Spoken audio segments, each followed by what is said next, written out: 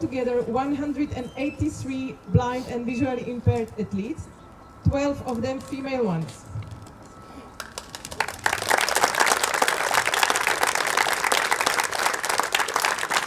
First and foremost, let's start with a warm welcome to a very special guest, someone who runs one of the most prestigious universities in the country, and he even find time to join us in the field of sports. So let me please welcome the rector of Masaryk University, Professor Martin Bares.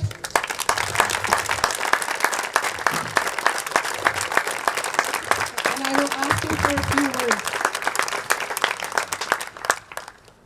Thank you very much for a very kind invitation and very kind welcoming speech and words.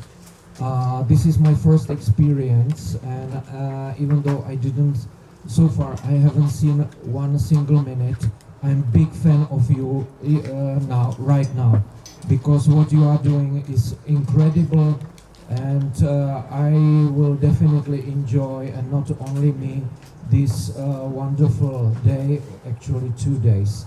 As it was said before, it's going to be the 10th, that means the anniversary. We got the anniversary of this tournament. We are welcoming here in South Moravia, close to Brno, where Masaryk University actually mostly sits, in a town of Bučovice. 6 teams from 6 different countries. So I would like to welcome here colleagues from Germany, from Portugal, from Spain, from Belgium, from England, and from Czech Republic, actually from Masaryk University. And thank you.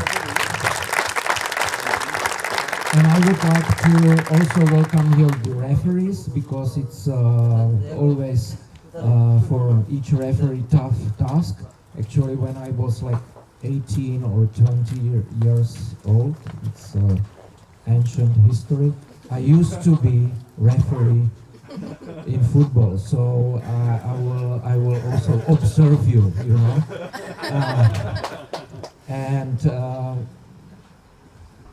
I would like to thank to the organizers, because our center of Teiresias at the Masaryk University is doing really great job, and not only in this matter. So I would like to thank you all. Winner is the only one, actually, at the end, but you are all winners right now. Thank you again. Enjoy.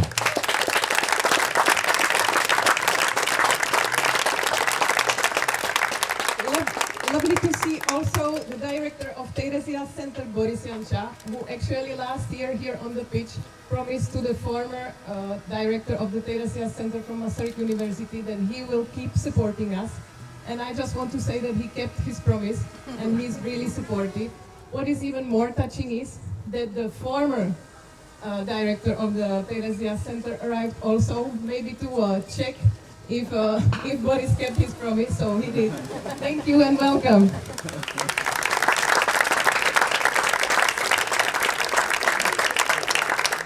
Hola, buenos días. Bienvenidos de nuevo a Bučovice después de 6 años cuando conseguiste la medalla de plata.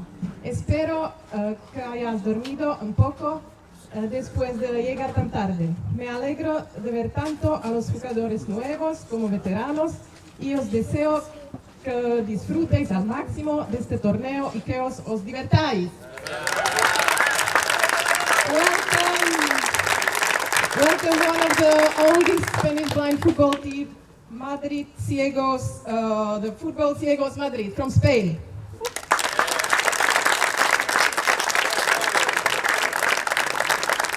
Bonjour et bienvenue pour la 7e fois à l'équipe d'Anelec.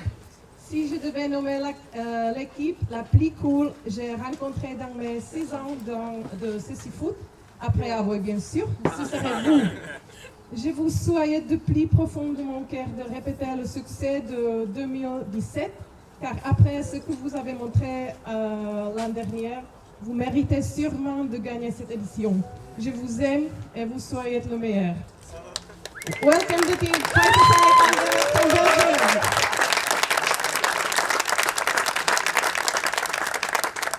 Guten Morgen und herzlich willkommen auch an euch, alle deutsche Meister und Meisterinnen aus St. Pauli. Ich freue mich riesig, endlich die legendäre Toja zum ersten Mal hier zu haben. Aber es ist auch toll, Svenja zum ersten Mal hier begrüßen zu dürfen. Und sogar Rasmus nach unglaublichen 5 Jahren. Rasmus, du bist einer der tollsten Menschen, die ich in all meinen Jahren im Blindenfußball getroffen habe. Welcome the fresh gold medalist from the German Bundesliga, FC St. Pauli.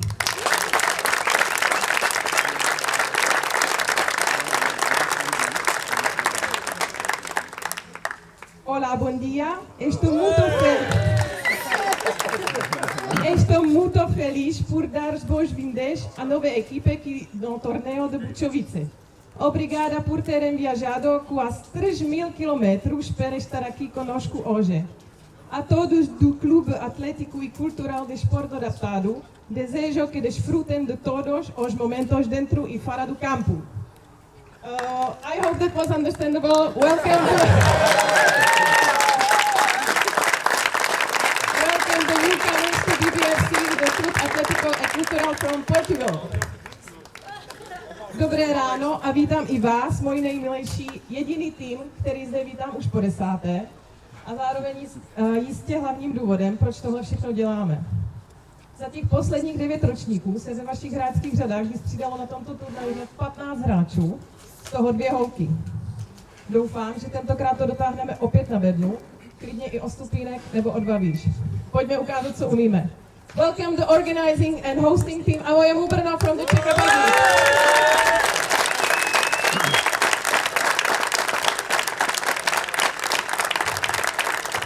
And good morning and warm welcome to the team West Bromwich Albion for the 2nd time here on the pitch. Nice to see Isa and Owen back in their real jerseys. Isa, who was playing here in 2019 when only 14 years old, became one of the best European players. And last year in the Merseyside jersey, he became here the best striker of the tournament. Young West Brom players, please do not humiliate your old former teammate in the first game. Welcome the Silver British League medalists and the Disability Cup winners, West Bromwich Albion from Great Britain.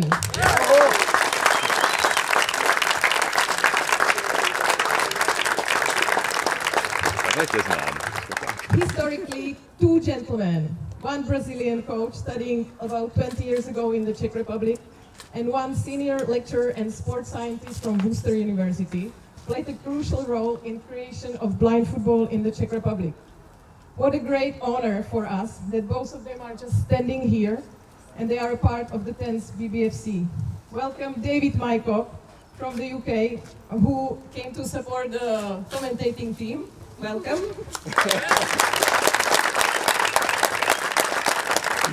And Gabriel Nair from Brazil, who came all the way from Brazil. No, I'm kidding, he's now living in Vienna, to support the social media team. Welcome, Gabriel.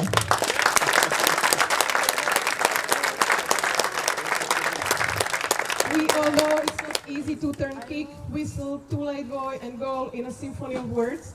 But doing that with such flair and enthusiasm, which makes every moment unforgettable and mainly accessible for everyone who cannot see it.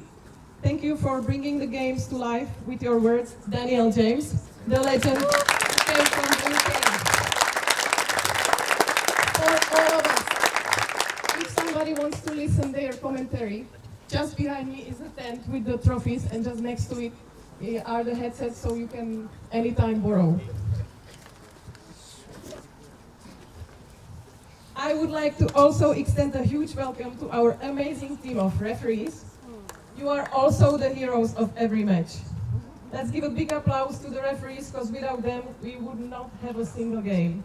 Welcome François Cartier from France. Stuart Clinton from Great Britain. Christian from Germany. And Michael P. from Belgium. Welcome.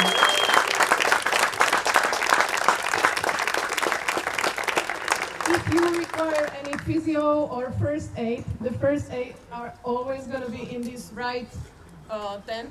This guy can maybe wave. And the physio lady is this one. She's a magician. She didn't miss any of the 10th edition. So if you feel like you need it, just find them. There is a swimming pool in the school, so whenever you like to go to swim, also it's free for you. To all the teams, we wish you the best of luck. Play with heart, play with passion, and most importantly, enjoy every moment on the pitch. To all the supporters and volunteers, a huge thank you. Your presence makes this event special. Let's make the 10th anniversary an edition to remember, and we will start with the first pick from the rector of Maastricht University, Martin Baresch.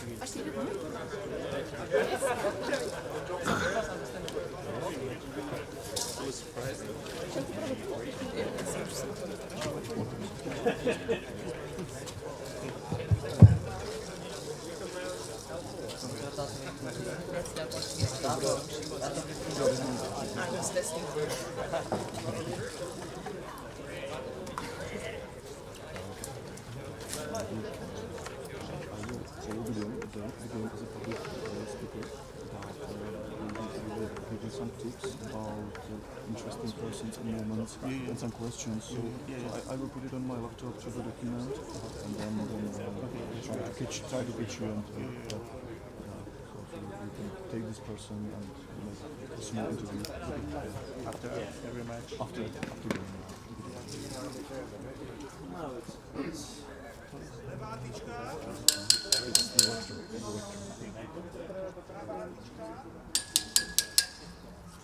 He's from the factory.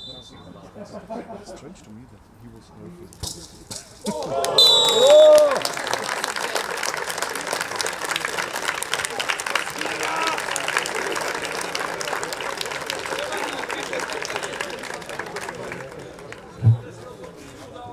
So it was a nice shot. Maybe we can take our rector to our team to play with us. So now, please, only two teams stay on the pitch, West Bromwich and AWM Brno. And in a few minutes we will start the first game of the tournament.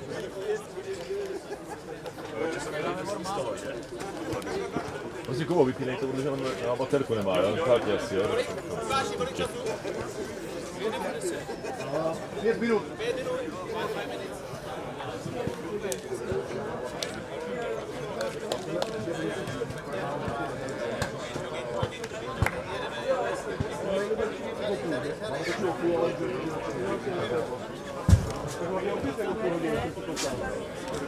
Mildo, máš střídací kartičku? Střídací kartičku, nebo jestli má Alda? To máme tady tam někde na laptop, ale říkal 5 minut a nemá slušnou. Jo, tak bys zatím nevím, To někde bychom měli přelet. No takhle, tak hele, 5 minut ještě rozsvička a pak až se jo? Dobře.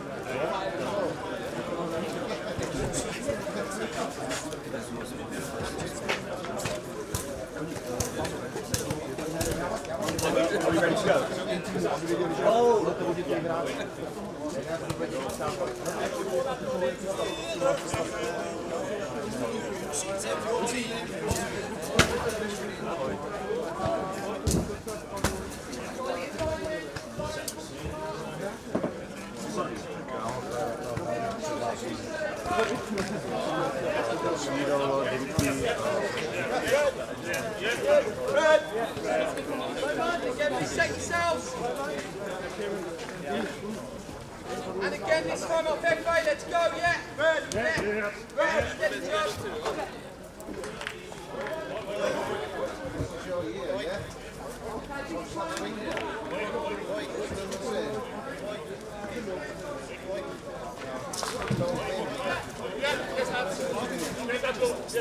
Vítě, prosím. Yeah. Saying again, skipping getting those answers. Off you go, off you, Sam. Yeah, let's go. Oh, right, is it? Yeah,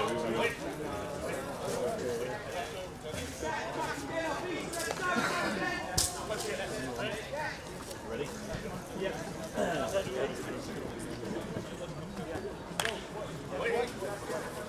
Okay, Rainbow, just up towards him a little bit. Okay, this time we're going to lift our heels up to our bums, so little heel kicks, off we go. Off each side.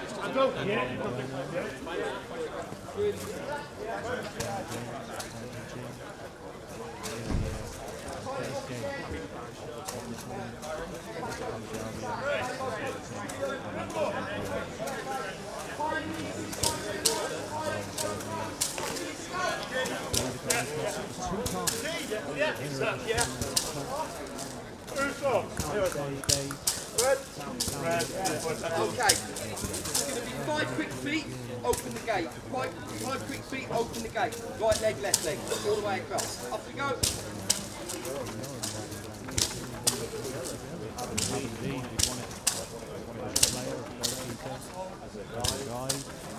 Dave as a coach, it's great to be back here again in the sunshine. Clever attack, which was fantastic.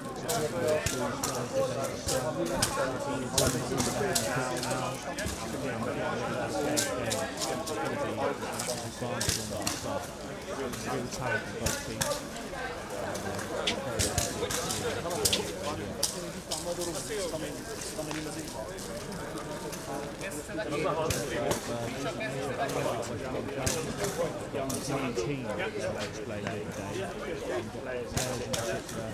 Okay, so this time, same 5 quick feet, kick across the body, right foot to left hand, left foot to right hand. Off each, so let's go. She like when I so bloody. 5 quick feet, kick across the body.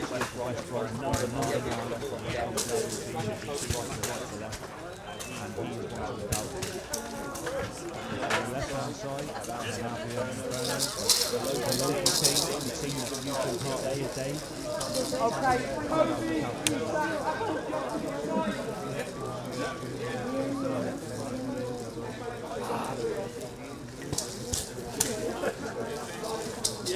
Nejsem záběru, když procházím, že ne? Ne, pohodě.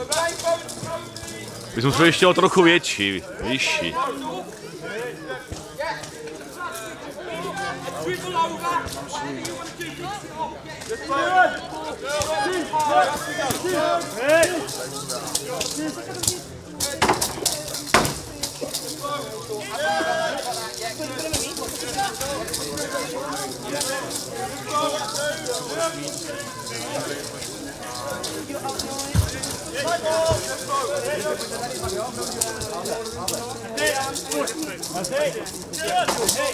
over.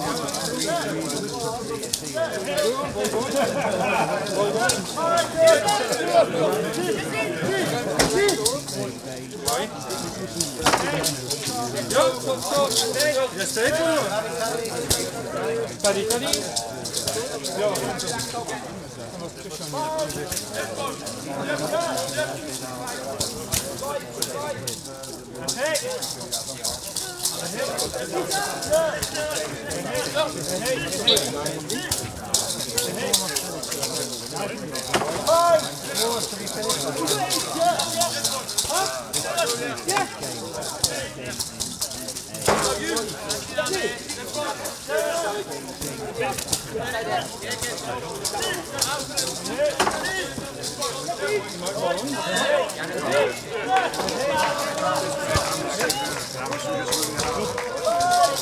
do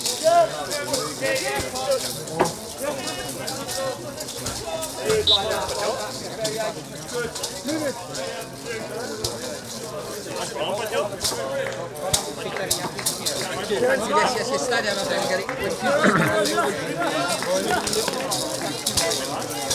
Thank you,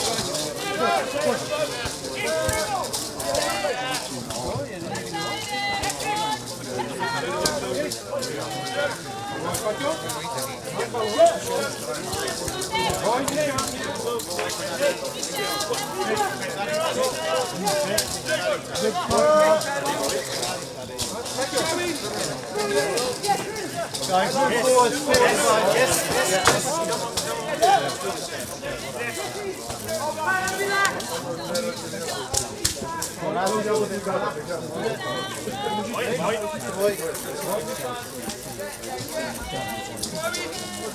Yeah, Abdul.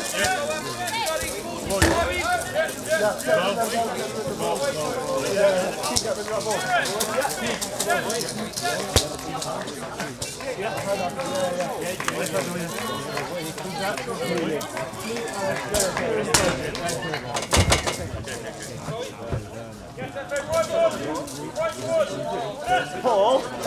Paul.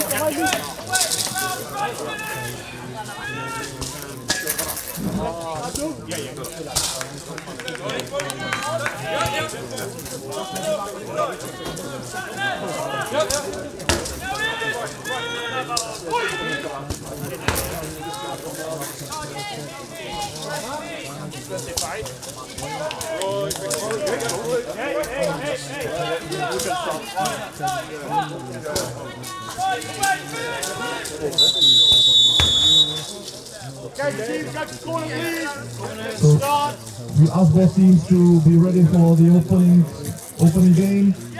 Please go to the corners.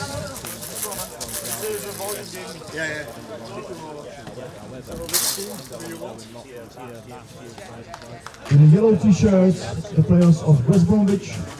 In light blue t-shirts, the players of Abo and Brno. Of Ghazi, he's bringing the average age of his team up, the 38-year-old from Q8. And then we have number 9, the players to look out for, Issa Amjit, last year's top goal scorer. Number 10, F.A. Shimwell. And then Rainbow Mugiani. And the coaches, Paul Glover. The guide, Richard Henderson. And then we have Nathan Gittins is on the media as well for them. So that's their squad. And we're just about to get going here. Referees for this one. Stuart Winton.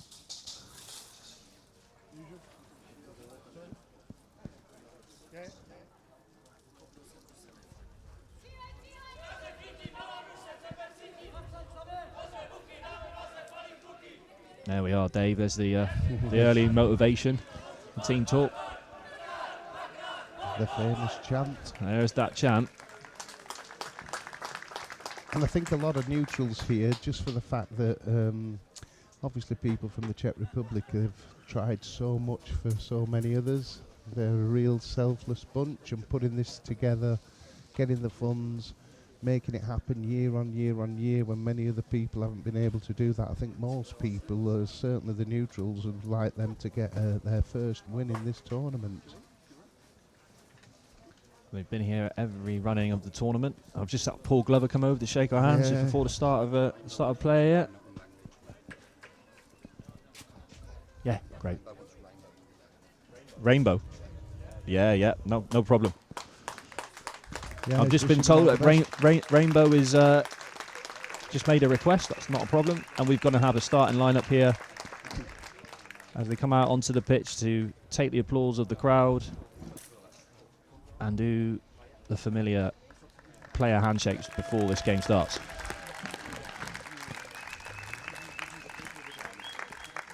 There'll be some nerves out there for the first game. We want to get off to a good start.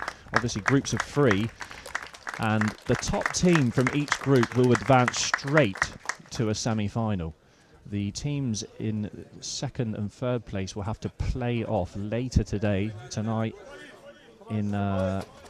in order to get to the semi-final. So there is going to be like a second chance for both the teams that don't quite make it. But you really want to try and get off to a great start here, Dave, and get this done early so you can get in, get some rest, and reset.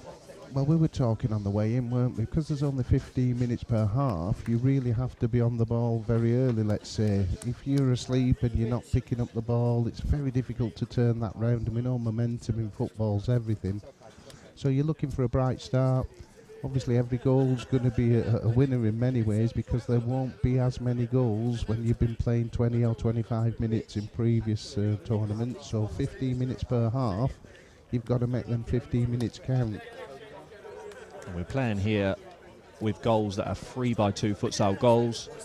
The pitch here has never changed. The goals have never changed. The goals have, in blind football, been made bigger than they are here, but we still get a peppering of goals. As it was established earlier, we had over the 10 editions, we've had over 360 goals scored. So expect fireworks. I'm really hoping for a really good start to this game, as we see West Brom on the right-hand side just going through some final preparation and orientation work on the court, setting up in a diamond formation to start, with Kieran Clark at the back, Issa on the left, Toby Addison on the right, and then F.A. Shimwell at the top of that diamond as we come to the kickoffs here. Jan Bango Mrazek on the ball, Karen Seal in and behind, and then Wojciech at the back. Stuart Winton, he's been around quite a while now. He's been to this tournament many times. With the referee, he's checking the goal man, checking the goals. Real professional, alongside Michael as well. They've been on this journey with us, really, haven't they, all the way through? Absolutely. And these are 2 of the best referees in the business right here, and they're about to get us off without making those final checks. Just with the guides and the goalkeepers making sure that they stay within the 2-metre box on the floor, and we are ready as off we go. Ball switched to the left-hand side to Karen Seal in the West Bromwich Albion half as Toby Addison comes across. Ball has gone loose. Addison goes to gather. He's on the board. He's 12 metres out far side as he gets to get under his Seal, comes to him. He switches it out beautifully, Addison, to the other side as F.A. Shimwell comes over to us on the halfway line here to gather the ball.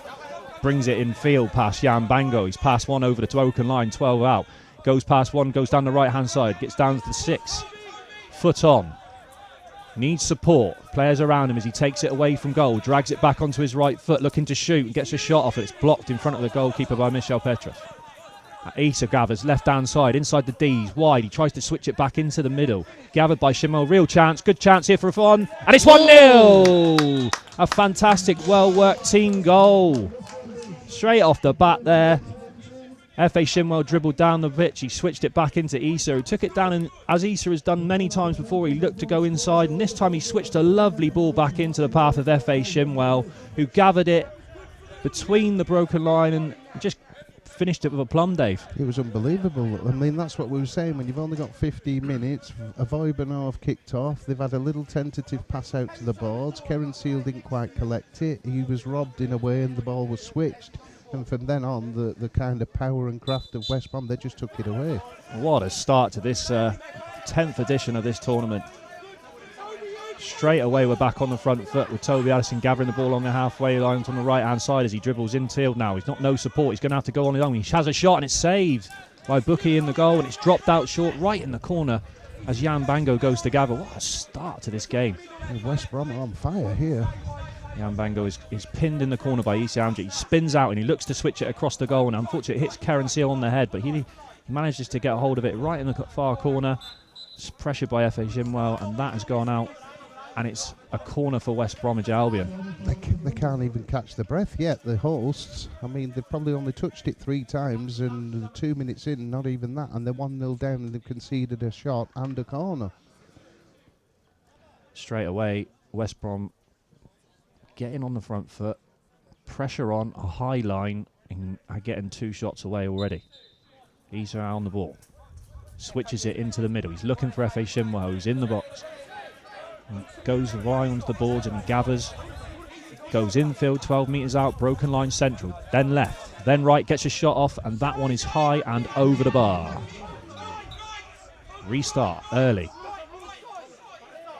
Goalkeeper tries to throw it out short to Karen Seal, but he hasn't gathered it, and F.A. Shimwell is there instead. He goes past one, he's on 6 metres, he gets another shot off, and that's blocked again in front of the goalkeeper.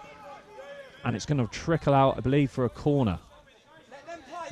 That hasn't been given, it's on the line. And FA has gathered it, taken it away on the D.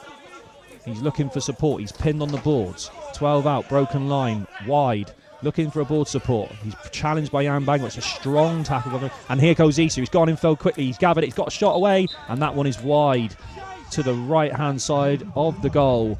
But once again, it was Jan Bango in a co-location with F.A. Shimmer on the board, and Issa was there to pick up the pieces and go quickly infield, Dave. He is so rapid on the ball. He is. You mentioned fireworks, and they've certainly turned up with them at West Brom. I mean, I noticed in the warm-up they were very efficient, they were very effective, they were very focused, they had lots of ball time. They were really, really on the ball from the minute they got up. And they're not holding any prisoners here. They've come to win this tournament by the looks of it. Well, I think there's been some issues with the football there. Maybe that one was slightly quieter than they were expecting. The ball bearings sometimes can get lodged and stuck with the water on the pitch. But certainly the West Brom players aren't having any issue finding and hearing the ball at the moment as Issa Amjad gathers the ball again in his own half. He puts his foot on the ball and brings it inside. He's looking for support. He's just assessing the play at the minute, looking forward, trying to go forwards now on his own. He's gone down the left-hand side fast. He's gone inside. He's under 6. He goes across the box, and then he's tackled by Karen Seal. Karen Seal is now in altercation with F.A. Shimwell, 6 metres out on the boards. F.A. Shimwell trying to roll and go inside. Mrazek is there, back, and he's trying to dribble over the halfway line now. This game is end-to-end at the minute. Mrazek has got no support, and he's got 4 West Brom players back in his own half to defend against, and then F.A. Shimwell takes the ball away, and he goes in field. He's 12 right down the middle, goes right, goes left, gets a shot away, and that one is taken off his toe at the last, and it goes out for a goal clearance. Just at a vital moment, Dave. It looked like a corner to me, but I think we're playing on at such a speed here that it's just going and going and going.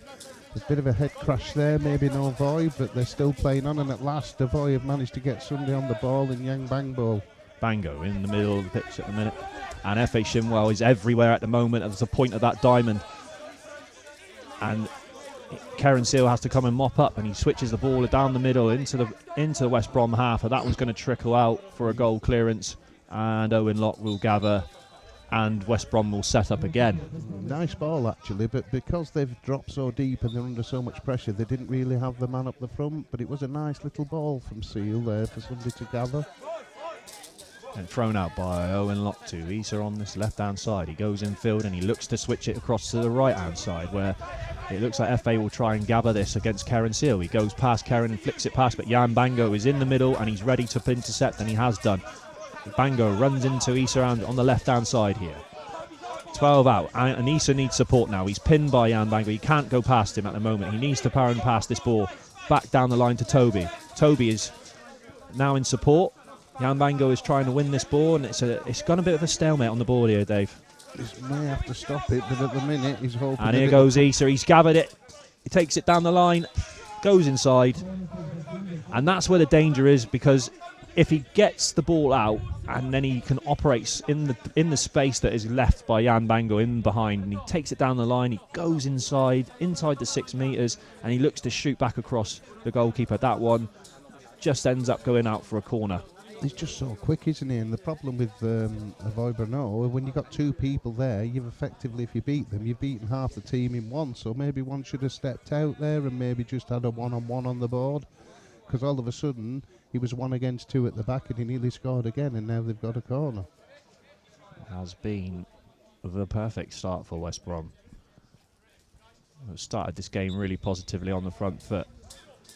Corner switched into the middle, but it's stopped by Jan Bango, and Jan Bango comes away, trying to bring it over the halfway line as he chases after it down the line, and he's marshalled by 2 West Brom players and Kieran Clark out the back, who just shepherds that ball back out for Owen Locke, and he goes to gather, and it's a goal clearance and switched out short once again to Issa in his own half, assessing the play, trying to build the play through the thirds. But Mrazek is fantastic pressing from Mrazek as he comes to stop that, and then he gathers and he tries to take it away, and the West Brom players swarm over him, and Toby Addison takes it over the halfway line, past 1, past 2, tries down over the left hand side. He's about 8 metres out in the centre, but he hasn't quite gathered it yet. Karen Seal comes to try and make a tackle on him, and the ball isn't quite under control at the moment by any player, so this is the moment where you just have to take a little bit of concentration and just gather it. 6 metres out from the goal, West Brom are trying to gather this ball, and it's gone really, really quiet. The ball now is just stationary. And FA has managed to gather it. Tries to get a shot away, but it's stopped by words. And then there's a... That could have been anything, couldn't it? Yeah. It was a bit messy, but it was still West Brom that came out, and I think that's the secret at the minute. They're winning all these second balls, the half passes, the half tackles. They seem to be just gaining the upper edge here, but it's only 1-0, and he's nearly in here, Mrazek, and he just came from nowhere. It's just come out of nowhere, yeah. But this is what happens when the ball goes a little bit quiet and the players can't quite locate it. But Efe Shimwa over the halfway line left. 8 out, gets a shot away! It's end to end. It's end to end. The ball that time was thrown long. Shimwa came off the right hand board. He came inside. He got the shot off very quickly from about 6 metres, but he missed the target. Ball goes down the line. It's in the corner. Issa Amjad facing his own goal. Takes it away. He's over 8 metres out, 10. He's over the halfway line at place. He's going in a straight line, and he's just finding his way to goal, and he's just, last minute, Karen Seal gets the block in on him. And then the ball goes over the kickboard on the far side, so that will be a restart for West Brom. But again, there's just a couple of moments there where the ball will just come to a stationary stop. And for us as commentators, you're just waiting to see who is going to gather that ball, who is going to get on it, who is going to be able to locate, and then whether it's going to be an attacker or a defender that's going to get there first. In both instances there, we nearly saw Mrazek at the far end there gather a ball right on the edge of Owen Locke's to a box there, and he nearly managed to get that shot away, but Locke was ready and he managed to just gather that ball at the last as Issa takes it and gets underway again. We're 12 out. On the left hand side here, Shimwell. He's challenged by Jan Bango, and it's been to be a battle that's been raging this half with those two coming into physical altercations, and they've both given as good as they've got. And Issa is waiting patiently to try and gather the ball from this altercation as Stuart Winton starts a count for holding on the boards. Ball gets like sort of switched into the middle, and Issa will gather this, and he's on the halfway line. He's challenged by Mrazek on the far left-hand side. Mrazek is battling to try and take the ball down the line, but he hasn't got any support from Avoy at the minute. And West Brom, Toby Addison's trying to gather this ball right on the corner, on the line of the West Brom box. Mrazek is battling to try and go inside and get a shot away, but Addison is following him closely behind. Mrazek switches the ball fantastically back to Karen Seal, and Karen Seal is switching the ball across, and this is better from Avoy Brno, who are building an attack. Bango on the ball now. Goes inside. He's 12 metres out on the broken line. He's gone across to the far side again, and he has just run away in the controls, just run away from it at a vital moment. There was a nice little build-up from Avoy there, Dave. Yeah, they're looking a lot better there.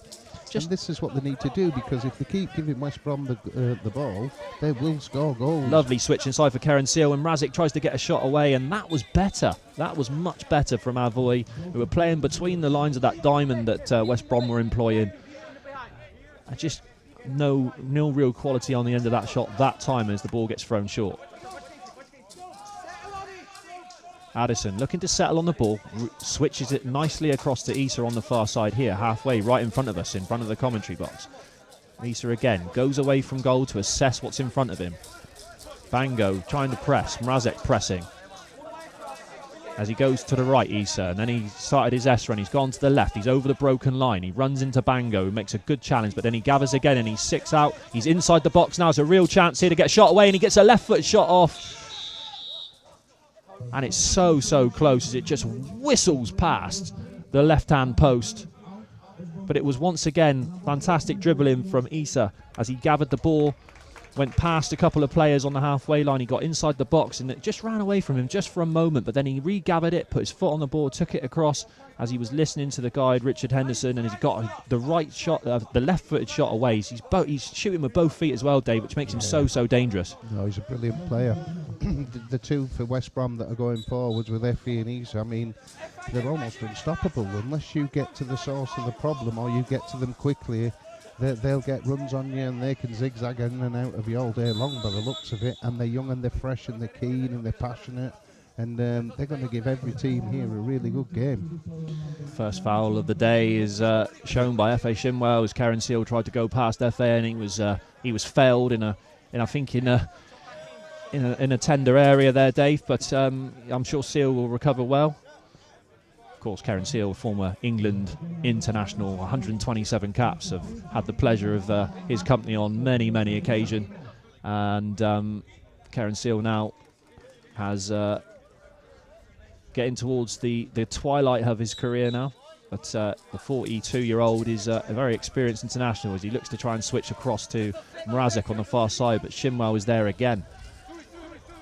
Board support back to Rainbow, who tries to switch it back to Owen and didn't quite get that right, so Rainbow has come on to replace Toby, and that's his first contribution, which is to switch the ball just out of play for a corner to Burno. So it was a risky move, although it shows his confidence.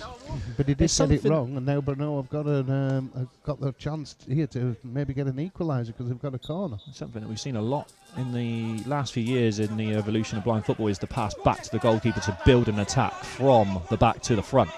That corner has been mopped up, and Shimwell is now 12 metres out from the Avoy Burno goal, but the tackle is made and it's just trickled back inside the West Brom half, where Issa is unopposed and he's got time on the ball, which is dangerous always as he looks to assess will he dribble himself or will he look to switch one, and he switches one down the middle to Shimwell, who gathers and has a shot, and that was some fantastic play. Great pass from Issa to FA up the top there, who gathered it fantastically, looked to turn, looked to get a shot away, and it was blocked in the end by a mixture of Karen Seal and Michel Petras. Just shows you how quick the game is. I mean, Avoy 30 seconds ago had a corner, but they wasted it. Next news, it's a corner now for West Brom. So there's nothing in this game. It's there to be taken for whoever really wants to get on the ball. Rainbow getting some touches on the ball. He's just come on and he gets to get a shot away with his left foot. And that's blocked. Shimwell, 12 out, middle. Bango comes to tackle.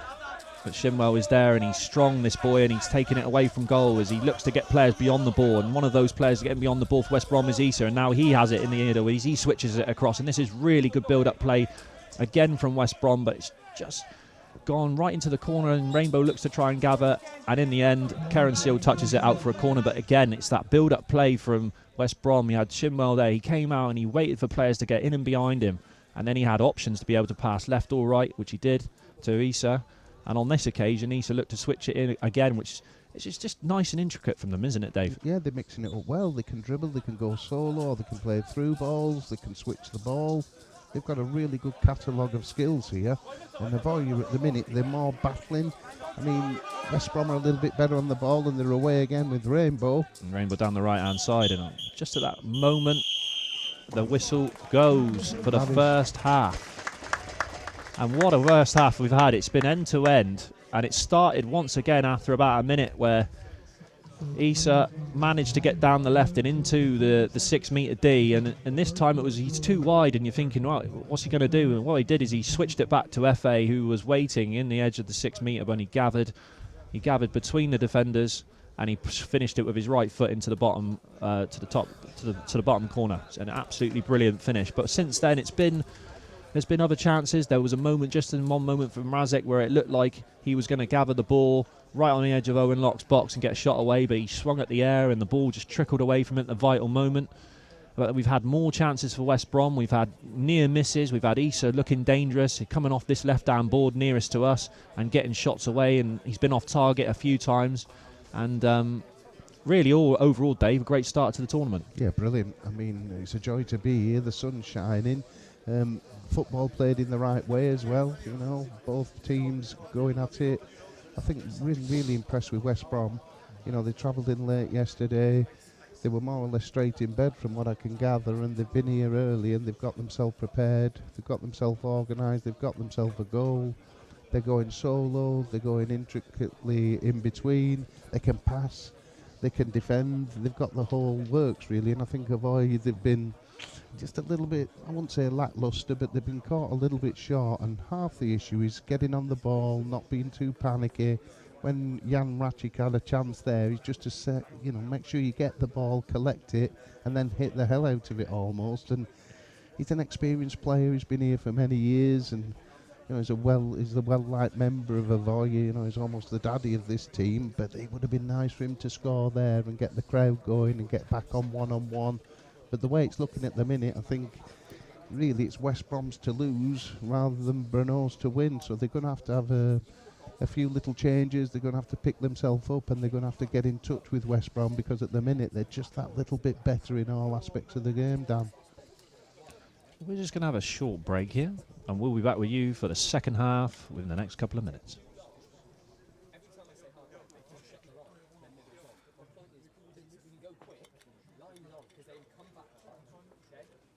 Sometimes it's dribbling across the middle because they're signaling and then like they're wandering out of position. More than if we do like just 3 or 4 seconds in that middle to open it up, just dribbling backwards and forwards. That's when the gaps are really big. Yeah, you drag in the middle. Yeah, that's the thing. Right at the very end, we made some really nice passes. The goal came from good passes. We don't have to do that.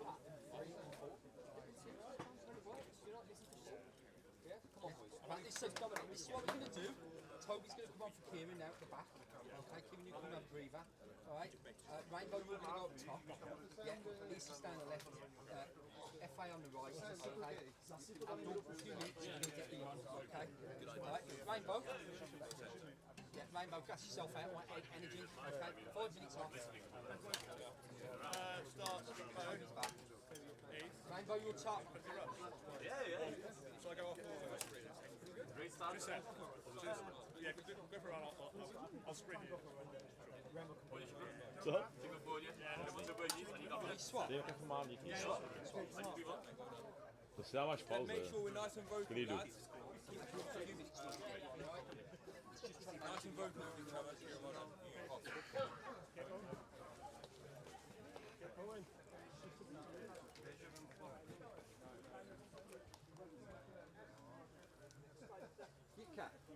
Coaches swap. Yeah.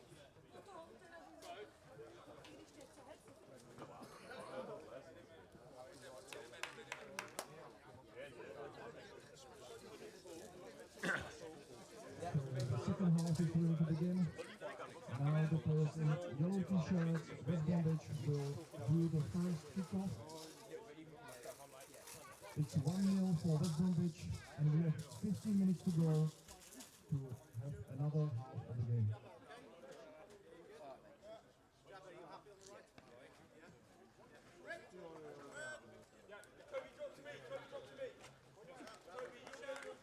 Okay, so they're setting up in a... Hang on a sec. Well, we are back, ready for the second half of this match. West Brom leading the game 1-0 against Avoy Burno. Kick-off is about to take place.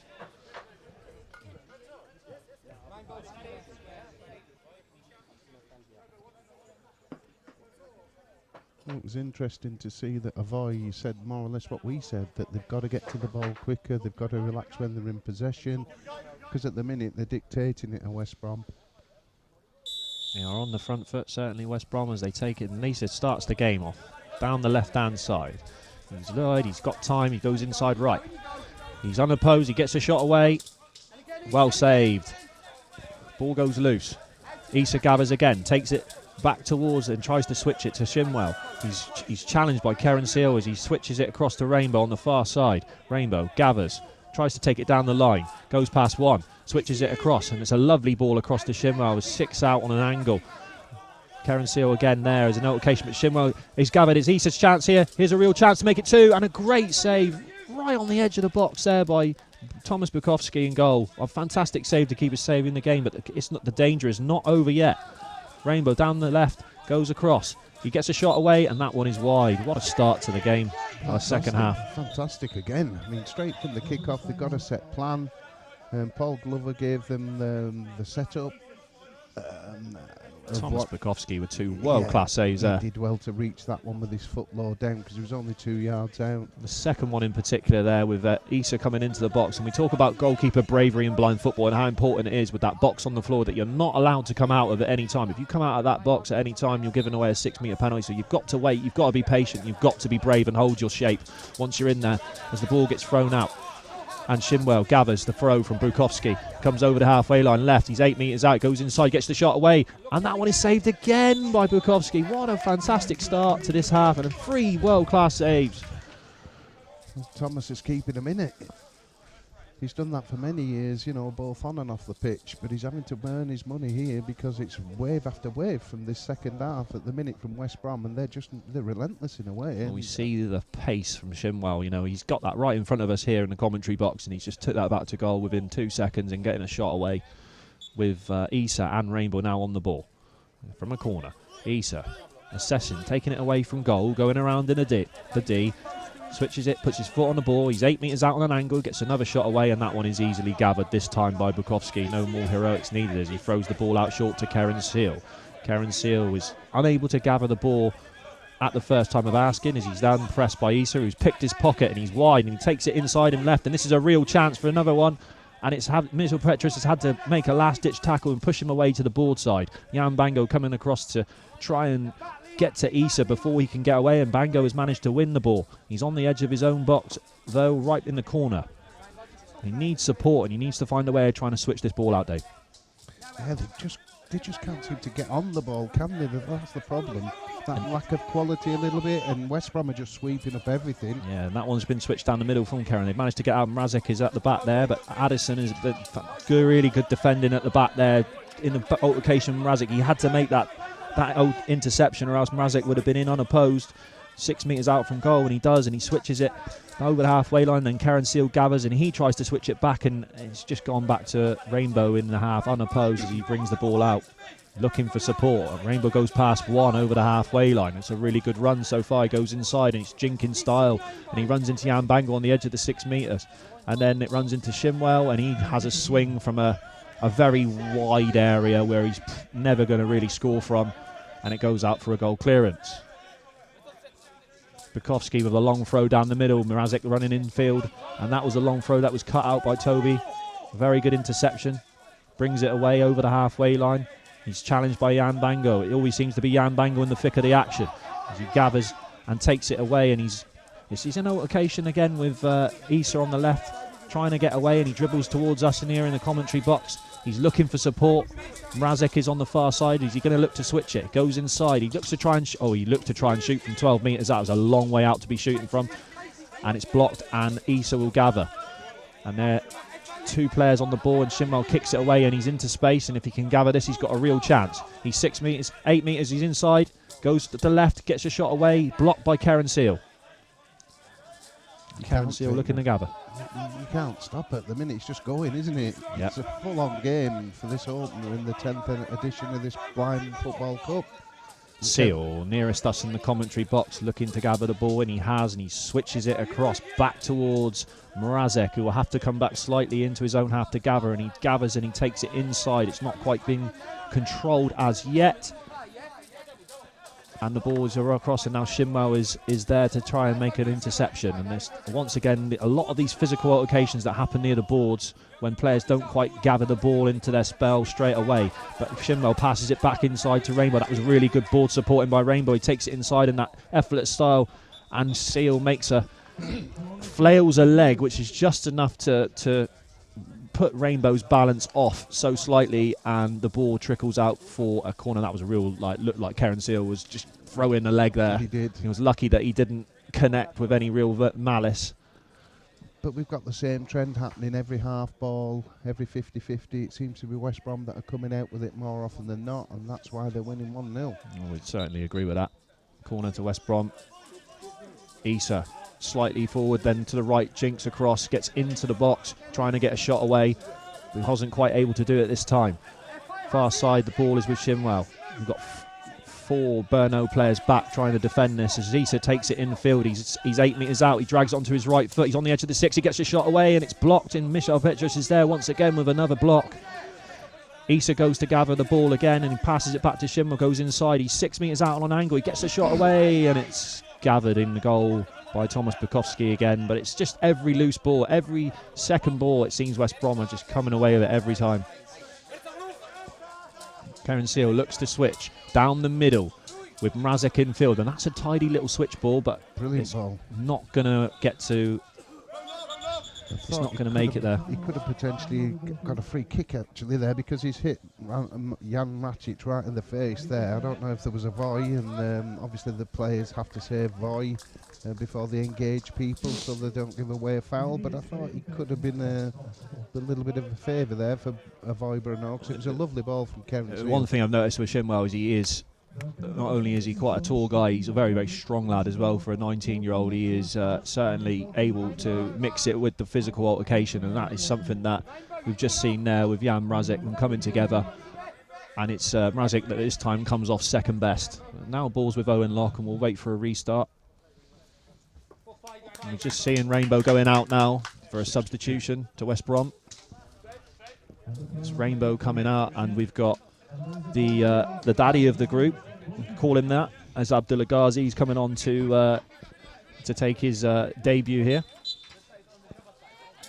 Bučovice. Ball's thrown out to Shinwell on the halfway line in front of us. He looks to immediately switch it, and this is a tidy, nice little build-up from West Brom. Unfortunately for them, though, that Mrazek is there, and there's pressure in Issa straight away, and this is what you've got to do. You've got to get to him tight, but he slinks away from him and goes down the line, and he's past Kerrison. He gets a shot away, and it's a world-class save again from Thomas Bukowski, down low to his right-hand side to make the save. And it was once again Issa from the halfway line, where he just rolled out of the challenge that he was under, and he went down the middle and then jinked to the right. And he was so fast that he was able to get the shot back across the goalkeeper. And once again, it's a fantastic save. Well, he's on another level, isn't he, Issa, this morning? I don't know what he had for breakfast, but I'm going to be having it tomorrow, because he's electric, isn't he? And he's not afraid to fight. He's not afraid to dribble. We're back underway with a corner, which Karen Seal comes out and defends quickly.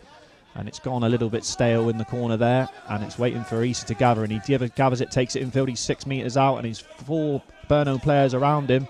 And once again, we have the ball that is stationary on the floor with Issa looking to gather it, and 2 defenders around him. And Jan Bango then comes out with the ball, and he's going over the halfway line. But he's challenged by Shinwell, and that is a no voy, or a late voy, one of the two. And in blind football, you have to shout voy before you make a tackle to let your opponent know that you are there. If you do not do that, obviously it's dangerous, and the referees, of which there are 2 on the court at all times, they will penalise you, and that is a team foul. More than, I believe, 3 team fouls in this tournament will result in an 8-metre double penalty, which is where you take an 8-metre unopposed penalty from the spot on the floor, which is nearest to F.A. Shinwell's feet. If you're following it at home, now this is Karen Seal. switching the ball. Infield trying to find Mrazek. Looks like Shimwell will get there first, and he gathers there and he takes it quickly down the line, and he's fast, this boy, as he goes across 8 metres out from goal, and he's running into defenders, and he gets a shot away through a crowd, and it's wide. And it's the same story again, you know, Issa, Shimwell, they're picking up loose balls, they don't mind mixing it up, and Avoy really have got to start to turn this now. Yeah, that one is a long throw. Oh, that's that.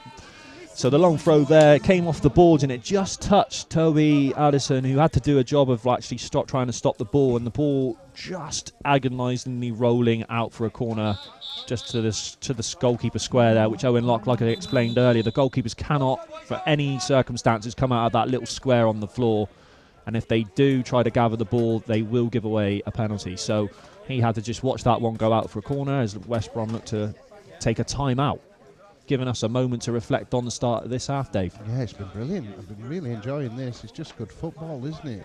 They're winning every single loose ball, West Brom, at the minute. They're getting shots away. Thomas Bukowski has been on absolute fire this last half from the start of the game. It's been shots from Shimwell, it's been shots from Issa, and for me, if they just need to keep carry on doing what they're doing, West Brom here. Yeah, but there's still a chance here, because Avoy now at the restart will have a corner, and I think instead of rushing it, is take your time, get the thing set up, make sure that you're slowing it down, because at the minute West Brom are 100 miles an hour, they're gathering the ball, they don't mind dribbling solo, they can switch it, they can cut inside, they're getting shots off. So Avoy have got to be a little bit clever here, concede a little bit of possession, but when they do get their chance to get their foot on the ball, is to make it count, slow the game down, and work more as a unit, because the spaces in between Avoy Bernot with Jan Matic up front and the backman, they're often too far, and that can be a good thing or it can be a bad thing. But when West Brom are pinching every ball and running at you, you never get yourself settled. And thankfully Thomas Bukowski's he's an old hand at the defending, and he's been keeping them in the game, but they've got a chance to turn this now, so hopefully for the home fans, the sun's getting brighter and brighter, there's more people coming to the stadium, and they've got a chance hopefully to get a little an equaliser here, Dan. And that's what they'll be hoping when they restart momentarily. Karen Seal is just receiving some light medical to his finger. I believe he may well have caught it in the boards on one of his many altercations. So he's just at the minute waiting, just getting some support from the medical team on the right here. So the corner won't take place just yet, but they've got to make it count though, Dan, you know, don't you? Especially as a goalkeeper, this is where you've got to, you don't want to be defending and tackling and saving every minute. You do need some relief, and this has been a welcome time out, a chance to reset with an opportunity in the final third, and they really need to get a shot away here to West Brom. Yeah, with Bernardo as well, it seems to me that they haven't made the most of the possession they had. The moments they have had the possession where they could try and retain it, they just have the passing hasn't been good enough. It's been picked off by the likes of Shimwell, by the likes of Issa, and they just come away with the ball, which puts them on the back foot straight away. If you think they're getting bodies in and behind, which they could try to do, but then they're out of position, and that's where they exploit the space. But here's Karen Seal on the ball as he gets us restarted. He goes to pick the gaps between the defenders on the edge of the box, but Shimwell again, there he is, taking it away. He's over the halfway line, he's at pace, he's 1v1 on the last defender. The ball goes through the legs and the ball runs away and runs to the goalkeeper. At the vital moment, he just lost that control that he needed. As Berno looked to throw the ball out short to Karen Seal again, and it's an early press by Abdullah as the ball goes over the halfway line from Karen Seal, looking for Mrazek, and Mrazek is going to try and get there, but he won't get there, and the ball runs out for Owen Locke. Owen Locke looking to throw the ball out to Shimwell in front of us in the commentary box as he looks to go in field. And there he goes over the halfway line, looking to put his foot on the ball as he switches it across. Very good. He listened well to the coach in front of us here, Paul Glover, who's giving him the information. And there's Issa on the halfway line in his own half, looking to assess as he goes past the first press, and then he goes quickly at goal, runs into Karen Seal. That dribble was a little bit too straight from Issa that time, and he ran straight into the defenders, and Karen Seal there to mop up. And there is that clash, and that one was a little bit too fierce from F.A. Shimwell. He pushed Karen Seal in the back there, it looked like, and in Karen Seal, as you heard that smash into the boards there, Dave. Yeah, he's a big lad. I wouldn't want him pushing me into the boards, would you? he's not left any stone unturned on Shimwell. He's come on here. He's into everything. Wherever the ball is, he's not far away, and he reads the game well. He listens well. He's a good communicator, and he's got the skill set as well, Dan. Yeah. And Karen Seal, who's played 127 games, he's feeling it this morning, especially after being crushed. I've been looking forward to seeing this young lad FA play, and so far he's really impressed me with what he's given out. Not just in terms of his technical, but it's also his physical and his mentality. It's been really, really good to see. The ball's now underway again, and Jan Bango is in an altercation with Issa on the halfway line. Furthest from us here as Issa looks to take it in field on pirouette, and he's gone past one, he's gone past two, he's not under control, and that one will go out for a goal clearance. And again, sometimes that pace that he shows, he beats the first man quite easily, just a little pirouette, and he goes in field, and that time, unlike him really, he's just lost control and it's just run away from him. He's having a lovely time though, he's smiling, he wants to get the ball. Karen Seal over the halfway line here. He runs into Shimwell again, and it's Karen Seal asking for a no void there. It was certainly a late one, but that one's been allowed to run by Stuart Winton, the referee on nearest to us, as Mrazek looks to try and gather, and it's gone out for a goal clearance.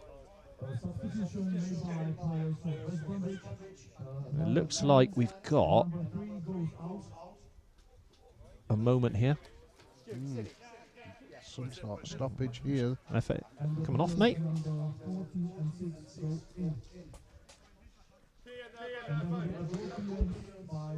I've got Abdullah, whose knee support has just come off and on the far side nearest to the Thomas Bukowski's goal here, so that's being removed, and the referee is just making sure that gets taken off before we can start again. And it looks like we're going to have a couple of substitutions. It looks like FA's just come off in front of us here. He stood right in front of us. Looks like we're bringing back on Rainbow. Kieran Clark is now coming back on as well. And it looks like Rainbow's going to come and take his position on the right-hand side of the diamond. Or sorry, at the back. Kieran Clark is going to go and play in the position that FA was playing at the point of the diamond.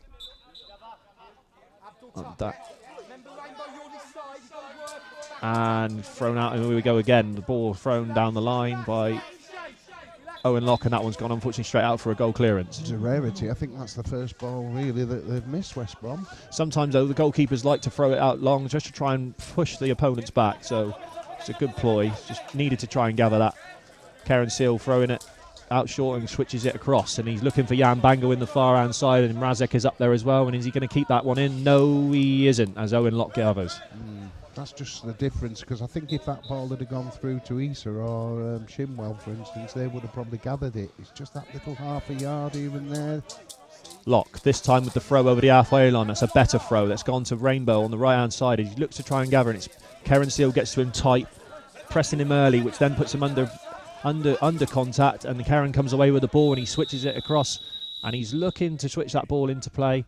For me, Michael Peake has just told the goalkeeper Owen Locke here about his communication outside of his third, so that may well be too far, coaching too outside far, his yeah. area. Coaching out the area. But again, as a goalkeeper there, you want to get that warning. You know, I always used to do it as well, where you'll communicate as much as you can up to a point, and then when you get your warning, you just pass that on to your players in front of you. So you say, "Oh, I've had my warning now. Now I'm going to carry on." You've got to communicate through that backman now. So Karen Seal getting us underway. Switch ball into space. Jan Bango up on the far side. He's looking to gather the ball, but Issa's there once again, and that's goal clearance. Very messy. Good pressing by Issa. Just messy again, though. They're getting in good positions here with Seal, but they're not doing anything about it. Throw by Owen Locke. That one is not gathered by Rainbow. Just needed to be a little bit more assured in the throw there. Rainbow trying to keep the ball in top left, and that's not gonna be kept in. But time's running out now, isn't it? Time is running out. There's not much time left. Bukowski with the throw out to Bango. Bango gathers. He's challenged by Abdullah on the halfway line as he looks to try and go past him. There's an altercation with Abdullah, giving as good as he gets, and excellent defending. And an altercation here, and Abdullah has given the ball, and he's taking it infield down the right hand side. He looks to try and switch across, and he goes on his own with a nice little turn. Gives it to Issa on the far left hand side. Issa now on the ball. He's got space and time and operate. He goes down the line. He takes it inside, puts his foot on the ball. He looks to go inside. 6 metres out, gets a shot away. Karen Seal with a great block. Last-ditch tackle by Karen Seal. Issa doing everything right to go inside and get that shot off. Excellent. And we're into the last minute of the game.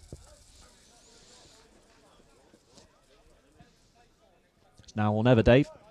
It is, but it's still the pattern of the game is pretty much followed it all the way through, hasn't it? From West Brom's first start, and Avoy never really quite got a foot on the game. There's still a chance though, because we've seen 2 and 3 goals scored within a minute for various reasons in blind football.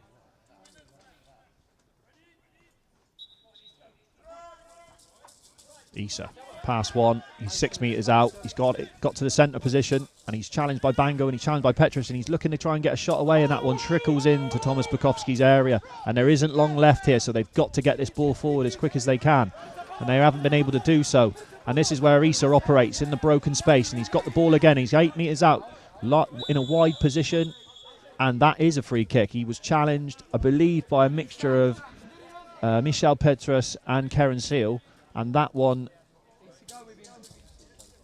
is an illegal foul. 8 metres out, it's just to the right-hand side, and it's a free kick to West Brom with literally seconds left. 16, Karen Seal with the foul.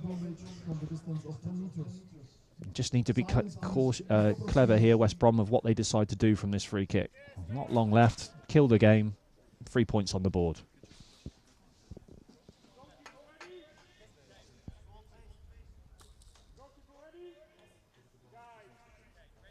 You have your guides. We will communicate now to Rainbow and Issa, who are standing over this free kick. They're 8 metres out on the right-hand side, with Richard Henderson tapping the posts, just to locate and just to let them know where the goal is. And Rainbow takes it to the left, and it's a fantastic shot! He took it to the left-hand side of the wall. He hits a shot back across Thomas Bukowski's left-hand side. It's a left-footed finish from Rainbow. It's a fantastic goal. It's a brilliant goal, isn't it, that? Seconds to go. Good navigating from Richard Henderson. And then Avoy, they were stood still again, and before you knew where you were, even Thomas Bukowski couldn't do that, and he's kept them in from a 4 or 5-0 defeat potentially here, but that one's a great goal. Just as he did last year in the fixture for Merseyside. He was the goal scorer here in last season in the group when they played, Merseyside played Avoy Burno, and he's done it again. He's come up as the Achilles heel for Burno. Late on here has Rainbow, and that is your last kick of the game. And a great finish from Rainbow to end the proceedings here. West Bromwich Albion winning the first game 2-0, and it started early when F.A. Shinwell was on the front foot from the start, pressing early. He managed to get the ball down to Issa on the left-hand side, and Issa switching it back into F.A. Shinwell, who was about 6 metres out from goal. He took it and finished it with a plum. And really from then it was West Brom on the front foot, winning all the second balls, all the loose balls, all the occasions on the boards, and Avoy Burno struggled to get out. They struggled to really get a grip of the game. And really, apart from really one opportunity when Mrazek nearly gathered the ball and got a shot off in the first half, they really didn't change that for the second half. And it was more of the same from West Brom, and a fantastic goalkeeping performance up to a point by Thomas Bukowski, who had to make maybe 4 or 5 world-class saves from F.A. Shinwell and also from Issa Amjit. But it was finally that late on, we just saw there, right at the end, that free kick from Rainbow, where he took it to the left-hand side. And we know about Rainbow having 2 good feet and 2 good hits with both sides of his, he can go either way. And there you saw it, a great left-footed finish to see the first game off, Dave. Yeah, well, Avoy will be disappointed as a host, but they were beaten, They were beaten, really. A little bit quicker, a little bit more thought, definitely better technical ability. And Paul Glover and Richard Henderson are doing a fantastic job with this West Brom. Obviously, West Brom is a founder member of the Football League. They're 130 years plus of a club. Very, very strong in Britain. Everybody seems to, know about West Brom. They've been a brilliant club in the community, probably one of the best in England, really, when you put everything together. And they've come out here and they've been really serious. And I wouldn't want to be playing against them, Dan. No, I think we've seen potentially a team that could go quite far. Even in that first game there, they looked organised, their shape was excellent, the communication between each other. Obviously, they've got the technical talents of ISA and FA, but just in as an actual team, you've seen there. I will almost say that was a complete performance. They dominated that game from start to finish, and looking like a good start to the tournament and looking like they're really up for it. They're here on the pitch yesterday, as I said, warming up. Getting acclimatised to the conditions, and they've shown that in the first game with a really accomplished performance. So we're just going to have a very quick break before we get underway with game 2, and we'll be back shortly.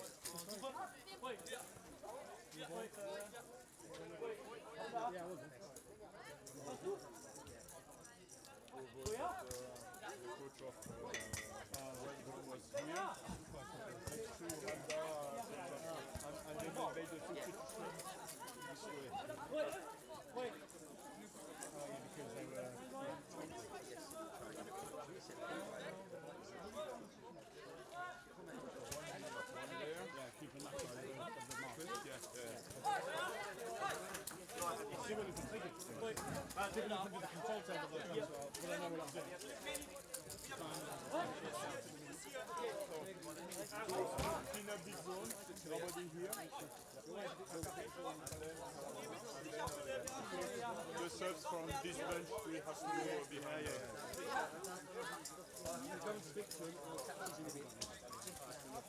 We know. One needs to happen.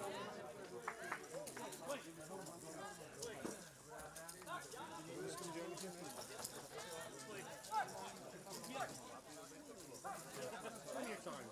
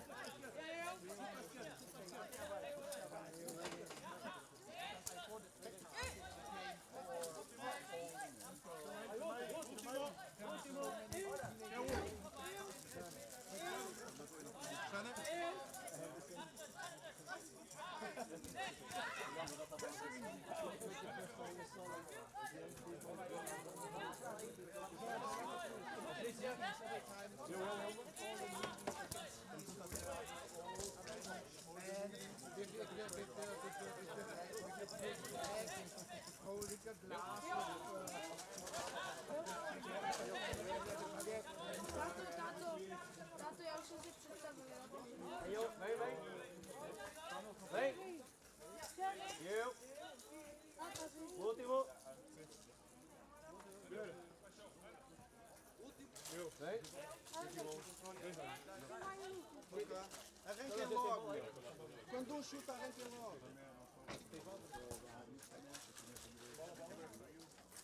Último.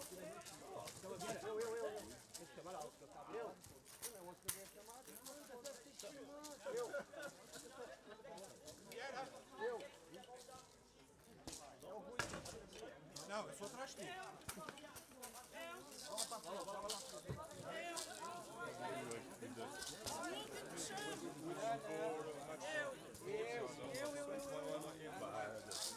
No, that's us.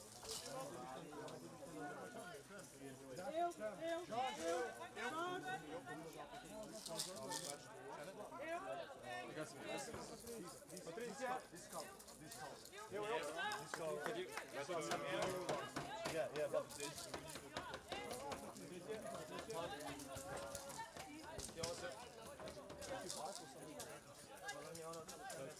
Just feeding.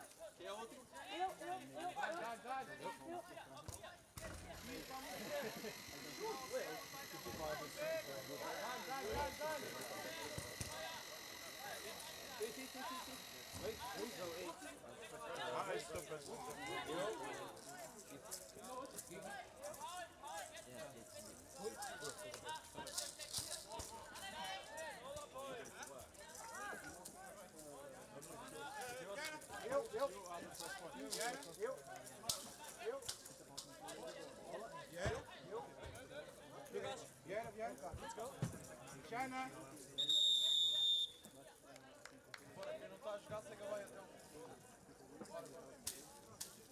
And the game 2 is ready to begin. Another teams, one from Portugal, Lisboa, in yellow t-shirts, and in grey t-shirts, St. Pauli from Germany.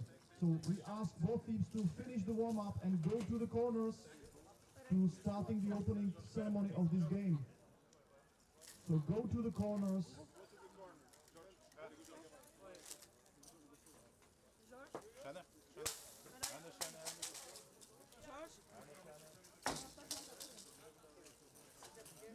Please.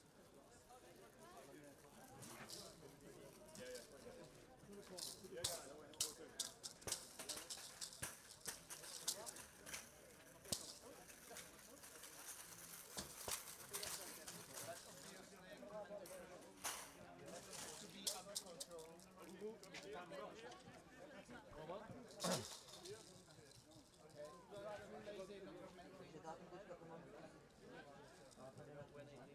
To control you, to manage you.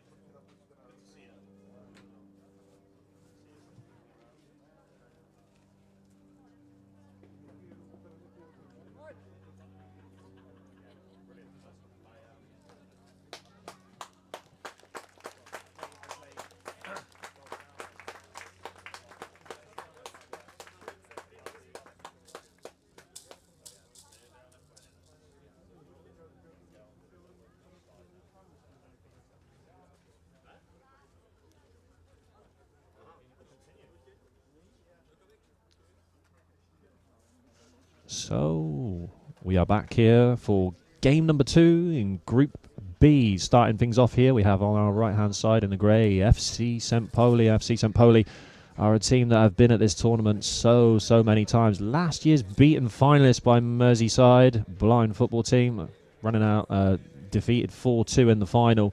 But so many talented players on display for St. Pauli that you're going to see shortly. But we also have then the new team on the block. This is the team that were invited here for the first time. This is the Portuguese team from called Club Atlético e Cultural. So I have to admit, this is going to be the first time that I'm going to see this team play. So very much an unknown quantity at this tournament. So we'll be watching this first game with intent to see what awaits them in the rest of this tournament. But certainly from an FC St. Pauli's perspective, you'll notice as well that we have both male and female players on display here for FC St. Pauli. A real club feel to this team. Got a team with certainly some very young players, players that have been not on the block too long, such as the likes of number 8 Nathan Werner, the 16-year-old who was here last year, and in the final, unfortunately, he scored the winning penalty in the semi-final, and then in the final he got injured early on, so he ends up missing out on that occasion. But certainly we're looking forward to seeing Rasmus Nayes back, the 2 meter tall player for FC St. Pauli, a player that has been injured recently. He's coming back from a knee injury last year. He's been back playing for FC St. Pauli in the Bundesliga, and this is the Bundesliga of champions. They were crowned Bundesliga champions last week when they managed to get over the line against Marburg in a 1-0 win with a quite a goal that was sort of a bundled over finish, an own goal that was scored by Tiemi Kutig. But it was FC St. Pauli, the Bundesliga champions, and they will be looking to build not only on their Bundesliga win last week, Dave, but also we're trying to come here and win this Bučovice Blind Football 10th edition, which would be some feather in their cap. Well, they're a wonderful team. If you ever get a chance to get to Hamburg, St. Pauli should be on your list to visit. Excuse me, they're a brilliant club there. Got a lovely family feel, very experienced players, international players, and yeah, I'm really looking forward to seeing how they go. Don't know much about Club Atlético Cultural, but if there's anything to go by from this first game, I think we're in for another good game here, Dan. Yeah, and we've also got Toya Kusta, who is 18 years old. She has been touted as being something very, very special in the female blind football game, and she is going to be wearing number 27 here. She's going to be looking to get things started with Philip Versen, otherwise known as Hippo. You might see us mentioning his nickname during this. But look out for number 6, Paul Rugers. He's a very, very quick, direct dribbler, similar to in style to Issa Amjit. With last year, Paul Rugers was certainly a player that was lit up this tournament. His quick dribbles to goal and his shots. He was able to score a few goals that got FC St. Pauli to the final. And then at the back there, you'll see the tall figure of Rasmus Nayes. And he is the one that he's a German international player. He's been around the block now, and even at his tender age that he is currently at, I think at 21 is it? No, 24 he is now. It seems like he's been around forever, Dave. He does. I saw him as a young boy here playing in his early days, and it's been great to see him. Wonderful family as well there. Lovely to see him. He's almost like becoming the old boy of the team, and he, like you said, he's only 24, but he is a real phenomenal, fine young man, and he's a wonderful footballer. So we're all set for the kick-off in this second game of the 10th edition of the Bučovice. So the kick-off is taken and it's given to Hippo. We'll call him by his nickname, Dave, I think. That'll be the easiest one to do. But it's gone up to Toya, and Toya's up there, and she's already mixing it with the 2 players from Cultural. Vieira at the back there for Cultural. Good intentions again, getting into the final third, getting a corner within the first minute, and this is what good organised teams do. So Cultural setting up with the free line as Hippo takes the corner, and he's going around on the D, and he's looking to try and assess what's in front of him and go in right and go in left and go in field, and he's 12 out, looking to pass it across, and he passes it across, and the ball comes across to us near the commentary box as Paul Rouges looks to gather, and he gets into an altercation on the boards here with Cardozo, and Cardozo is putting it about, and he has won the ball and he's taken it infield, and Rasmus Narjes has to come out and make a tackle, and he goes over the halfway line, but Cardozo is still there chasing around trying to find the ball, and here comes Rasmus Narjes over the halfway line. He goes to go past Cardozo, who sticks his foot out and takes the ball off his feet right in front of us in the commentary box. It's Cardozo on the ball, looking to switch the ball across. Hasn't been able to do so with Rouges, and he kicks the ball down Cardozo over the halfway line, and it rolls towards Sven Grono in goal, and that ball may well trickle out and stop right on the goal line, and Narjes has to gather, and he kicks it away, then chases after it down the left. Under control, he brings it over the halfway line, and then Narjes runs into Paul with lack of communication as Narjes goes in field, and he gets over to the 8 metres out. He gets challenged by number 30, Pixal, and the ball trickles through to the goalkeeper, Hugo Lopez. Lopez with the throw out to Cardozo on this far side here. It's not gathered, and Toya comes across and puts Cardozo under pressure, and Cardozo has now got 4 players around him, and Cultural are still with 3 back, and Cardozo looks to get the shot away. And he had to go on his own there, Dave. He had absolutely no support from the rest of his team. The furthest player forward was number 30, Pixar, and he was inside his own half. Good intentions, though, from both teams, you know. Passionate, want to get on the ball, trying to get organised. I think we're heading for a really good game here. Yeah, and it's Paul over the halfway line. He goes into the middle of the area, and it's not under control as he goes to the far side, and he looks to try and put his foot on the ball and assess. He's 12 out, goes back towards his own half. He puts his foot, drags it twice, goes left, pass 1, pass 2. He goes infield, he's got some room to work. He's 6, he's in the mid-centre of the goal, and it's a fantastic save by Hugo Lopez. Fantastic dribble from Paul Rouges. The waves parted, and he dribbled back and then in through the gaps in between the diamond defence, and he got the shot away, and it was a fantastic stop. Down low to his left-hand side, Hugo Lopez, and Narjes now back on the ball over the halfway line. He goes past one Pixel on the right, and he gets to the right of the goal, and he's 6 out, and he's too wide, and the shot is blocked. And again, at the back there, you had Daniel Vieira just making and pushing Rasmus Narjes into a wide position away from the middle of the area where the goals get scored in blind football, in the central areas. He was able to Vieira just push away Rasmus Narjes from that middle area, Dave, and then the ball just trickled out for a goal clearance. Yeah, well, good start from both teams, really. The 3, especially for St. Paulo, that have been around for many years and grown together with Hippo, Paul and Rasmus, and it's quite evident that they've played many games together.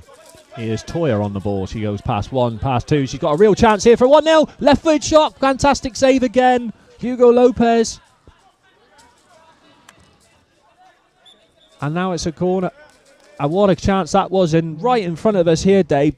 Toya gathered the ball, took it down the right, then through the central, shifted through the gears and got a good left-footed shot off from about 4.5 metres out. And it was Lopez once again down low to his left and pushed it out for a corner. Excellent start. She's looking confident, very brave as well. Once again, it's Hippo on the ball. He goes left. He's 8 metres out. Drags it on his right. Gets a shot away. It's blocked. And that one is blocked and just agonisingly goes out to the right-hand side of Hugo Lopez's flailing arm. And it's another corner. And they've started brightly, FC St. Pauli here. And the 2 corners that they have had, they have worked scoring opportunities. On that time, it was Hippo. He brought the ball out himself, stopped the ball dead, went round into the middle, and managed to pick a gap, get in field and get a shot away, and it was expertly blocked by Vieira. And here's Paul Rouges once again at pace, over the half, over the broken line, passes up to Toya on the far right-hand side. This is good build-up play by St. Pauli, but quickly the cultural players have managed to swarm, and it's Vieira once again in that area, and he makes that tackle, and he is putting himself into those areas. Vieira, number 15, and Freitas, 30, they are getting themselves in the right areas and managing to once again block it and go out for another corner. We've had several corners already, but a lot of possession for St. Pauli. It's Hippo again. He takes it away from goal, assessing his options. He's up against 4 defenders at this moment.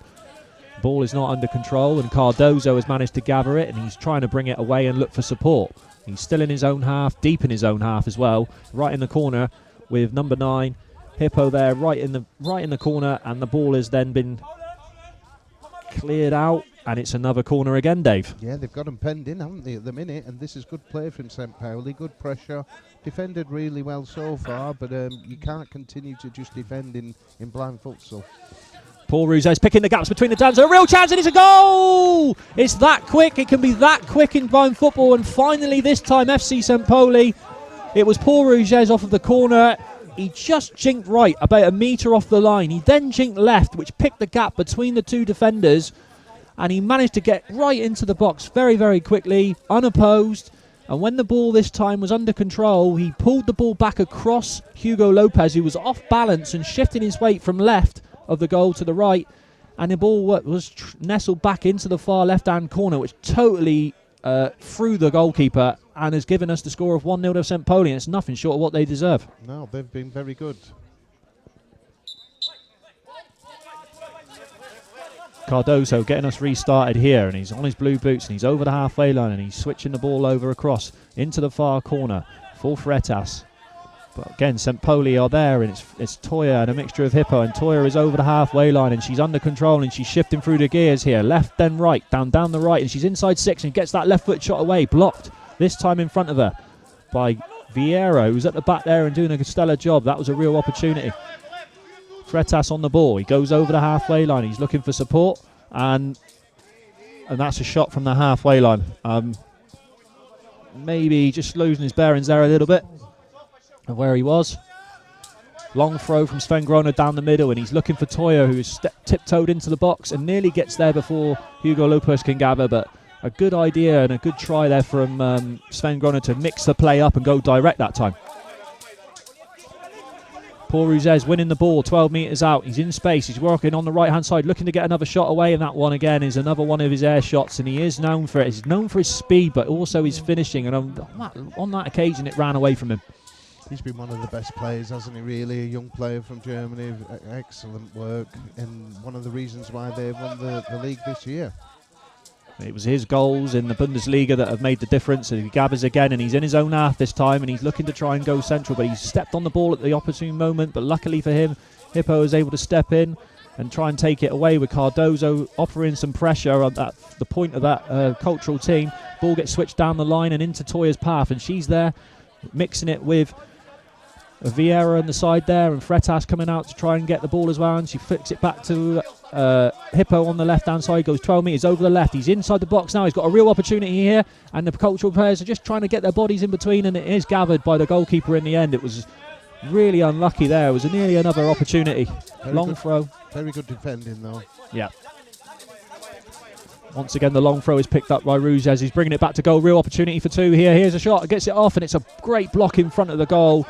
This time by Vieira. He's been the man, several last-ditch tackles in and blocks. Freitas getting hold of the ball in the St. Pauli half, and Cardoso is there as well. But it's nothing's really been under control at the moment as they try to gather it right in the corner, and Cardoso is going to need support, and he hasn't got that. And the ball is shepherded out.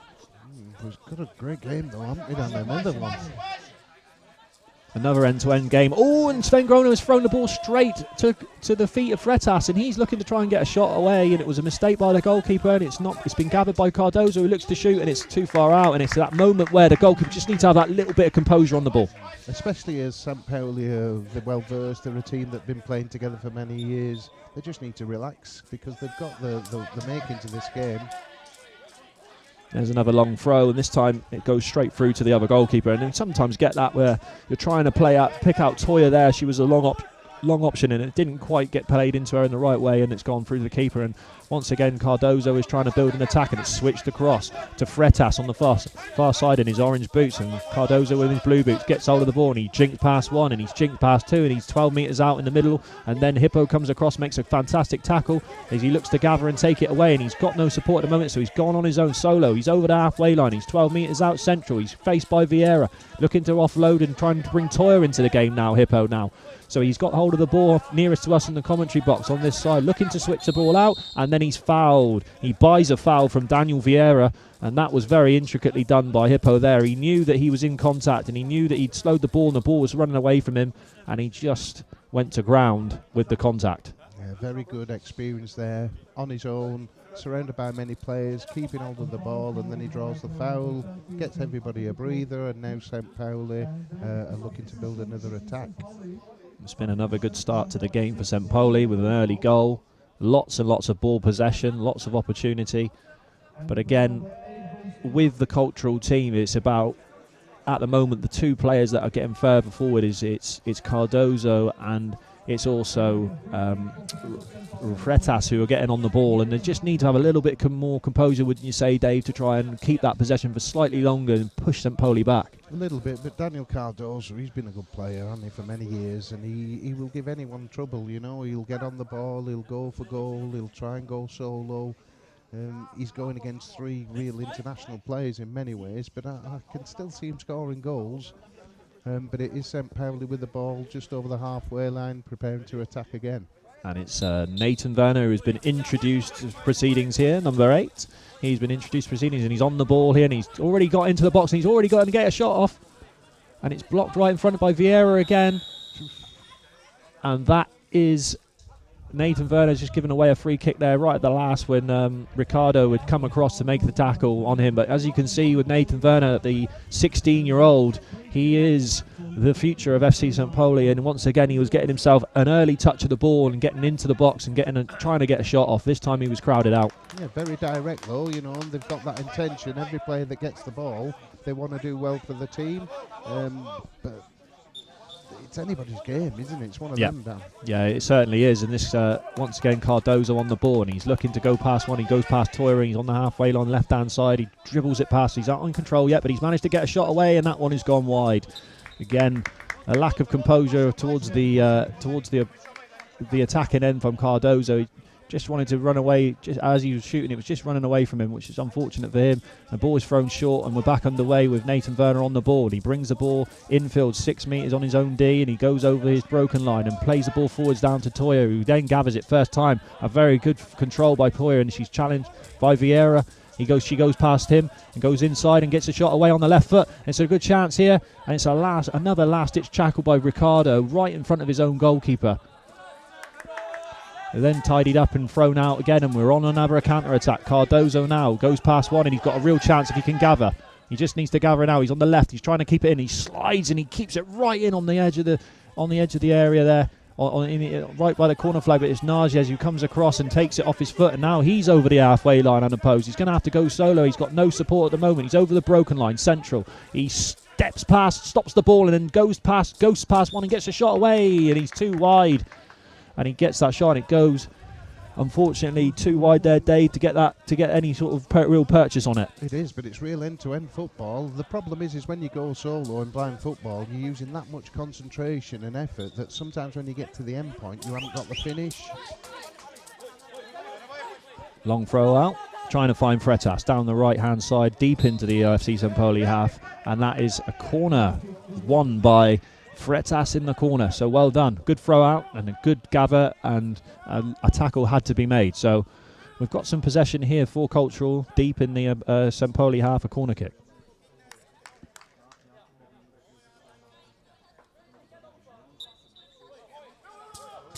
Corner taken. Oh, it's a shot off the corner, Dave. Unbelievable. You don't see that very often, actually. And a save having to be made by Sven in goal. It was a good tactic, wasn't it, to be fair? I'll tell you what, if the keeper wasn't in the wide awake club there, he'd have been 1-0, wouldn't it, all of a sudden? They're looking to shoot on sight as well. It's the second time that Freitas has got shot off. It's a shoot on sight policy here for Cultural. Very good tactic, because this ball, when it's hit, it's heavy, isn't it? You know yourself, Dan, you're playing 120 odd games for England and whatever, and that ball, when it goes, it really goes. So Yeah, it you've does. got to be awake. Can travel. Sven was in, good goalkeeper will be. Wide awake club, and there's another shot there from a wide area. That one just goes wide. Little nip on the way through, I think, off of a FC St. Pauli foot there. Probably just as well, because it was travelling. It and was. It was going in the top corner, maybe. So good defending, all in all. But St. Pauli having a little bit of pressure against them here, and they need to kind of keep on it here. Yeah, Cardozo and Freitas looking to play a blocking shot there, and it's a shot comes through the crowd again from a wide area, and Cardozo shoots, and it's gathered by Groner, and he looks to get the ball underway, and it's a straight up the pitch to Toyer on the halfway line. She gathers. Comes in field on the halfway line, just over it, and plays a lovely little ball trying to pick the gap, but which that one's been picked off by Ricardo, who gathers it. The idea was right, the execution not so right. Ball switched across by Ricardo to Cardozo in his own half at the minute, challenged by Toya. He needs support now, Cardozo. He's pinned on the ball by Toya and he switches it out, and there's no one over on this far side, and that ball will go into the middle, and FC St. Pauli have got time and space, and it's Rasmus who gathers, and he's just going to assess and bring it forwards, and he brings it over the halfway line on his own. He changes through the gears. He goes past two in one foul swoop. He runs into Vieira at the back, and it's Vieira again who's been getting his body in the way, and Narges is trying to battle to win that off of Vieira. He's in the D at the moment, and now wide on the boards. 6 metres out from goal, no one really in possession, and Narges comes away with it. He goes in field, he assesses his options. He puts his foot on the ball, he rolls, he pirouettes, he's got a shot away, and a great save from Hugo Lopez. Rasmus Narges managed to gather the ball about 6 metres out. He did a little pirouette to bring it back onto his right foot, and as he brought it back onto his right foot, he hit a venomous right-footed toe-poked effort high to Hugo Lopez's goal, and it had to be turned over expertly by the goalkeeper. Wonderful. What I like about St. Pauli is that they're taking turns in the defending and attacking. They're a very interactive team. They're all comfortable on the ball. They're all comfortable in each position. And sometimes it's Toya, sometimes it's Paul Rouge, sometimes it's Hippo, and that time it was Rasmus. And that's a wonderful thing to have in any team, where you can share the load. It obviously confuses the opponents and the defenders, because they don't know who's coming and when they're coming. And I think St. Paulo have just got the little edge on this game at the moment, Dan. I think at the moment I would agree with you, Dave. I think that, as you say, they've started well. Got the early goal off the court, well, with Paul Rouzes off the corner. Rouzes has come off now and Nathan's come on, and the team now is just about trying to see this half out. They're looking to try and build and see the game, see this first half out. And Cultural are starting to come into the game more, especially with Cardozo and Freitas going forwards. So, you know, can they just get out of this half and reset for the second? I'll be saying now, with that save there from Hugo Lopez has certainly kept them in the game. Definitely, and 1-0 is nothing in blind football. As I said, it can take 10 seconds to score a goal, really, if that. So they're still very much in this game. St. Pauli really need another one to cement their authority on it, but at the minute I would say they're just edging it by way of possession and chances. Yeah, definitely. It's been a very good start to the game. A welcome timeout as well. It's always nice in blind football, you know, because you go in full belt, and it's not just about the physical aspect here. You know, in blind futsal and blind football, it really is a psychological game, and lots of concentration, lots of communication. You know, you've got to work as a team, but you've got to have your little individual role within that. It's getting quite warm as well. The sun's out, the crowds are building, and we're all set for a wonderful competition here so far. 2 lovely games we're in. Definitely, and I can definitely hear the Atletico Cultural players just on the left of us here, and they're just having a little sort of inquiry amongst themselves about. I think what they would be saying to each other is, let's keep our shape, let's keep defending how we've been doing. You know, because literally, like, you know, the actual defending the central areas quite well and managing to get blocks off. And really, the only opportunities they've given away have been when just there, Rasmus Narges picking the gaps, and Paul Rouzes, when he scored, picking the gaps. But it's when they have possession of the ball, when they actually have it, and they're being able to communicate to each other and say, right, I've got my foot on the ball now, and then trying to be able to support each other. It just seems a little bit fractured, a little bit broken. They need to work on that a little bit more as this game and this tournament progresses. I think we're still all set for a really good game, though. Absolutely. There's a mix going on here. There's a mix of players. There's a mix of opportunities coming. There's not one standout performer. It's a real team event, and it's going to take all 4 or 5 players, if you're throwing in the goalkeeper, really, who's pivotal, to make a team win this tournament, Dan. It's not going to come for free by the looks of it. No, it definitely isn't. No. So a lot of talent on display already in these first 2 matches. With the sun shining in the sky, it's come out now. It's looking like it's going to be a good weekend. The weather is looking good. The standard of football has started. It's been a good start already to the tournament. We've got players. We got the fans in the stadium, in the little under the stadium there. So it's looking like it's going to be in for the weekend. So just hopefully this continues and the standard of football continues that we're watching. It's a real privilege to be here, isn't it? You know, the feel of it, the ambience, the atmosphere. The football's obviously the central point of it, but there's a lot more going on here, Dan, and there has been for, well, 13, 14 years since I've been coming. It's a lovely, welcoming place. You feel free, you feel included, and there's a great opportunity for everybody here to just join into this family that has become the Bučovice Blind Football Cup. Yeah, some of these shots that you're seeing on the YouTube here on the cameras, and you just see the backdrop of what we're witnessing here and what we're a part of. It's a fantastic venue for blind football. I always call it the European, sort of the Champions League, the best of the best from the countries that we've got here on display, and you're seeing the standard of the football already in the first two matches. We've seen goals, we've seen some real tidy finishing already, and some absolutely tremendous saves as well. It's been end to end both games. You'll see that with blind football over this weekend. You know, the counter attacking and the way that the game is. There is a lot of solo moments where players will get the ball and they will change and go through the gears and look to try and go and win the game themselves. But certainly for me, we always look forward to those moments where those team moments where you're getting those passes in and moving the teams around, and then the gaps will almost certainly open up, Dave. Definitely. I think, as I said before, it's a game for all. It's being played in the right spirits. The referee's whistle's not been going every 10 seconds, which is always it's a bit of a testimonial to how good the players are playing. No silly fouls, nothing dangerous. It's a very dangerous sport, as we all know, but it's being played in the right manner here, and that's why we've got such a good spectacle so far. But what you'll see with this, I mean, those that are tuning in that are maybe not so au fait with the blind football, is that the players all have to shout when they're going to tackle each other. They all have to shout volley within a 2 metre distance for the safety, and also to give the player that's in possession of the ball an opportunity to move away from that sound. You see, they're listening to the sound of the football. The football does not have bells in it, despite what lots of people think. It's got ball bearings in the metal panels, and that makes the noise. That makes the ball heavier. It's a futsal standard ball, and that is weighted to sort of go and stay on the floor and give that sound, which is the players are looking for. The orientation of the players around the pitch, you've got guides at each end, fully sighted guides and fully sighted goalkeepers, and the goalkeepers have to stay in a very small box that is on the floor. At the far end there, you'll see on the camera Sven Groner. He's got a little small box that's 2 metres by 5 that he has to stay inside and defend that goal. We're about to get underway for the second half, and we'll start with Atletico Club de Cultural with Cardozo on the ball. With looks like they've made a substitution as well. They've brought on George Luis Gonzalez Ramos.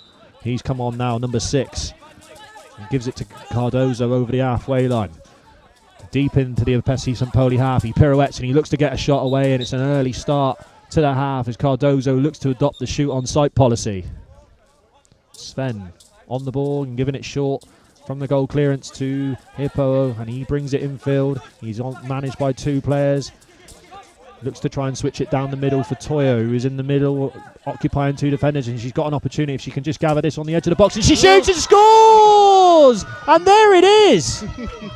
And it's that easy. When I was just saying there about how when the players do play that passing game, and it was Hippo who had the ball, and he was in his own half, and he looked to try and play a little pass through the middle with Toya, who was lurking up front on the edge of the 6 metre D, and the ball got passed through the gaps between Vieira and between Ricardo. And who was there? It was Toya, who gathered it on her left foot, and she just flicked it into the far corner. It was a little flicked finish over the block of Hugo Lopez, who has been fantastic in goal for the team, but it was a great finish, Dave. Brilliant goal for Toya there, and she's deserved it because she's been very positive. She's been getting on the ball, she's brave and tenacious, and she's got a just rewards there with a nice little goal for herself. It's a lovely tidy finish, and once again showing what she is about. And she's on the ball again here. She's 8 metres out from goal on the angle, on that left-hand side, that where she wants to be to get that left foot shot off, and she wasn't quite able to gather that, and it's been pushed out by Ricardo into goal clearance. We talked about Toya Costa being an 18-year-old with a lot of talent. I was talking to players earlier, and they were saying it's someone to look out for at this tournament. So what a very good start to the tournament she's had already, and she's putting herself about and trying to win the ball on the high press here for her team, and she's managed to gather it 6 out, and she's on the post, and she's got a chance to go again, and it's a great save this time by Hugo Lopez with Toya in clean again. A great shot of the left foot, and it's well saved with the foot of Hugo Lopez. She's done well. She's out-muscled 3 men there, hasn't she? And she's got a shot away again, so she's looking to score more. Yeah. Cardozo on the ball for Cultural, and he goes inside pirouettes, and he's trying to play a little switch ball, and he's mishit that. It's gone through to Sven. He's trying to do too much, isn't he? Because he's trying to shoot from too far out. A little bit of desperation, especially conceding this second goal now. With Rouges back on the court now. He's been brought back on with Nathan Berner going off at half-time. So Rouges again assessing his options. He's in the middle and he's just moving left and right. And he's trying to off-balance the press. And he's done that. He's gone down the left. He cuts in field. And then he just steps on the ball at the moment and he didn't need to. And the ball is on the edge of the D and it's gone for a goal clearance. Yes, it just trickled over the line. Yeah, I'll be annoyed with that, Paul. It's better than that. Throw out by the goalkeeper. Rouges manages to nip in and gather it, and he brings it back, and he's gone through the centre. And that is a foul by number 7, Ricardo, and I believe he's given it for a no voy. So again, like I was saying there earlier, when you have to give that word, you have to say that word within a 2 metre distance. If you do not say that word, then the referee will penalise you for dangerous play, and obviously a no voy, and that will go against your accumulated fouls for your team. And that's where communication is so vital in blind football, isn't it? And especially with people like Paul and Hippo and Rasmus running at you. Yep. Very difficult. And we restart here with Paul on the ball. Takes it right, he's over the broken line and he's picking the gaps. He's gone left, he's 8, he's 6, he's got the shot away, and that one he hits wide again. He wanted it back on his right foot when it was probably easy to shoot with his left, and he pulls it right. It goes out for a goal clearance. And Hippo gathers it right in front of the commentary box. He's over the halfway line now, and he goes central, and he's 12 over the broken line. He's 8, he's 6. He's got a chance. He's got a shot away, and it's Vieira in the way, and it's gone loose, and it's in the edge of the box. And a great save by Hugo Lopez. And I thought his foot may well have come out of the box there, but Hippo's gathered it again, and he's unopposed, and the defence are too deep, and he gets a shot away, and Hugo Lopez flops to his right and makes the save. A real chance for Hippo there, Dave. It was a miss hit, wasn't it? Yeah, massive. He'd done all the hard work, and then he didn't have the finish. A bit messy on the boards there, a bit of a battle, but the referee's playing on. Yeah, Hippo's taken it over the halfway line. He's gone in field, and he's just going down the left, puts his foot on the ball, goes past one easily, and he's on the right, and he's got a chance to get a shot away, and it's blocked by Vieira again. And it's the last moment when Hippo was about to shoot and score, and he came across and he took that ball, he picked his pocket and took it off his foot, and it went for a corner. Yeah, I often find at that point players just have to hammer it a little bit. You know, like the Brazilians score lots of goals, the Chinese, they just seem to hit it hard, don't they? Yeah, just get the shot away, get it off before those last tackles can come back at you. But on this occasion, it was Vieira once again who was in the way, and he was able to make that tackle, and now that corner's been taken, and the 6th, George Luis Ramos, has managed to pass it across to Cardozo, who comes over the halfway line. 12 out, and he's gone out to 6 now, and he's tackled by Rasmus on the floor, and the ball has gone loose, and the ball has gone quiet, and now Cardozo and Rasmus are gathering the ball, and Cardozo shoots. It's wide though. He was in a wide position when he got the shot away, and too wide to really score. He battled hard. It was 1 against 4, but he didn't give it up. You know, he's been renowned for being tenacious. Any loose ball, he'll try and get on it, and he certainly won't let anybody just drift by him, but he's trying to beat them on his own in that attacking third. And when you're playing against international players, the vast majority of them are at least 6'2" or 3, and Daniel Cardozo's about 5'8" or 9, then he's going to have big trouble. He's going to have a lot of craft to get a goal against this San Pauli team. And what you're seeing here, we're just hearing the coach Jonas Dowd, who was here last year as a guide. This year he's here as a coach. There's Sven, the normal coach for FC St. Pauli isn't here this time, and he's just shouting to Toya to try and play a little bit higher up the pitch. And she plays the ball across lovely to Hippo, 6 metres out from goal, looking to get a shot away now. Can he get the shot away?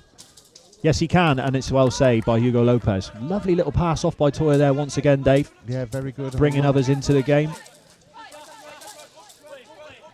And now she's going in to engage and tackle. She doesn't mind. She loves all aspects of the game. She's a wonderful find at 18.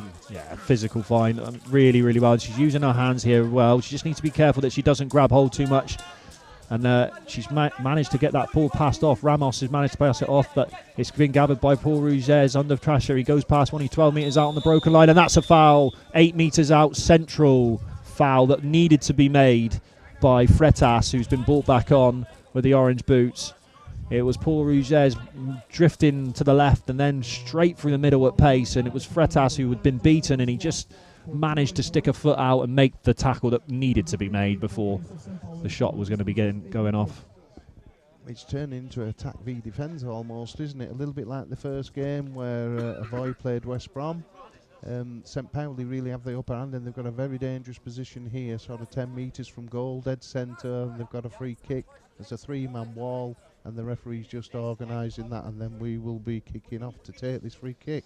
A little bit like Rainbow earlier. It's literally an identical position to where Rainbow managed to score his goal right at the end of the first game for West Brom.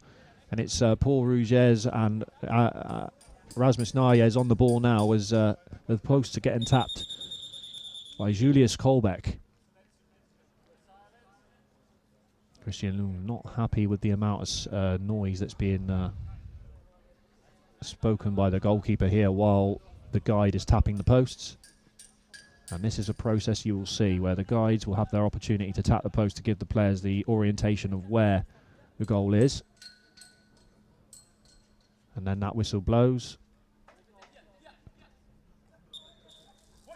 It's Nadia. He's taking it to the left, drags it back on his right, gets the shot away. It's a goal! And it's another one of these goals off of a free kick. And it was Rasmus Nayes. He took it to the left, the metre, and he dragged it back onto his right foot. And as he did that, the wall parted and the gaps appeared. And it was the shot with the right foot from Rasmus Nayes, low to the left-hand side of the goal, past Hugo Lopez's right-hand side, and into the goal. And it's another goal for FC St Pauli, and it's FC St Pauli 3, Atletico Cultural 0. It was a brilliant goal, that, because everyone thought, oh, he's going to shoot this straight, but he took it away, as you said, let the wall then sort of broke apart and fanned out, and then he dragged it back to where he started, and he hit a low shot through bodies, and the keeper couldn't respond, and we've got 3-0 then all of a sudden. All of a sudden, we're 3 up. And again, it's a good finish. And it's Cardozo getting things underway again. Rasmus Nayes is there, though. He's a physical specimen, is Nayes, at 2 metres. And he's a very strong young man as Cardozo looks to switch it across, and he's looking to bring Ramos into the game. Ramos isn't there, though. It's Nayes again, and he's worked across, and he's gone through the gears and dribbled over the halfway line to the left now. Pass 1, pass 2, runs into the foul, and it's a foul this time by Ricardo. And again, a late volley. Christian Jung has had the blow for that one. And it's definitely number 7 has given that one. Ricardo.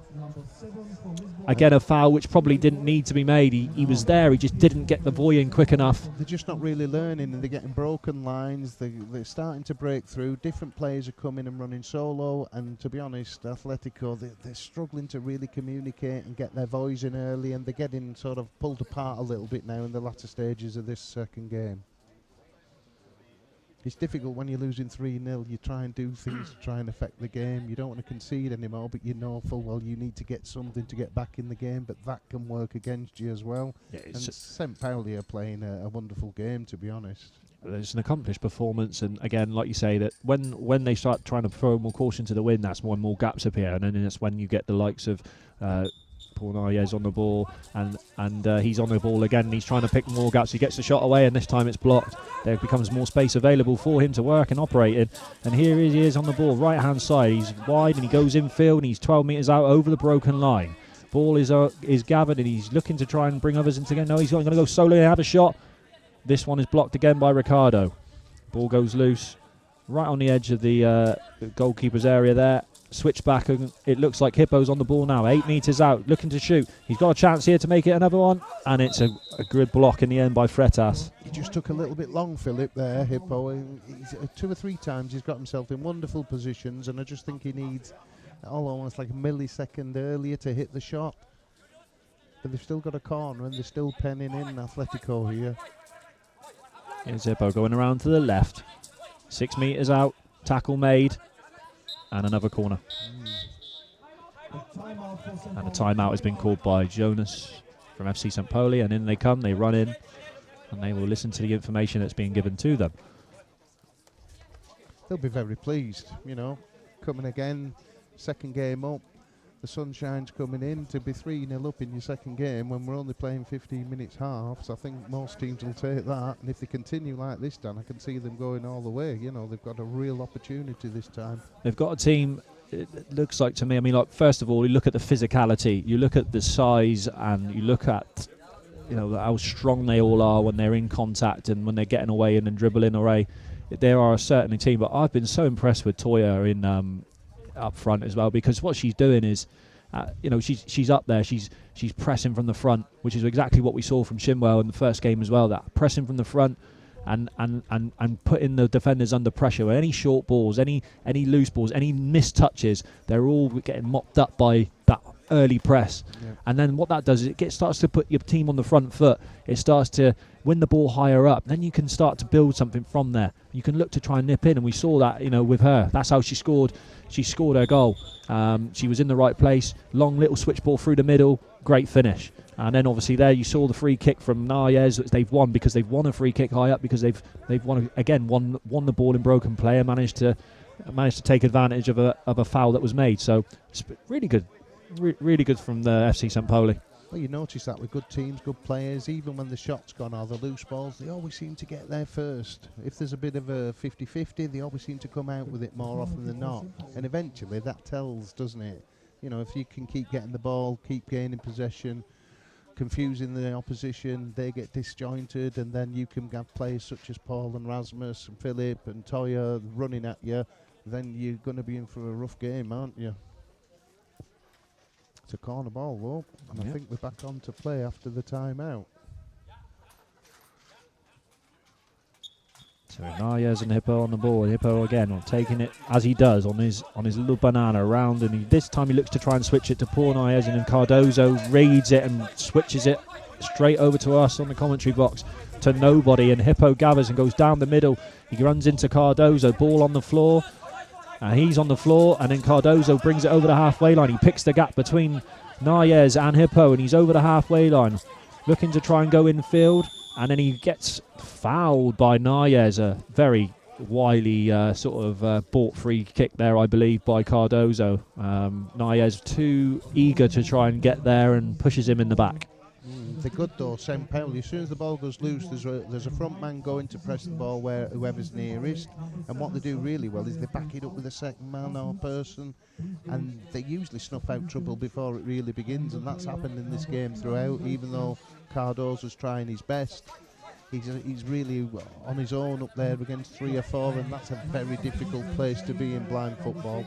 But they have got a free kick. They're on the broken line. They're just off the centre here, and hopefully they can put a goal in for them and their fans. Yep. And we've had a substitution as well. Number 11 has come on for FC St. Pauli. I think that's Jenny Dabblestein, I think she's just come on. And also as well, we've had I didn't say Jana's come on as well. That's right, she has come on. So there's Jana and Jenny Dabblestein are now on. Toya is on as well, and then you've got Hippo, who's at the back there. So all change here for FC St. Pauli, with Cardozo and Ramos on the ball. It's good that they play all the players though. There's nothing worse than sitting on the bench. You want to be involved, you want to get going, and they've got the cushion of 3-0, so why not bring the others in, Remember, this is the ladies' German national European champions. 3 of these players. FC St. Pauli, a real club. But here we are, starting under play. Ramos looking at. He's played it down the left. I think that was a mixing up in communication there. I think he thought Cardozo was going to run off his left shoulder, and that ball's just been played. Oh no, it's been played out to 30s. Paxel, yeah. They battled him, didn't they? The problem is there's a massive screen in front of me here, Dave, and I actually didn't see that Pixel had run down the left-hand side from our commentary position, so he was standing there the whole time. So, when the camera panned round and I saw Pixel was stood there, I was thinking he'd passed it to nobody, but no, he hadn't done. So, I still think when my apologies there, viewers. I still think when the dead centre was sort of 12 metres out, they should have gone a little bit more direct. You're just confusing the issue sometimes playing it to the boards, and they were fortunate that they actually got a free kick. But now they're on the boards when they were in front of the goal.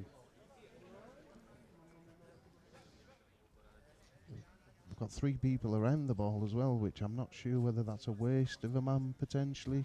Yeah. Especially in that far corner. Certainly different.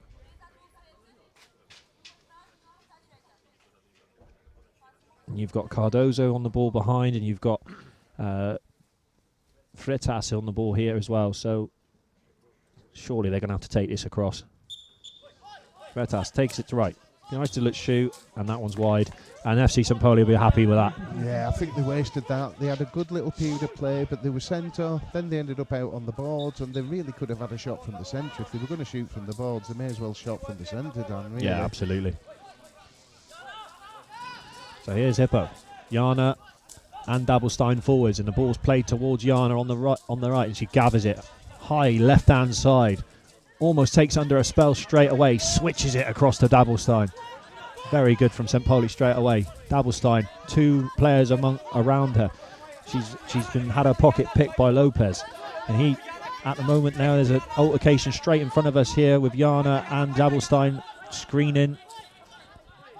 Ball's not been gathered by anyone at the moment. It was any quality. No, they can't get out, can they? That's the Ramos has had his pocket picked though by Jana, and she passes it back to Dabelstein. Dabelstein goes in field past 2. She's over the broken line now, and she's inside the 6, but not under control, and Ramos has to watch that one out. It's gone out for a corner. That was lovely from Jana. She switched it back nice, give it to Dabelstein. Dabelstein took it inside, ghosted past 2 players. Brilliant. And then just at that vital moment, the ball just kind of run away, and Ramos got a little touch on it. But she outfought as well. But you're seeing patterns. You're seeing little pockets of patterns when they do communicate with each other very, very well. You can see that they are a very good team. Work very well together. Ramos looking to gather, bring it out, and Cardozo gets hold of the ball, but he's pressed early by Toya. And Cardozo takes it left down the line and out for a goal clearance, and then he hits the boards. He's putting himself about, Dave, isn't he? He does well, doesn't he? You know, he's kind of in the twilight of his career in many ways, but he's still fit, he's still strong, he's still got the passion, and he's carrying this Atletico team really. But going against 3 or 4 St. Pauli defenders every time, he's not really got the other side and had a really clear-cut chance yet. Yeah, and Toya now taking it down the middle and passes it over towards trying to find Jana up the top there. He's playing as the furthest player forwards for FC St. Pauli, Jana, at the moment, and Toya looking to sort of bring it out from the back and playing little passes in, and it's nice to see that. And it's another corner for FC St. Pauli. Jonas asking Dabelstein to push on into the cultural D to provide another option. So it's ball passed out, and it's switched across, trying to find Dabelstein on the far side, but that one's just been taken away by Cardozo and picked off. Can he gather the ball in front of us here? He's got no options at the moment. Bretas is stood right in front of him, and then there's a head collision and a no voy by Dabelstein. And yeah, it's just a coming together, a head clash there. That can happen sometimes. It's always a nasty one though, isn't it? Nobody wants to see it. It No. invariably happens in most games, but that's the importance of communication in this game. It's right in front of us. I don't think it's too serious, but he definitely took it full on the head. Yeah, they're the horrible ones because Cardozo was there. It was his ball to have, and then Dabelstein just didn't quite judge the distance well enough. And yeah, the collision will sometimes occur in blind football. It's not always nasty when it does happen. But yeah, certainly was penalised there by the referees, Francois Carcou and Martin Yule. I think he's okay. There's no blood or anything anymore. His neck, I think he got jarred more than anything, face on. Yeah, absolutely. They're the worst ones though. When you don't, it kind of comes on straight onto you very, very quickly. You can ring your bell. Takes you a moment just to try and make sure that all your faculties about you. There's been a substitution, and we've seen Alexandra come on to the pitch now, number 17 for our Club de Cultural. She's come on to replace Vieira, so she's going to get some time here on the pitch. Just drop ball back to the St. Pauli, or is it a? Yeah, I think it's going to be just drop back. Cardozo looking to get underway again. So that it's their free kick. So they've played it, and Cardozo is over the broken line, left-hand side, goes back central, then comes over to the left, our side of the commentary box, goes down the line quickly. He's looking to go inside. He's got 3 St. Pauli players around him, and he needs support at the moment, and he hasn't got it. And Dabelstein has managed to pick his pocket and take it over the halfway line. And she's starting to build an attack herself on the left. She can gather the ball. which she has done. He did really well to track him there because he went side to side, didn't he? Had it under control for the most part, but invariably St. Pauli keep coming out with it. Adelstein on the ball, looking to take it down the line. She's challenged by Ramos. Ramos trying to use his superior weight advantage to try and push her off the ball and muscle her off, and she's managed to do that. He's managed, sorry, to do that. As Jana comes into contact with Ramos now, and certainly is giving a physical altercation to Ramos, and he doesn't like it, and she's pushed the ball away, and she's in the corner at the far right hand now. She's gone to try and get that, and the whistle goes for the end of the game. Very good game, though. It's interesting to see these teams, isn't it? And already we're getting a real picture of how this tournament's going to pan out. But I think St. Pauli, 3 goals to the good. I think every player that came has got on the pitch and got some minutes. And as I said earlier, then I think that they're going to be a force to be reckoned with, really, going forwards. The game started really well, and it was FC St. Pauli on the front foot with their starting 4 players. And it was Paul Rougez who broke the deadlock, deadlock that had to be broken with some fantastic saves by Hugo Lopez before that. But it was Paul Rougez who picked the gap off of a corner. He jinked right, jinked left, got through the gap and hit a shot back across the goalkeeper for 1-0. And that was the way it was finishing at half-time. The second half started, and it was an intricate play by St. Pauli who continued to start where they finished the first half, with Hippo playing a lovely little ball down the middle that managed to outfox the defence, and it was Toya that was stood in the 6 metre D, gathered the finish and finished it with a lovely flick finish past Hugo Lopez for 2-0. And then when they thought they couldn't get any better, they did. After having several attacks and drawing several fouls, it was a free kick from 7 metres where Erasmus Nayes took the ball to the left slightly. The wall parted and he brought it back on his right foot and hit a right-footed, low-effort past Hugo Lopez into his right-hand side and into the left-hand side of the goal, and it finished 3-0. And really, thereon, FC St. Pauli withdrew Rasmus Nayes, they withdrew Nathan Werner, they withdrew Paul Rougez, they rotated the team, and then on came Jenny Dabelstein, on came Jana, and really, they saw the game out. Brilliant possession. They made sure that they kept the pressure on, and really, Cultural never really looked like getting back into the game. No, they'd never disgraced themselves, but they seemed to be up against it. If there were a lot of solo attempts, for Daniel Cardoso, for instance. But when you're going 1 against 3 or 4, when you're playing against internationals, you've got a lot to do. You're going to have to go really, really well to get that. And St. Paolo, they control the game. I think it was good to see Atletico, though, the fact that they're here and they want to play. They've turned up, they're bright, they're breezy, they've joined in with everybody else, and it's no disgrace really to lose 3-0 to St. Pauli, not on that form anyway. No, not at all. But this is the second game is now finished, and we're going to have a short break now before we have the next match. So make sure you tune back in, and we'll see you shortly. Cheers.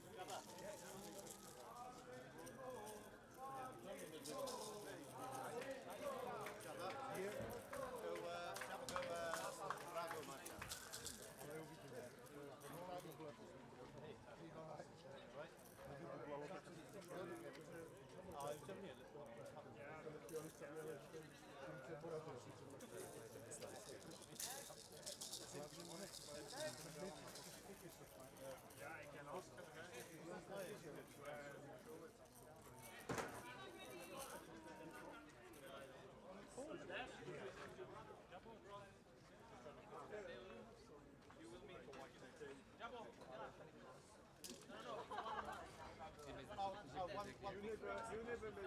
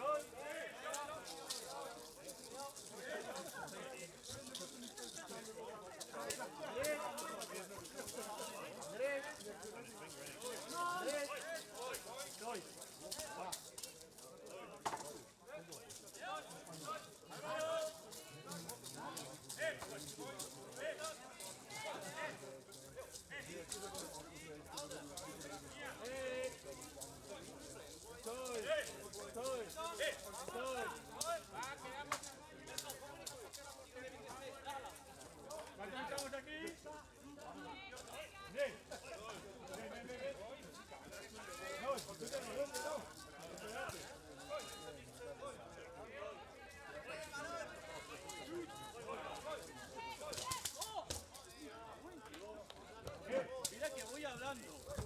No. ¿Os he dicho voy 3 veces? ¿Qué sale?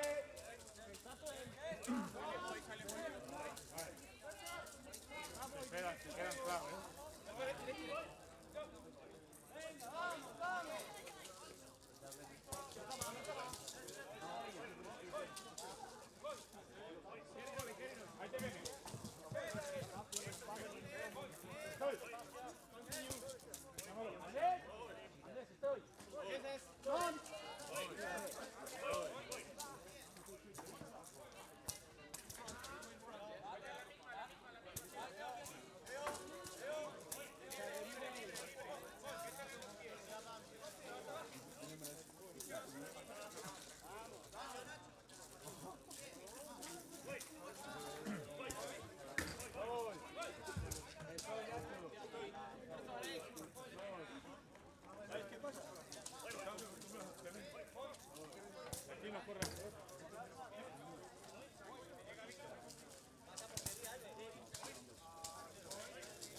So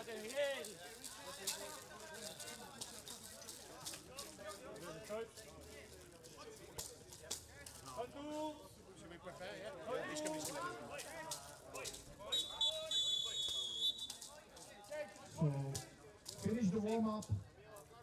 Finish the warm-up and go to the corners.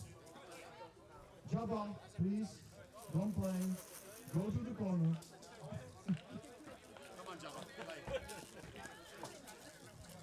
So the game number 3 is ready to begin. Home team from Brno in blue t-shirts and Madrid from Spain in red t-shirts. Máme tu třetí zápas, druhý zápas skupiny A mezi domácím týmem z Brna v modrých dresech a týmem ze Španělska z Madridu v červených dresech.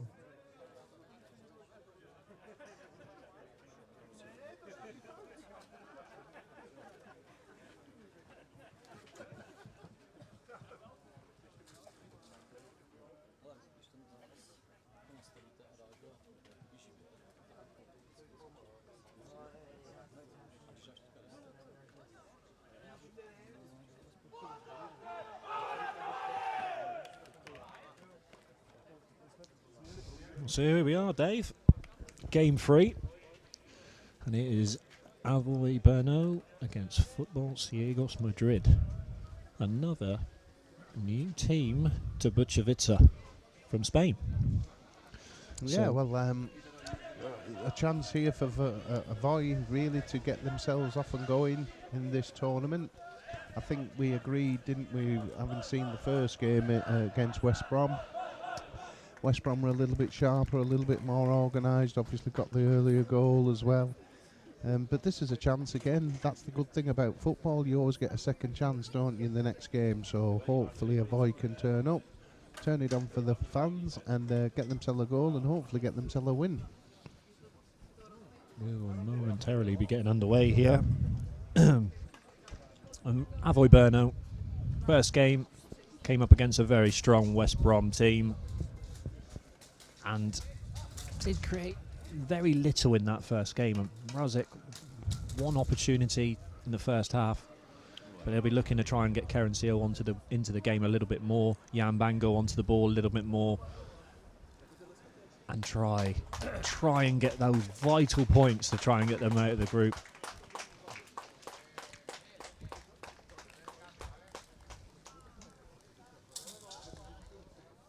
Well, we've got the perfect situation here with the weather, at least, because it's going to be at least 20 degrees and bright sunshine.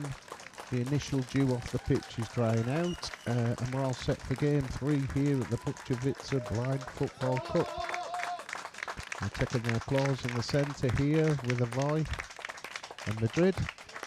And again, it's great to see a team from Spain, you know, because like most of us, they love football. They're very passionate about it. Futsal in particular has come from the Spanish, South Americans, so they were very pivotal in starting, creating and promoting this game. And so it's great to see representation here, Dan, and we've always had some good times in Spain over the years. We've had some battles with Spain, I can tell you that. Has been yours truly here has been through many battles with Spain over the years. The Spanish blind football, renowned for their blind football team, European champions 8 times, bronze medalists in the 2012 Paralympic Games in London. They've had many changes in their association over the last few years, which have seen them drop slightly down the rankings of blind football in the last couple of years. But this will be the first time that I've seen this team play, this Ciegos Madrid.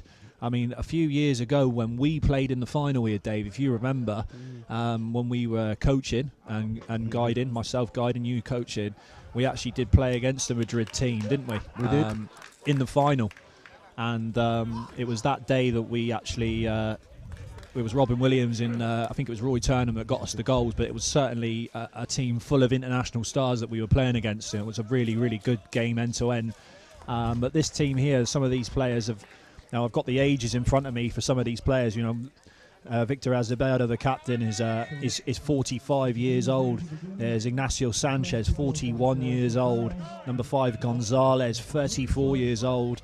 So there's going to be a lot of experience in this team, Dave. Definitely, and they've got passion. That's what I love about Spanish people in general. They've got magic, they've got passion, so they'll come in here and they won't be giving Avoya an easy ride by any stretch of the imagination.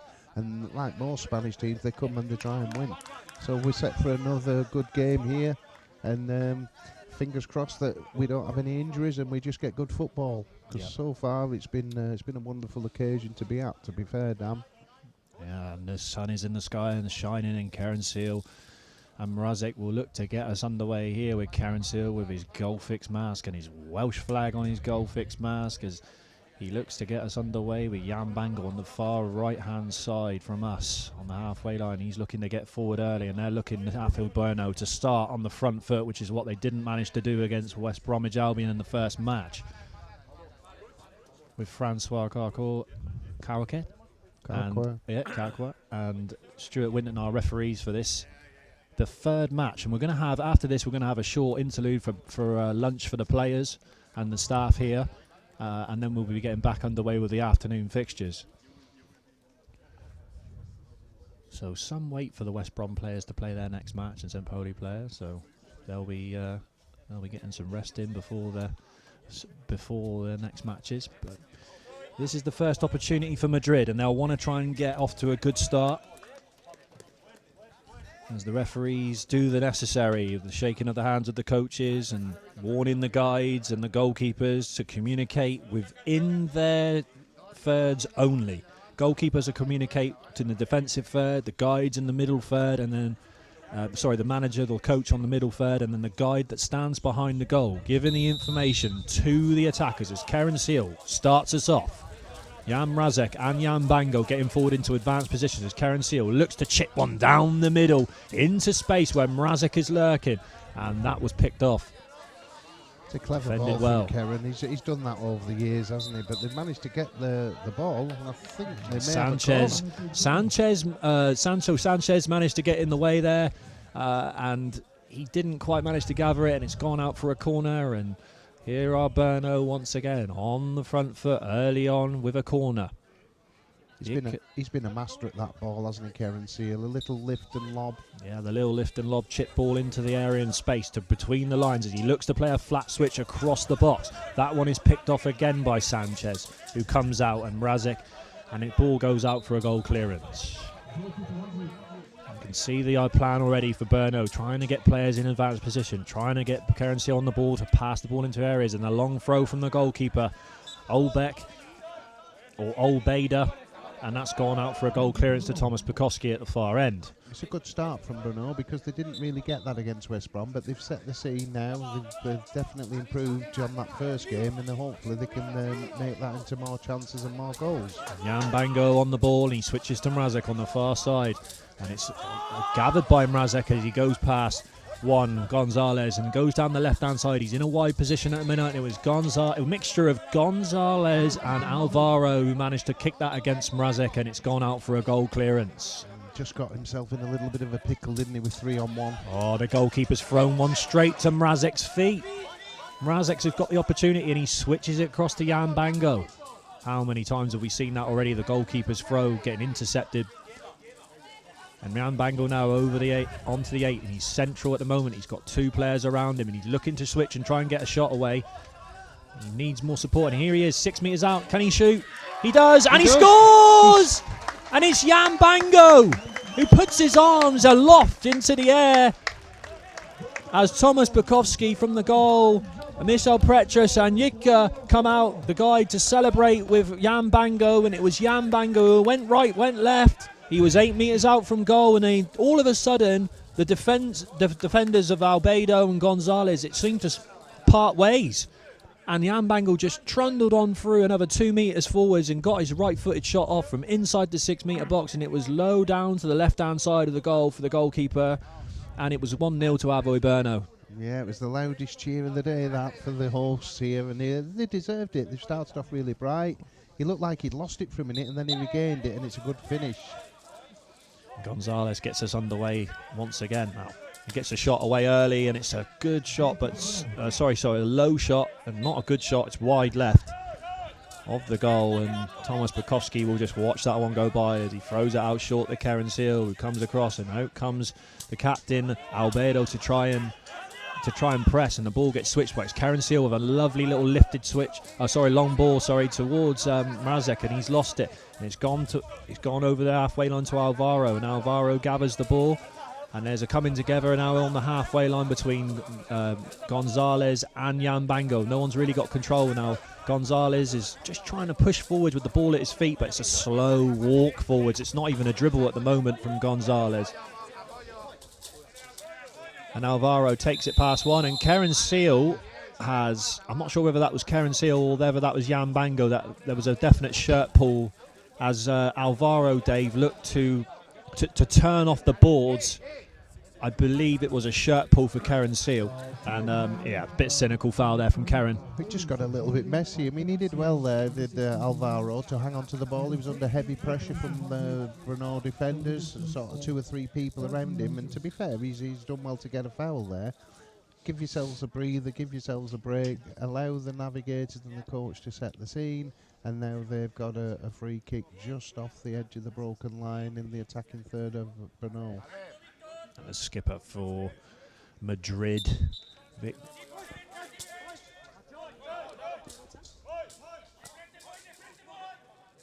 Pivo.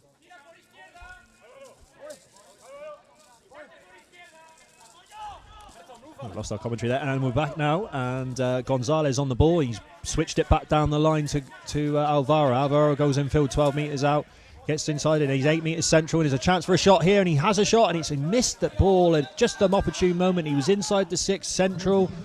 He had a swing, and he completely missed the ball just at the moment where he needed to pull trigger. Long throw down the line. It's thrown down by Thomas Bukowski to Mrazek. Mrazek goes across. He tries to get past the defence here. He's got past one here, gone Sanchez, and he's trying to get hold of the ball to go down left again, and he's trying to bring it across to the right now. He's inside the D, but he's wide. He brings it across, and he's trying to get a shot away, and it's taken away by Alvaro just as he was about to shoot. Alvaro takes it, and then he switches it, and he switches it very, very long to Gonzalez at the top, and Gonzalez now is on the edge of the D at the far side. Good play there, wasn't it, Dan, really? He snuffled it out, and he played a lovely ball, and he turned defence into attack. And now goes another switch pass across, and he's looking to try and find Victor Albedo on the far right-hand side, the skipper here. He's up against Karen Seal, but Karen Seal was too experienced to try, and he's got hold of that, and he switched it long into the far corner, and Mrazek, if he's quick enough, could reach this. He's right in the corner at the far end now, Mrazek, and he's challenged under pressure by Sanchez. Mrazek looking to keep hold of the ball and shepherd his way back, but no, it's been taken away. This time it's Gonzalez, and he's taken it over the halfway line. He's up against Jan Bango, and Jan Bango is waiting and biding his time, and Jan Bango steps in and with such power and precision, and he takes the ball away from Gonzalez, and now Jan Bango with his strength, he's over the halfway line. He's going at pace over the halfway line now. He drags it back onto his right foot shot.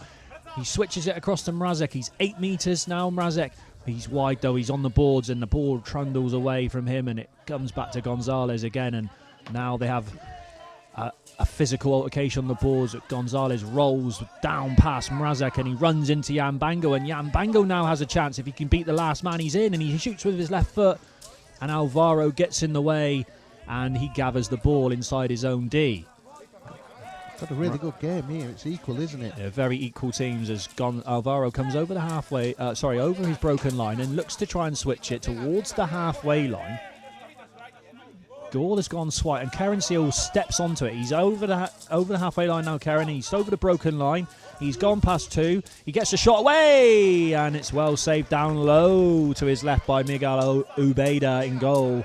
The 23-year-old goalkeeper throws a long ball out towards the captain, Victor, top corner, and it didn't stay in, and it's gone out for a goal clearance. But Karen Seal finally, Dave, getting over the halfway line. Yeah, he needed to do, because obviously he's one of those players that can play in defence, but he's going to be a big goal threat as well for Brno, and he needs to do more of that throughout this tournament. And it's good to see him still doing that, even at his tender age of 42. Karen Seal last year, he scored vital goals at vital moments for Brno to get them into the fire as they went to the semi-final. I believe they came third in the end, and it was his goals that got that third place finish for them.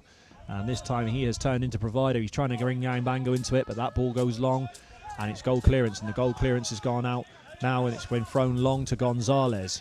Gonzalez on the ball, top right-hand corner, and he switches it, and he bring the captain into play, Victor, on the far side, and the ball is now in an altercation with Karen Seal, but Victor still has, and he's pirouetted and turned away to try and keep possession. Ball rolled back down the line to Alvaro. Karen Seal looking to try and pick the pocket of these two Spanish players, but the ball has gone quiet again. That's always a problem when the ball just falls silent and no one can find it, but Karen Seal gets there first, finds it, brings it infield. He's in his own half. He's just over the halfway line now. He's challenged by Alvaro on the floor. He looks to switch play. He does so. He brings it left. Mrazek is there, and he's 6 meters out on an angle, Mrazek now, and can he gather to get a shot off? No, he can't, because it was an expert tackle by Sanchez, who got back there at the right moment and pushes it out for a corner. It's that little clever ball again from Karen Seal. He's running this game at the minute. He's picking up loose balls. He's not afraid to go on his own. He's winning the battles when he's been in contesting with them. He's playing lovely little balls through to Jan Mrazek. And if he can gather one or two of these and step inside and shoot, which he can do, then this could be good news for Avoy at the minute. But it's Avu Berno, 1-0 up through Jan Bango. And they'll be happy to be in this lead now.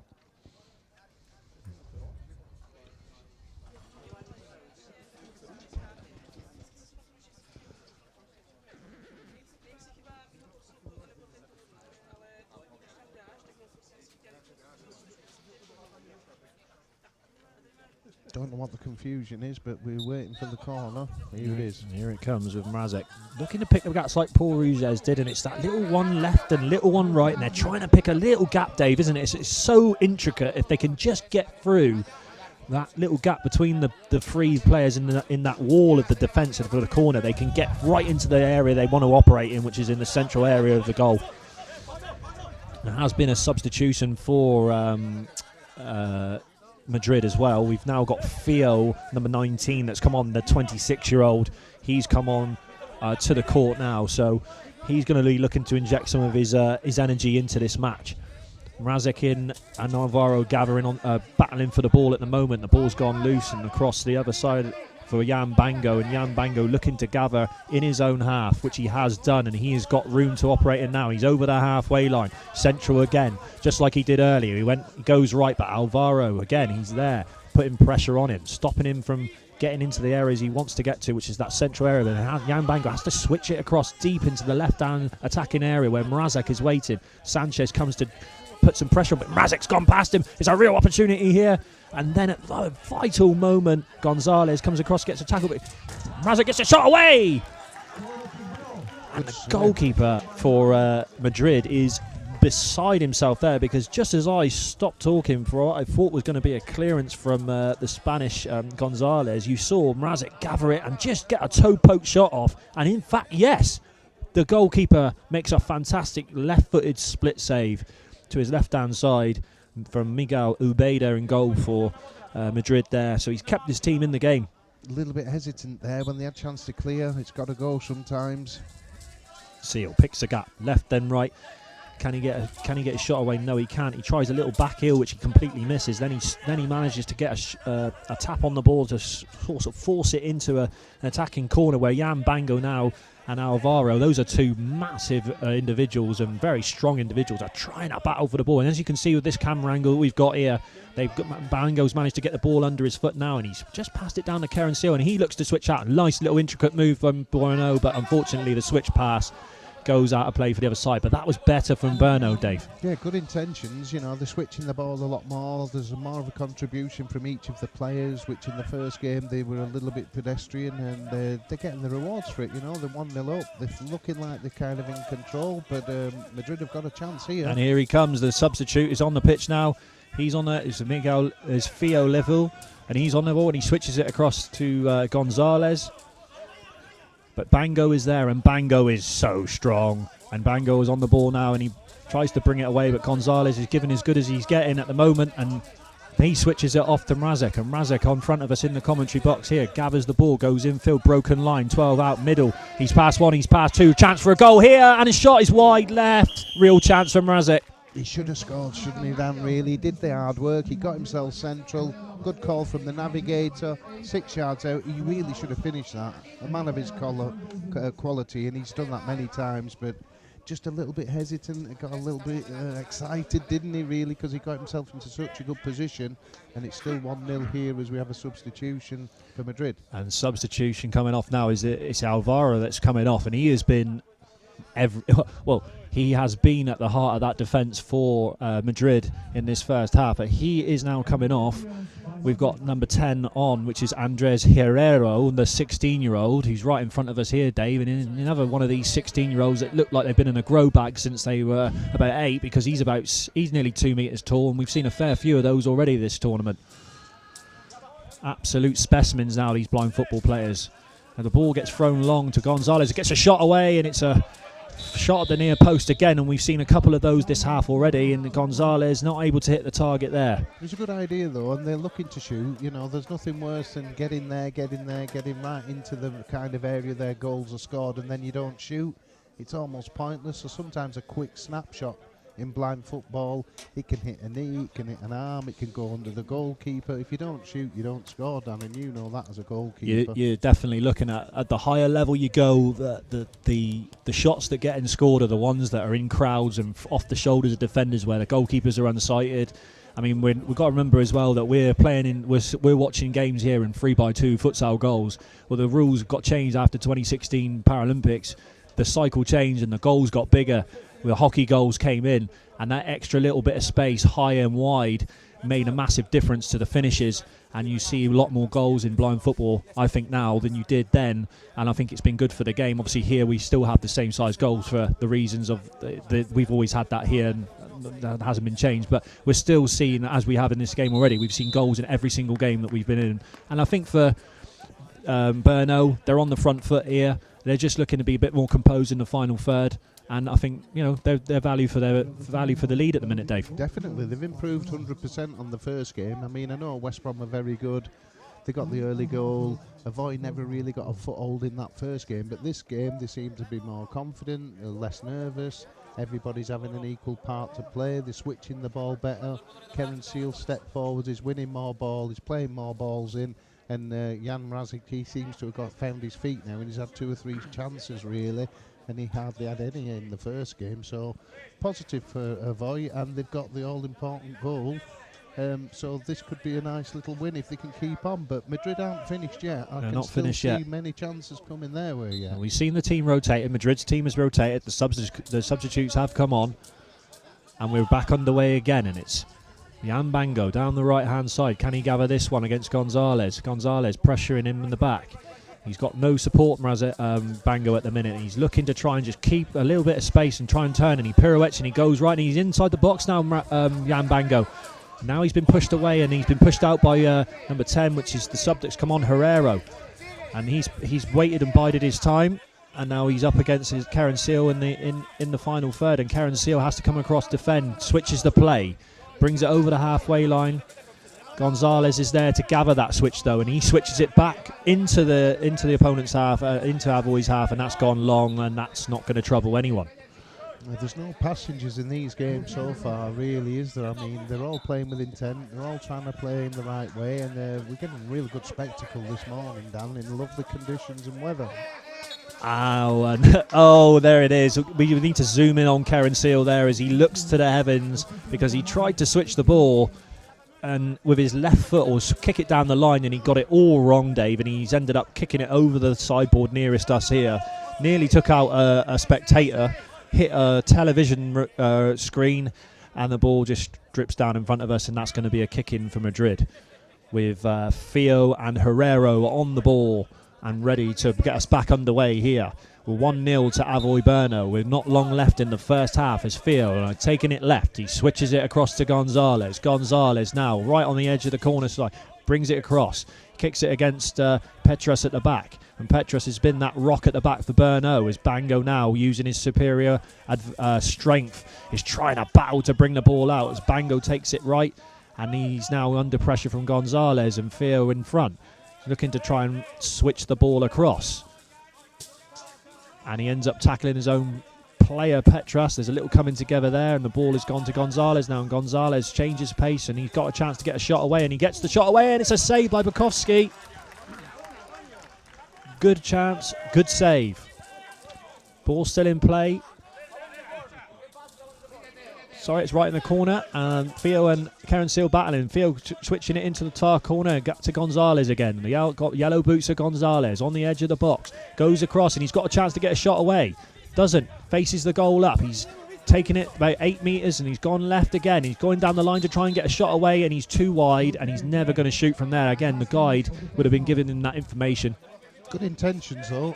Avoy got themselves stuck. A little bit of lack of communication, tackling each other, and it's now with Thomas Bukowski in the Avoy goal, and they're trying to get themselves going for another attack with Yang Bangbo. Bango on the ball. 12 metres broken line, switches it across, looking from Razek, standing on the far side closest to us, and Razek gathers it, takes it under his spell, goes down the left-hand side, under pressure from number 10 Herrero, the youngster, switches board support back down to Karen Seal, and Karen Seal switches it across to Bango, and Karen puts his hand up, but it's actually a decent switch ball. It's not that bad, and Bango's got it. Bango just needs a bit more support. Karen Seal's coming up to support him now. Pirouettes right, Bango. He's up against Gonzalez though, and it's been a good battle that this half between the two of them. They haven't stopped all half. And Bango now in his own half. He's been pushed onto the halfway line, and he's gone a bit of a stalemate, and then the whistle goes for half-time in this third match at Bučovice blind football, and it was Avoy Brno who got their noses in front. It was Jan Bango with the goal, and it was Jan Bango who managed to find a gap between the Madrid defence, who have battled quite hard in this first half and limited the Avoy to only a handful of opportunities. But it was Jan Bango with his right-footed shot from inside the D, on the slightly on the right-hand side of the goal as we were looking at it, and it was a right-footed finish to the left-hand side of the goalkeeper Miguel Ubeda in goal. But Ubeda had to get down low with a split save left again when Mrazek, about 5 minutes later, got a toe-poked effort off, and it was a low left-footed split save to keep this team in the game. And Madrid did then grow into the game, Dave, right at the end there, and they had that shot that Thomas Bukowski had to turn round. Yeah, it's been an equal game. I think Avoy definitely improved on the first game. But Madrid, I've been kind of sort of happy with them, really. I don't think they've had a meltdown or anything like that. It's very equal. Everybody's playing a fair part on it. They've had 2 or 3 little chances. Sometimes you just wonder, when they do actually get there, can they kind of finish it off? Because I think that's been the failings for every team today. They've got themselves into some great positions, and they've either underhit the shot, they've been over-aroused, or they've not finished it correctly, but they are getting themselves into good positions. And this is an end-to-end game, and so far so good. But for Avoy and Brno, they are 1-0 up. We're at half-time, and this is what they really needed, having lost to West Brom in the first game. It's been a good response. So we will take a very short break before we come back for the second half of this game. 1-0 to Avoy Brno.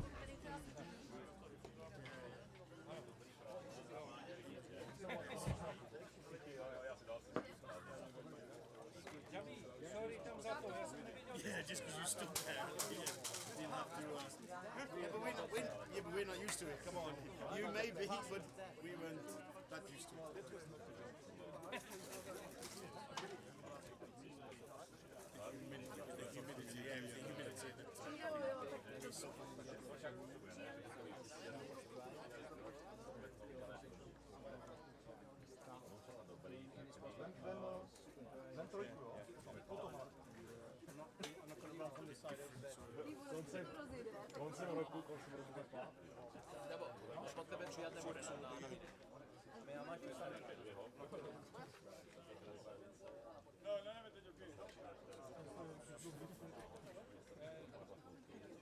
Let's try and work this out. No.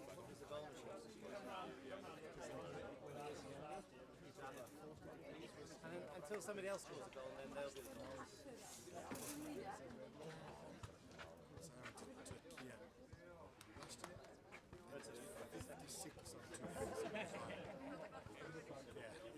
Even the local,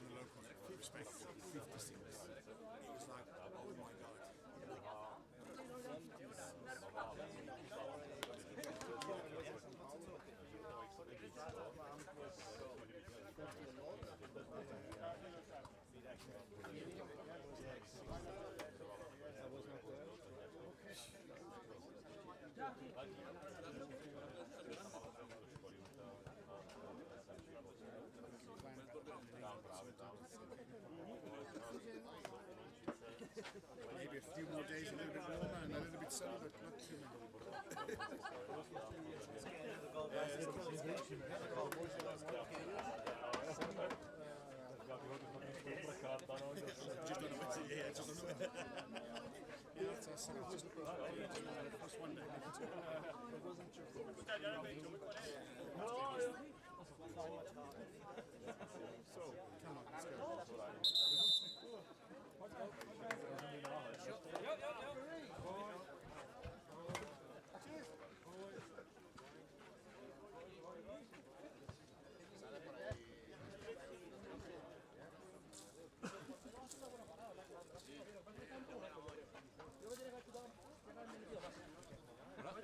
Okay, please, Madrid.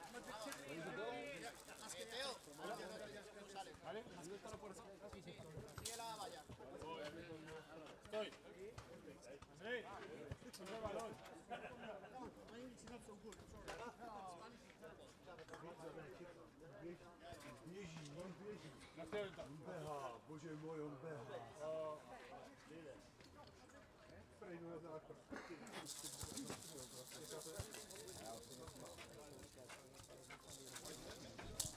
Well, we are back for the second half of this game, and after a light refreshment from myself and Dave, we're ready for the second half. We're ready to go again with Avoy Burnau 1-0 up in this match, in a must-win match for Avoy Burnau, which they've managed to start the game well, and now Madrid have made a couple of substitutions again, so we've now got the skipper for Victor. Victor is back on again. Gonzalez looking to get things underway.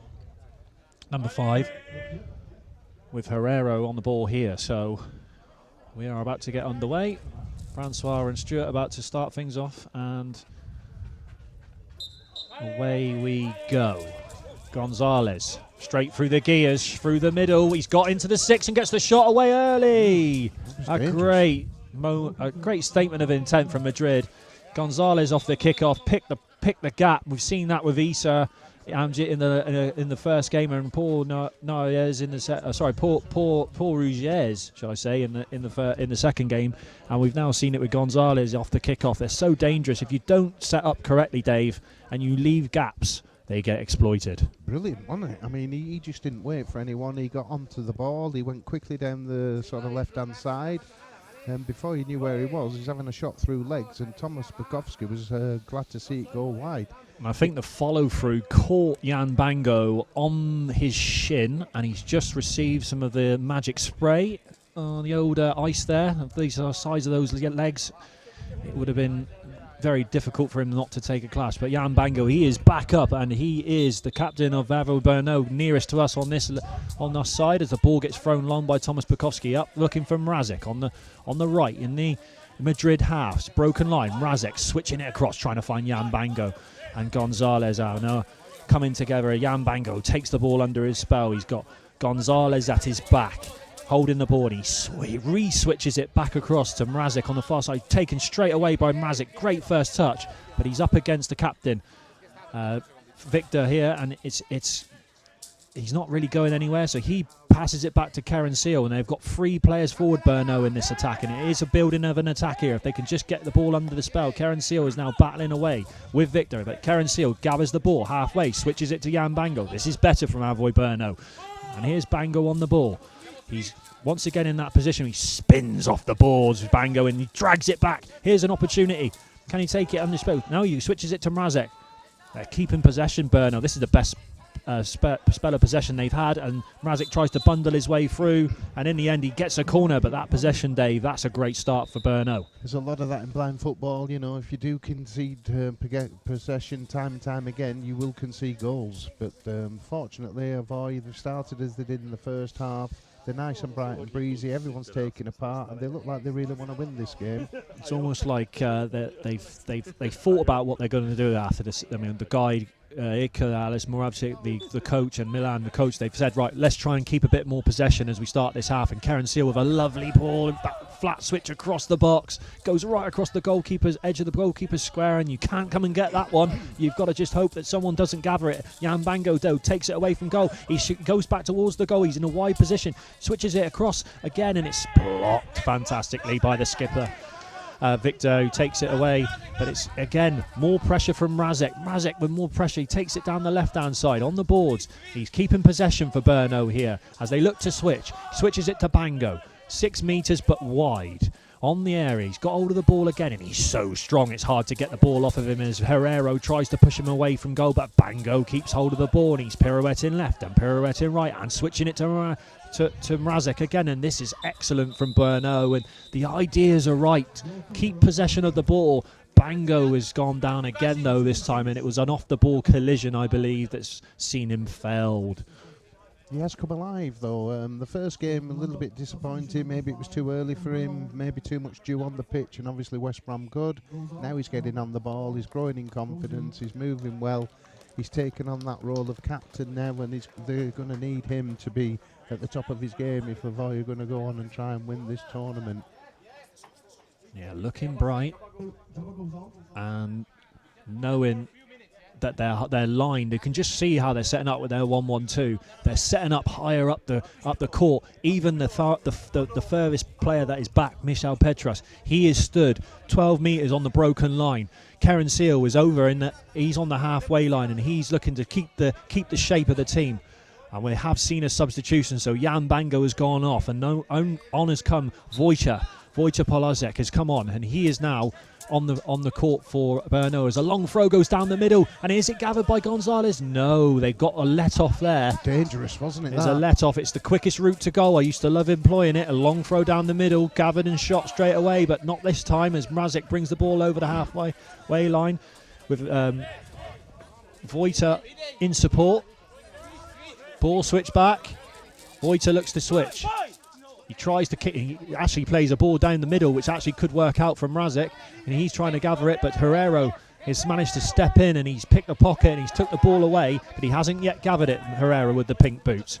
He has battled with Mrazek, and it's given him the opportunity, Mrazek, to get back and to get a hand on, as Mrazek now looks to go down the line and bundle his way through with his superior strength as he goes past one, goes past two. The ball's loose. It's a real chance for Mrazek if he can gather it, and finally Sanchez comes across and he gets that all-important foot on the ball just at the moment in the box or in the D where he was looking to get a shot away. Could have been 2-0 there if Jan had just sorted his feet out. He's definitely on for a shot, but he's here again. He's here again, and that's a foul surely in the box. That's a penalty. Hand goes up immediately from Victor Acevedo, the captain. The 45-year-old immediately knew that he had dangled a leg and he had kicked the foot of Jan Mrazek, and that is in the D, and that is a 6-metre penalty for Avoy Brno. Golden opportunity coming up.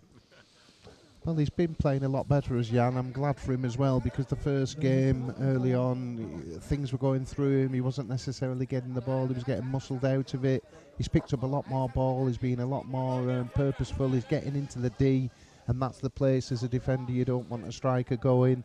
He's nipped through, he's nipped past, and unfortunately for Madrid, he's been felled, he's been brought down, and now we have got I think it's a 6-metre penalty. That's a direct penalty. The captain, Madrid, immediately threw his hand in the air. He knew what he had done. He knew it was a cynical foul, and he apologised to the rest of his team. But this is the chance, and here he is again. This man has been in this position on many occasions. It's Keren Seal, number 16 for Avoy Brno, who's been given this responsibility to take this 6-metre penalty. And I have seen Keren Seal and faced many of these penalties over the years from against him and in training, and know that he's going to be trying to look to fade this into the left-hand side as he steps back and hits the shot. It's in. That's exactly what I said he was going to do. To the left-hand fader into the top left corner. I could tell you what he was going to do before he kicked it, and he's got the trumpet out, Keren Seal. It's 2-0 Brno. The celebrations, you just know what's coming.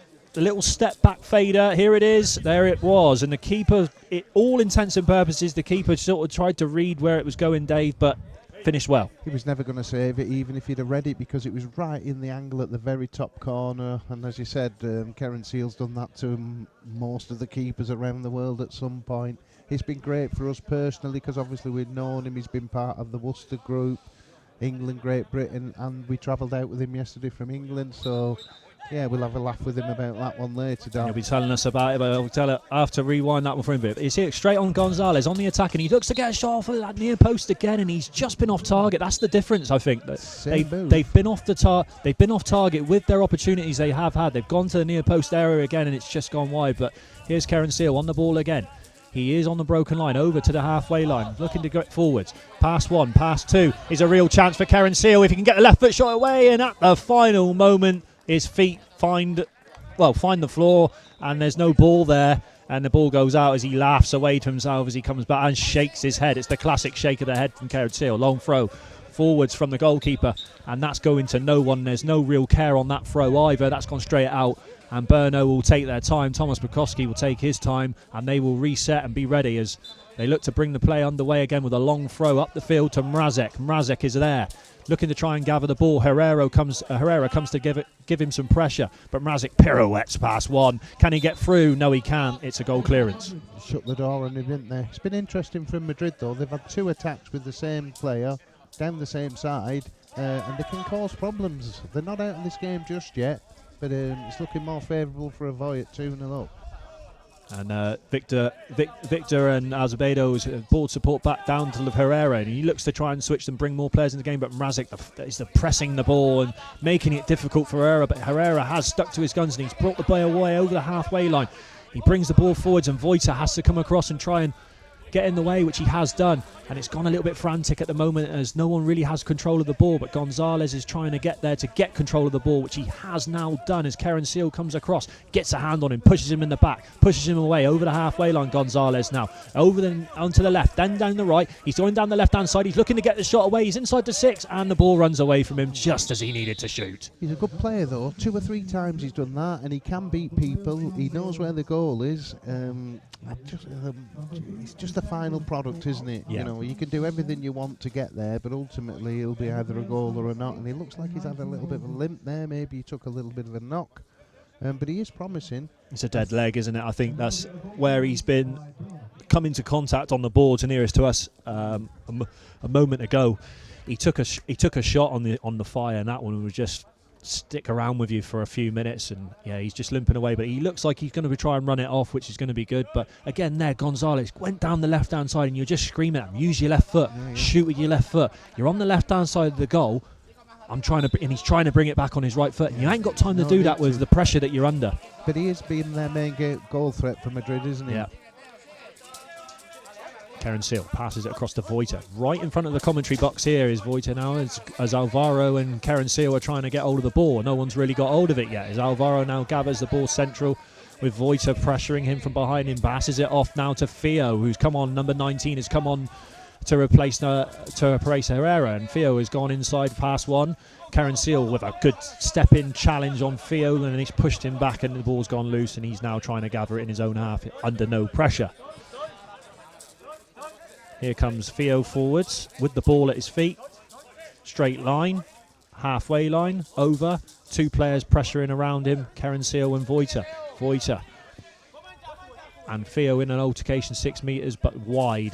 Near the boards at the moment, trying to bring more players into the game now. Fio with the ball, and he passes it back down the line to Gonzalez. If Gonzalez can gather this, he could bring it forwards, which he tries to do. Passes it back to Fio, and Fio is wide, but 6 metres out on the edge of the D. He's inside the D now, but he's a bit wide. Karen Seal is waiting to try and pounce, waiting for the right moment, steps in, takes the ball. But Gonzalez again takes the ball, goes left, he goes forwards to the right, and it's just... They're looking to try and just retain possession now, Madrid. Passes it across nearest to us, hits the boards, and there's Alvaro. 12 metres, broken line, over 8 metres, and in steps Petrus and takes the ball, and it's wide again. It's got a little bit broken, hasn't it, Dave, this game? It has.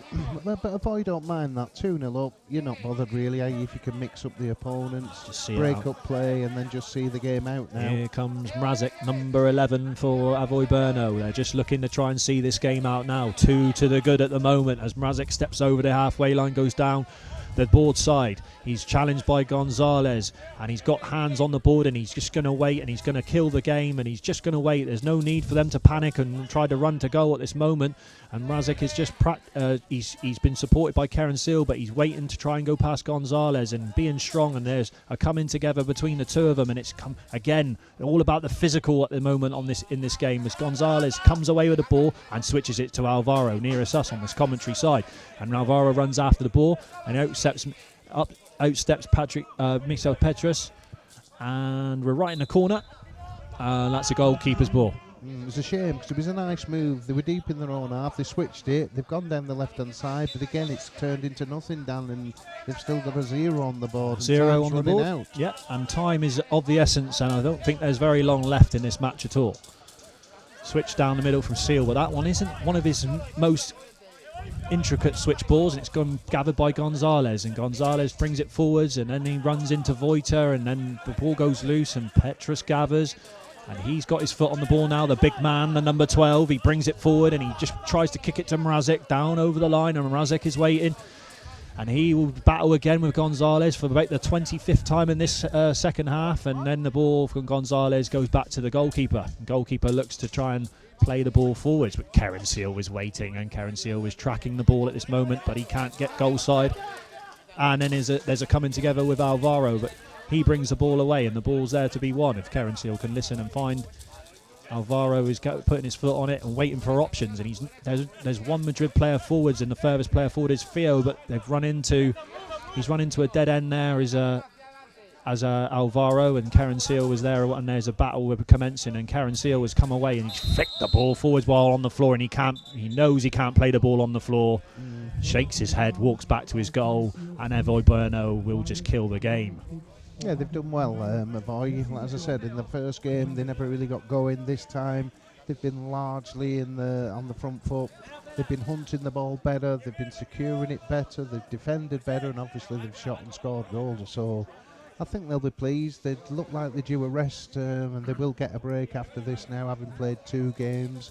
But Madrid, they're not out of this by any stretch of the imagination, but the biggest fear for them now is the time to recover, isn't it? Yeah, to get definitely. 2 or 3 goals now is going to be quite something.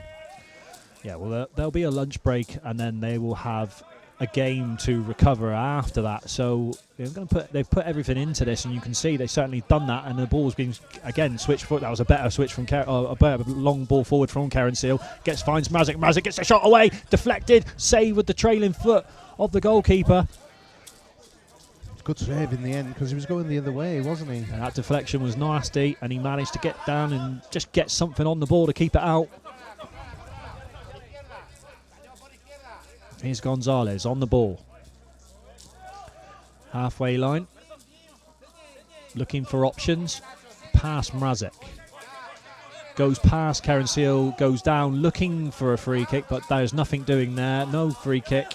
Voiter on the ball, comes away with the ball, and he's looking to try and dribble past Alvaro, and Alvaro is not having any of that, and he just says, I'm going to take that ball, and he's now in possession of Voiter at his back. Trying to find a way past Voiter as Alvaro, and there he steps in and he's looking to try and bring more into the game, and he switches it across, trying to find Fio on the left-hand side, and Mrazek is there first. Switches it back to Karen Seal, a little board support pass, and Karen Seal immediately switches it, trying to find Voiter on the other side. It's a good ball again, isn't it? Because it's not gone out of play. He's got himself some good position, and he's played well this half. It's good patterns of play from they know what they need to do. When the ball gets passed back, it's immediately switched out. They're immediately looking for options and having an understanding. They're listening to the coach and listening to the guide. Karen Seal, middle, halfway line with the ball. Looking for his teammates. Switches it again. A lovely angled ball to Mrazek. This time he wasn't able quite to gather it in time, but that was better. And there is a substitution. I thought it was the end of the game, but no, it's a substitution. And there is Karen Seal, the playmaker, player making over there, bringing others into the match. He's made a big difference, hasn't he, this time? Stepping out from the back, getting involved. He's been the pivot, really. He helps out the defence. He connects the forwards. And off he's going for a rest. I think he needed one because he looked like he'd had 1 or 2 crashes. He had a heavy one into the boards early. He had blood on his shirt from his finger.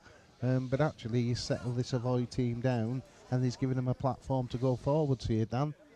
And that's what they've done, and off he comes for a rest, and a well-deserved rest for the 42-year-old, as he will put himself and his body under ice, have a little sleep, and he'll be coming back later on for potentially another match, possibly, depending on obviously results, Dave. But Jan Bango has rejoined the fray for the last few seconds of this game before we will have a break for lunch. But here they are on the ball. Just want to see this out then. So Jan Bango on the ball, takes it across.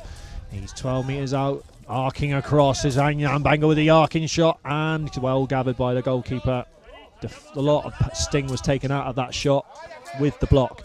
Long throw from the goalkeeper, forwards to Theo, and as the ball runs out, and that's a goal clearance. That's been the story of the day. Just hasn't quite fallen for Madrid for all their endeavours and their hard work. It just hasn't quite fallen where they can get a clear shot and goal, and unfortunately they're losing this 2-0, and time really is going now. And time is out, and I think we're nearly there. And Jan Bango playing the ball down and through the middle, and it's gone quiet. That rolling ball that sometimes goes quiet on the players, as Mrazic was lurking, but Gonzalez has brought the ball over the halfway line, and he's on his own. He's solo again.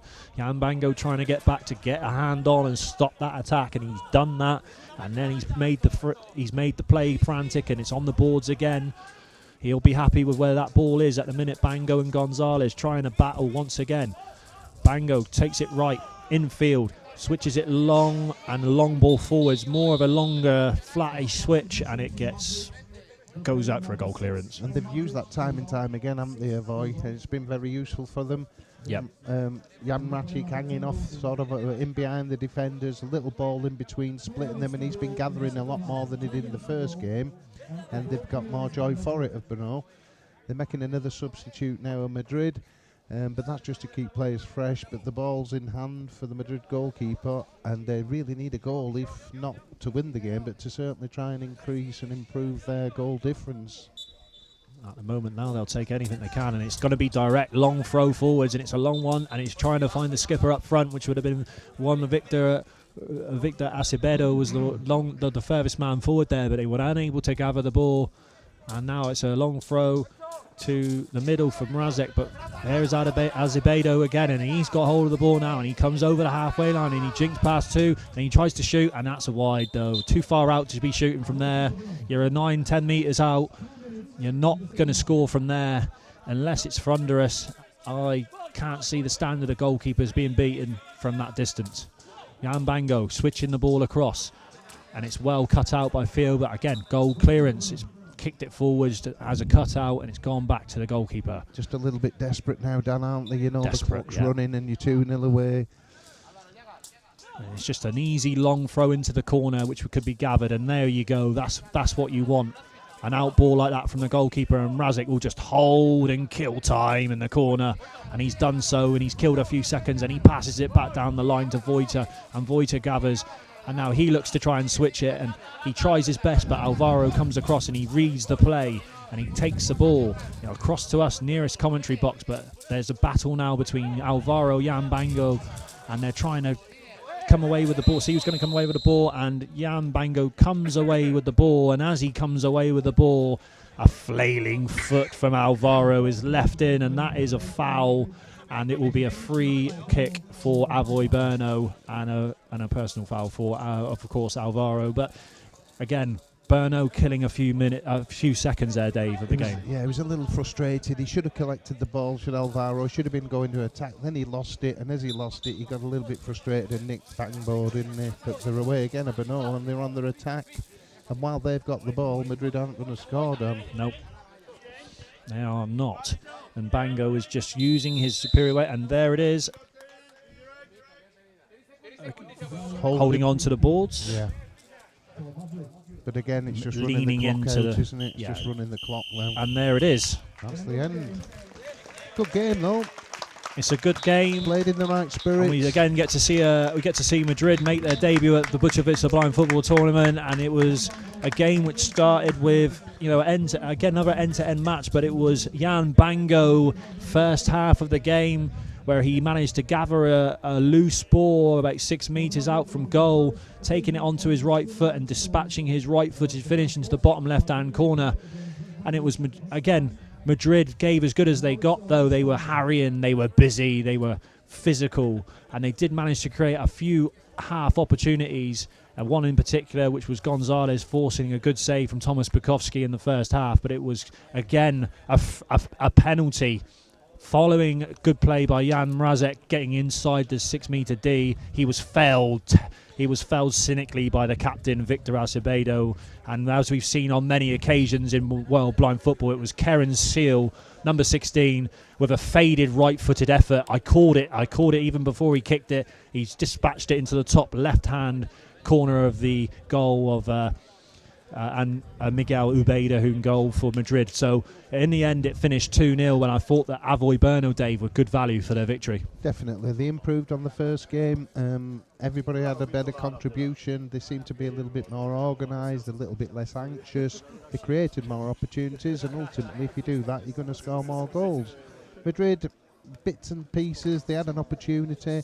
Great save from Bukowski again, but they never really got a good foothold enough on the game. Even though they were competitive, they unfortunately ended up second best really overall.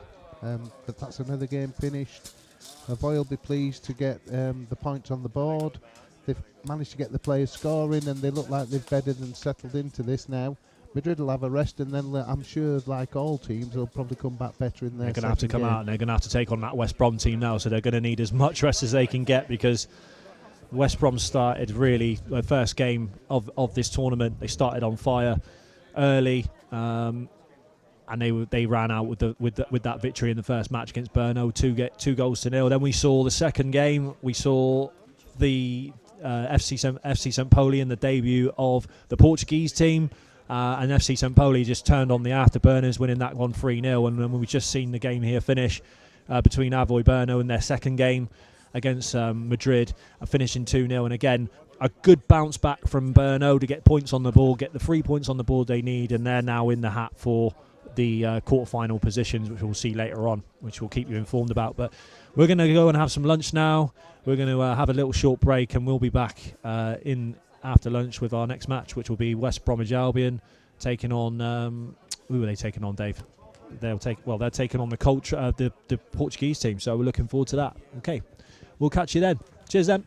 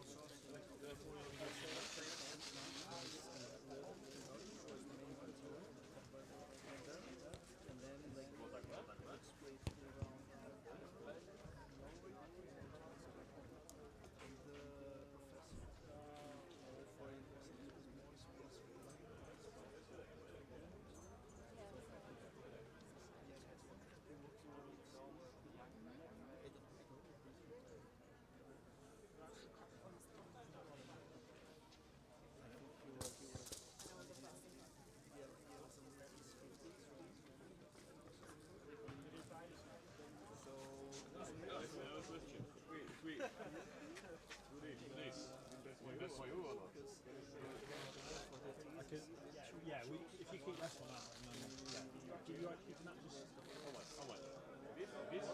Yeah, that's fine. Yeah, just that's great. That's great. I just had a message from Christoph. Christoph just said to me that he said commentary PayPal, in case you read this, the volume on the line.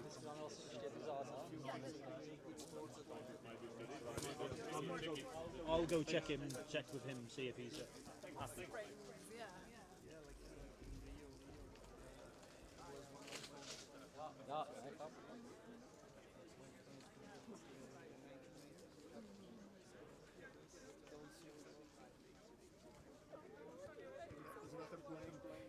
To bylo takhle? Tomu stačí takto. Jdem na to, jak to vypadá.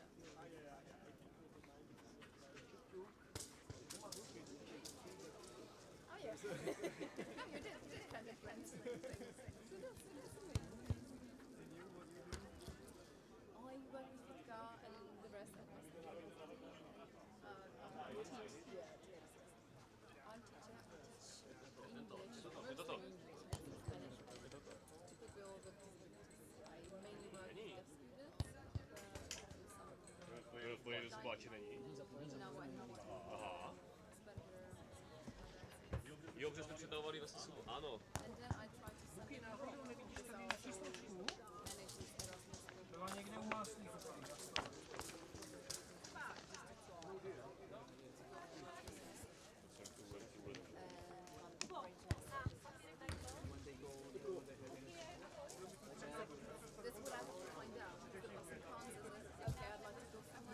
Ahoj, já si budu.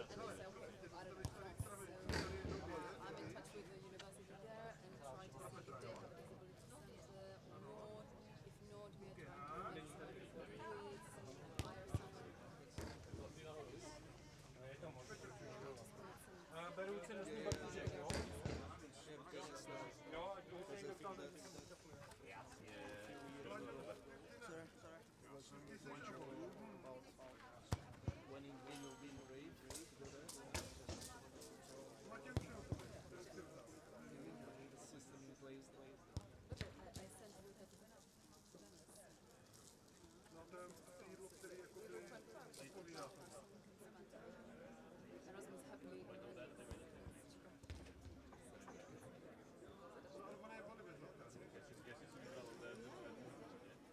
Well, of course, it smells like.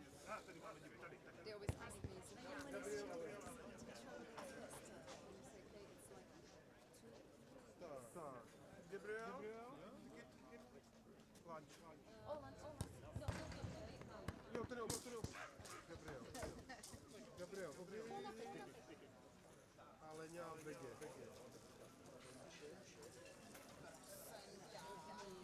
Já nevím. Tak já si vemu obě a ty si vem nově. Ty máš taky nově. Takže to je zjevně. Ale minule takovou nově Maximálně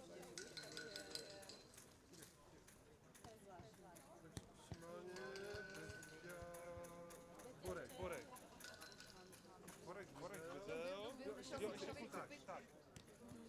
Jdeme tady za parcama. Jo. Tak mi řekni, že máme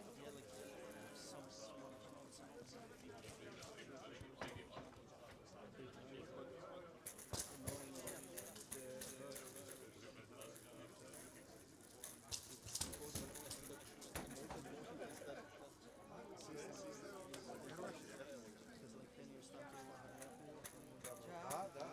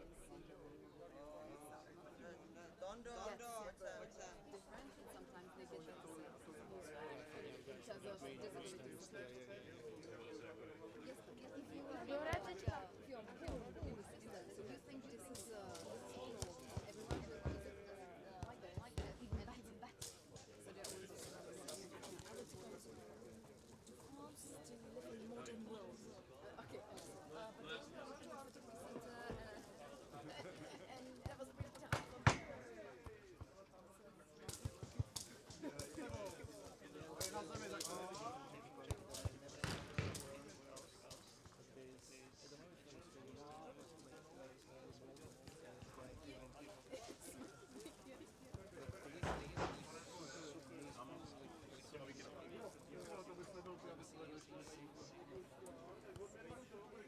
interesting to compare, you know. Yeah, so sometimes when it was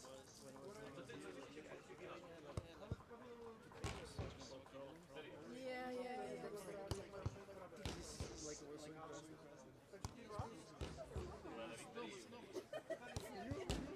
In one place I had the voice transport and like if this is going up and down like this would be a dream. So yeah. But I think we also have some, problem to clear. We're not happy. I'm living in Vienna. So yeah, quality of life there second to none. But still everything. Sometimes my boss just now I'm looking at this video and the train is getting 15 minutes late. A day ahead for 15 minutes. Like just go there and hope the train will come. And if it comes, then you will stop. Yeah, I think we also. So yeah, I think that's something like that. Which is funny for me. Right. That's it.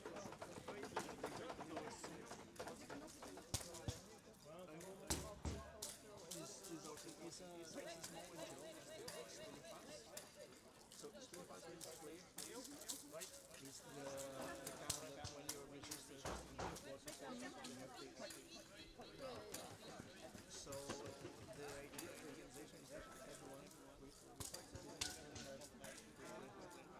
so we have some teams players doing different activities and for the culture. But there's one sport in which we have a team playing the lower league. And we have last year 30% of players had disabilities. Now they do 50% of players. And they play in the league against people without disabilities. So last year, out of 12 teams, 8. And this year, yeah, so it's pretty cool because like one player but when they see it's like they're linked down with someone with disabilities, it's another way to show for the guys with disabilities. Yeah, it's nice to have our group of players. It's nice for them to play other better players, but also belong to our main team activities and stuff.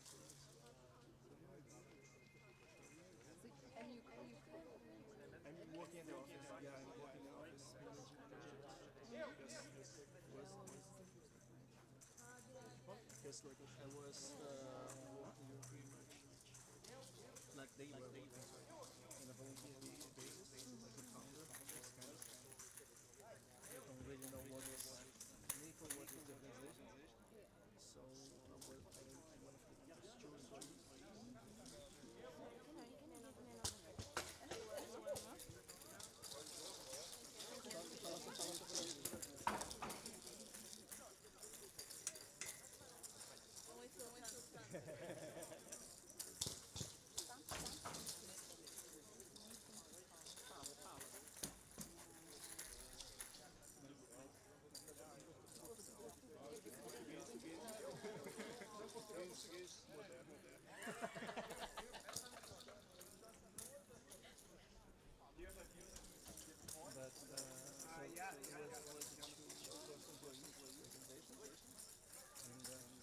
so it was a two-person organization, and so like I'm organizing things, structuring, because there was no strategic planning, no goals. Someone an idea started. Yeah, like people were doing, but without any company. Exactly, and like it was going to stay was kind of in a ceiling, and there are more like to get some gas and project done this year. We got great.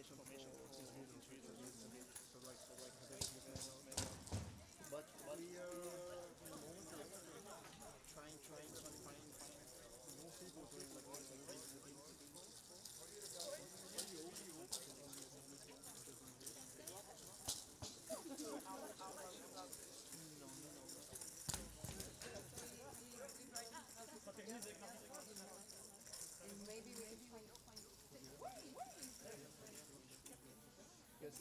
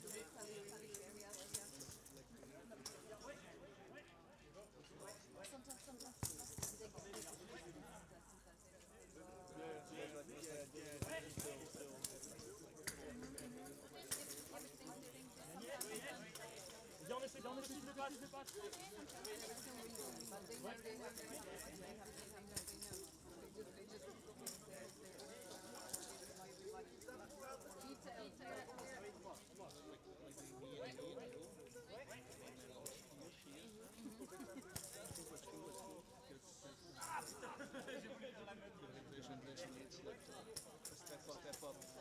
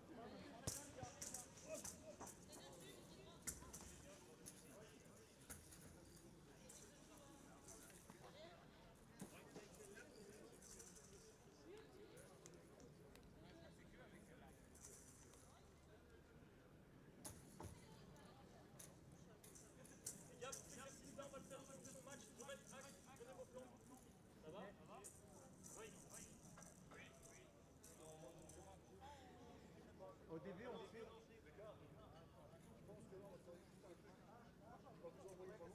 Réceptionner, ils vont partir toujours au goal. Là, tu peux les mettre et frapper. Et après, on part avec un système de passing. Mais contrôler le ballon que au lieu de s'en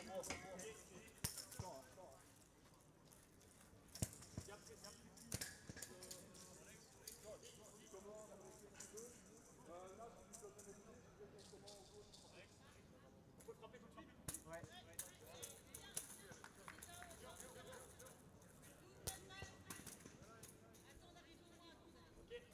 Oui, oui. Oui, oui.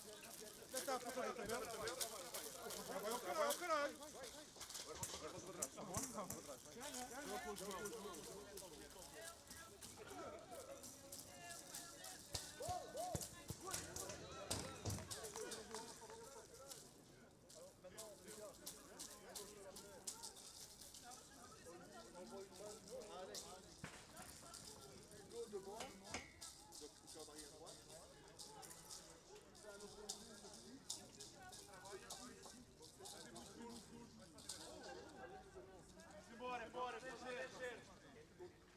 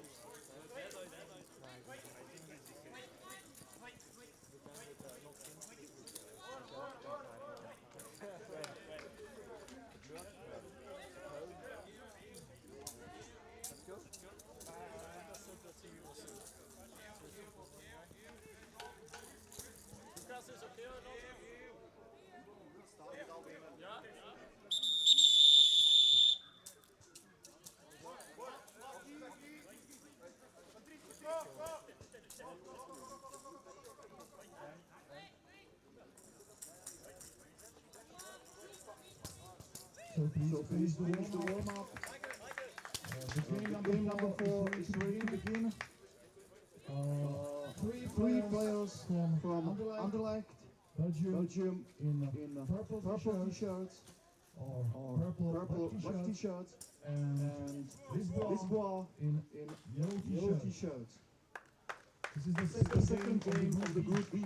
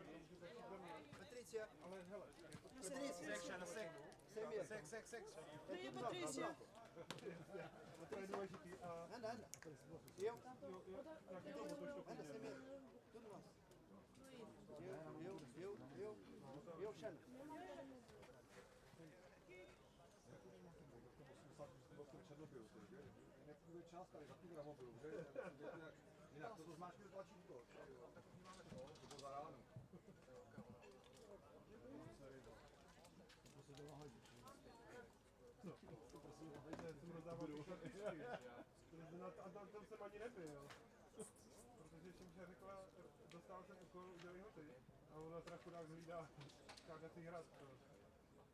Ale Anderlecht vlastně nebude stříhat. Ale to ještě nedali.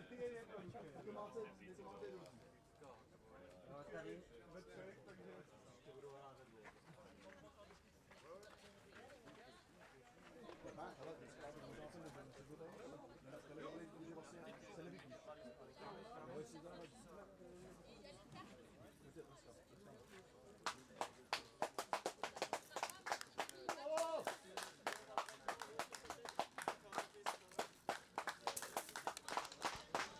And here we are. We are back for game 2 in Group B. It's the second match in this group, and it's Club Atletico de Cultura, who we saw earlier, taking on FC St. Pauli against Anderlecht, a team that were here last year. And as you will notice, as I did say earlier on the commentary, that Anderlecht will be playing in this tournament again like they did last year, with the same 3 players and their goalkeeper Oliver Lambret, who was 93. They will be playing in this game with 3 outfield players, so it is going to be tough for them as this tournament progresses. But certainly, Dave, these 3 individuals technically are excellent. Well, they're a brilliant team, aren't they, Anderlecht? Everybody loves them. They travel all around. They've been together a long time. The fact that they're playing with 3, they'd turn up with 2. You know, they're that kind of team. Lovely people. Good team, you know. They know give me. They'll give anyone a game, and I'm really looking forward to seeing them because I've seen them over many years, and this will be another good game for them, I'm sure.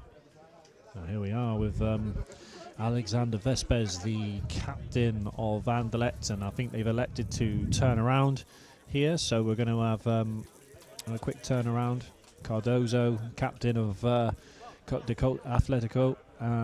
They will look to try and bounce back from their earlier defeat at the hands of FC St. Pauli, who are sitting top and pretty in this group.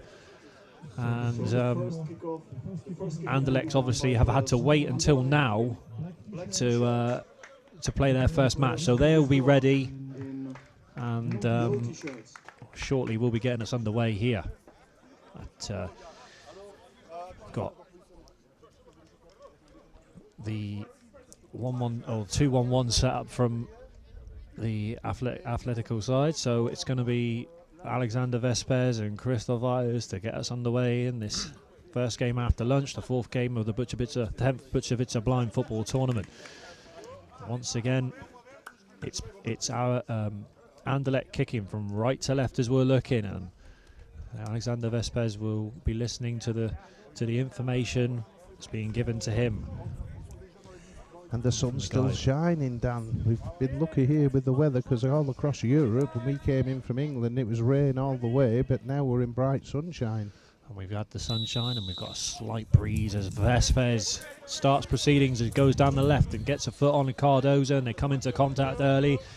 And Alexander Vespers and Cardozo start the battle, and the ball rages away with Iders on the ball, and he's keeping hold of the ball on the boards here, looking for an option to try and offload it, as he offloads the ball back to Vespers, but in steps Lopez, and Lopez steps in, puts his foot on the ball on the halfway line, and he's waiting for Cardozo to get beyond him before he offloads the ball. Back heel down the line, but there's nobody there, and that ball will run through to Oliver Lambret, the goalkeeper wearing number 93 for Anderlecht, and here it comes out to Hugo Tester, last year's most exciting young player, as he puts his foot on the ball, left switches it to Iders on the left hand side, deep in the corner, as Iders tries to gather on the broken line, and the ball then gets pushed out by Lopez for a corner on the edge of the D. I say the broken line is at 12 metres. But here we are again after lunch day. We've had a little bit of lunch, we're a bit more fueled, the players have had a break.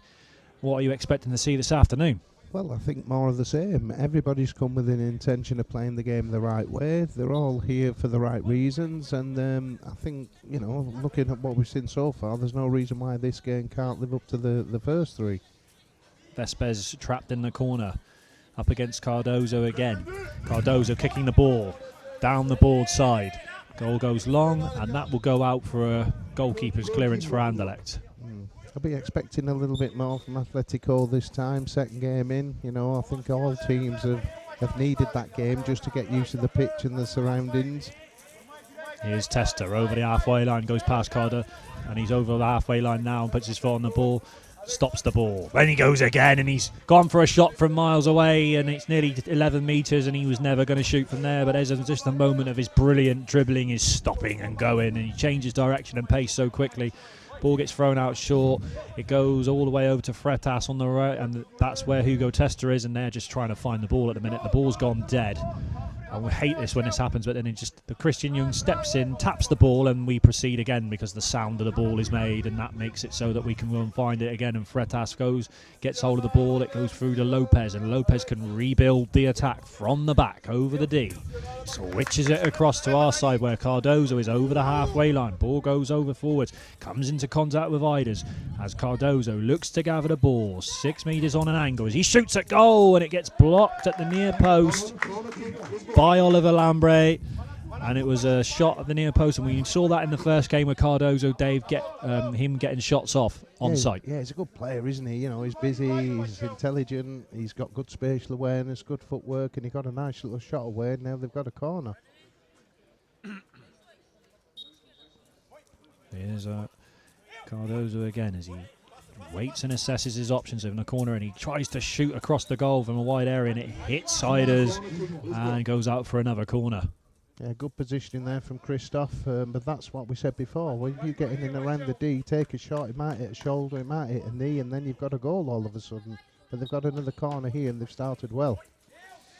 Cardozo over the left, arcing round, and he arcs around, and Vespers.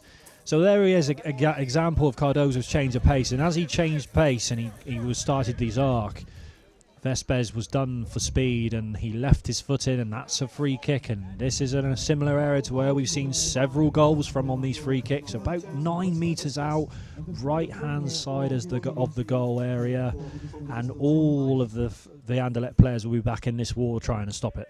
It's got to be a shot here, hasn't there? It's almost control, set and finish on the edge of the D here. Yep, and we have number 6, Ramos standing over at the back with Cardozo to set this ball for Cardozo, and he's sure to be looking to get a shot off. We have Natasha Vez tapping the posts. The guide for Ziegos. Oh, it's gone low and into the bottom left-hand corner. It was Beatrice, in fact. Moniz the guide, and Cardozo who set the shot. He went to the right and he shot low to the left, and what was key was that Oliver Lambret was unsighted in the goal. As you'll see here, you can see Christophe and Vespes. Vespes flies out, there's a gap, and Lambret leans to his left. As he leans to his left, the shot comes, he's unsighted, and the shot goes low into the left corner, and it's 1-0 to Atletico Club. That's what I was saying about being intelligent, taking it quickly, near post goal. The wall wasn't set, the keeper wasn't set, and all of a sudden they're 1-0 in front. Here's Tester on the left, trying to get forwards again, but that one goes long. He's deserved that as Cardozo, because he has been the shining light, really, and if anybody was going to score, it was going to be him, Dan. Yeah, but I agree with you, Dave. He's been bright and he's been putting himself around and trying to get these chances. He's shooting on sight, and there was a perfect opportunity for him off a free kick, and he's done well to actually just shift it to the right and get that shot away. Here's Vespes though, over the halfway line, 12 metres, broken line, takes it left, goes to go past Lopez, but loses control of the ball at the right moment, so Lopez comes across and gets a hand on. Vespes switches across, and then it gets cut out by Ramos, who was coming back to defend, and Tester's battling. He's right on the line of the corner flag now, trying to keep the ball alive as he passes it back down the line towards Christophe Eiders. Christophe Eiders gathering the ball as he comes to be pressed by Ramos, and takes it past 1, past 2. He's 6 metres out without his foot on top of the ball. He's not in control as he passes it back to Tester off 12 metres, broken line, goes central, still challenged by Ramos, and there's a good battle appearing there, and he passes it off to Cardozo, and that's certainly a good pass off as Cardozo can go over the halfway line, down the right, comes into contact with Vespes, looks to try and go past him again. This time Vespes gets his angles correct, gets a foot on, and there's a battle ensuing. And there's another foul though. He wasn't patient enough again, Vespes. Tries to leave his foot in. Cardozo felt the contact, went down. Well, yeah, Alex, he wears his heart on his sleeve. He contests every ball. He's been caught a couple of times there, but as I said, the first game, people trying to find their feet, understanding the noises around the pitch and the spaces, and he's unfortunately giving away another free kick, and it's not too far from where they scored, Dan, to be honest, so they've got to be careful of that. This one is about 12 metres right on the broken line, really, to the right hand side, and this time it looks like you're looking at Cardozo to set the ball for Ramos this time, with Ramos standing in front of Cardozo. Again, the posts are being tapped. This time, I will get it right. It is definitely Beatrice Mono's tapping the posts, and not Natasha, who's at the other end guiding for Anderlecht as the ball gets thrown long this time. Trying to find Vespes on the long. He's inside the 6. He gathers. He goes to shoot, and the goalkeeper manages to get there first, Hugo Lopez, and make the smothering save. He did well there because he was right on top of him was Vespes, and he tried to shoot and he almost got it in the face, but he held on to it. Tester over the halfway line now, central, drags it back onto his left foot, takes it left, tries to shoot, drags it wide. Yeah, Hugo Tester, he's come alive. He's only 20, he's fresh, he's keen, he's got a lovely left foot, he can go left or right, and he's definitely got an eye for goal, so he's certainly one to watch. Last year's tournament, Hugo Tester was on fire in the group stage. He scored in pretty much every game for Anderlecht. He came off the right balls and he was shooting back across the goalkeepers. His finishing was superb. That time I feel like he took his shot from slightly too far out as Lopez goes to try and throw the ball out short and hits his own player and gives away a needless corner against the run of play, really. So Anderlecht again on the ball now, and Eiders takes the corner. He looks to try and go up the line and then tries to play it back to Vespes, and it's been given away, and it's a goal clearance. Yeah, a little bit too tight there. They were a little bit too intricate, not enough space, and they've turned the ball over, and again they're under pressure all of a sudden. Ball gets thrown long, trying to find Cardozo, who's been cut out by Christoph Eilers, the defender for Anderlecht, and passes it across to Tester, and Tester comes in field and he's assessing where he's going to go central, and he back heels the ball with a Cruyff turn to give himself some space, and he keeps assessing where his options are. He passes the ball into the corner looking for Christoph Eilers in the corner, but that one's going to run out of play, and you can just see Tester. He's got everything technically, hasn't he, Dave? He has. He's balanced, he's intelligent, he's obviously fit and fresh. He's just a nice footballer to kind of watch, but the danger here. Yeah, and again, it was given away by the goalkeeper, Hugo Lopez. He tried to play a high ball and it hit Christoph Eilers on the back, and then Christoph Eilers was able to run after it and hit a shot, probably from too far out to trouble the goalkeeper on this occasion. Free kick given against Tester. Once again, was eager to get in there. That's 3 fouls now for Anderlecht. That's possibly one of the problems of only having the 3. It's a brave move and it gives you space sometimes, but then you can get exposed in other areas. They're going to have to preserve their energy as well, especially giving away lots of fouls. They accumulate, and if you're not careful, you end up giving away a penalty. But I think a timeout's been called, so everybody's going to have a breather here. There was a goal scored by Cardozo off of a free kick. It was about 8 metres out. Just took it to the right, unsighted the goalkeeper. Oliver Lambret down to his left-hand side, and he was able to get that one in. I mean, I feel like the game is well poised at the minute, Dave. It's been end-to-end. There has been opportunities at both sides. But again, not really Anderlecht, not really getting into the side, the 6 metre in the central areas. They've been shooting from too wide. No, but as I said before, this is the second game now for Atletico, and it does make a difference really, because like I said, the spatial awareness, the communication on and off the court with the coaches, the guides, the navigators and the referee. There's a lot to take in here for blind football. It's not just about you and the ball. There are lots and lots of things happening, and it's going to be the best team that can focus in the best that'll go probably far in this competition. But this is an equally poised game, and again, it's a joy to watch, and they're playing in the right way, and you couldn't really call a winner from this point, even though we've got a goal on the board.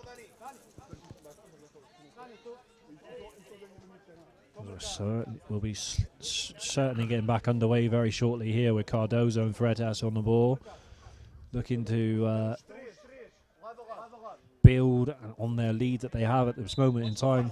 And here's Cardozo again, and being told by the coach to consider and go solo and dribble in and out. He's gone down the left, he's beaten Tester, he's beaten Vespers, he's looking to get a shot off. He got inside the D, and it's just run away from him. Vespers just managed to get enough on him to stop him, and the ball's gone out to the goalkeeper, and now a long throw up to Tester, and Tester 12 metres out, trying to get over the broken line down the right. He's challenged by Ramos. Ramos very strong against Tester, the small frame of Tester, and now he's got Cardozo as well to deal with, and Cardozo has managed to get the ball and get a shot away, which is blocked by Vespers right in front of the Anderlecht goal, and it has to be tidied up by Hugo Tester, who's had to come all the way over from the right-hand side to the left-hand side. Certainly part of that free that they're going to have to keep moving around, Dave, and pretty much playing in all positions. Yeah, well, I think Atletico have sort of sensed that, and they're putting a little higher press on.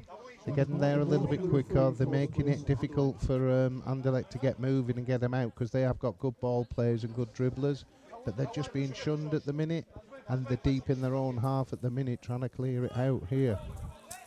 Here goes Vespers then, looking to kick this one forwards to find Hugo Tester, who's at the top end, and he's nearly gathered that inside the 6 metre D, but it runs away from him into Hugo Lopez, and Hugo Lopez launches a long attack up to Ramos. Ramos over the halfway line, passes it off to Cardozo. Cardozo right hand side, bringing it infield, looking to shoot, too wide to shoot, and his shot goes wide of the right hand post. And Lambret will start another attack. It's end-to-end again, though, Dan, you know. It has been. And Tester's picked a gap through the middle. 12. He's inside now. He's got 8 out left.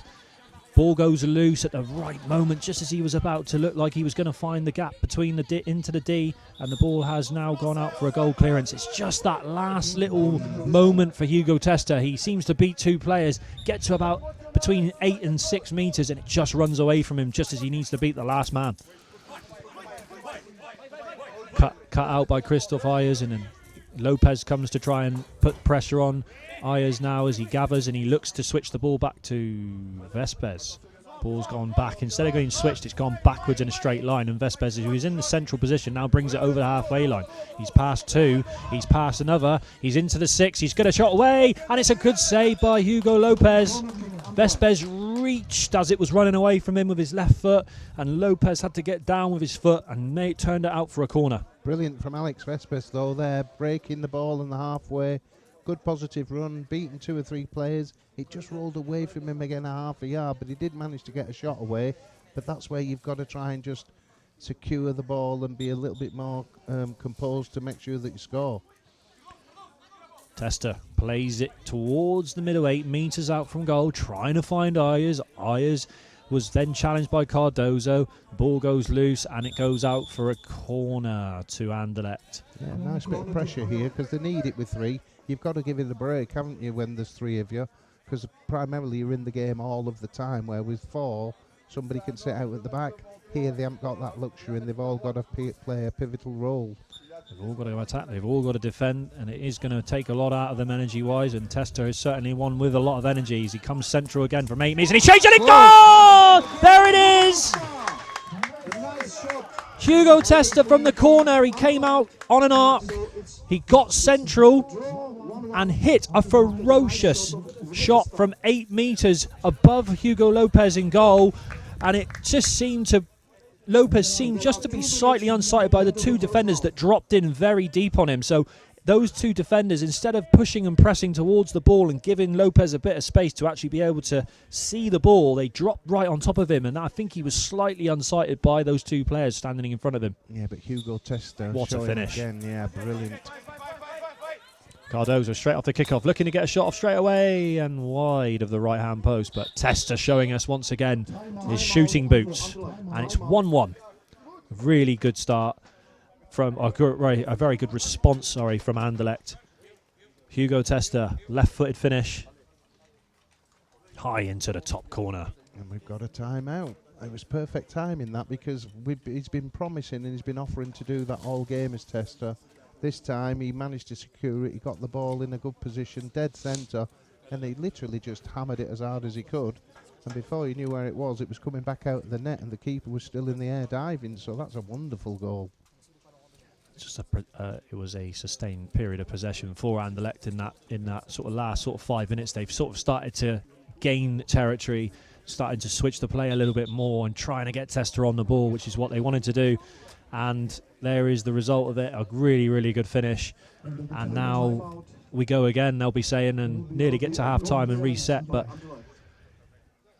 1-1. Yeah, they're managing the game well with 3 players. They all know what they're doing. I mean, Vespers is almost double the age of Tester in many ways, isn't he? But they're all playing a good equal part here, and they're right back in this at 1-1 now.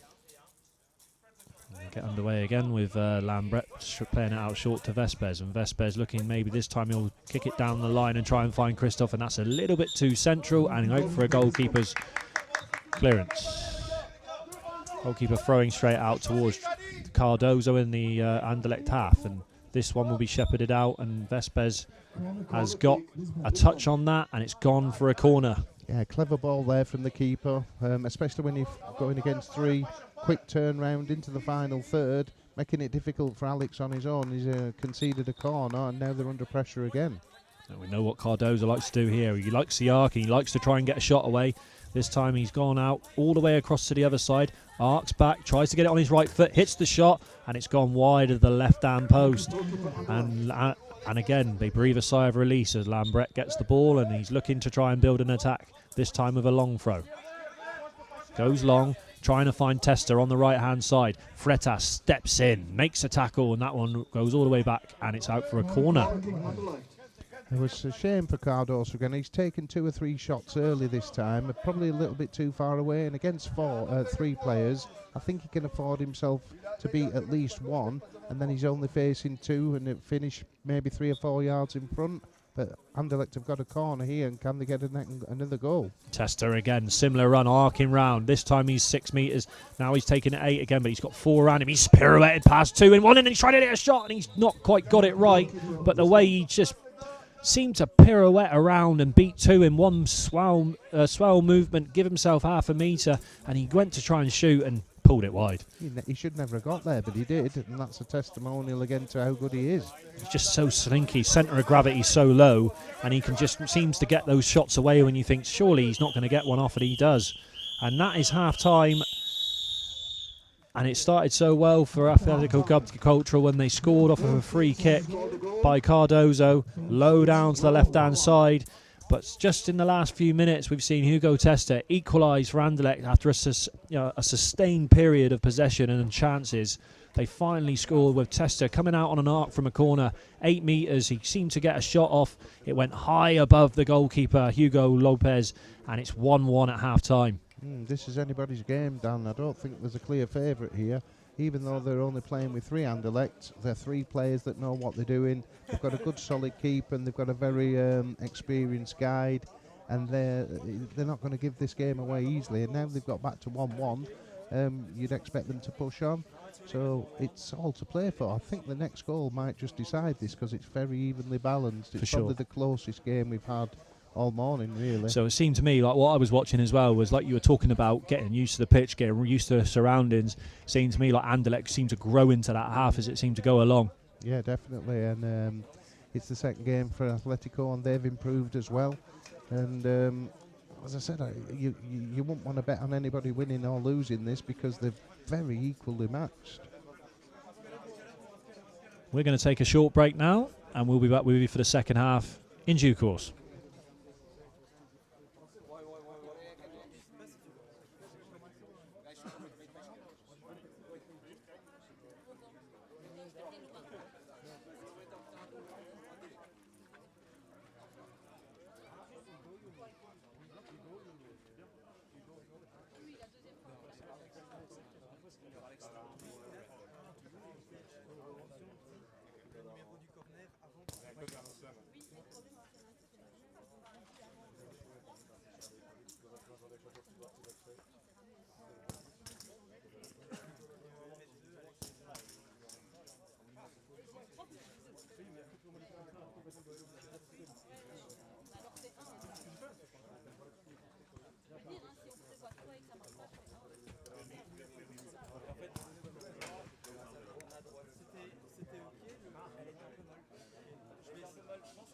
Déjà un peu plus rebondi pour Alex. Non mais il veut pas comprendre.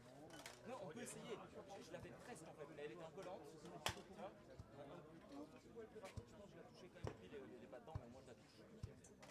Non, on peut l'essayer si ça les perturbe. Mais là on l'a déjà fait, on l'a tenté 2 fois. Donc une fois par Barry that went open. For me it was okay. I wait until the ball goes out, or I will defend that. Yeah, so because perfect.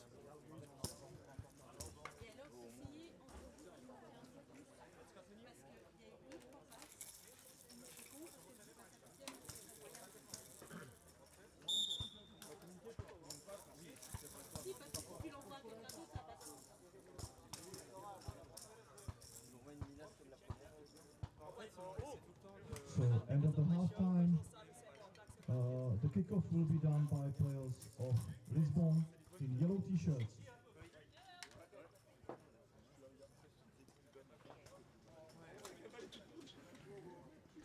We are back for the second half now. Just have a little short break. Me and Dave were chatting at half-time about some of the Anderlecht players. And Dave, you were really impressed with Hugo Testa. Yeah, it's the first time I've seen him in the flesh, let's say, and yeah, very impressed. Nice balance. He doesn't mind fighting for the ball. He's good spatially. He's obviously a great lad for him to be involved in this club because they look after people really well in Anderlecht. They've travelled around a lot together, but he's really a bright spark. He's one of the brightest players to come out of there, I'm sure, for many years. And I'm looking forward to seeing what he can do in this second half. We've had a substitution in goal, so we've had Oliver Lambret. Now Bert Ludwig has replaced Oliver Lambret in goal, so second half, different goalkeeper. Cardozo down the right, looking to get inside the 6 metres, then Vesper steps across, and it's a corner. Corner kick by Lisbon. He did well there, Alex, because you can panic in that situation, and if in doubt, it's kind of get it out, isn't it? And he never got caught. He conceded a corner, but at least it's not in the back of the net, Dan. No, it's not. It's over in the corner, and it looks like Vieira trying to push it forward, and no, it's never going to score from that acute angle where he is for that corner. So Ludwig throws the ball out. He's looking for Testa. Doesn't quite get that ball to stick this time. And Freitas follows it back into the corner and trying to stop it from going out for a corner, which he has done. And he kicks it back down the kickball towards us. In the commentary box just here as Vespes comes across, and he's got a bit of time to try and gather it, which he does, takes it down the line.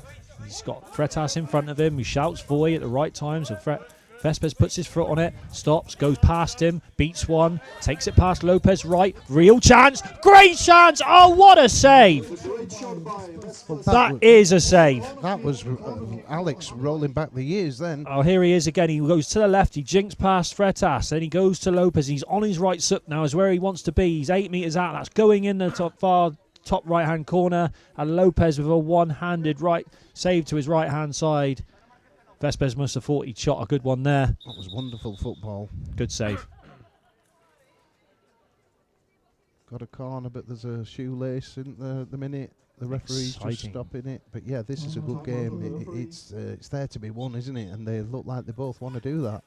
Vespes on the ball again. He's looking to try and flick it into the middle for Ayers, but no, it's been stopped by Freitas. Freitas flies out, gets a hand on Vespes. Ball goes quiet. They're strong and battling on the boards for the possession of the ball, which Freitas and Alexander Vespes are trying to get, and it's trying to be kicked down the line. And Testa steps in. He steps in and tries to take the ball into the box, which into the D, which he manages to do, and then it's gathered by Hugo Lopez.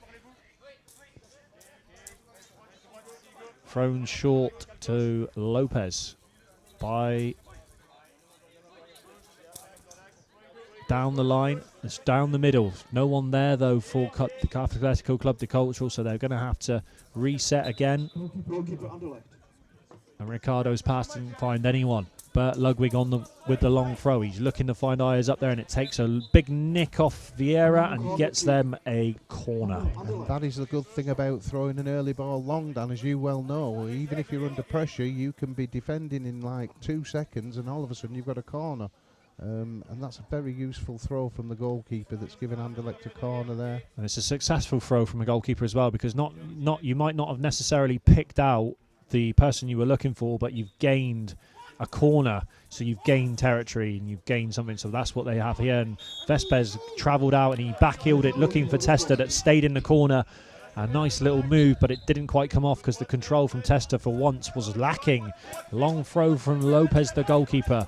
Long throw, and Ayers has to step in and stop that on the 10 metres before the long throw got through to Cardozo behind, as Ayers comes over the halfway down the right hand side inside the 6D now, and it's cleared out by Vieira, and it's given a corner. He did well there, Christoph. You know, there's nothing worse than a ball coming towards you and you're not sure if any other players are coming, but he gathered it, he collected it, he gained territory into the final third, and he managed to get himself another corner. So good work there from Christoph. We reset again with Testa coming out, arcing for the left, and that is a foul. And he's bought a foul early off of Jose Manuel Freitas Paxial. We'll call him Freitas for short, but again, left his foot dangling, and Testa went over that. So free kick here, wide. He was a little bit too keen. You know, he was a long way from goal. He didn't need to make the challenge, and a player like Testa is always going to give you trouble. If you dangle a foot in and around him, he will skip past it. And this is a dangerous position. They're just over the D here for Anderlecht. He's on the 6 metres on the right-hand side, and this is the side that Hugo Testa likes to operate and come off of and get this left foot shot off. They've got a three-man war, have Atletico Club de Cultural at the minute, blocking the near post with Lopez stood on his far post at the minute to get a sight of the ball.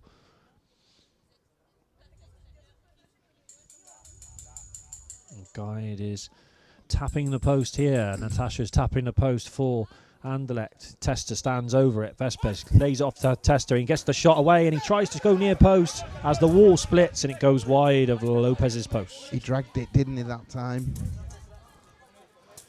He certainly did. Testa on the ball. Goes forwards over the halfway line. As he goes over the halfway line, he is fouled again by Freitas. That's 2 in a minute. This is the problem. If he can get the ball and he's got a little bit of grass in front of him, he will take you on and he'll run at you. Good tactics to get Testa on the ball, get him using his attributes that he's renowned for, which is his speed, his change of direction, his low centre of gravity, and then again Freitas has had to step in and stop him before he could get going as Vespers takes the free kick. He travels right, he takes it left, he's waiting for a gap to appear as Freitas once again with an aggressive challenge, but he's managed to get away with that, but not this time. With the second bite of the cherry, he stepped in again, and he's not happy with that. He says there was no void from Vespers, but Vespers was in control of the ball. He was a little unlucky. It was one of them that could have gone either way, but he did hunt him down quite well. But Alex, using his experience there, rode the tackle, waited for the second one, and then in the end the referee had no option but to give a free kick. It's not too dangerous, but they keep conceding possession. It's in the centre. And if they can get running, Alex, Christoph and Tester, then they're going to give problems here to Atletico. And there it was. It was a free kick that was taken, and Vespers just starting to becoming a little bit desperate now, shooting from way too far out, 12 metres plus. And the long throw is blocked by Ayers, and Ayers trying to come over the halfway line with the ball, and he's got it under control, and he's trying to bustle his way through the gaps. And that time it's stopped, and it's stopped by Ricardo at the back for Atletico Club. And he brings it out and tries to switch the play, and he switches it across, and he's looking for Cardozo, and he's up against Vespers, and there's no one in control of the ball at the minute as Vespers and Cardozo try and battle, and the ball comes out for a corner. So a good turnover again. Once again, it started at the back with Ricardo, and we're in about 2 seconds. It's up the other end, Dave. Every team has done it well. Today in all the games, they've switched that ball from attack to defence and vice versa. And it does give you problems. You do not want to be turning and chasing your own ball towards your own goal as a blind player, or indeed any player. And they're getting corners, they're getting chances, and there's another one here. Cardozo with the shot. Again, a shoot on sight, and he's gone near post. Berlowig had to have his knees there, and it hit his knees and deflected back into play. And now it's back on the halfway line, and Cardozo's still got possession, and he's kicked it right to the boards in front of us. And that was two players coming together, Tester and Freitas, right in front of us there. And then again, as Freitas kicked it, it went way too far away from him and out for a goal clearance to Bert Ludwig. Anderlecht will get us back underway here. It's still in the balance, this game. It's you couldn't really call it. It's whoever gets the next best chance has got to make sure it counts, Dan, and that could be indeed the winner, really, because time is moving along in the second half now. So a throw from Ludwig forwards to Vespers. Vespers takes under his spell. He's on the halfway line, challenged by Cardozo. He's turned him, though, and he's over the 12-metre broken line, central, waiting and trying to beat them. Now he's gone left. He's inside the 6. He gets the left foot shot off, and it's wide. What a chance for Vespers.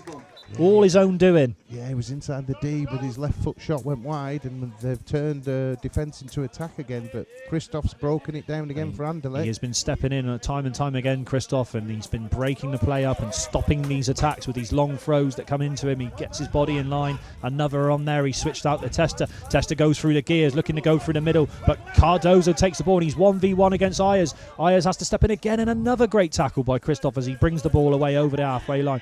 And Cardozo gets back and makes a bad foul on Christoph. He's done it time and time again throughout his career, Christoph, working out from the back, intercepting passes, breaking down play, and then stepping out, and he's drawn a foul bang on the centre half here. That's 4 fouls as well for Atletico Club now. And they've given those fouls away in a very quick succession. From the first to the fourth, what they've just had there, that's less than 5 minutes. Yep, so timeout is going to get everyone a chance to reset, and hopefully one of these teams can go and find a winner. You know what they'll be saying now, though, 4 fouls on the board. It's can we run at them? Can we get some attacks? Can we start to draw that one more foul that we need now, and then we can potentially have a double penalty situation. And that can win the game at this point, can't it? Because if you can't score in open play, then you have to be a little bit more creative and clever. And if players are fouling out, and you can get somebody like Tester on the ball, and he's driving and he's running, he's going to attract and draw fouls, and that is a good tactic in blind football to go and win games when they're this close. And this is a close one, coming into the sort of dying embers of this match now. The referee's checking the patches, which is good form from them. Make sure that everybody is double patched and with the eye shades on as well, so that it's an equal and fair competition, and the players respect that really now. And the sun is in the sky, it's coming, it's starting to beat, it's going to warm up now, and the game is certainly warmed up within the last sort of 10 minutes. The Free of Anderlecht, the Free Amigos, working to try and break this team down as Vespers switches it over to the corner outside of the boot, finds Tester, goes infield. It's a Tester special. No, it's not. It's straight at the goalkeeper. He came off of the right-hand board. He got central. He's 8 metres out. He tried to finish like he did previously. Straight this time at Lopez. And Cardozo turns it over and he's going through the gears, through the middle. And he gets through the middle and then it runs away from him at the vital moment. It was Christophe Elias again stepping in, just making it a little bit awkward for Cardoso, and Anderlecht have got the ball again. And they're off, and it's down, and it's sort of changed to Vespers. Vespers through last one, past two, gets the shot away, and it's in! It's in! It's Alexander Vespers! Alexander Vespers, he went past Cardozo, he went past Lopez, he went between Vieira, he got the right-footed shot off, and it looked all, for all intents and purposes, like Hugo Lopez had managed to get enough of that, but it's snuck underneath him and snuck into the corner. There it was, past him, Vieira, and in and through Lopez and into the corner of the goal off of Lopez, and that is the goal that they were looking for, Anderlecht. It's a great goal in the scheme of the game. Not many minutes to go, 2-1, they've come from one down. Alex kept his composure, hit it hard, and although it wasn't the best and the keeper could look back and think I should have saved it, the velocity and the sort of weight of the ball, and these blind futsals are heavy, it just crept away and it rolled over, and before we know where we are, we're 2-1 up. 2-1. This game has swung on it. Tester's got on it again. Tester over the halfway line, central, 12 metres broken line, foot on the ball, takes it right, takes it left, looking to pick the gaps between the two. There's 3 players around him. This time it looks like Freitas has managed to get to him, and he's put a hand on him on the boards, and that's what you need to do to Frester. You need to shut him down early, because if he gets going, he's dangerous. He's got it again, though, and he's trying to bring it off the boards. He goes past Freitas. It's not under control yet, though, so it gives the big man an opportunity, Freitas, to get back with Lopez backing him up. Tester doesn't ever seem to be in control, and he decides he's going to pass it off to give it to Christoph instead. And this time Cardozo tries to come in and make a tackle, which he has done, and has pushed it all the way back to the Anderlecht defender, and he ends up giving away a corner. So Cardozo there with some really good pressing from the front. Yeah, he's done that all day. He's not giving up any ball. He's chasing after everything, and he must have had 10 corners that he's actually made rather than been given already this morning. Same thing with Tester. Never gave the ball up. He's always looking to get on the front foot. He doesn't mind a battle either, but they've conceded a corner here. And it's that shoot on sight policy. They'll literally just look to take the corner and get these shots off, even from very acute angles. They want to shoot. Just a little bit too wide, though, that one, really, isn't it? You know, I mean, it's almost like shooting from the corner spot, and to score a goal in there is going to be 1 out of 100, I would imagine, if that. If I ever conceded a goal from there, Dave, I think I would just throw the gloves in the goal and just walk off, because you should never really, from where they were shooting from there, it's just too wide. You want to try and build into the middle of the areas where the perfect areas to shoot from, and yeah, too wide, and information by the guide there.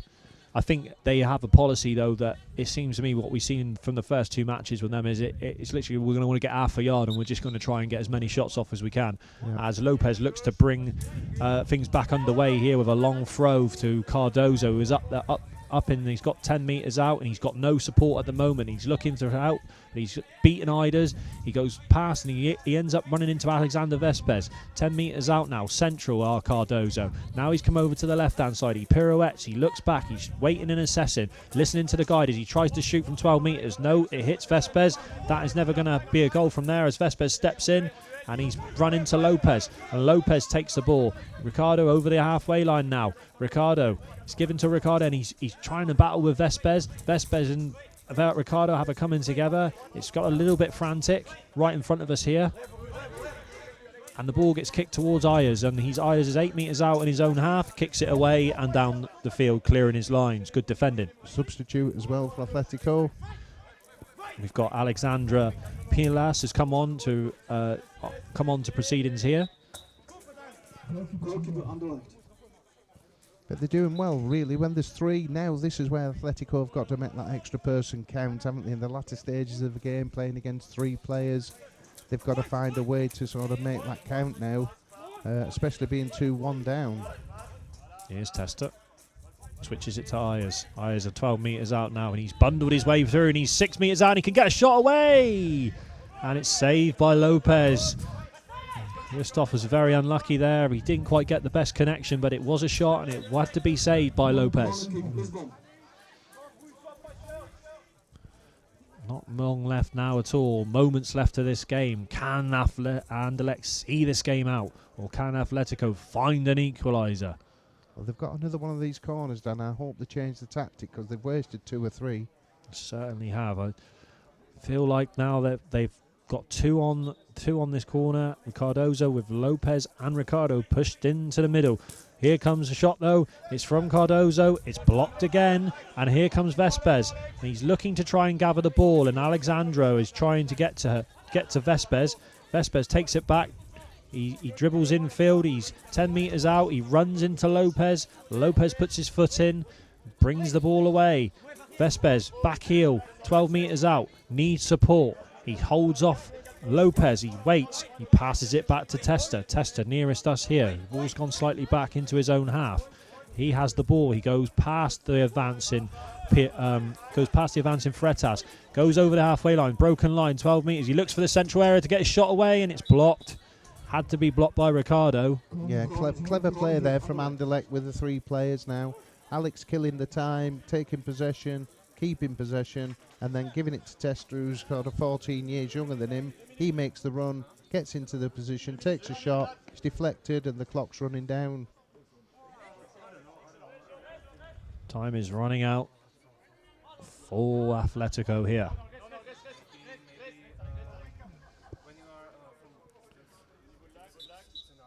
Just looking to retain possession, to see this game out. Testa here.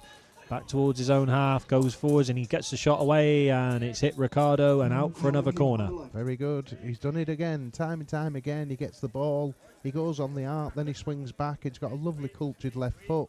He's had 3 or 4 really good shots, and he's had a wonder goal. Probably the best goal of the tournament so far, Dan, I would think.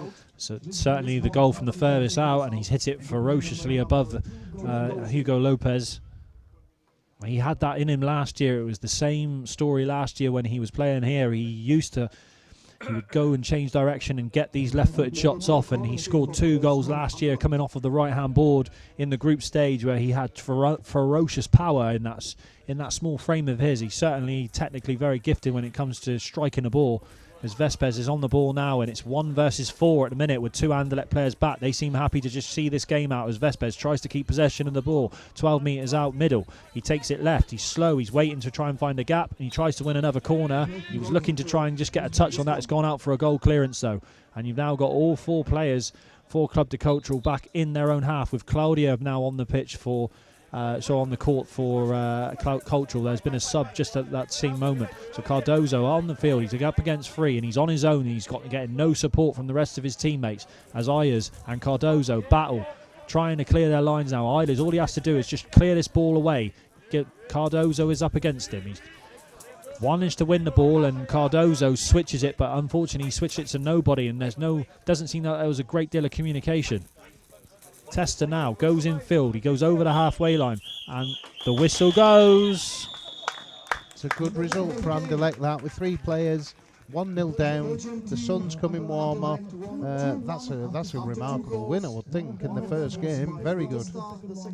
The game started in the first half with Atletico Club getting the lead that they deserved from getting on the front foot early and having that advantage of having played a game already. It certainly seemed to help them as they went into a 1-0 lead with a goal scored off of a free kick 8 metres out by Cardozo, finding the bottom left-hand corner of Oliver Lambre.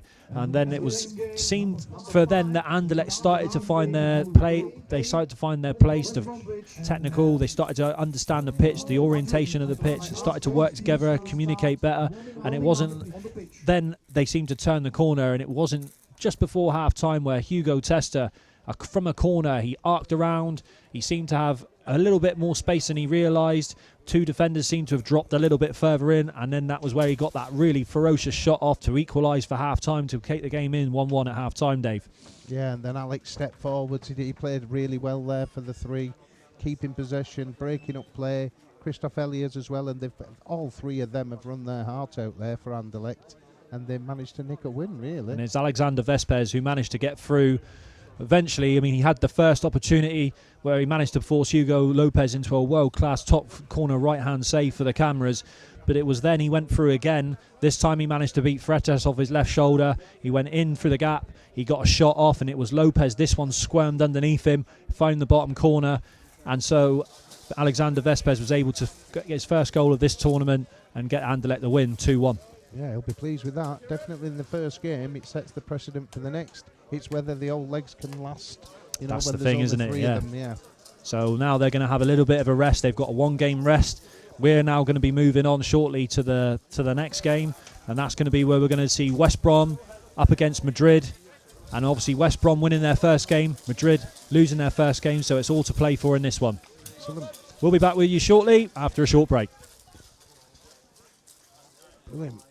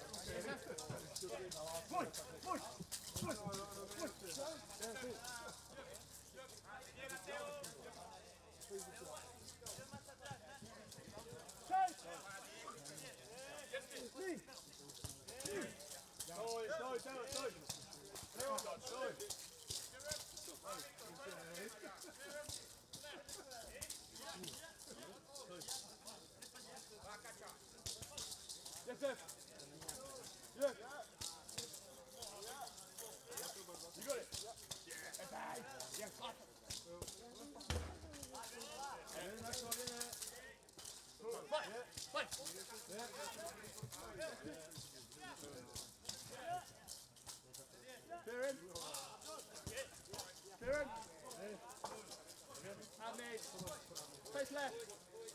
Shift left. Drive right. No drive right. There we go. Look at that. Beautiful stuff. Yeah. Nearly my stuff now. There. Oh, good.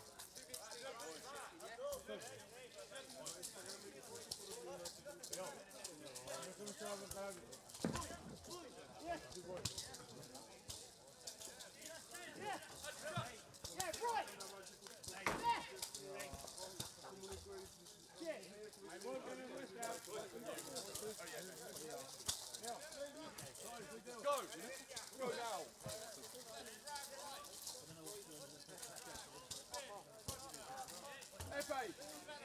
FA, 1-2 when you get it, flat switch. Yeah. Yes, sir. Yep. Yep. Yep. Yep.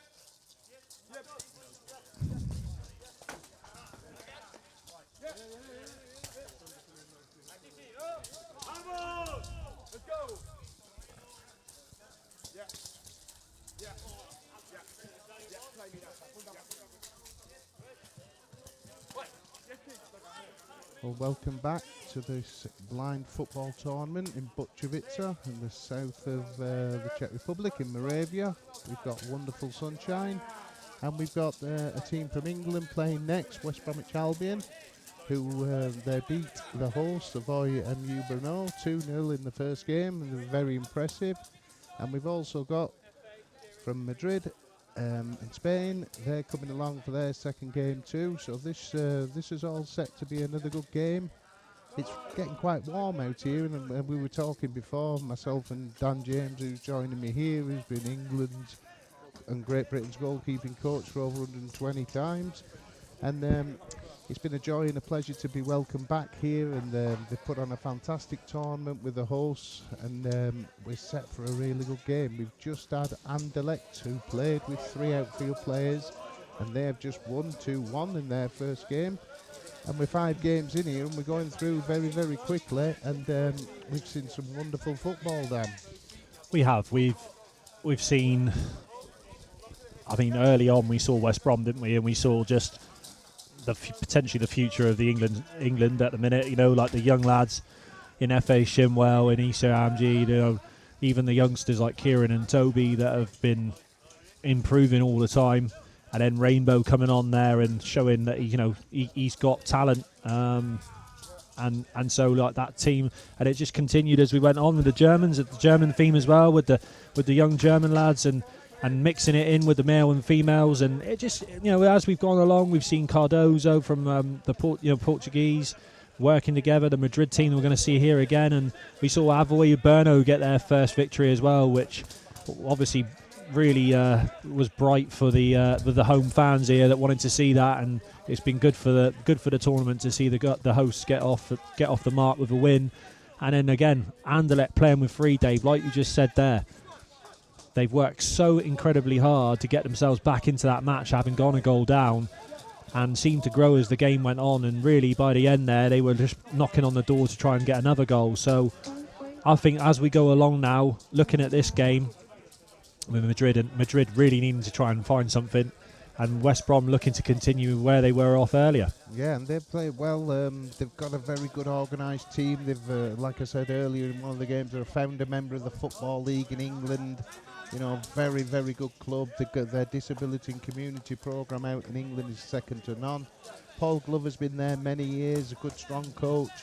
Richard Henderson's heading him up. He's a graduate from the University of Worcester who's he's been doing the guide, and together these two have put together a wonderful team. I mean, you've got as well, I mean, we haven't really spoken too much about it yet because we haven't really got to see him in any sort of action. Is we got a young goalkeeper, Owen Locke, who's England international goalkeeper now. He came here last year and he played for Merseyside and he made some key saves. So far we haven't got to see much of him in that first match, but he's down on the floor at the minute doing a few last minute stretches. I think he may have just worn one in the in his lower solar plexus area, but certainly for him, he is certainly a player that completes this West Brom team. And if you're going to win a tournament, Dave, you need to be strong all the way through the team, including that strong spine. Yeah, definitely. The keeper, the pivotal, they're obviously the only person on the pitch that has got full sight. They communicate and they organise the defensive third. They can distribute the ball from top to bottom. They can kick it, catch it. They're a pivotal position to be in blind football. And it's a bit unfortunate for Owen there because it looks like in the warm-up he's took a slight injury, and he'll be a little bit annoyed about that, won't he? Because it was his own player. He'll be all right. He's just taking a moment to compose himself here before he gets himself up for what's going to be the second game for West Bromwich Albion.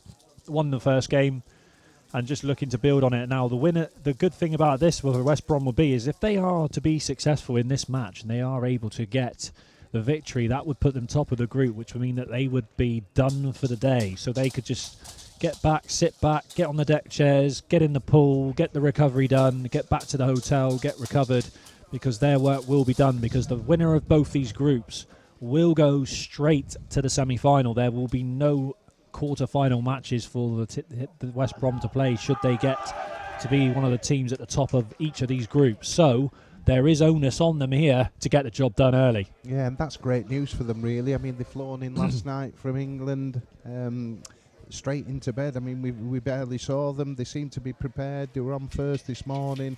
They were up, they were fresh, they warmed up well. They got an early goal, and they never really give Avoyben or the horse a chance in that first game. So if they can turn this into a win, it's effectively one game less that they may have to play and put the effort in through their legs. And that might tell tomorrow when we're playing the semi-finals and the finals. So they've got themselves in a really good position here of West Brom. I think we're about ready to get underway here with the formalities of the handshakes and the referees just ready and things again. But we'll be back with you in a short while.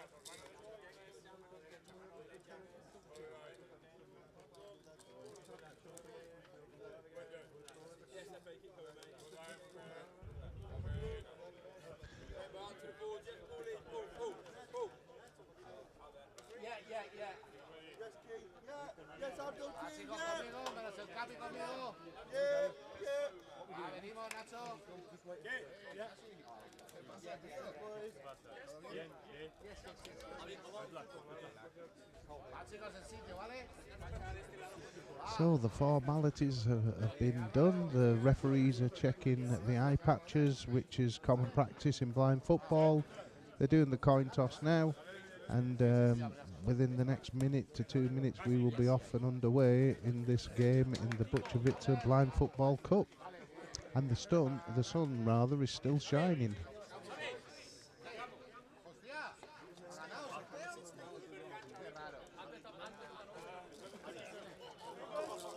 Yeah, we are been blessed so far with the weather we've had here for this tournament, and it's been bright. There's been goals in every game we've had so far. I don't want to tempt fate, Dave, but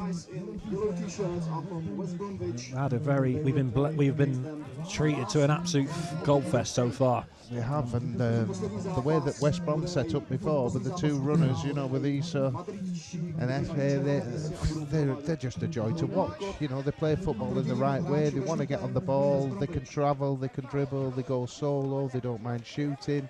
And Madrid are going to have to play the best here, I think, to match this West Brom side, because from what we've seen so far, they've been one of the best teams. That's right. Look at them all just getting ready in their shape, moving around, communicating well. They've got a level of professionalism about them already. The way they set up, the way they approach their business, West Brom. But they've got to go up against a Spanish outfit, and England have history with Spain over so many years. So this will be a fiery game. I'm sure there will be fireworks. Stuart Winningham, Christian ready to get us underway here. Just warning the guys to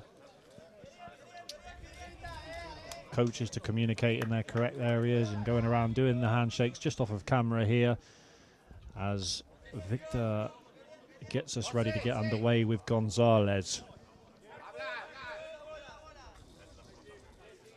and Sanchez. Madrid employing a rather high line here. 4 in attack, looks like 2 to take the centre, 1 on each side, high up onto West Brom. And the ball is played and Herrera will chase after it, and that one goes all the way through to Owen Locke, and Herrera nearly got there, but Locke was ready and he throws the ball out. And he gives it to Abdullah, who comes over the halfway line, puts his foot on the ball, takes it to the right, under control, back to the right, then to the left. Waiting, Shimo on the left here. Abdullah takes it forwards and he's looking to switch it now. He goes past one. He's been pressed early and hard by Victor. He keeps possession and then he just passes it, offloads the ball just to his left to Shimwell now, who's centre, goes over the broken line. Past 1, past 2, runs into Sanchez. Sanchez gets hold of the ball. And Shimwell, he's just so strong, and the ball just doesn't ever seem to go too far away from Shimwell. The players, Sanchez there, he looked to try and gather it and clear it, but Shimwell was all over him like a rash and ends up winning a corner for West Brom. He did. It was a nice bright start. It was a lovely little move there from Madrid, and they were nearly in straight away, and these are only 15 minutes half, so if you can get a goal here, it's a very difficult one to turn round, but West Brom have done it, and now they've got a corner. And as you said, Shimwell, he's been one of the players of the tournament. Yep. Certainly has been so far a bright spot, but Rainbow is on the ball and he's taken it out of the corner back up the line on his left-hand side where he was earlier with his left foot, and then he shoots from 12 metres and that one rolls all the way through to Alberto Garcia in goal. Garcia bowls the ball out, looking for Sanchez, and Sanchez switches it, but FA Shimwell gets there first and he's taking it infield quickly. He's 12 metres central over the broken line. He's got space to operate. He goes past one and gets to Alvaro, who makes a last-ditch tackle on the 6-metre spot. Good job he did as well, Dan, because he was going to go in again and he was going to score. Looking for a pass back, Shimwell on the boards here to Rainbow. There's 2 around the ball at the minute. Shimwell on the ball. He brings it over the halfway line. He runs, the ball's loose, and he runs into Victor, who takes the ball away. And now Abdullah has the ball, and he has possession of the ball and takes it over the halfway line central. And he's starting to change gears. Is this lad now from QA? He might be the oldest player on the team, but he's shifted it left, shifted it right, goes past Alvaro. He's in the 6-metre spot, and that's a foul that's been brought back by Christian Leung. It was Alvaro who dangled a leg out on the about 8 metres, and Abdullah managed to dance past him, and he allowed about a second advantage before bringing it back for a free kick. It was great work, wasn't it? As soon as anybody from West Brom gets it, their first intention is the triple threat. Can I attack? Can I gain space? Can I put the opposition under pressure? And they've all just done that, and they've ended up with a corner, they've ended up with a shot, they've ended up with a free kick, and again they've set off like they did in the first game, West Brom. They're on the front foot straight away, aren't they? They are happy with changing their squad as well, and they've started the game with Abdullah Ghazi, the 38-year-old, but he's so good on the ball, isn't he? Like, he's so straight to goal. He's took his foot on the ball, he's took it left, took it right, he's waiting for the gaps to appear, listening to the guide, and then he just picks the space. And he's tenacious, isn't he? He's a tough little cookie as well. But they're in a good position here, and there's a good chance for the first goal here for West Brom. Just off centre, a free kick. About 10 metres out here, with Rainbow standing behind Abdullah here, with 4 Madrid players back. guide for West Bromwich Albion, Richard Henderson, will tap the posts, letting the players know where it is he wants them to aim. Tap forwards, and it's a shot on target. It's a great save through the crowd, going to the top corner. Abdulatif hit a shot, and it's been turned over by Garcia at full extension. You've seen a world-class shot and a world-class save there within 1 second. Phenomenal, absolutely phenomenal there. Needed to be turned over because that was heading towards that top corner. Unsighted, slightly unsighted, and that's why. I mean, normally you say 10 metres out, you don't score from there. Good goalkeepers, but when you're unsighted like that, and it certainly was shot through a crowd, those are harder to deal with, and he's seen it late. Abdullah Figan on the ball. He takes it on an arc. Infield, goes past two. Gevinson runs into the 6 metre box. Can he gather it? There's 4 players now around him, swarming around him, and that's a free kick for Alvaro again. Trips Abdullah. This one's slightly further forward, almost in the same position, about a metre further forward. 8 metres, I would say now, but Alvaro, he just wasn't patient enough there, Dave. No, he's your worst nightmare when you've got a player who can keep the ball. They're very quick with their feet. They can go left, they can go right. They invite you to tackle them, and then they skip away. And he's done just that. And they've probably got 2 or 3 of those. And they're right on the edge of the D here. And we this know, is another danger. We know how dangerous Rainbow can be in these positions. We've already seen that. Well, how dangerous West Brom can be in these positions. It doesn't seem to matter who's taking the free kicks at the moment. They seem to be able to get shots off and hit the target, which is key. It seems to me that this setup is a little bit different. It seems to me that they're in almost. Oh no, they've actually now adjusting the wall as we're going through here. I think it was a good job because they was leaving a gap there, weren't they? Alberto Garcia just said to everybody, no, you're in the wrong position. I want you to move to your right, step to your right 3 metres. That's what's happened. They've now closed up, and now we've got Rainbow standing in front this time with Dulif behind. F.A. Shinwell is over to the right-hand side, standing inside the 6 metre D as an option potentially to the right, but this is sorely going to be hit. Richard Henderson tapping the posts again, going through the preparations that always happen before these free kicks and double penalty situation. Here is Rainbow, and the player hasn't touched it. He shoots through the wall, the gap appears. That one was too central to trouble the goalkeeper.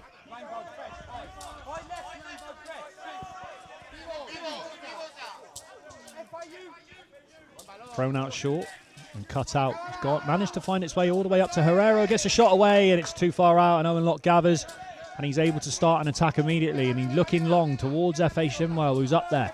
Currently as the longest player forward. He goes past one, down the line, cuts inside. He's on his own. He's on the edge of on the line, on the broken line, goalkeeper's line, and he's managed to try and switch it across, which he doesn't manage to do. He ends up being a battle with Gonzalez on the far hand board. He rolls it back down the board to Abdulif. It's a very nice bit of play by F.A. Shinwell, and he's giving it to Abdulif, who's now in the middle, 10 metres out from goal. He puts his foot on the board, drags it inside. He's inside the 6 and gets a shot away. It's saved again.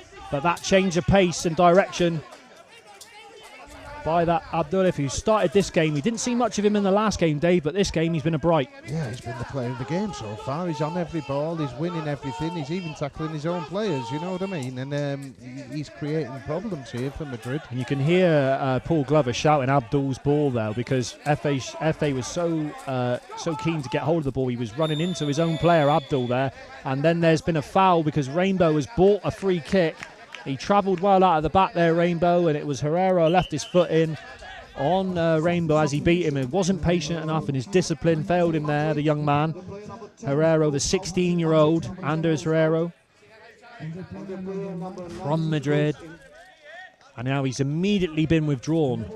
He immediately gets withdrawn, and on comes Feo Leffel to replace him. It's equally poised the game, though. Still 0-0. There's an opportunity in these 15-minute halves to really just go attack, because you're not trying to preserve energy necessarily, and that's what West Brom have been really good at, haven't they? Gaining possession, gaining territory, putting lots of shots in, getting goals, getting corners, and I think Paul Glover, even though he's not always the happiest, I think he'll be reasonably happy so far. Well, he's certainly been a coach that I've had in my career. When we won the I've been with West Brom a few years, and we won a few things with West Brom over the years, Dave. Maybe not as much as we won with Worcester, but certainly know that Paul has high standards, and he'll be expecting his players here to keep their shape, keep doing what they're doing. They've started the game brightly, and it's another switch ball across to Rainbow, further forward, and he gets the shot away, Shimwell, and it's been, a late one on the goalkeeper. That's a late one on the goalkeeper there. You've got to be brave there as a goalkeeper, because FA was entitled to go for that ball, and I think what he did there is he just, as the keeper picked the ball up, he couldn't stop his momentum. He was full. The gas tank was fully locked on there, and he just couldn't stop before he hit the goalkeeper. No, he managed to get off the ground, thankfully, the goalkeeper, so at least he could ride the tackle, but he was quite entitled to go for it, even though really it was the keeper's ball. But they have given it to Madrid here. They're in their own D. There's 3 players around it, and they need a little minute sometimes, because West Brom look very dangerous. It looks like a matter of time before they score, not if. That's right. It's all about being patient now and continuing to do the things that Paul Glover, the coach, wants them to do. And the shots have been got away, and there have been some excellent saves made. You would say it's just carry on doing as you are for West Brom and keeping things tight at their defence, which Kieran Clark has been marshalling excellently so far. As the ball gets we get underway again with Abdullah on the right-hand side. A bright spark for the first half for West Bromwich Albion. Bit of space and time in his own half to assess his options as Rainbow starts to push on, and the ball gets played across to that left-hand side where Rainbow has advanced. He's in up against Alvaro. 2 of the biggest guys on the pitch are up against each other, and that ball goes short, and it gets switched across to Abdul's ball. Abdul's ball, you can hear it. Paul Glover on you can hear him. He's got Abdul central now, over the halfway line. He's assessing his options. He passes it into the gap for F.A. Shimwell, who's now about 2 metres off of the goalkeeper's line. Left-hand side, goes back, out, arcing, trying to get into the central areas to get a shot away or a switch off. And he's just been pinned now by the captain, Victor of Madrid, and the ball does eventually get switched out across 6 metres out. In the corner, Abdullah trying to keep the ball in, right on the goalkeeper line. Alvaro coming away, trying to get some pressure on Abdullah before his dribble can be started. And they're right in front of us here, and Alvaro has managed to push all the way back and get the possession of the ball, and Theo comes forwards, and he's 8 metres out from goal now, and there's a chance here for a shot, and it's a shot, and it's a real chance for Madrid. And the game just opened up there. There was a slight lack of communication between West Bromwich Albion losing the ball on the halfway line nearest to us, Dave, and it just seemed like Alvaro and Theo Hernandez managed to take advantage of that situation. Theo managed to get into play. No one really knew who had the ball from the West Brom point of view, and the shot that was got away, if it was on target, may have troubled Owen Locke. Well, yeah, they've happened a couple of times where a little bit of lack of communication, some of the West Brom boys getting on the same board, chasing for the same ball, and that's not good in blind football, really. They got caught, they got exposed. They were 2v1 at one point there with Madrid. It looked for all the world that he was going to get through and have an open shot, and somehow he managed to get back the defender and make it a little bit ugly, and he's put it wide when Madrid had a real good chance on the break there, Dan. Yeah, absolutely, and it goes to show that if you switch off for a moment in this game, then you've given opportunities to the opponent team, and it just goes to show that there is chances there if they can stay in this game, which they are trying to do at the moment, and it has been the majority of West Brom in possession, with Shimwell high up again.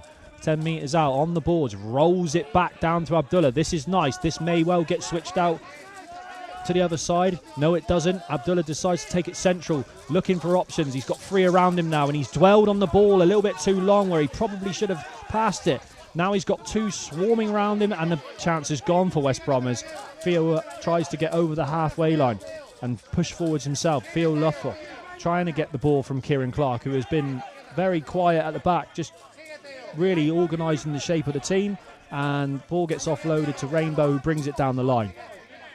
He comes over the halfway line, past us in the commentary box, carrying on down the line with his slinky, slow, sauntering style, but runs into Alvaro, who takes the ball away from him down the line. The ball isn't under control just yet. Alvaro grabs the ball on the board. He nearly runs into a spectator that was standing slightly too close to the boards. That happens on occasion, and then Rainbow Unfortunately for West Brom, Rainbow tried to dive in to win that ball, and Alvaro tripped over his leg, and that's a free kick to Madrid. Yeah, just a little bit of frustration there from West Brom, a little bit of communication, losing the shape, getting the ball turned over, where in the first half they were gathering the ball and going more forwards. Now Madrid, obviously at half-time, have put a little bit of a different plan in place, and they're gaining their own territory now. That's just the hands, as you can see with Rainbow there on the replay that we're getting.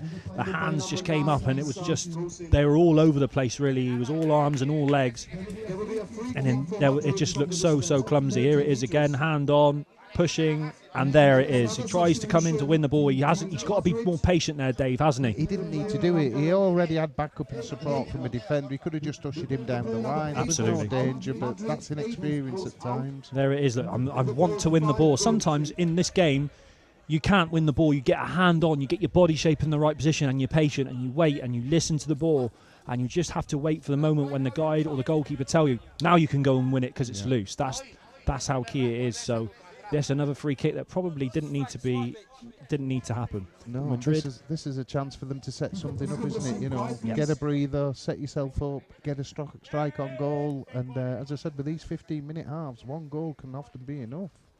Owen Locke will be setting this up. He's got a flat sort of diamond-shaped defence. He'll be happy that this is too far out to really trouble him at the moment, but he'll be looking to send probably Rainbow to close the space.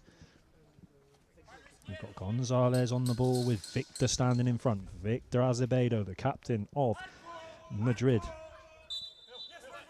takes the shot, goes high and over, and Owen Locke can now gather and look for options as he plays the ball into space for Shimwell, who has moved quickly upfield to find the position, and that ball reaches Shimwell. Well gathered. He takes the ball in field, looks to go past one. He goes past Gonzalez, and then out comes Azevedo to try and get hold of him, and that one is blocked, and it comes to Fio. Fio goes over the halfway line and he takes it to the right. He's got two around him. Clark flies out, gets a hand on. The defender finally comes out of the back, and he switches it across, does Fio, but there's nobody there. And in the midst of all that, there was a substitute made, and we now have Issa Amjit on the pitch for Abdullah, and now Issa may well be getting his first touch of the ball just here. Here he comes, number 9, player of the tournament last year. He's been watching from the bench the first half. He switches it across to Shimwell. Shimwell over the halfway line right. Then he takes it and tries to play a long ball down the middle, but runs straight through to the goalkeeper. He was trying to find Rainbow, who had moved into an advanced position. Didn't quite come off, but it was a good idea. Yeah, it's very equally poised, this game. There's not much in it. It's anybody's. Who really wants to grab hold of it and go and win it, really. Yeah, Shimwell down the right. He's on the boards. He's tight. He's been marshalled by Azevedo. But he comes out of that area trying to go infield. He hasn't quite got control of the ball yet, but he pushes Azevedo out of the way, using his speed, using his power, and he gets a shot away, and Gonzalez blocks it. And then Shimwell comes in to try and gather it, and they push it out, and it goes to the goalkeeper's box. That was tapped back to him, so he had to use his feet to kick it out. He couldn't pick that one up, which wasn't great. He did well to defend. And he did well to defend it, yeah. So they've done well to clear their lines. The long ball played forwards, and that's gone out for a goal clearance. Overall, you'll be happy just to get your shape, reset Madrid, and be ready for another attack. Here it comes from West Brom. Looking forwards, a long throw by Owen Locke. It's a long one, a direct one, and it's found at Shimwell's feet inside the 6D. Can he take it down? No. Gonzalez gets a hand on him at the moment, but it's a good long throw by the goalkeeper. Just bobbled away from him, didn't he, when he went to turn? But it's attack he defends both ways here. Here goes Phil down the right-hand side. He's got 3 up against him at the moment, and he's got no support. Now he's got 4 against him and no support, and 3 back. He's going to have to try and find a way to get past it himself. He taps it against the board, maybe just to try and find a little bit of space and a breather for himself. Azevedo comes out to try and help him, but Rainbow is here, and Rainbow's on the boards nearest to us. He gathers the ball. He board supports, passes it back down to Issa, and Issa's got space, and he's in the middle, and we know what this means. He's going direct, he's going straight, he's in, he's got a chance to shoot, and it just ran away from him at the moment where he's about to pull the shot, and that's the danger. We haven't seen him this half, and he comes on. He had a moment just there. We're a long throw now down the middle, and it's gone into the Madrid, and then it's gone into the Owen Locke's area. Just at that moment, it's end-to-end, Dave. It's a wonderful run from Issa, but the defender did well just to get a little bit confused. Here goes Shimwell. Can he get a shot off down there? Oh, Shimwell! Near post! It's a near post, inside out, right-footed, outside of the boot, right foot from the left-hand side of the goal. It was an incredible goal, wasn't How it? has he scored that? The replay is coming.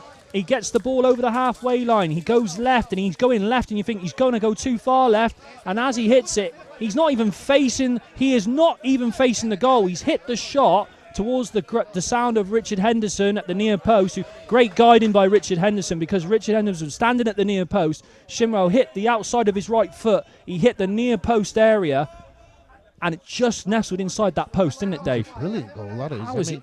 That is a fantastic finish. It just shows you the speed of blind football. We were still trying to talk through the first thing that had happened, and all of a sudden they were on the attack the other end, and it's just going back to back to back. It's a wonderful spectacle. They needed that as well, West Brom. For all the possession, it doesn't matter, does it? We'll have to see how Madrid respond now, but West Brom have got possession and they look like they want to get number 2. And here it goes. It's switched across to the left, and Isa's looking to gather this in the central area, and he's trying to bustle his way through 3 players, and that is a foul by the skipper, Victor Azevedo, and it's one of them that you think, well, Isa's got possession of the ball and he's running into an area where there's 3 defenders, and he's bought a tackle, and that's a good area and a good place to win a free kick. He just tried to get through a gap that not many players can do, and they sandwiched him out, but I think it was a wise choice, because the way that he's been playing over the 2 games, he goes on and he finishes them. Yeah. At least they've conceded a free kick, but at this moment in time, at least it's not a goal. I was just looking back at that goal with Shimwell there, where as he's running across the left, you normally say, right, we're talking about 2-footed players and use your left foot, use your left foot. He's hit that shot with the outside of his right foot to the near post area. I mean, if you're good enough to do that, Dave, then you might as well just use your right foot, right? Well, definitely. Wow, what a finish. I mean, everybody else, even the keeper, would have probably thought it was a left foot shot, but that's how he's ended up scoring, taking it early with the right. Now we have a free kick, 8 metres central. Isa standing behind Rainbow. This is the position he scored from earlier, Dave. Pretty much the same identical place from the first game. And then the skipper flies out of the wall. The Victor Azevedo he has to wait for that ball to move before he can move.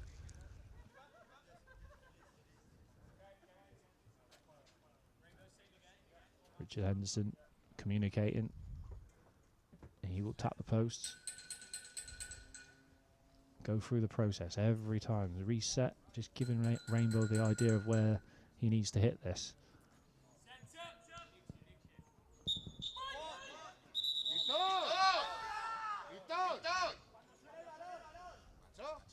More confusion.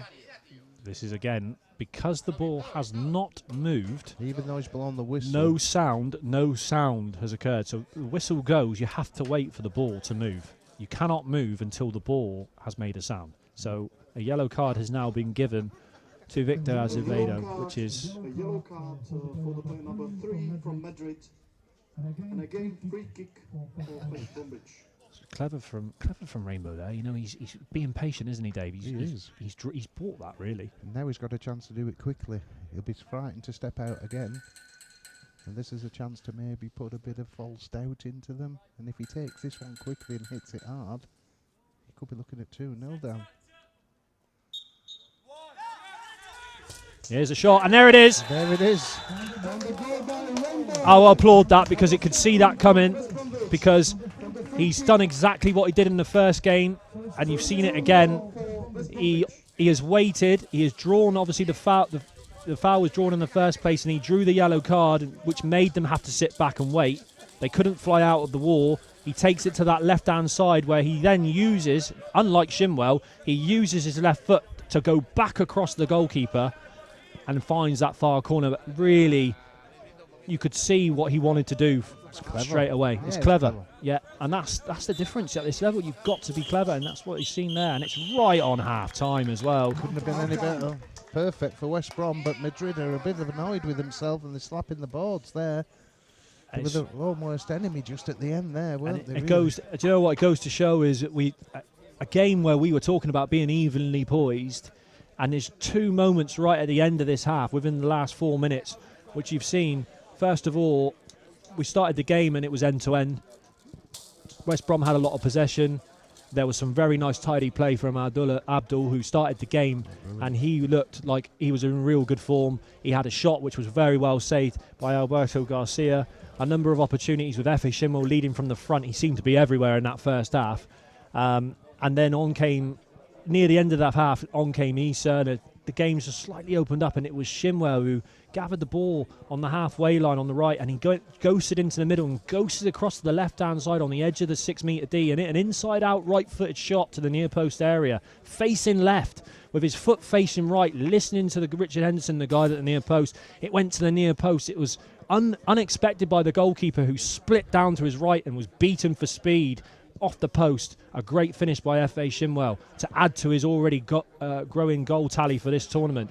And then, as you've just seen there, Issa getting into the area where he wants to operate in, the central area. He was fouled about 8 metres out from goal. And then Rainbow, having already had two restarts stopped and 1 yellow card given, was then able to take the ball to the left and finish with his left foot back across. And let's remember, Rainbow is two-footed. He's dual-footed player. He can shoot with his right, he can shoot with his left. It makes the game, it opens up your options as a blind football player. If you can use both feet, as he's just shown there, you become very, very dangerous and unpredictable. Yeah, it's been a good moment. Like you said, 2 minutes changed the whole game, didn't it? Because there was nothing really to call. I know West Brom had a lot of possession. They were playing well. Madrid had 1 or 2 little bright sparks, but really West Brom are going 2 or 3 against their defence. Madrid, really, they're going on lone attacks, solo runs. The West Brom defence have managed to snuffle them out, really. And once Issa comes on, another sort of bright and talented player from England, he can travel that quickly. He's getting fouls, they're getting corners, and now they've got 2 goals. So this is well poised. We've got to see if Madrid can rally themselves now. Can West Brom build upon this? And yet again, we've got a really good game. And more goals. Yeah. Anyway, we're going to take a short break, and we will be back very shortly for the second half.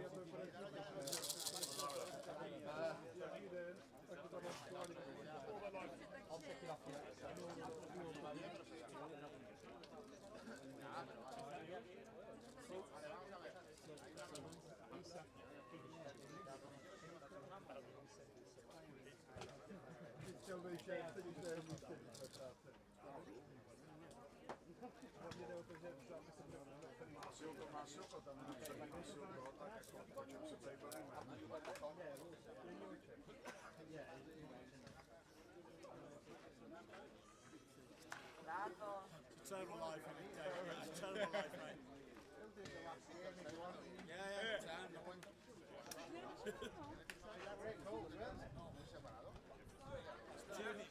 First one,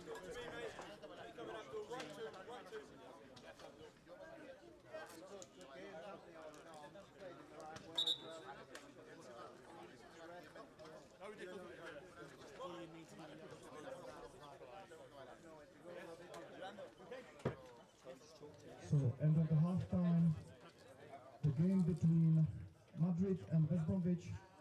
West Bromwich scored 2 goals in the first half, so now it's 2-0 for West Bromwich. We are back, and I was just thinking to yourself, Dave, what do you think that Madrid need to do here to get back into this second half, with West Brom seeming to be in the ascendancy at the minute? Well, obviously they've got to keep hold of the ball a little bit better. They give the ball away too cheaply, especially in the mid-court areas, and that's a danger, you know, especially when you've got the runners and the dribblers that West Brom have got at the moment. They've got to contain the ball, and they've certainly, if they're going to get back into this game, they've got to get more territory, attack a little bit more in 1s and 2s rather than just solos all the time. But that's difficult because West Brom seem like they've turned up to win this tournament, from what I've seen over the 2 games, Dan. Yeah, we got Rainbow in front of us just here. Hey, Rainbow, good finish, mate. Well done. We're about to kick off, and there's you haven't won until you've won, Dan. No, not at all. Still another half to go here as West Brom look to get us back underway here with FA and Issa on the ball, ready to start proceedings here. And you'll notice straight away, Dave, how deep Madrid have gone off the kickoff. Well, they're a little bit frightened now. They've seen what the West Brom lads can do, especially by way of dribbling, and that automatically makes the defence drop when really they need to step out a little bit. Yeah, absolutely. And I've actually now seen that they've now got Abdullah's come back on. They've got Issa and Efe and Kieran Clark at the back in this half. So some more substitutions have been made. Some changes by Paul Glover. He's been rotating his team very well so far. And he's asking in front of us now, he is asking for a diamond. So, or he's telling them, sorry, he is telling them that they are Madrid playing in a different diamond. So it's just giving that picture to FA or to just what they're going to be facing in front of them off this kickoff. Shinwell goes to the right hand side to start things off, and then he goes central. Runs into Adolfo on the left, but gives it off to Issa on the left. Here's Issa, a left foot shot, and it's saved down low by Alberto Garcia. Very good start again off the kick. And it's thrown out towards Herrera, and Herrera will battle with Issa on the left hand side on halfway. Pink boots of Herrera up against Issa's red boots, and Issa comes away and he's on his own, and he's in here, and there was a foul on Issa. It was like a push as he was about to go from 10 to 8 meters past the last defender in Gonzalez. He was just pushed off balance, and Christian Lung has said that is a foul, a free kick, and we're 8 meters out again, similar to where Rainbow had his free kick from at the end of the first half. It's now similar position with Issa and Efe Shinwell standing over this. That was good again. It was good again because they had the ball in hand, Madrid. They sent out a ball mid-court on the boards. Issa got in a battle with Herrera, he managed to nick it, and before you know where you are, he's gone from the mid-court and he's going to attack, and he's drawn another foul dead centre just off the 8 metre spot. Very, very clever play. He operates in the space. He is deadly in space. If you give him too much time, give him too much space, he will beat you. His speed will take him towards the goal. So, Herrera knew that as soon as he lost him, he wasn't getting back at him. And in the end, it was a foul that had to be made to stop him from getting through. But here we are on the 8 meters out from go. It's Efe Shinwell in front with Issa standing behind, and 4 men back in the wall for Madrid. Richard Henderson going through the process again, as he did earlier, tapping each post and giving that picture and the location of where Shinwell will look to try and go here with this shot. So key in the guy, takes it right, gets the shot away, and that's a well saved effort. Alberto Garcia down low to his left hand side, a good shot by Shinwell. Ball's back in play, Abdul taking it to the left. He's 14 metres out, assessing the play, taking it left, taking it right, looking to try and offload. Looking to try and beat Herrera. Then he switches it into the gap. It hits the captain, Victor Azevedo, on the right-hand side. Bounces up in the air. Comes to Shinwell, now in a battle.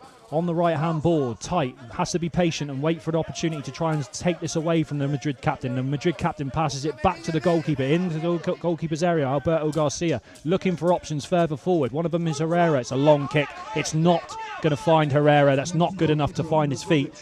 And the ball goes all the way through to Owen Locke in the goal. Owen Locke with the long throw, and he's gone long and he's gone direct into the deep corner for Shinwell. Shinwell trying to control the ball in a dangerous area if he can take it left, and he has done. He's gone into the central, 8 meters out from goal. 3 Madrid players around him. Can he get hold of the ball and offload? Yes, he can to Issa in space, in dangerous space. Can he gather it quick enough? He's got Alvaro around him, and Alvaro gets out tight to him. He tries to switch it back across, but he's lost it. It's gone to Herrera now. It's gone dead again. Shinwell now finds it on the halfway line. He takes it left, trying to bustle his way through. He has done. He's got to 6. He gets the shot away. It's blocked in front of the goalkeeper, and then the goalkeeper manages to pick the ball up, and it's back in play, and he can just breathe a sigh of relief. Yeah, it's fast and furious. And then a long throw, which is not good enough to reach the feet of Herrera. It's end-to-end football, isn't it? That's the difference, though. You can see Owen Locke, long throw that Shinwell managed to gather to give themselves that attack. But then there you saw Alberto Garcia trying to find Herrera, and the quality of throw wasn't good enough to reach the feet. Yep. And it just wasn't gathered, so the attack goes. But then here comes Issa. He's in space. They've managed to get a ball to him. He takes it past 1. Then he's in 2. He's 8 meters out from goal. Now 6. He's challenged on the edge of the area by Azevedo. Azevedo trying to come away with it. But Shinwell's there trying to stop him stop him from getting out, which he manages to do. Shimwell passes it back to Abdul on the halfway line. He's got room to operate, takes it left, 12 out, 8 out, Central gets the shot away, blocked in front of the goal. Well done, West Brom. Excellent play by West Bromwich Albion, retaining possession. Very good. They're taking control of this game now. They're picking up all the balls. They're forcing Madrid into conceding territory. They're getting corners, they're getting free kicks, and they've got 2 goals. If they keep playing like this, then I can see number 3 coming, to be honest. This is the sort of thing you want to see from blind football players. Playing the ball, passing off, offloading, quick decisions being made, and it makes the game easy. And here's Issa gone in and out, got the shot away. It's over the crossbar. It's over the crossbar. Good effort. Just didn't hit the target. The ball's gone away again, and it's in West Brom's hands. Again, it's the distribution from the goalkeeper hasn't been good enough to find the feet of the Madrid players when it's to the long out ball. But that one is, and it's a long throw up to Shimwell, and that's the difference. He's managed to control this one. He comes away from goal, 12 metres, broken line Central, takes it right, looking to try and find a gap down the line, which is difficult to find because Azevedo is there. He's got Abdul in support. This one he offloads back to Abdul again. It's a similar process as they just employed a minute ago as Abdul takes it, but he steps on the ball at the right moment. He just needs to compose himself. He has done. He's got a bit of space. He's waiting for options to pass it off. He passes it to the left to Issa. This is excellent. Issa goes down the line, cuts across to the right. He looks to try and switch it into the middle, and it's blocked out for a corner again. Fantastic play by West Brom. Yeah, good transitions all across the pitch from the defence to the attack. They don't hang about. If it's not on, they'll keep it. If it is on, they'll shift it. They've got good runners, good players, and now we've got a corner. When you see the game and you see those decisions being processed so quickly, the communication that's coming from each third, from the goalkeeper to Paul Glover in the middle third, and then Rich Henderson behind the goal, players communicating amongst themselves as Abdul tries to go through, it's excellent to watch. And again, they have their shape and they have had a shot. It's gone wide. Goalkeeper looking to distribute the ball early up to Herrera. Can he gather it? He hasn't managed to gather one yet, and he's once again, that one's gone out long again. So West Brom continue to get a turnover. Yeah, 3 in a row now. Owen Locke, long throw, looking to go central and long. And that one just goes through FA's legs. This is what Madrid need to do, though. You're losing possession time after time. You're just wearing your players out, aren't you? So they need to get a grip on this game now, otherwise it's going to be out of their control completely. It's the same ball and same it's ball. gone the same way. Yep. Through to the West Brom goalkeeper. Maybe having some substitutions coming up shortly. Movement in front of us here on the West Brom bench. As Issa gets the ball and he's gone over the halfway line and he's central now and he's at 6 metres out. He scores! A low shot in the corner. Issa's found the corner. He got a run on and you just cannot allow him to do that. It's a fantastic finish into the bottom left-hand corner from Issa. He got the ball on the halfway line. On the left-hand side, he ghosted into the middle, 12 metres broken line. He just kept going on an angle forwards, and he hit a shot as he got to the defender on the 6 metres, which was Sanchez. He hit the shot through Sanchez into the bottom left-hand corner with the goalkeeper, Alberto Garcia, unsighting the goal as he split down to his left to try and get down, but the power beat him. It was exactly what we were saying, that if Madrid don't get control of this ball and they keep turning it over and giving it back to West Brom cheaply, they're going to end up losing 3-0, and that's exactly what's happened. And it came from just once again 4 in a row. It seemed that they just could not keep possession of the ball. And in the end, it's another goal. But here we go, right through the middle. Here comes the captain trying to fussle his way through. And again, he just goes out through Owen Locke. And Owen Locke, look, with a long direct throw down the middle, looking for F.A. Shimwell. And F.A. Shimwell gathers on the edge of the 6. He's up against one defender in Sanchez. Sanchez flies out, gets a hand on F.A. Shimwell, pushes him back. Board support, pass back to Issa. Issa comes off the boards quickly, 12, 8, 7, shoots to left. Oh no, fantastic stop by Alberto Garcia with Issa going through the gears. He changed speed so quickly, and it was a fantastic stop. Madrid, number 3 and number 10 go out. Number 3 and 10 from Madrid go out. And number 5 and 19 goes in. And there it was. Very good save. Excellent save, because he's almost having shooting practice, isn't he now? This is the thing now, you can tell that because the game has become stretched, he has started to get more time and space, and you just cannot give a player that quality that much time, because as soon as his dribble starts and he gets that first 3 metres, he builds speed. and he's listening. He tunes in quickly to Richard Anderson and behind the goal, and he's just listening for the right cue to when to pull the trigger. He's composed as well, isn't he? And he gets a good strike every time. I mean, he's hit that one almost on an half volley as it's bubbled up. He's happy to hit shots in front of defenders as well, which is where you want to be hitting shots that unsight the goalkeeper, which is good. And here he goes again. He's managed to get in again through that start from the corner, and Alvaro has to fly out and make a last-ditch tackle on him. Well done. Rainbow now on, and Toby are on for West Bromwich Albion. Rainbow back on the ball. Goes to the middle. He's 8 metres out. He shoots with his left foot, and he's a little bit too far out to hit that one. He snatched at that a little bit.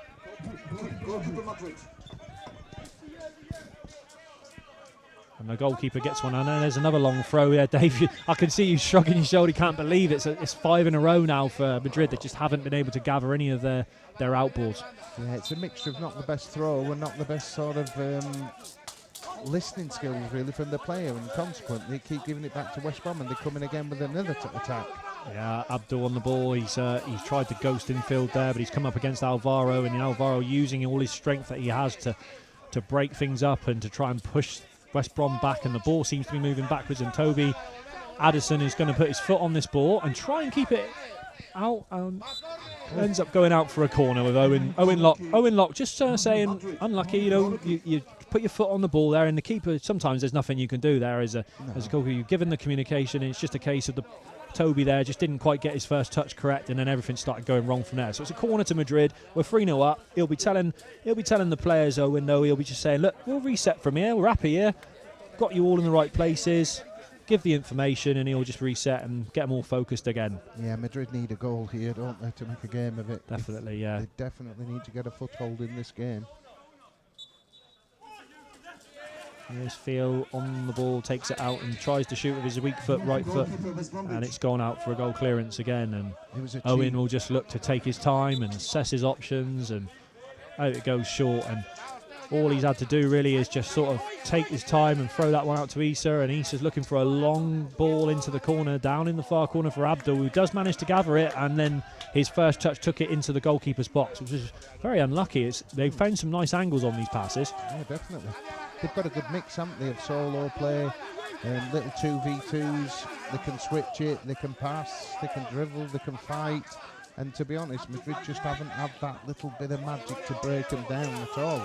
Yeah, they've got a very good mix of everything so far. So we've seen, but here's Abdul. He's on the broken line now. He's taken it left quickly with a little shift and change of direction. He's managed to get into the 6. He's on an angle. He's tried to shoot with his right a bit wide there. He's got no one in support at the moment. Now Glover is asking for a ball support, and he gives it to Issa. Issa's pass 1, pass 2, hits a shot. Good save.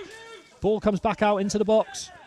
Only parried back out to the box, and Abdul gathers it. He's on the edge of the 6, and he hits another shot, and it deflects, and it hits the side netting of the goal. It could have easily nestled in that bottom near post area. It's just one after the other. They replace like for like. The good thing about West Brom, they've got rotations. They can transition the ball.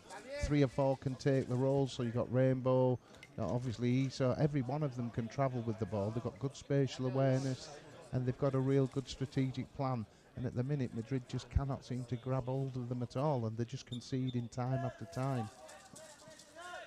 Here goes Issa up the boards and then plays that flat switch across the box to Rainbow, who's standing on another side, waiting to reset. He takes it in field.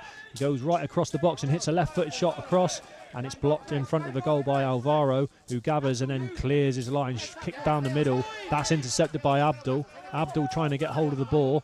He can't quite get hold of it yet, and he's in a battle with Theo on the right, and that gets kicked away by Theo as he chases after it, but Issa is there, and he's on the left-hand side, and he's tight at the moment with Theo, but he's been let go, and you don't want to do that. You don't want to give this man too much time to operate. He takes it back towards the middle. He's deciding whether to go solo. He does decide to go down the right, down and hits the shot. This one's saved by the goalkeeper.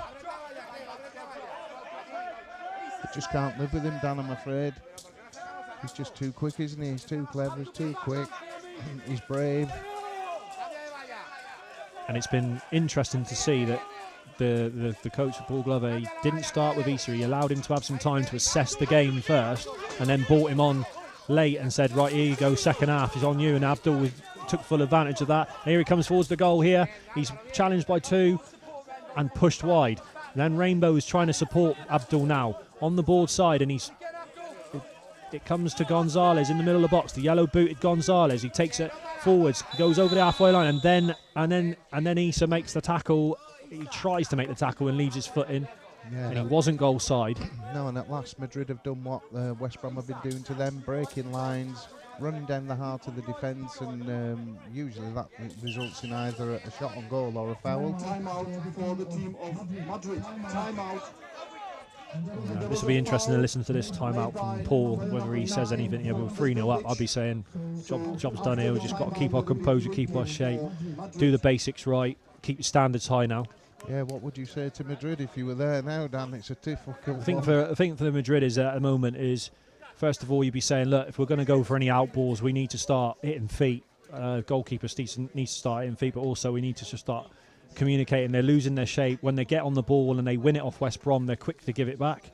So it's a case of, I think, going back to the real basics of blind football. We're talking about when I've got the ball, I've got it, and communicate to all the rest of the team, because when Gonzalez has got the ball there, he starts bringing it out and all the players just stand still. They're not supporting him, they're not communicating, and then really Gonzalez can only run into with himself and lose. When he loses possession, all his players are still back in his half. So yeah, you'd be looking at it going, like, you're up against a tough team here. You've just got to hang in there and do what you can, and just keep at it now. But West Brom have been really good value now for their lead, and they seem to be growing into this second half as well. So yeah, if you seeing one it of the out other teams, if you one of the other teams or watching or listening to this, you wouldn't really want West Brom, would you?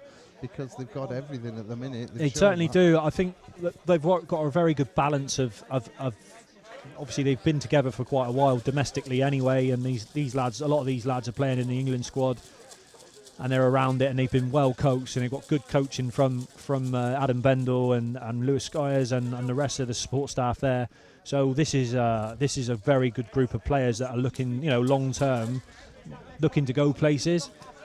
So standards need to be high. Like we're talking about how they came here and they were looking at the pitch, getting themselves warmed up. They look like a professional outfit, and it's certainly paying off so far in how they've gone about their work. Even with the simple things like when players getting into altercations on the ball, it's looking to support those players as quick as possible, communicating that they get stuck, coaching, good guiding. And we're getting back underway here with a shot from Theo, and he tried to get a shot away, and Toby Addison just held his ground, did his job, and that's hit him and gone out for a corner, and Owen Locke's happy with that. He's happy with Toby there, just doing what he needed to do to stop play. Yep, but this is where Madrid have got to secure the ball, get a little bit more urgency, win that final third, and really try and create, because they've not really had an open opportunity as such. No, and again, like, You've limited them to like pot shots from places, and again the shape has been so good from West Brom, and the energy, the turnovers have been good, and that's what you need. And they've only really ever conceded that one opportunity when they just switched off for a moment with amongst themselves, dropped in a slightly too deep, and Madrid getting us underway there. We're trying to get a shot away from Alvaro, but again it's quite a wide area, Dave, isn't it? It's a bit like what we watched from. Was it Cardozo for the Portuguese team earlier? Was like shooting from very, very wide areas. Here's Alvaro on the ball. He's in that area again. And he tries to get a shot away, and he's giving it to Issa. 12 metres, his own broken line, halfway line over it. 12 metres broken line. He's in the 6 metre shoots wide. Real chance. There was one-on-one there, broken away from the corner, and that's been the story of the game, where Madrid just can't keep possession. They can't get their own shots off, and then they start to concede chances. Here is Theo on the right. He gets the ball and he goes infield trying to beat Abdul. Abdul in his own half now, up against Theo, and they're battling in the middle of the field, trying to get a footing on the ball. Gets passed back towards Toby, but Theo is going to chase this, and it's going to go forward to Owen Locke in the goal. And it was dangerous, wasn't it?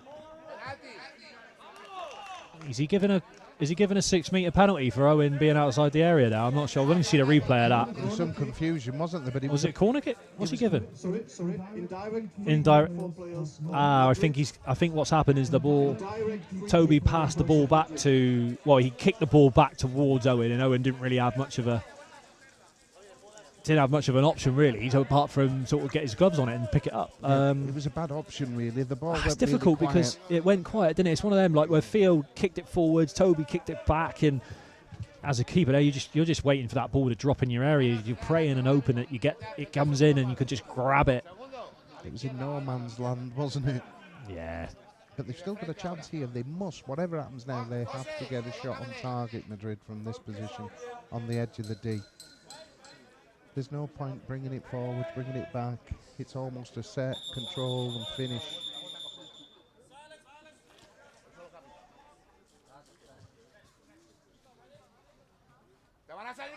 Here they are then, in a wide position on the right-hand side. Theo and Gonzalez with 3 West Brom players blocking the near post area with Owen Lott. We've got Rainbow at the back post, waiting for spills, but really only 2 players forward for...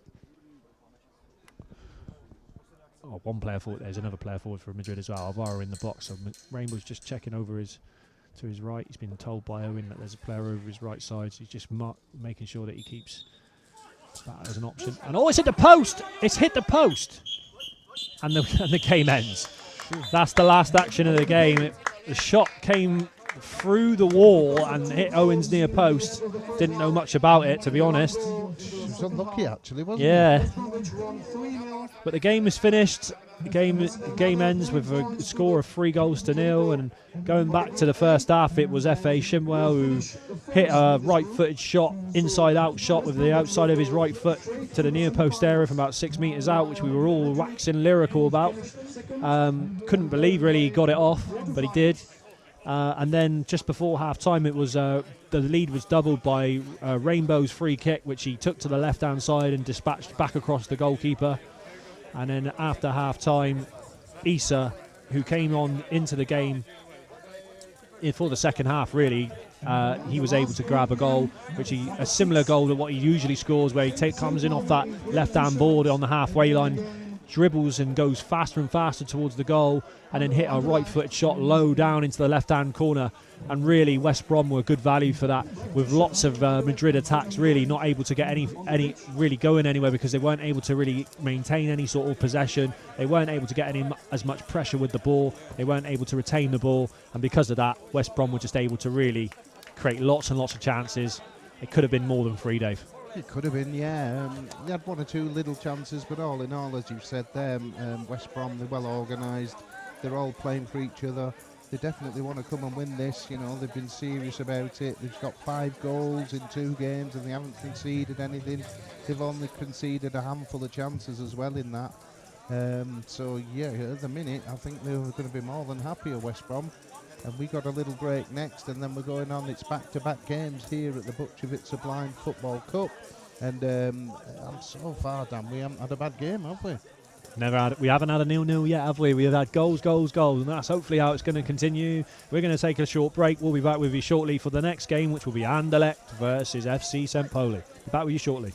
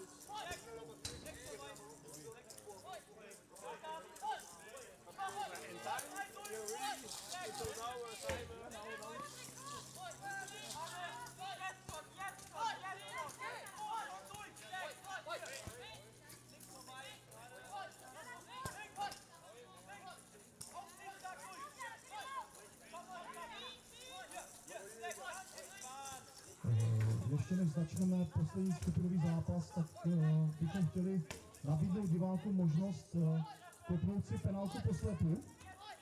V poločase tohoto utkání bychom pozvali diváky, kteří by si to chtěli vyzkoušet na hrací plochu a za asistence našeho brankáře a našeho trenéra by si mohli vyzkoušet, jak se kope penálka po slepu. Takže kdo máte zájem, přijďte za námi na rozhodčovský stánek o poločase.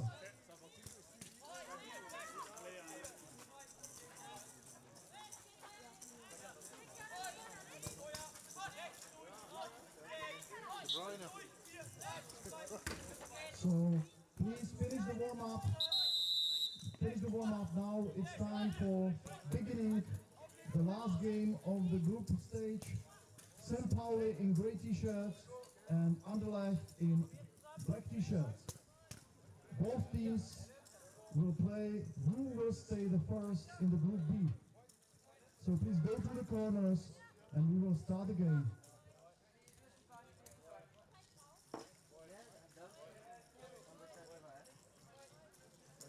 Takže nás čeká poslední zápas skupiny B mezi St. Pauli v šedých dresech a Anderlechtem v černých dresech. Oba dva týmy si to rozdají o první místo ve skupině a tím přímý postup do semifinále.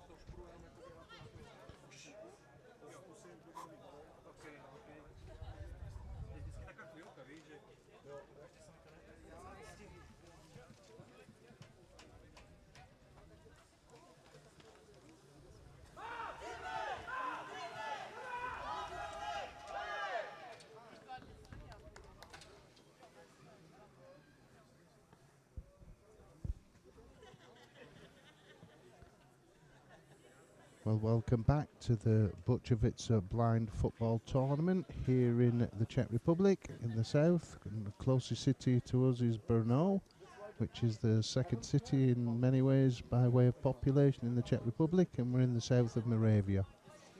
The next game up, Brussels 5-a-side Anderlecht playing St. Pauli from Hamburg. So the winner of this game will win the group, and they will get an automatic position through to tomorrow's semi-final. So the players are just adjusting their eye patches.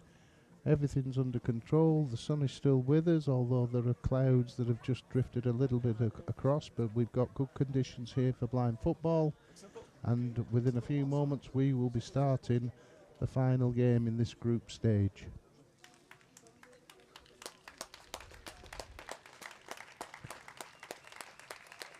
So the crowd that's gathered welcoming the players. Francois Courcois is a well-reversed referee from France, and Michael Piquet from Belgium. And these two, they've done blind football all the way around the world, so we're very fortunate to have them. And this is the final group game, and the winner of these two, they both won the first game, are going to go on and be in the semi-final, Dan. And it's all to play for here at Bučovice Blind Football Cup, as they take the applause from the crowd.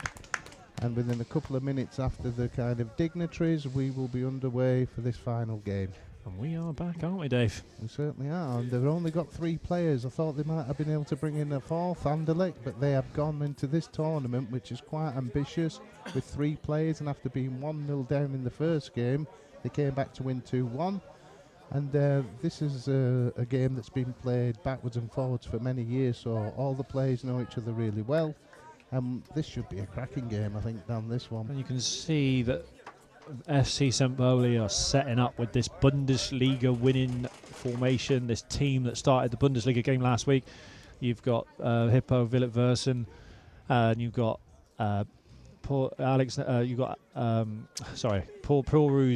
and Werner, who are going to start this game, and it's going to be really, really tight. I think they're just going to try and nullify the free and wear them down, and they've got to be aware of Hugo Testa, they've got to be aware of Alexander Vespers, because this could be one of those games, Dave, where we're talking 1 minute about frantic end-to-end counter-attacking football, because I feel like it's going to be an exciting one.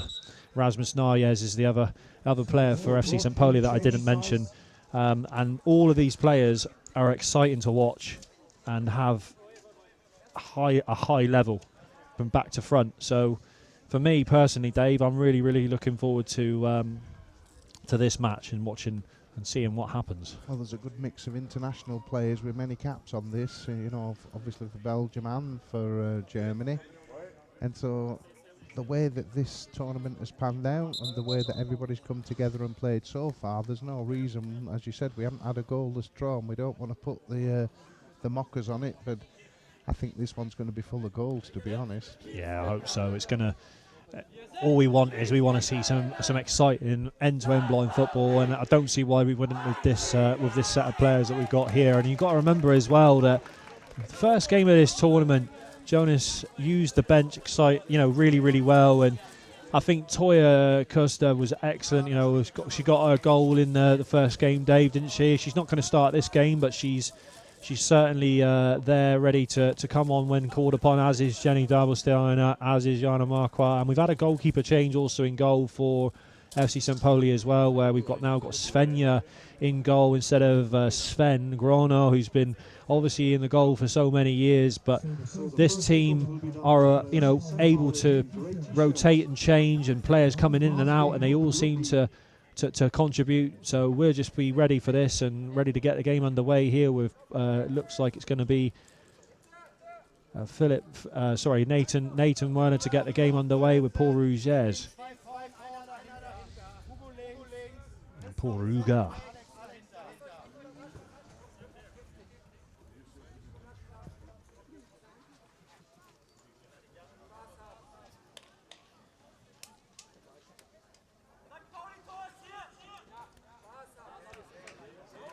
Here come the familiar handshakes and the blow of the kiss from Francois. I've missed that. Thank you very much for that. It's ready to get the game underway here in the this last game of these group stage matches. FC St. Pauli 3 points, Anderlecht 3 points, all to play for. Who is going to finish top of Group B? We were about to find out.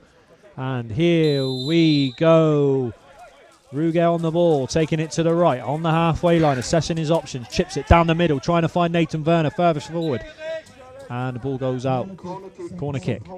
Good interception from Alex Vespers there, using his experience. They were only playing with the 3, the back man, managed to just get a little touch on it, and rather than it going through for a goal or a shot, they've conceded a corner. And here comes Nathan Werner, drags it out of the right, goes to go inside the D.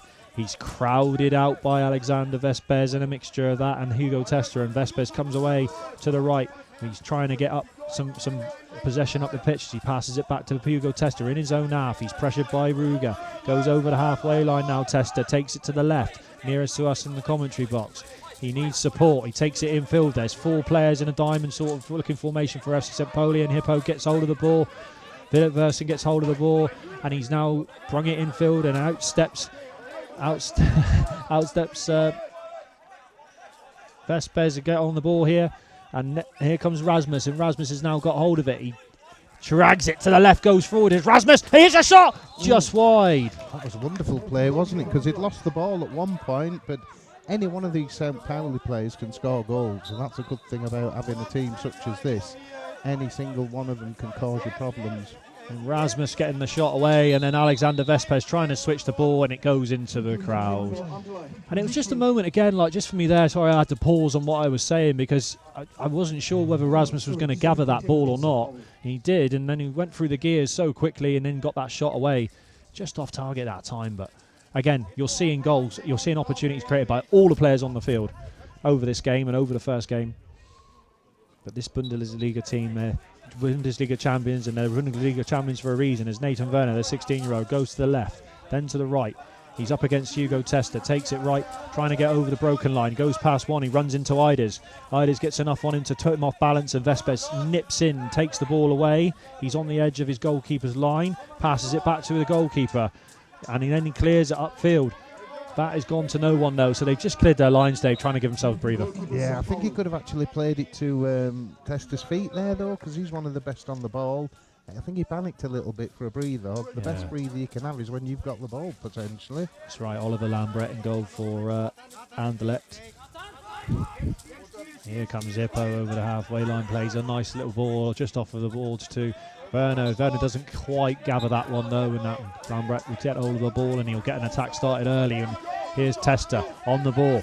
He's looking to try and switch it across to Iders. Iders now, it's behind him though, and he's going to have to come back and try and get that, and that puts him into an altercation with both Hippo and Nathan Werner. Nathan Werner will come away on the left-hand side, halfway line, looking to get hold of the ball, travels down the line. He goes past one, he's past two, runs into Vespers on the edge of the 6, tries to get a shot away, it's blocked by Vespers, out for a corner. Yeah, same thing again with Alex. He's just sitting at the back here. He knows that St. Pauli have got good, strong runners. They can go left, they can go right. He's just sat in the D and he's just taking it off the feet, really, right at the very last minute. But he's going to have to do that all this game, really, if they're going to win. Yeah, Ruger, Werner on the ball. There's Ruger trying to pick the gap like he did in the first game. Doesn't quite do it this time. Anderlecht held their shape, and now the ball, Lambret has launched the ball forwards towards Tester. He gathers it, halfway line. He's got a bit of space to operate here. He's assessing his options. FC St. Pauli have set off, but then out flies Nathan Werner and puts pressure on, and the pressure came. And then the blindfold came off from Tester as he was challenged. And yes, good pressing there from Werner. Yeah, good early volley and then a good strong commitment. And it put him off because we know, and we've seen in the first game, that Tester can beat people. He can run from the halfway line, he can get into the D and he can finish. So getting onto him early is a good ploy, really, for St. Pauli. They're very deep though, St. Pauli. All 4 in their own quarter, defensive quarter. Yeah, just almost seems that they just want to keep wait and bide their time. And certainly that line has dropped slightly for this second game to show a bit of respect maybe to the likes of Tester and to the likes of Vespers and Iders, who are playing with a 3, but they have worked incredibly hard. And here's poor Ruger on the ball, and he's trying to pick the gap through the middle, and he's done so, and he's passed 1, past 2. Then Vespers, who's got a high line, 12 metres out, makes a tackle to put him off balance, and that was enough for now. Ruger on the right-hand side. Vespers up against him. Back to goal, comes away, arcs away, 12 metres central, goes left, over the broken line, left, then central, trying to get back to the middle to get a shot off. Iders steps in and makes the tackle, and then takes the ball over the halfway line and runs into Philip Verson. Philip Verson over the halfway line, 12 metres broken line, right side, takes it left, Jinx, left chance here if he can gather it. He hasn't quite got that yet. He hasn't managed to gather it. Iders makes the tackle. It goes towards the goalkeeper's line. Verson gathers again. He takes it left, looks to try and pass it into the middle, and then Alexander Vespers steps across where Nathan Werner is on the other side, and Werner gathers it. It's a fascinating encounter, isn't it? Werner comes away from the goal, arcing round to the right, trying to get it on his right foot. Vespers has to make a tackle. He does so. Werner goes to ground, but nothing doing, says the ref, as Iders steps in. And now there's an altercation on the board as they come to try and touch the ball back towards the goalkeeper's square. It doesn't happen, and Werner comes away with it, arcing left again. He's got 2-8. He's going all the way round. It hits the boards, though. He's not quite in control of it yet. In steps Hugo Testa. And he has control of it on the broken line in his own half, and he travels down the middle past Werner, over the halfway line just, and he's looking to bring Iders into the game nearest us here, and he does so. It hits the boards, and there is Philip Verson strong against Christoph Iders. Christoph Iders keeping control of the ball, switches it again. Tester on the ball, looking for options. He's inside his own out. He passes it down into the middle, long ball forwards, and Iders gathers it. Takes his control and his touch back towards his own halfway line, and then in steps Verson, and Verson comes away over the halfway line, and Vespers steps in and has to make a tackle. It's a no voy though, or a late voy, maybe one of the two. We'll find out shortly, but again Vespers has to defend it. It's an open game though. Yeah, here it is. He said no voy. There's the little finger to the mouth will tell you no voy, and so free kick. Number 10, Alexander Vespers, and a free kick for players of St. Pauli from the distance of 14 meters. You heard that, 14 metres out now. So again, maybe setting something up here, Dave, with the extra man trying to use their advantage. Yeah, definitely. They've had good possession. Obviously, with 4 against 3 and their international players, you'd expect them to expose the 3 at some point. But Anderlecht are defending well so far. They've got to be a little bit careful here, though, because we've seen 3 or 4 goals come from these types of positions already. So you don't want to concede when they're on the 15-minute halves. It's a hard one to chase back, isn't it? So we have Nathan Werner on the ball with Philip Verson, otherwise known as Hippo. I referred to him in the first game, Dave. He likes to be called Hippo. The old nicknames. But here they are again, about to get things underway as Werner on the ball. The 16-year-old on the ball now, and taking it to the left, back to the centre, over the broken line, flicks it back, trying to go forwards, and Vespers patiently waited and stepped in at the appropriate time and took it away. But once again, it's gone to a wide area, and this extra man advantage with Werner there, just to try and put some pressure on, and Vespers has to step in and tackle, and it looks like Werner's going to try and chase it, and he gets a corner. Guide basically told him there, he said, no, that's going out for a corner, we're going to take that, and Werner just stopped running just at the moment and sets up a corner here with Anderlecht working extremely hard to just nullify currently FC St. Pauli. Yeah, and they're not getting on the ball like they were in the first game. Obviously, the second game in here, St. Pauli are a slightly different proposition, but yeah, Werner again on an arc. He's taken this one further away to give himself more space behind the broken line. Now on it, goes left, and he's got a bit of room to operate. He shoots the left foot. It's a good save. Good strong hands, yeah. Good save, Oliver Lambret, down to his right-hand side. But as you can see, Nathan Werner, well coached, knows that he needs to be able to shoot with both feet. This time he goes down the left-hand channel, left-hand side towards the D, inside the D, and got the shot off. This time it was saved down low to the right, but again, good effort. Here's Ruger coming out, looking to assess his options. He's on his own solo dribble, goes past 1, goes past 2, tries to get into the box. He does so, and Iders is there to try and stop him. Gathered again by Ruger in broken play. Takes it out. He's on the broken line. Oh, he's over at 8, 9, taking it wider. And it's just been broken up again as the 3 Anderlecht players swarm around him and stop him from being able to get that dribble going, which has been so effective. His Tester now. He managed to get possession of the ball. He's done a brilliant job there, hasn't he? Because Paul's he's no freebie. he can run at you and he can scare you. But they've got possession again, St. Pauli. They have indeed, and here's Versen down the right. He gets down to the edge of the D, goes inside on the 8 spot, getting to get his shot away against three defenders in front of him. And that time Vespers steps in, as he's done many times in this half so far, and takes the ball away. Passes it back to his goalkeeper, Lambret. Lambret kicks the ball into space for Hugo Testa to chase, and it's not going to be a very good kick because it's gone straight to Ruger. But Testa steals it off him, goes past one. He almost wanted to be so direct and go himself here because he's got no support, and 4 St. Pauli players around him. Takes it right, broken line, then left, then goes over. 8, 7, 2 around him, takes it right, jinks right, waits, passes it off to Vespers, who's now in support of him. It's almost like he knew he couldn't get through, so he's just waiting for another chance. Playing the game of chess, gives it to Vespers. Then he's pushed in the back by Werner, but nothing doing, says the referee. That was fine. Good pressing from Werner. Werner steals it from Iders, 8 metres out from goal. Iders steps in, no foul, wins the ball, takes it forwards. It's like a game of chess, isn't it? This one, Dan, there's give and take. Brilliant there from Testa, getting a bit of respite for Anderlecht. Second time in about a minute that Anderlecht have passed it to nobody. A lack of communication, maybe an understanding of where they were, but first it was Testa and now it's Iders. They've given the ball, switched the ball to absolutely nobody. And here's Versen again coming forwards, down the right-hand side. Gets forwards and then Vespers comes into contact with Vespers. Ball goes quiet again, and there is a free kick given against Alexander Vespers there. A tad unfortunate, but you know he's looking to shake hands with Philip. He's just said sorry. It was nothing doing there. It was just a bit unfortunate with the coming together. They're going to have to do that though, really, when you've got 3 with such strong runners. Alex is experienced, but he obviously in age. You know, there's 1 or 2 people that are getting a little bit quicker than him now, especially when it's repeat, attack. They're going to have to be careful here, Anderlecht, because they're going to have to do a lot more defending, I feel, before this game's finished.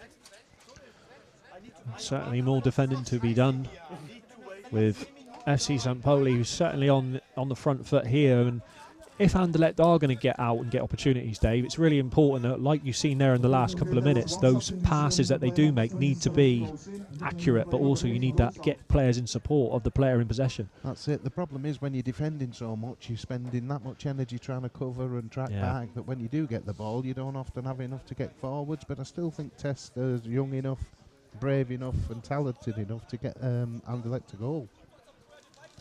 We've already seen it so far in this tournament. He scored an absolute rocket in the first game, and we've seen a substitute now. So Toya has come on to the field and has replaced Nathan Werner. So Toya, who started the first game, did very well, took her goal very well, Dave, didn't she? Yeah, lovely finish. She's now back on again, and she is lurking in the area where she was before, on the edge of the 60. As Ruger takes it left, gets the shot away, and it's just to the left of the goal.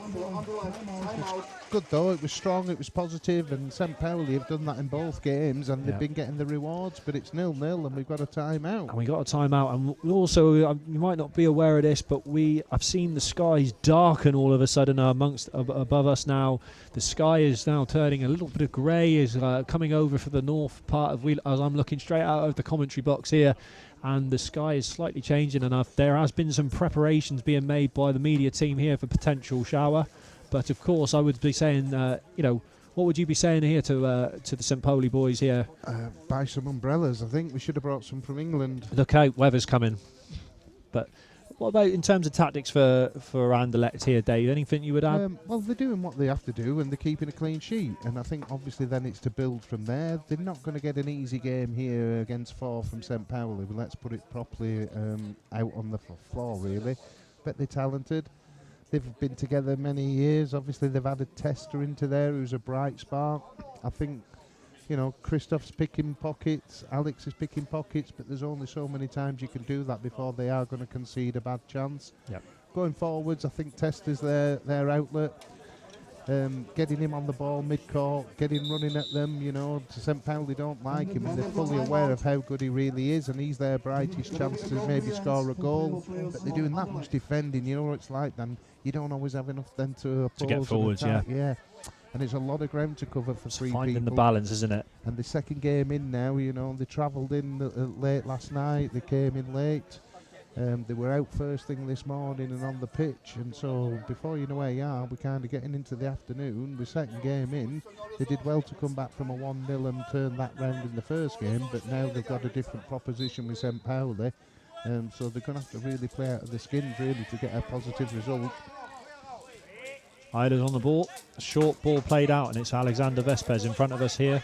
He has got hold of the ball, but he's challenged ferociously by Verson as he spins out, goes down the line, trying to keep the ball in play, and it's not quite managed it. Nariez was there covering.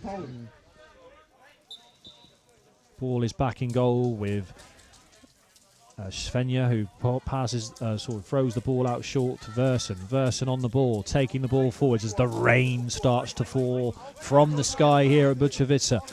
Over the halfway line, passes the ball forward, looking for Toya again. It was just like in the first game, the same move, and it nearly paid off. Toya wasn't quite able to gather that, although the throw from the goalkeeper Lambret has then been thrown to Tester, and now Toya nearly got hold of that one, and Tester is under pressure from Toya, and Toya is pressing from the front and takes the ball off of Ida's foot and is trying to nick round the back here. Inside the 6 now. Can she get a shot away? No. Tester manages to get in and make a tackle, and he's come away with the ball. And he kicks it forwards and looking for a switchboard of Vespes, and guess where Vespes is? He's back in his own goal. So that one's been switched to nobody again. And then Vespes has to make a run, gets there and ends up tidying up. Passes it back to the keeper. Then passes the ball forwards by the goalkeeper, trying to find Vespes in front of us here. Vespes, 4 players around him.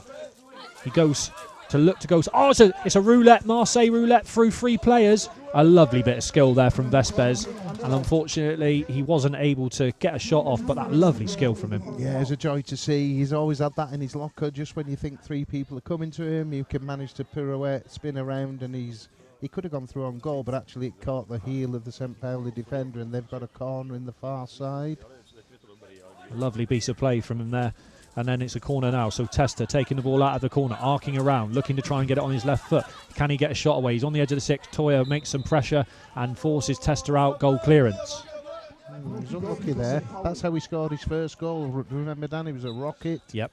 Exactly the same run he made, and then he was able to get his shot off slightly earlier than that. But this time there was that time they didn't sit off him. They were right in his face and stopping him from getting that shot off. Here's Philip Verson on the ball. He's on the halfway line now. Goes left, dragging it right, and he's waiting to assess his option. He passes that ball down the middle, and guess who's in the box? It's Toya. She's got a chance here. Real chance. Got to connect. Great tackle by Idas. Really, really good tackle. He had to be clever there. He had to time that right, and he did. That was brilliant defending, because if for all the money, the crowd were nearly cheering for a goal. But Tester takes it away again for Anderlecht. His Tester's going forwards, and he's tried to nip this past Toya and pass it off down the line to Alexander Vespes. Alexander Vespes is right in front of us in the commentary box here, up against Philip Verson. Takes it off the boards, then takes it through the middle. He's passed 1, passed 2, looking to shoot. He was 12 metres out when he got the shot away. Then Ruger comes away with the ball. Ruger looking to operate in the broken space where he likes to operate, but they're getting to him close, and they're not giving him any room to operate as Ida steps in, takes the ball off his foot, goes past Philip Verson, runs into Ruger, gets another touch on the ball, takes it to the right-hand side, 6 metres out. He gets inside the 6 metre D, and then it looks to me like it's a foul. He got crowded out, didn't he? He did really well, because he went board to board, he was hustling, he was fighting, he never had it under control. Giving it against number 7, that's against Rasmus Nariez. So Rasmus Nariez there gave away a free kick. It looked to me like Ida's just tapped the ball past him, and as he did, I think there was either a foot left in there or it was a push. We didn't get to see the replay, but great play by Ida's there to get forwards. It just shows you how difficult blind football is, because less than 30 seconds ago, Elias Christoph, he was taking the ball off Toya in the defensive third. 30 seconds later, he's going for an attack, and now he's on a free kick just outside the D. So dangerous area now. Game, this is a danger area. Svenja Bartels in goal. Will want this wall. 4 in a wall. Svenja setting the wall in the correct position. You've got Hiders on the Tester in front, and Hiders behind. Tester takes it left, gets the shot away. Great block by Verson. Had to be made. And half time comes. And it's a stalemate in this first half of the game. Anderlecht started the game well. and St. Poli on the front foot, creating opportunities, half chances more than anything. Yeah, a few shots wide of the target, Dave. I sense a little bit of frustration from St. Pauli there. They've rode the storm quite a little bit of Anderlecht, and they've conceded a few corners and a few shots, but it's still 0-0, and they've just started to turn it the other way, where they've had a couple of corners and a shot themselves. So it's still all to play for, really. Yeah, definitely. I think it's evenly poised for the second half. What I found when they brought Toya on, FC St. Pauli brought Toya on, and she started to play forwards, and there was that moment again which we nearly saw an identical goal scored with Philip Versen playing that intricate little pass through the lines from the halfway line in the central position through the middle, and then Toya nearly gathered and was nearly able to get that shot away that she got away, but it was Ida's with that really good, well-timed last-ditch tackle to take the ball off of the foot of the left foot of Toya just before she was able to finish. So at the break, this is 0-0. We're going to take a short break. We'll be back with you shortly.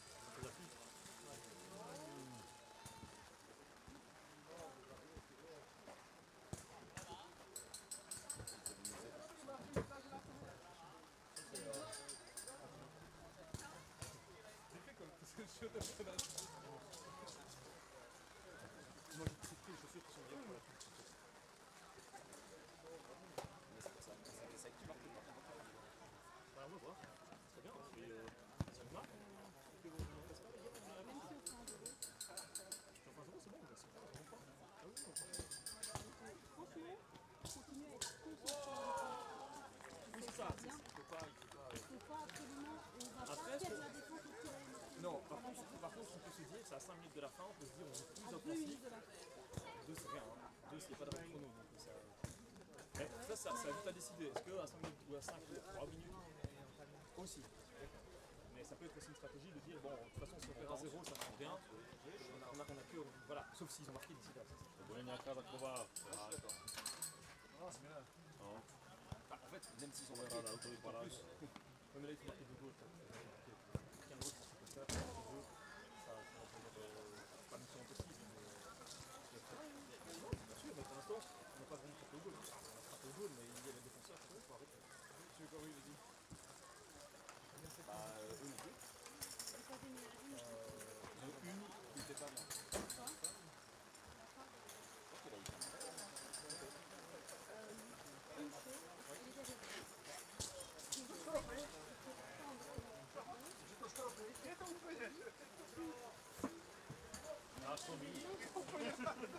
Jak říká pan veterán, Lukáš Zákupčaník má silko.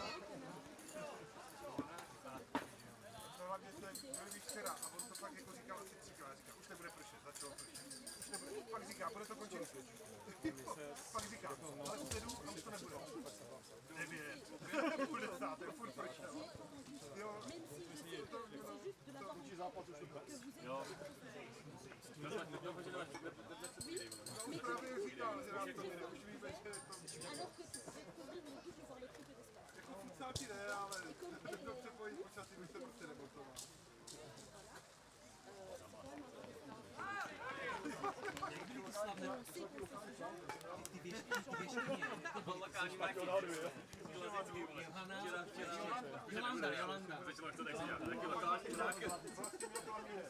Jo, vlastně plamínek, jo. Bubnoval, no ne. Ale on tam měl jak byla ta písnička? Líba čistá absurdy,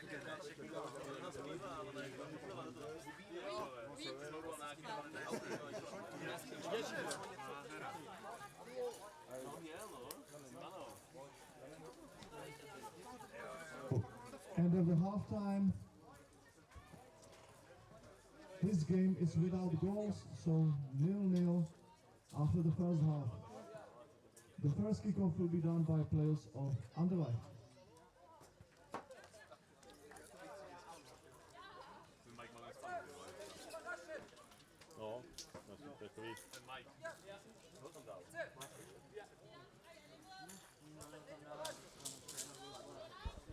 We are back for the second half here of the final game between Anderlecht and St. Pauli from Hamburg.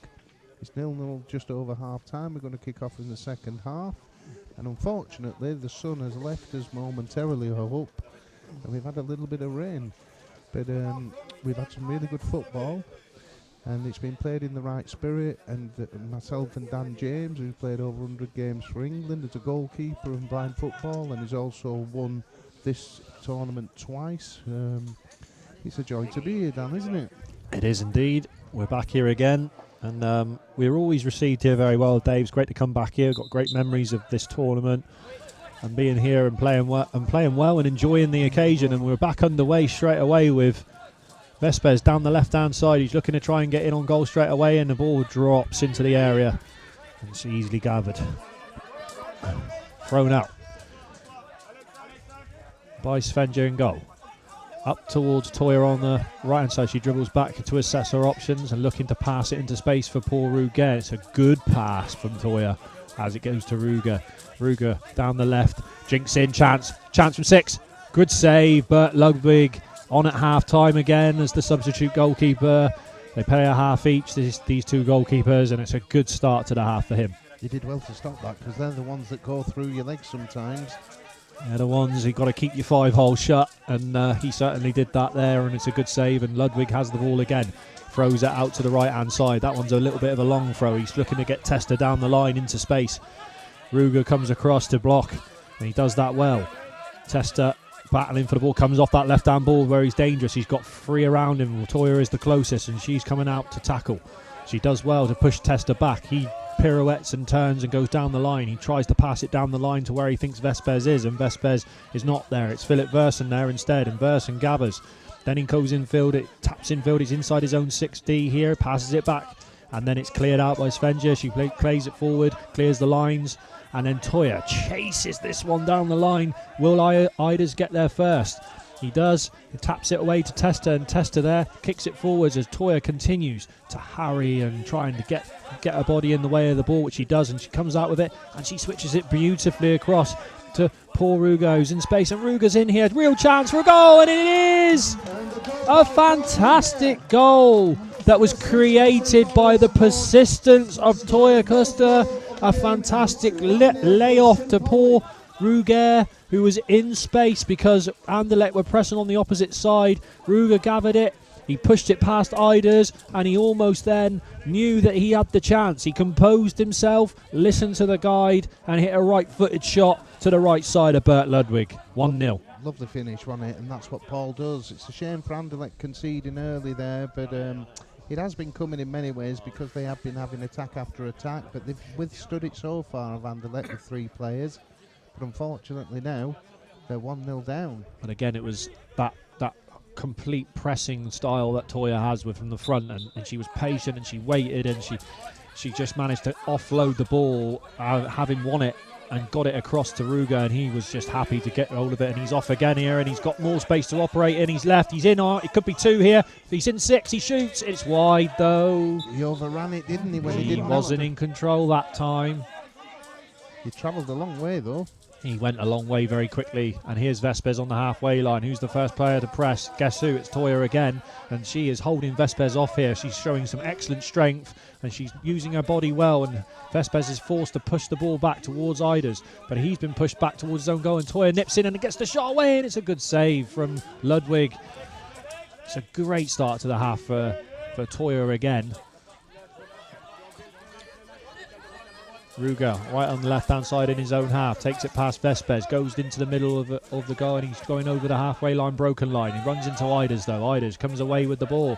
He travels over the halfway line to the right-hand side. He's got Versen, Toya and Ruger around him, and he's crowded out, and Toya takes the ball away. She's over the halfway line. She's past Iders. She's past Testa. Broken line, 8-6. Great tackle, Vespers. Just as she was about to look to shoot, Toya there, Vespers came across and got the tackle, and it's gone out for a corner. It's incredible that, really. Player number 6 from St. Pauli goes out. A really positive start to the half for St. Pauli. It looks like Anderlecht have dropped. They're not as compact as they were in the first half. The communication level seems to have dropped. When they've got possession of the ball, there seems to be acres of space now for the player that's picking the ball up. On that occasion it was Toya running forwards. On the occasion before it was Ruger. There's certainly more space now, and you can see it. Yeah, they're getting a little bit tired, obviously, understandably so. As I said, they came in late last night. They've managed to turn around a defeat and then won the game in the first game. But they have only got 3 players. And Jenny Dabelstein has just come on for St. Pauli as Versen goes around on the angle, arcing round to the left, back onto his right foot, 6 metres out from goal. And then Vespers there to take the ball away. A very well-timed tackle by Vespers, but Versen has worked back to try and stop Vespers. Vespers over the halfway line, under pressure from both Toya Custer and Versen. Down the left, Vespers looking to roulette again, and he does another roulette past 2, but he hasn't been able to gather it. He's 8 metres out now. He's been pushed back to the broken line. Custer using her body well, stopping them from getting hold of the ball as Testa lurks, and he takes the ball in the broken space, and he's over the broken line to the left. Then he has been forced back again, goes to the right, then the left, then the right, past 1, past 2, on the edge of the 6. Can he get a shot away? In comes Nayez, and he's given away a free kick on the edge of the box, edge of the D. He deserved that, and that's what Testa's got to do if they're going to get back into this game. Picking up a loose ball, winning a battle, zigzagging, gaining possession, gaining territory. They're on the edge of the D, and it's given Vespers a little breather after his little endeavours. They're going to have to do that with 3 of them now, Dan, because St. Pauli, they're all over them. There's always 3 defenders, they've always got outlets, they've always got runners, and they really need to make this free kick count. Well, there was a classic example of Testa picking the ball up in a really good area, because what they'd done is St. Pauli had just for a moment lost their shape. Too many players pressing towards the ball, getting caught out of position. That allowed Testa the areas to work in the space over to the left-hand side. But this is a chance now. 6 metres, just off of the left side. All the St. Pauli players are back in the goal. And this is going to have to be set up expertly by Svenja Bartels, the goalkeeper, making sure that the players for FC St. Pauli are blocking that that right-hand side of her goal, the left-hand siders, as it looks to Vespers, who's going to be looking to try and get a shot away here. We've already seen goals from these free kicks, haven't we, Dave? He's got to hit it hard, this. When there's that many players in that box, and they're all in the keeper's little box, he's on the edge of the D, and it really is control, set and finish. And anything can happen, really. As long as he gets it on target, this could be 1-1. Here comes Vespers, gets the shot away. It's blocked by a mixture of Dabelstein and Rasmus Nayez. That shot was heading towards the goal. Well blocked. He hit it well, didn't he? Yeah. The wall did its job, though, and now they're defending it out and they're battling on the boards again. And St. Pauli have survived that. And Nayez spins and goes in field and then is fouled by Vespers. And that is a definite free kick for FC St. Pauli. It looked worse because actually Rasmus stood on the ball as well, didn't he? And that extenuated the move, but it was a foul. I think he was frustrated, Alex, because they've obviously saved a great opportunity, a chance to get back in the game. Here's the pirouette turn on the boards, Dave, on the replay. He just rolls his right foot, goes into the space, and then Vespers is just reaching, and he gets a foot on the ball, but you can't tackle from behind like that. Dangerous. Waiting for this game to find the two lads to find the ball here, which they have done. And Iders is around the ball, and the swarms, and Toya is on the furthest player forward again, and she comes over to this side, gets the volley in early on Tester, and Tester quickly drags it out, gets past Toya, but the Toya is still putting pressure on him and trying to force him to make a mistake, which he doesn't do. He waits and he's patient, and he's just waiting for a gap to exploit on his own half, on his own broken line. Passes it back to Vespers. Vespers takes it to the left, under pressure from Toya and also Versen. Vespers passes it back to Bert Ludwig in the goal, looking to build an attack. Ludwig kicks it down the right-hand board, trying to find Iders. Iders is the furthest player forward, and he has found it. Can he get a shot away? He's on the edge of the 6D. He's surrounded by 3 St. Poli players, and he's trying to chase after it. And Versen kicks the ball away with a right foot. In steps Nayez again, and in steps Nayez, and then the kick on Nayez with his big, long, telescopic legs. The 2-metre frame of Rasmus Nayez stepping in, and he was an expert in taking that ball away, and as he did so, he was fouled again. Yeah, that's the problem when you've only got 3. They're chasing the game now, Anderlecht. They're doing a lot of miles, each player. They're getting caught on the break. They can't quite cement an opportunity, really. They've got good, strong runners of St. Pauli, and that makes it very difficult, and that's where you're giving away little free kicks, breaking up the momentum. Here's Versen again. Will he look to try and play one down the middle to where Toya Custer is again? And he's done so. Brilliant, this. Could it be? Oh, that's a brilliant save. That move that we've seen several times has happened again. A great kick down the middle, and Toya Custer gathered it in her stride, took it under her spell straight away, turned on a sixpence, got the left-footed shot off. Good save, Ludwig.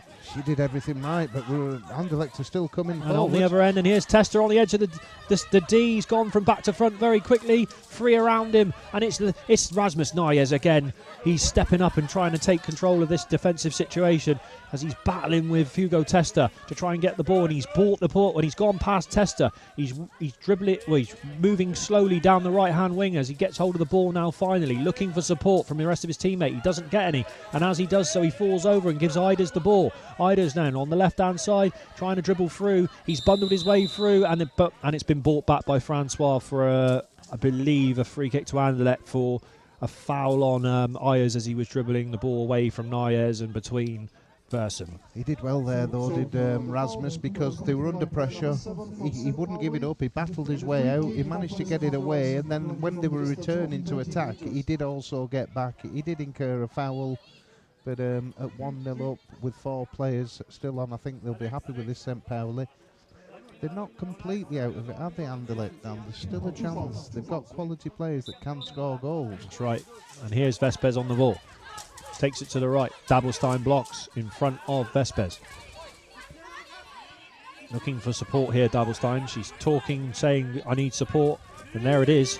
Bad ball pass back towards Nayez, and then it's kicked forwards, and Dabelstein will chase. Nayez is also coming forwards at the same time, and Dabelstein wasn't sure whether that was Nayez or whether that was an Anderlecht player, and a timeout has now been called, and we'll take a breath. Yeah, it's fast and furious. And just there again, we saw a moment, and it's great to see this play because we've seen it several times now, where Philip Versen took the ball in field, and we saw Toya Custer just drift from where we were here, David, in front of us in this commentary position, go into the middle area, be the focal point. And the ball got played through to her, and she gathered that ball expertly inside the 6 metres, turned, and you thought, for all intents and purposes, here we go, it's 2-0. She's going to just slot this one like she did in the previous game. Bert Ludwig read it well, and he managed to make a very good save, good blocking save, and it remains 1-0, and it keeps Anderlecht in this game. Yeah, it's brilliant positioning, isn't it? It's a great throw out, straight to feet. As you said, it was almost control, turn and finish, which is it's no mean feat really, coming from a ball from 40 yards away. And I think that's one of the successes of this thing that we're happening in Bučovice in the Czech Republic, that males are mixing with females. You know, there's no compromising quality. They're giving as good as they're getting, Dan. And in years gone by, me and you both know that females haven't had the opportunity to play as many games, they haven't been invited into clubs, but now it's a fully inclusive sport. Yep. It was good to see, and that's showing in the play as well, and the standard of football is improving all the time across the board. Testament to the work being done at an FC St. Pauli by the whole team there.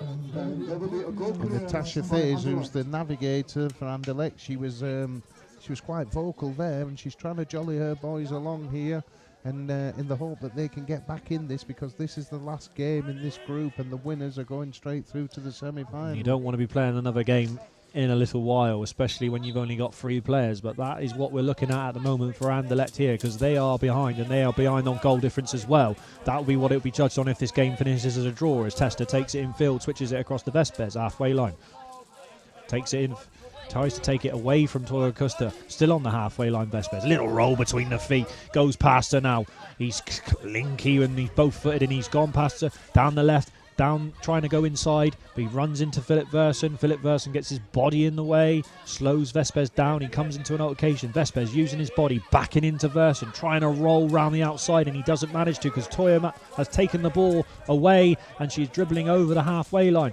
Runs into Iders, but bundles her way through one challenge. Comes to Testa, bundles her way through Testa, and Testa then manages to take the ball just at the moment when it looked like she was going to get through to her, and passes it back to Bert Ludwig in goal. She's impressive, isn't she, Toya? She's had a wonderful tournament. Got a lovely goal for herself as well. And here is another attack started by Ludwig down the left-hand side, trying to get Vespers, and Vespers is running onto a loose ball, and he's got Versen to try and get round to get there, and he hasn't managed to do that yet, so he's just got to try and be patient now and not give away a foul. Francois, the referee, starts a count of 1, 2, hand on the board, and he has given a free kick to Anderlecht. He did warn, it started the count, and Versen has given away a free kick. You'll be disappointed with that. Yeah, he didn't move the ball. He had it at his feet. He could have passed it around. He could have switched it. It's the worst thing to do, really, isn't it? Giving away possession there when you're in control of the ball. One of those stuck on the ball. needless ones, isn't it? Yeah. But here we are again. If Anderlecht are going to get a goal, they need one soon. We're running out of time here in the second half. Got Testa pushed on to the right-hand side, as you can see, number 12 there, 2 on the ball. That's all Anderlecht have. They've been playing with 3 since the first game. They're still in this, still 1-0 down at the moment. Can they find an equaliser? It's a good free kick chance here off the board if Alex can get going. There's the navigator. Vespers off the right, hits the shot, hits Toya, very good block, and she runs away chasing every loose cause, and she's done fantastically to push that one into space. Can she gather the ball? She can, she's communicating, she's offloaded, tried to switch it across to Versen, but Vespers steps in, takes it away. Gathers it, halfway line, Versen around him, trying to go past Versen now, Vespers, but it's a battle. Those two have been having a real battle the second half, and they're giving, both is giving as good as they got, as Versen now manages to take the ball from Vespers, goes in field, he's coming towards the halfway line, plays a lovely pass through to Ruger this time, and he hits the shot. Oh, he doesn't hit the shot. He just rushed, didn't he? He rushed it, yeah. Yeah, it was a shame because it was a lovely pass from Philip. Back to Testa on the ball. He goes past Toya on the halfway line down the middle. He jinks to the right with a zigzag. Then he tries to go left, but Ruger steps in with a big right foot, and he just gets a hand on Testa. Right moment, right time for Ruger, and he's taken the ball off of Testa now, and he's gone past Iders. Can he gather the ball on the 8? No, he can't. Testa takes it away, and then he kicks it away, and it's out of control. Toya comes to try and tackle in front of us here in the commentary box. He manages to kick it into space and away, and Iders comes across and then plays it to Vespers, and Vespers goes down the line. And is met by Versen, and that's a foul. Late volley. And there's a yellow card coming here for dissent. Yep. Versen was unhappy with that decision, and that decision has got him a yellow card. Because Francois will not stand for any of that language. The thing with St. Pauli is that every single one of them chases the ball until it's finished. They never give up, and that's difficult. I mean, Toya, she's been substituted now, but she's run every single blade of this grass. Number 9 from St. Pauli also received a yellow card for this foul. And now it's a free kick for Villas of Anderlecht. We have 2 minutes to go in the second half. It's now or never then, down 2 minutes. It can be a lifetime or it can be nothing in blind football. 2 minutes to go. Can we find a goal? As Vespes goes forward down the line, he'll be hoping he can drink in and out here. He's on the edge of the 8. He's central. He tries to swing a boot, but that's an air shot, and the ball has gone loose to Ruger. Ruger on the right, pirouettes off the board, and he's off. He's travelling, and he's in unopposed here. He's 12 broken line. 8, 7, 6, shoots. Misses the target. All he had to do was hit it, and he's missed one again. Down the line he went, or down the straight he went, and the Anderlecht players are throwing caution to the wind. They were beaten from the halfway line. He was in. He'd had no one around him. Anyway, Tester's back. Passes it forward to Vespes. Too hard. Out of play. Yeah, it was a brilliant run from Paul. I mean, that's his trademark run. He just needs to put a finish on the end, and this game would have been safe. But as it is, there's a minute to go, and they're only 1-0 ahead. It's a let-off for Anderlecht, but they've had to try and find an equaliser here. They have to try and find something now as Versen kicks it down the middle, looking to try and find Werner, who has come on as substitute for Toya. But it's cut out by Christoph, who's now found himself in the opponent's half, and a battle with Versen is ensuing again on the far board to us. Hands are on the board from Christoph as he passes it back to Vespes, but out comes Versen and chases back towards the goal. And Versen, can he gather? Can he get a shot away here? He's on the edge of the 6D on the right hand side.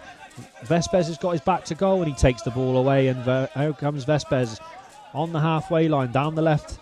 He's got no support. He's going to have to go on his own. He tries to go himself, and then he just tries to shoot with his left foot from a long way out there. Yeah, he just ran out of legs a little bit. He's put that much into this game. That's where in the final third you need that little bit of composure, and he was just lacking there. He was a long way out to try a shot. It looks like the fight has started to go out of Anderlecht here. We're on to the last seconds of this game. A long ball forward from Versen, and Vespes, his legs have gone, and he's walking, and he's got his hands on the far board, and he's very, very tired on the far side as the final whistle goes. They're dejected there. If you pan across to the left, Francois is just checking on Vespes, make sure he's okay. He seems to have just run out of energy there. He may have taken a hit on the head, but it's finished 1-0 to FC St. Poli, Dave.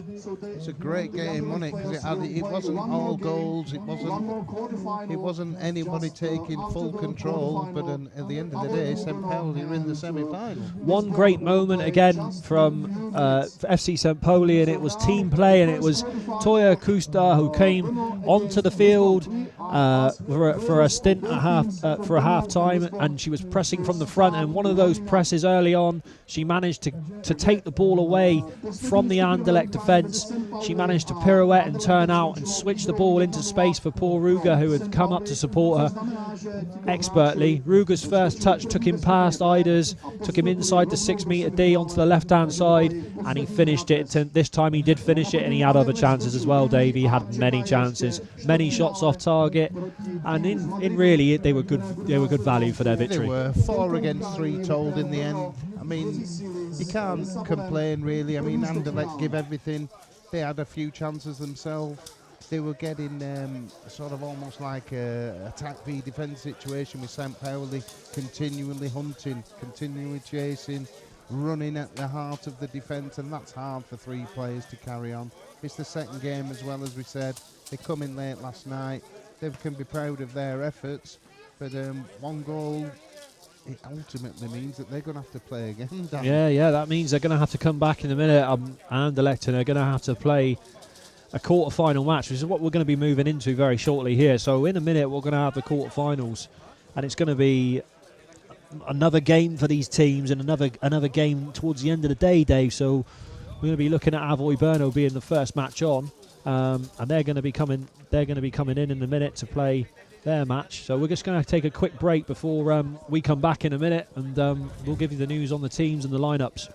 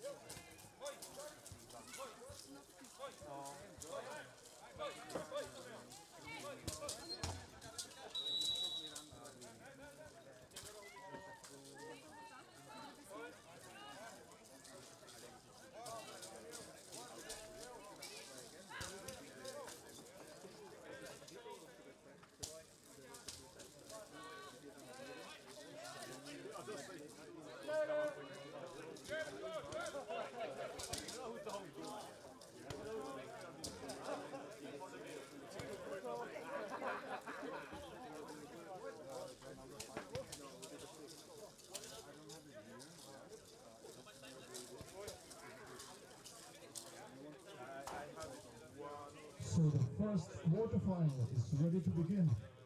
The players of Brno, the home team, play in grey t-shirts, and the players of Lisbon play in yellow t-shirts. The winner of this game will play the semi-final game tomorrow in the morning, and the team which loses this game will play for the 5th place.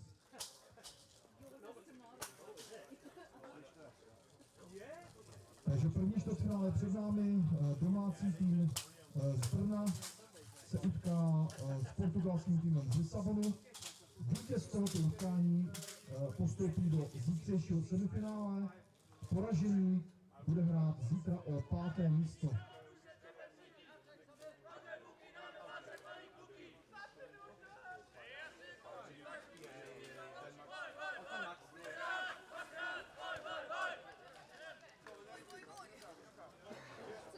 Here we are again, back again, Dave.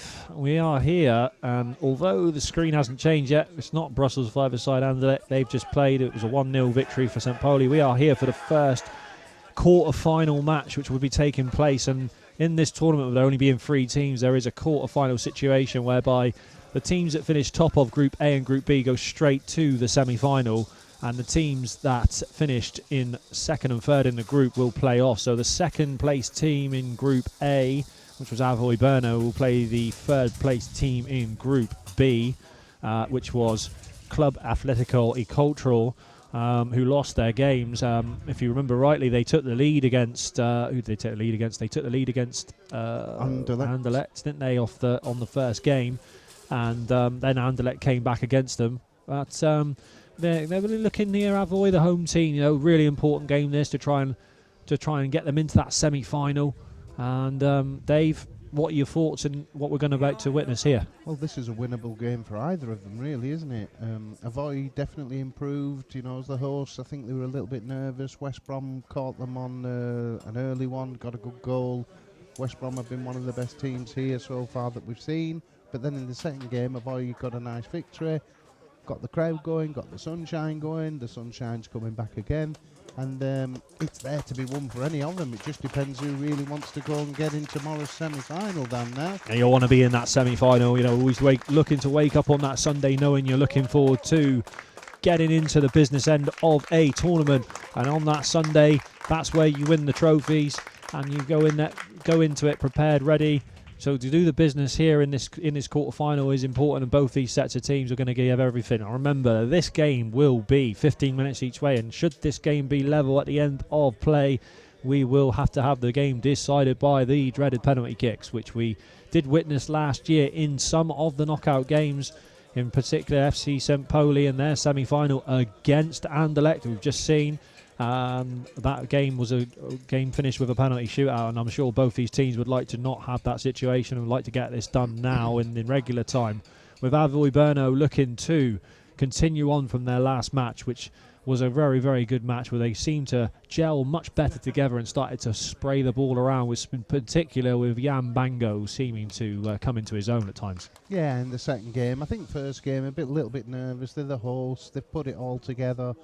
A little bit difficult. It was a bit dew on the ground. The ball's a little bit slippy. And like I said, West Brom were that good. They never really give them a chance to get involved in the game. Second game came along. They played a good game. They scored 2 goals. And there's no reason why they can't go on and actually secure a semi-final place. Going through the formalities here with the danger man for Atletico Club in Cardozo, who has been the danger. He scored the goal in the second game against Anderlecht, that free kick that he scored in the low left-hand corner. He has been a danger. He's the player that's put himself around and through the ringer to try and win the ball in high areas and to try and get shots off. And this team, we know, will shoot on sight. They will shoot from corners. They will shoot from wide areas. And they will look to try their luck at every opportunity that they get. So, Avoy Brno, will they be ready and will they be able up to this task? We've got Thomas Bukowski, who has been in good form this tournament so far, especially in that first, well, both games really, but the first game especially, where he was busy against West Brom. Yeah. Going to be ready to kick off here any moment now. Lots at stake as we get towards the end of the day here, with the sun now looking to return. The clouds are moving over. The rain has stopped for the time. Fingers crossed we are not going to get any more for the time being, and we are going to be able to move forwards towards the first quarter-final. And here we go. It's Cardozo on the ball in front with Ramos behind.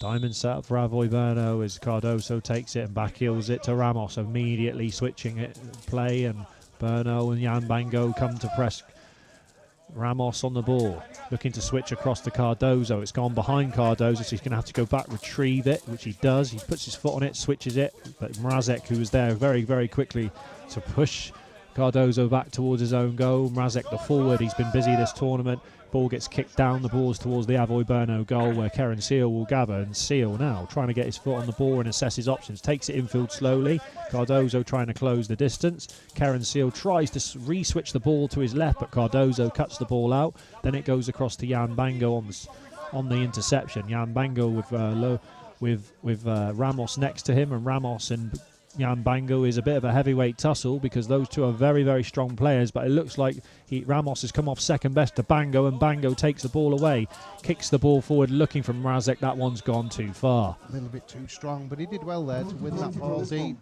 Did well there, Bango.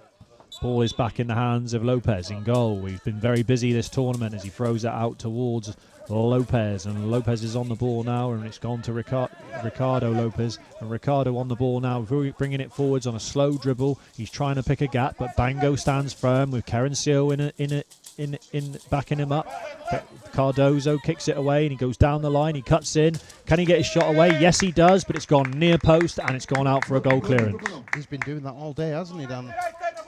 He is certainly the danger man as Bukowski tries a long throw straight away and gets it up to Mrazek, and Mrazek comes off the right-hand board. He gets inside the 6. Then he's pushed back, and he's pushed right away from goal. He's gone all the way back to the broken line as he reassesses his options under pressure from Cardozo and under pressure from Ricardo on the other side.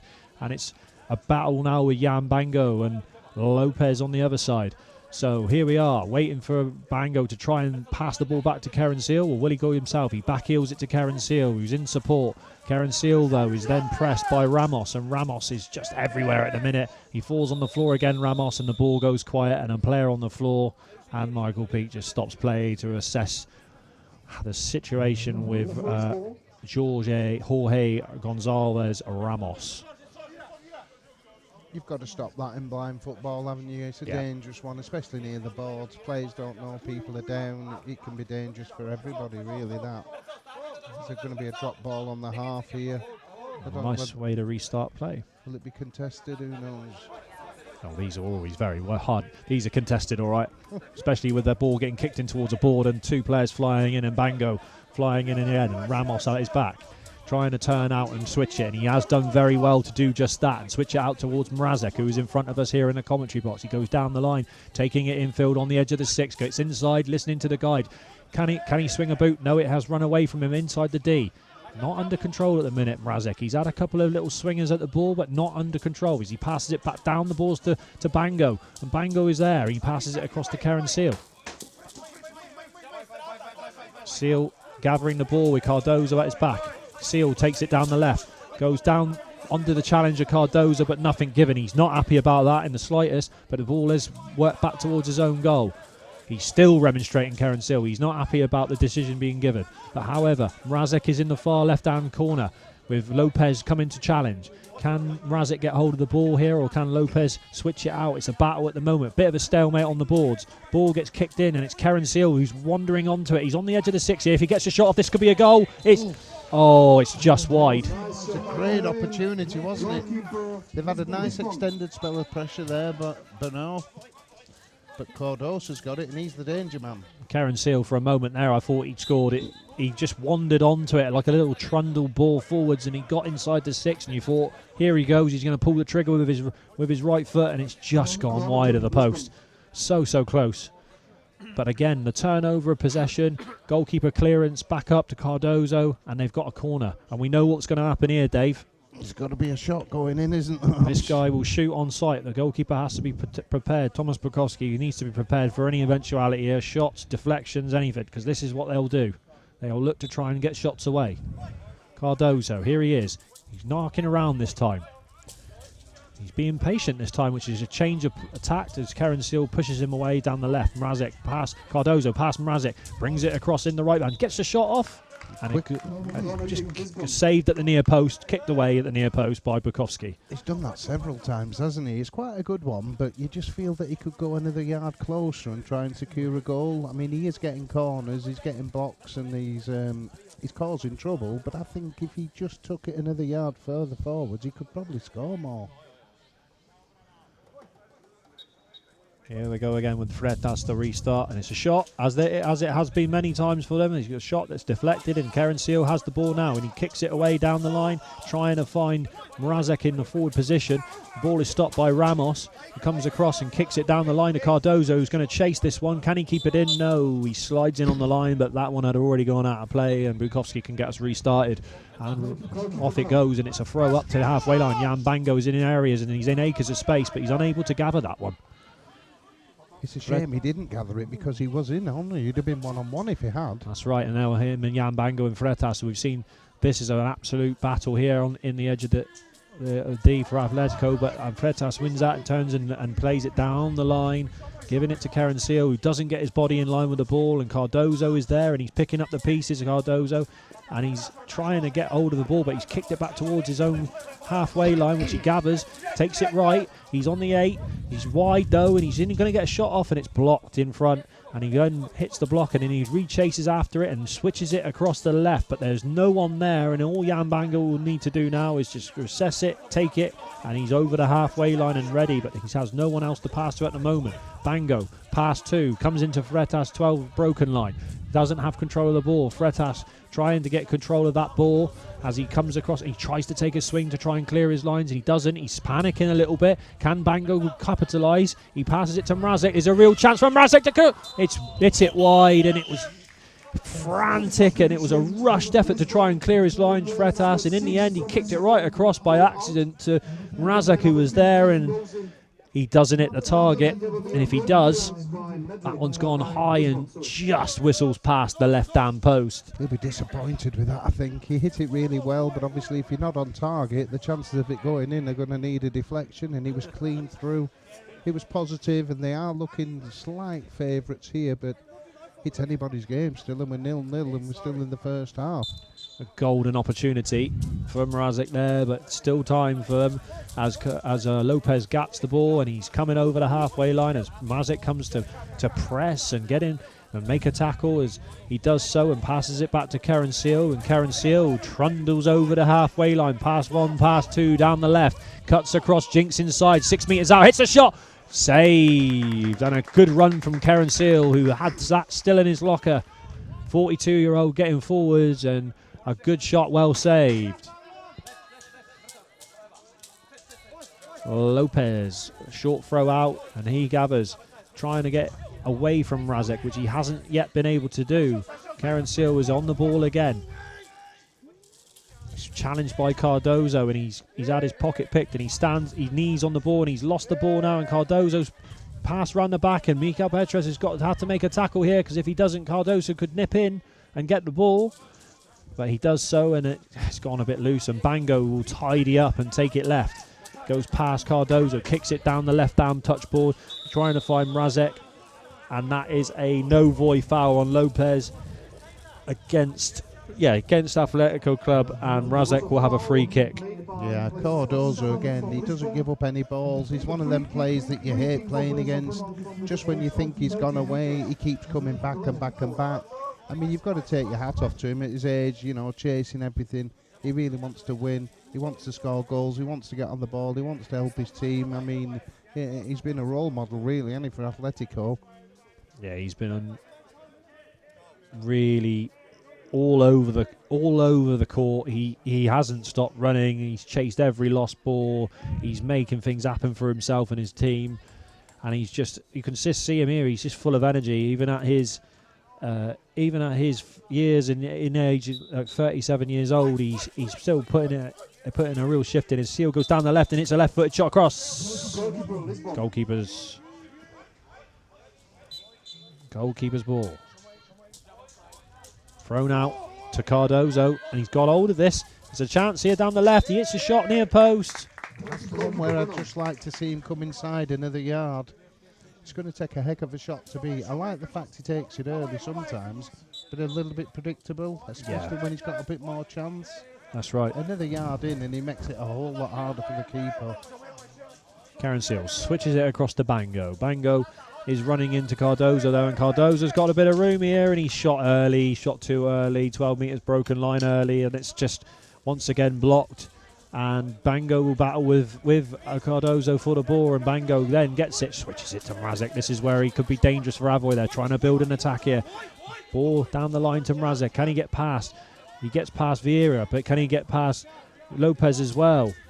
The answer is no. It's cleared, back-heeled to Lopez, with Vieira trying to run onto this one, and he hasn't got control of the ball on the right-hand kickboard in his own half yet, and Bango is there pressuring away, and Bango needs to be patient and not give away a foul here. Winton is looking, Winton the referee is looking very adamantly to see if that's a foul, and it isn't, and Bango is waiting to try and get onto the ball, and he has done so, and then he switches it across to Mrazek. Mrazek in front of the commentary box just here, getting hold of the ball. He's challenged by two players. He switches it across to Bango. Bango can get hold of the ball again, and it's patient play, this. Doing well. There's no rush, you know. Keep the ball, make the opposition run, and then hopefully they'll end up getting an opportunity, and they've got one now. And then Bango just overruns it just at the key moment. But this is better from Bueno. It was a little phase there where it was back and forwards. They were keeping possession, and then just a moment they found the gap. They weren't just able to exploit it. Lopez coming forwards again with Mrazek. Been a good battle between the two of them this half.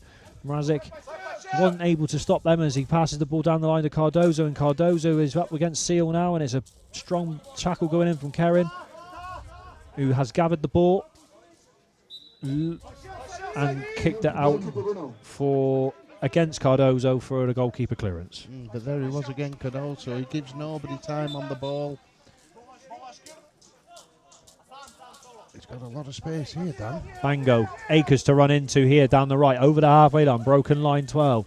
He's down the right, he shoots, and it's high, and it's a long way out, Dave. Yeah, just a little bit too ambitious, but the intentions are good. The intentions are good, and it's good to see that there's so much space opening up now as the game becomes stretched with Cardozo in Brno half. He looking to assess his options just over the halfway line. 14 out, now 12, now 8, now shoots. And it's wide of that near post again, but he's getting shots away. He is. He just needs that little bit more, call it composure, if you will, because they're a long way out, aren't they, some of these shots? Here comes the long throw from Bukowski trying to find Mrazek. We've seen this before. A long throw down the middle, trying to find him, and it's gone all the way through to Hugo Lopez. Hugo Lopez trying to find Cardozo now with a similar long throw, but this time off the centre to the left inside the Brno half. He's 6 metres out on an angle, and he's toe poked it near post, wide again. Bukowski straight away throwing it down the left, trying to find Mrazek. Mrazek's in a good position here with Lopez, but the ball's gone low. Goalkeeper clearance again, and it will be a long throw. Long throw there, Dave. Yeah, I think if Carl also can get in the centre, because he's shooting from a wide, if he can get in front of the goal, the way he can hit it, he could very well score. Yeah, he's got a good shot on him. Very good shot. Just got to get him more central, I think. Yeah. But he's got a corner here, I think. And another one. It's going back to back, and who's going to be in the semi-final? Any predictions, Dan? No predictions yet. This could go either way, and chances at both ends. Mrazek and Cardozo have had their opportunities. Karen Seal, Mo thought he'd got the first goal as well, but it's a shot off there from the corner. We've seen this one before. Vieira looks to shoot on sight, doesn't he? It doesn't matter where he is. It doesn't matter where he is if he's in that final third. Yeah. You look at this camera angle here and you think, why would you do that? You think that defence would just be able to stop it, especially that big body of Michel Petros on the far right side there of that wall. Here he goes, out he goes, and Cardozo on his number 10 gets the shot near post, and there it is again. Hit the stanchion, I think. Stanchion of the left. He was shooting on sight, but again, wide position to be shooting from. It's going to take something awfully special to score from there as Bukowski bowls it out to the left-hand side, and Karen Seal will switch and high pass up to the right-hand side.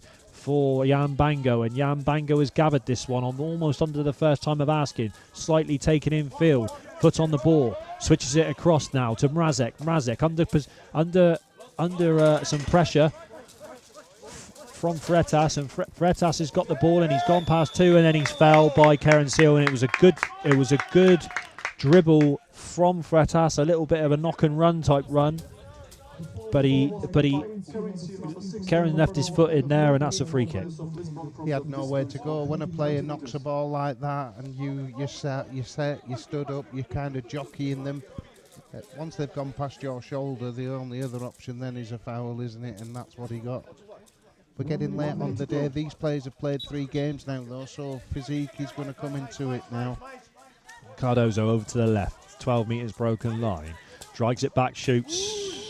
Long way to be shooting from, Dave. Yeah, again. Has a 12 metres, but he does hit it well. He does hit it well. He's hitting a toe poke shot. He's squaring them shoulders up, but he just missed the target, that one. But there's a lot of power, but maybe a little bit too far out, and that long throw hasn't been controlled, and a bit unlucky not to control that. You just feel, can Mrazek get hold of a ball that's been thrown long to him, because he has got some chances if he can just get it between the lines of these two defenders. Long throw that, like Cardozo's just done here, and he's kicked it inside, and here's a chance. He's looking for a penalty. Nothing doing. Stuart Winton with the hand gesture. No, that is not a penalty. Bodies were in the way there. It was a fair coming together. The referee, Stuart Winton, there dared that to be. It looks and like now it's injured him, doesn't it? He's It was down. a little bit clumsy. It was a little bit clumsy, but I think he got the volley in, and then it was 2 or 3 people all coming into one area. It'd be a shame if he does get an injury here, because he's put his heart and soul into this performance, hasn't he? And he has done all day. Yeah, he's everywhere at the minute. I think he's very much a lot of the good that's coming from Atletico Club in going forwards in an attacking sense. Because if they were to lose Cardozo, I think they may rue that. But he's up and he's moving around again, so that's good to see. As Karen Seal restarts the game, and a half-time whistle comes, and it's 0-0 at half-time here. Plenty of opportunities for Avoy Berno. It's been off-target shots, however, with Jan Mrazek forcing 2 opportunities. It was a good save made earlier on by Lopez, and then Karen Seal thought he'd scored as well, but he just dragged his shot, right-footed shot wide of the left-hand post. We've had many shots from Club Atletico that have come from wide positions or from slightly too far out, but it finds itself at half-time in this game, 0-0. Dave, what do you think so far? I think it's a fair reflection, and you've sort of hit the nail on the head. Both teams are going to win this. They've both had equal opportunities. They both defended well, and they've both, unfortunately, drawn a blank. And we have not had a 0-0 in this tournament this year, and we don't want one now. We don't want one either, do we? Not with a semi-final place. We don't want somebody to go through on penalties if we can help it. And they've got 15 minutes to go and win this game. That's right, we have indeed. So what we're going to do is we're going to take a short break. It was good to see you, and we'll be back with you for the second half in due course.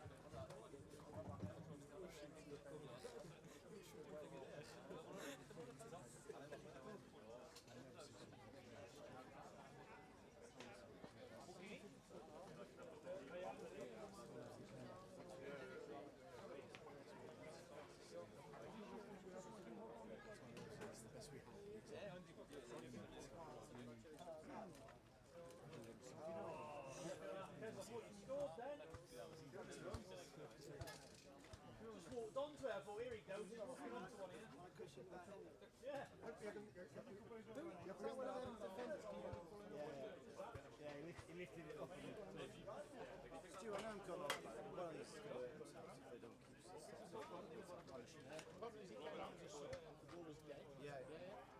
just him, they're all over the shop. There's somebody that's tackled me from behind and not said that. It's like, I know it's supposed to be nice and stuff, but it's not plastic. Let's just be nice. I mean, let's be nice, but let's do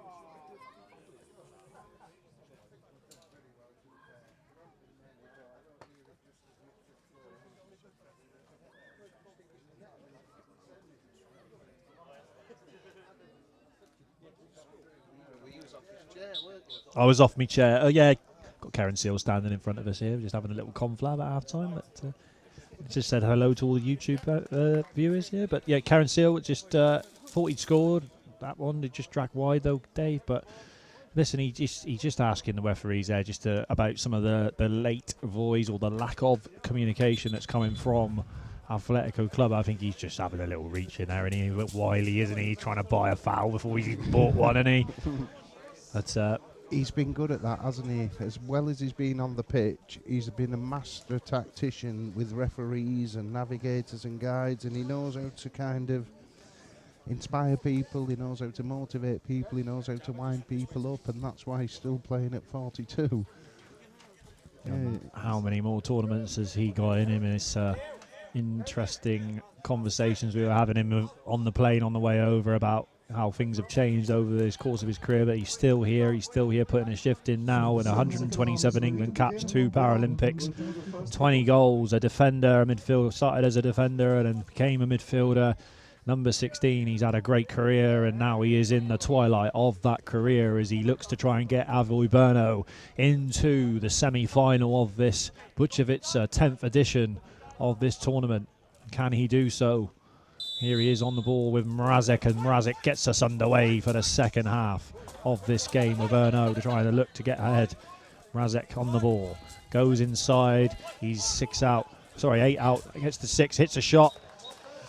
He had a chance there. He disappointed me now and again. He's done it. You know, them are the ones that make the difference. A toe poke straight then, and he could have potentially had a goal, but he's knocked it wide. Yeah, and here's Cardozo in his own half at the moment. He's looking to try and get past the press of Mrazek, and Mrazek is not allowing that to happen. And he's come across to try and block it. I think he ran into Freitas, and that helped out Cardozo because he didn't get any pressure. And Cardozo takes it away and shoots from 15 metres. That was his longest one yet, I think. Yeah, 15 metres. Yeah, it's a little bit of a sigh from me in the commentary box, but you just never know what's going to happen with this guy. He is got. We're just talking at half time about the ferocity of his shot. If he can get in a bit closer, he could really trouble Thomas Bukowski. But Karen Seal over the halfway line, pass 1, pass 2, inside the 6, and it's wide. He looked like he didn't believe it, didn't he? Then I think he got himself set, but he never delivered it.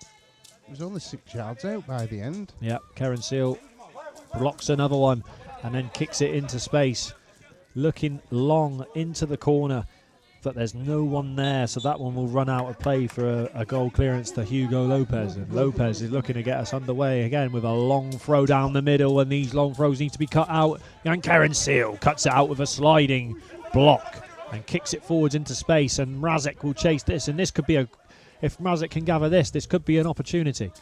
Mrazek high in the corner, trying to gather the ball. 2 players around him, and he needs some support, and he gets it from Karen Seal. The ball support back and switched immediately across with the outside of the right boot from Karen Seal to Jan Bango, and Jan Bango trying to battle with Freitas on the far side, and Freitas and Jan Bango are once again in an altercation where neither can get hold of the ball at the moment.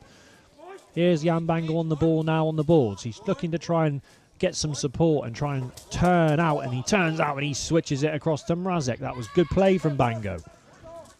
Cardozo though has come back and he nicks it off of Mrazek. Goes over the halfway line now, down the right over to 12 metres broken line, runs into Karen Seal when the tackle comes in, and then Cardozo trying to chase back to Karen, and he's won the ball, Cardozo, and he's 12 out. He's in the broken line and he'll shoot on sight, and that shot just goes wide with a Thomas Bukowski at full stretch, but 12 metres out. He's still very equally poised, isn't he? Wants to try and get another shot off, and he does just that. And it looks like one goal might just win this. Yeah, it's a tight game, and Can one team get a shot off with inside the 6 metres on target? And haven't seen one on target yet that's troubled these goalkeepers as Karen Seal looks to bring Jan Bango into the game. Jan Bango now on the ball, halfway line, looking to turn left and pirouette and go infield, and he's done that through the middle where Freitas is, and he's gone through the middle past Freitas to the middle, over the broken line, then left. About 10 metres out from goal, he tries a shot from there, it gets well blocked, and it gets well blocked by Daniel Vieira. Karen Seal comes to gather the ball in front of us. He goes over the halfway line left, down the middle. Vieira comes to tackle him. Gets kicked into the gap and space for Jan Mrazek where Lopez is, and Lopez sticks his foot and kicks it back into the middle. It's got a little bit fractured this game, and no one really putting their foot on the ball as it gets kicked long. And Bango will just walk onto it and control it. Bit of nervous tension from both, not securing the ball, giving the ball away cheaply, conceding possession. It just needs somebody really to grasp hold of it now and go and win this game. Bango tries to switch it but gives it away to Cardozo, and then Karen Seal steps in and collects the ball to Mrazek down the left-hand side. Jabba is in support on the far side, or Jan Bango as he's better known by us in the commentary box, and it's Vieira stepping in, taking the ball away, and then looks to try and pass it down the line, which he didn't realise he was so far forward, and kicks it out for a goal clearance. It's a timeout called, and Dave, it's got a little bit stretched. The quality seems to have dropped slightly in the last few minutes. Players getting a little bit more tired. Yeah, we're 3 games in now. It's been a long day as well. The players were up for 7 o'clock this morning, getting the breakfast, playing 3 games as well. We're in the latter stages of today, and it just needs that little bit of creativity, a little bit of cleverness now to try and get this game won. Long throw down the middle and kicked, and it nearly ends up in the commentary box from Karen Seal, who clears his lines. It's the best pass we've had off him for years. That's probably one of the best. Yeah, you're right there. It's just tidied up in front of us here, and ball will be back in with Freitas and Cardozo, who will come over and have that as a kick in. It's better to be in the stand than in the net. Certainly so, yeah. But they've still got a chance, and Cardozo is just in front of us again here. I'm sure he's going to be going and having a little run again at this. Backheel down to Cardozo in front of us, goes out slightly, arcs away, tries to go past Mrazek, and Mrazek gets a foot on the ball and brings it away over the halfway line, with Cardozo still battling with him, and again, now Cardozo has it, down the left. Looking for support, asking for players to push on and support him so he could pass it, and he backheels the ball, but backheels it straight to Jan Bango. The support comes from Bango. He does a little pirouette, chance for Bango, 12 out. He's out, he's got hold of the ball, he's about 10 metres out with no support. He's challenged by Vieira with his back to goal. Bango keeping possession of the ball, and then Vieira pushes him to the floor. It was good defending, but then he just overdid it, because he was going away from the goal, and then he just didn't stop. And now he's conceded a free kick. Ball was played by player number 16 or 15, I don't know.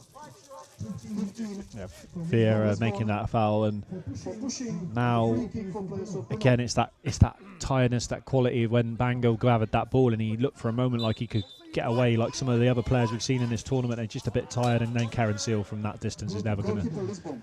Just lost his bearings a little bit there. What the information he's being given, it just seems like they're getting a little bit.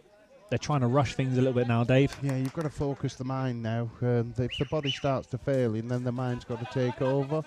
And there's nothing in this game. It really is a one-game win or lose, isn't it now? Yeah, it's all or nothing now, isn't it?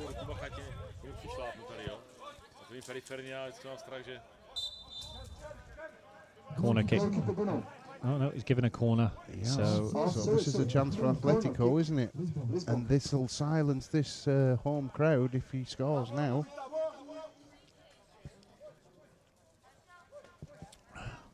I hope he takes it more central, Cardos, because he's been doing, he's had probably 6 or 7 shots in this game. If he can get more central and certainly inside the D, then Thomas Bukowski and the Brno goal, he could have a little surprise here. This is whether he will try to Freitas is one of these. He's gone near post goal clearance. Yeah, it's no good, is it? It's not worked all day, that one, no. Dan. No, it hasn't.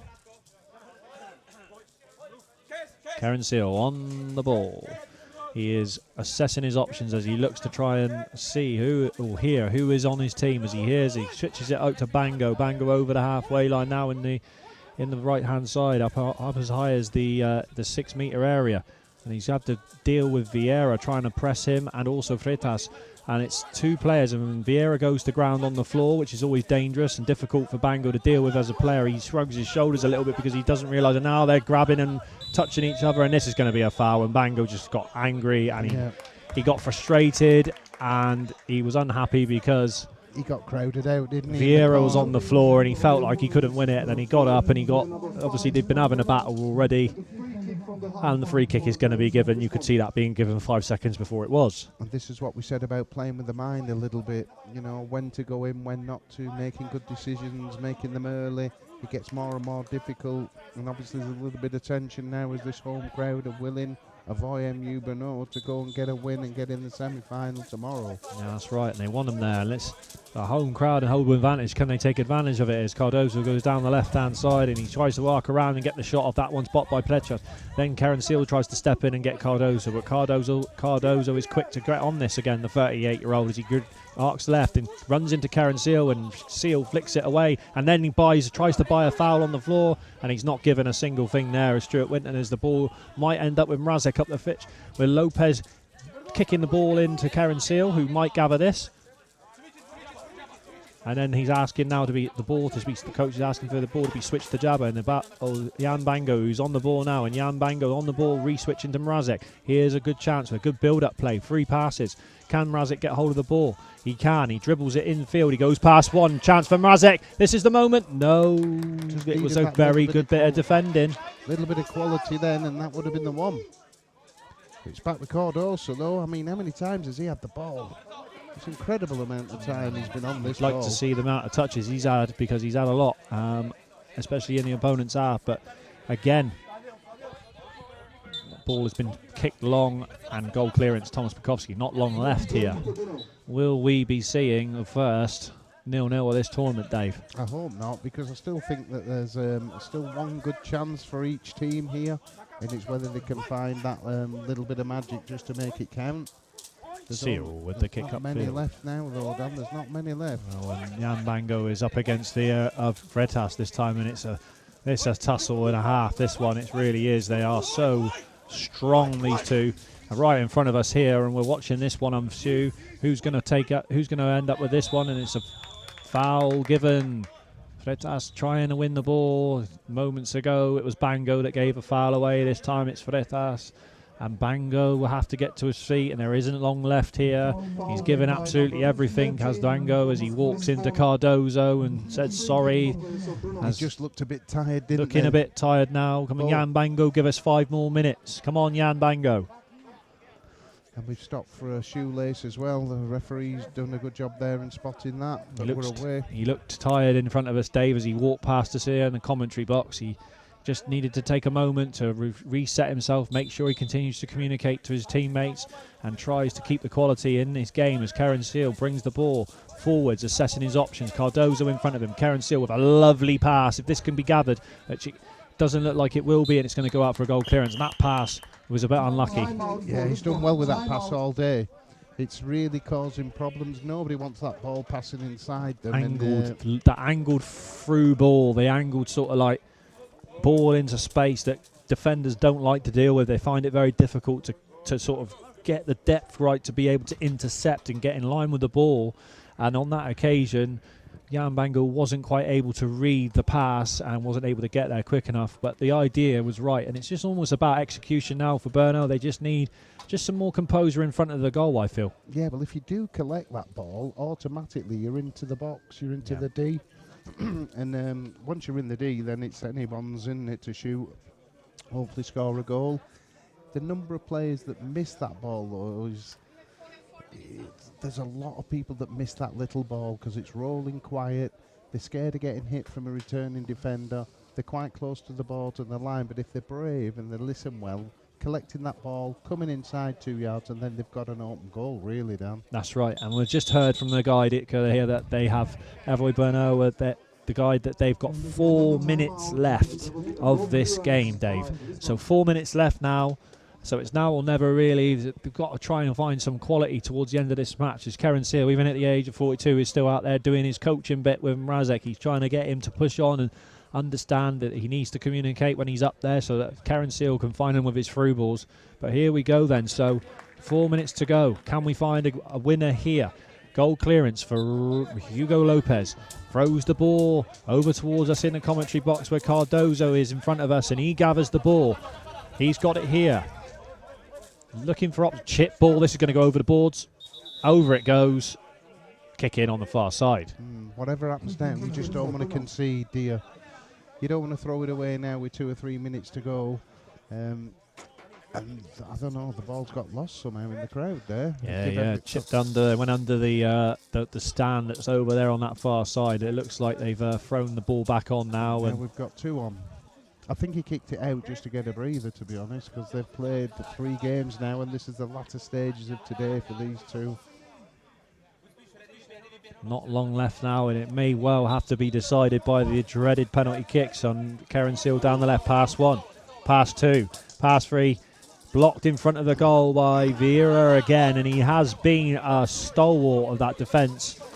Cardozo goes in field over the halfway line, and now he is looking and assessing his options as he pirouettes away and waits for Freitas to get behind. He just jinks past Bango, 12 metres broken line, shoots from the angle, toe poke, blocked. Mikael Petrus blocks the ball.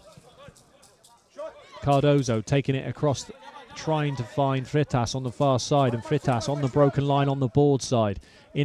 In the opponent's half, Avo Bueno half, as he tries to bundle his way down the line, but Jan Bango again, and they're both there, and the advantage has been played. That was a foul on Jan Bango by Freitas, but Jan Bango has possession, and it's an advantage as he goes forwards. He tries to get past Lopez. He's advanced up the pitch now long enough for the advantage to have been played, but he needs options. Can Jan Bango find an option on this board? Or he switches it across, and can he find Mrazek right in the corner? It's going to run out for a goal clearance, unfortunate. Yeah, he did a lot of work, but he ran out of options in the end. And it was good defending from Atletico, and we're still 0-0, and we've got to be into the last 2 minutes here. Surely now this is it. Not long to go.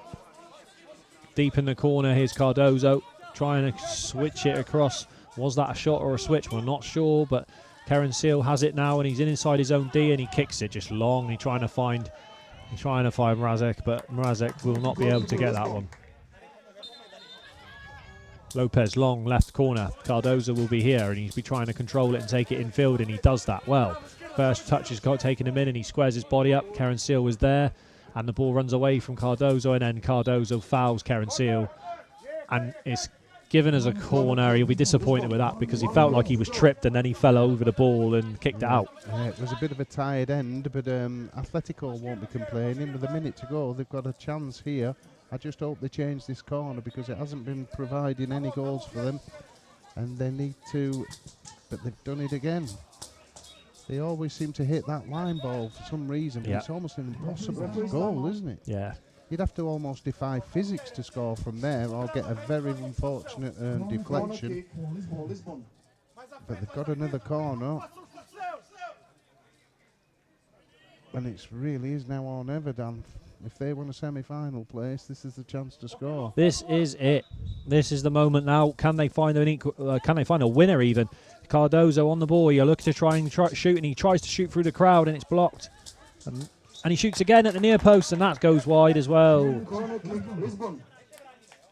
Must have got a little nick on the way through there, but I don't know why he just doesn't go on a big arc now, drag it back, get central, and then shoot. Because he's tried that one all day long, and with 4 avoid Bernal defenders, it's just not working. He is coming outside now, though, so maybe he's opened up here he the play. goes for the effort, hits his own player this time. Goal clearance. But again, he's shooting from 10, 12, 15 metres. I mean, that's going to be the best shot in the world if that goes in. And there it is. It's the end of the game. It's a disappointment for both, but they've both given their all, and some of the players are on their knees, and this is their 3rd game in, but it's a 0-0 finished.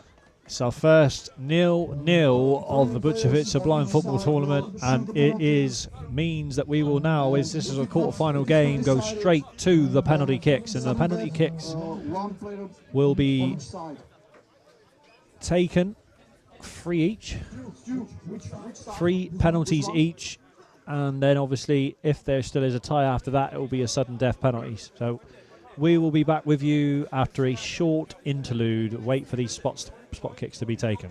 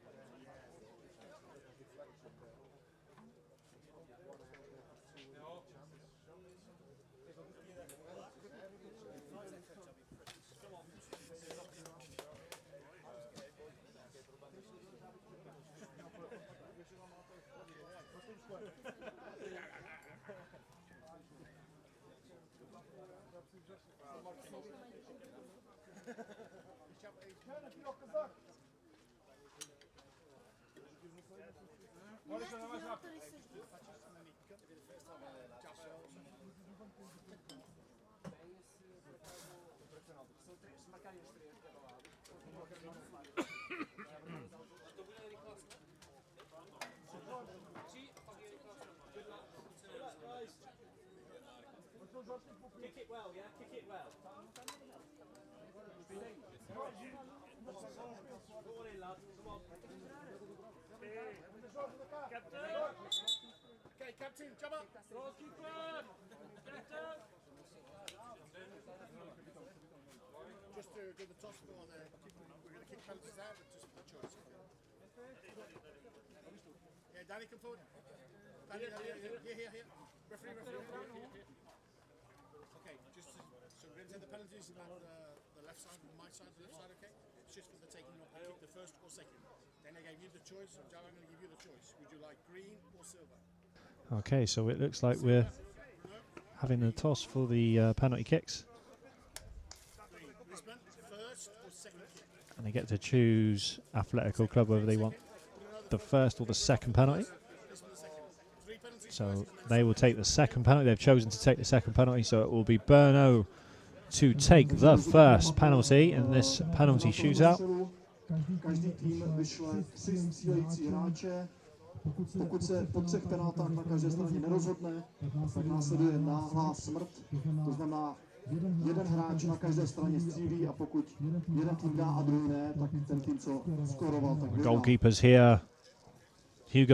Hugo Lopez has been in good form for Club Atletico, and this is aimed for Thomas Bukowski in goal for Brno. They've both been in good form this tournament, made some outstanding saves, and again another clean sheet was taken by these two goalkeepers. So it's going to come down to the penalties now, and the first penalty taker will be Karen Seal, who has scored one in this tournament already from the spot in the last match, and he will be the one that be given the responsibility to take the first penalty kick for Brno as the teams gather on the halfway line here and prepare themselves and hug each other and get each other's team spirit going as they hope and they pray that their penalty kicks when their team will be able to dispatch these penalties. But it's now time for the goalkeepers, it's now time for the guides to step up and give the information, give that tap the posts, who will be coming forward shortly. Karen Seal and Itka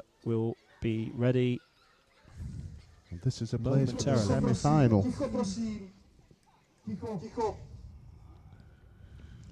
Here we are.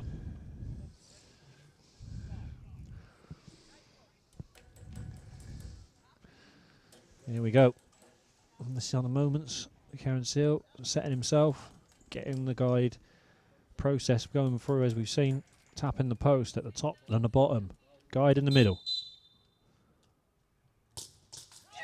and it's gone in, and Karen Seal looks to the heavens and he shakes his hand and he fists and he is happy as he walks back to the halfway line, knowing that was good finish. The goalkeeper tried to guess as he stepped back and he Just fell to his right, Dave, didn't he? Tried to read it. He wasn't the best penalty in the world, but the keeper kind of did half the job for him in a way, and he had a reasonable contact. But any penalty that goes in, you've got to say is a good penalty in the end. So, Dave, you've wanted to see this Cardozo at 6 metres central. You're going to get the opportunity now.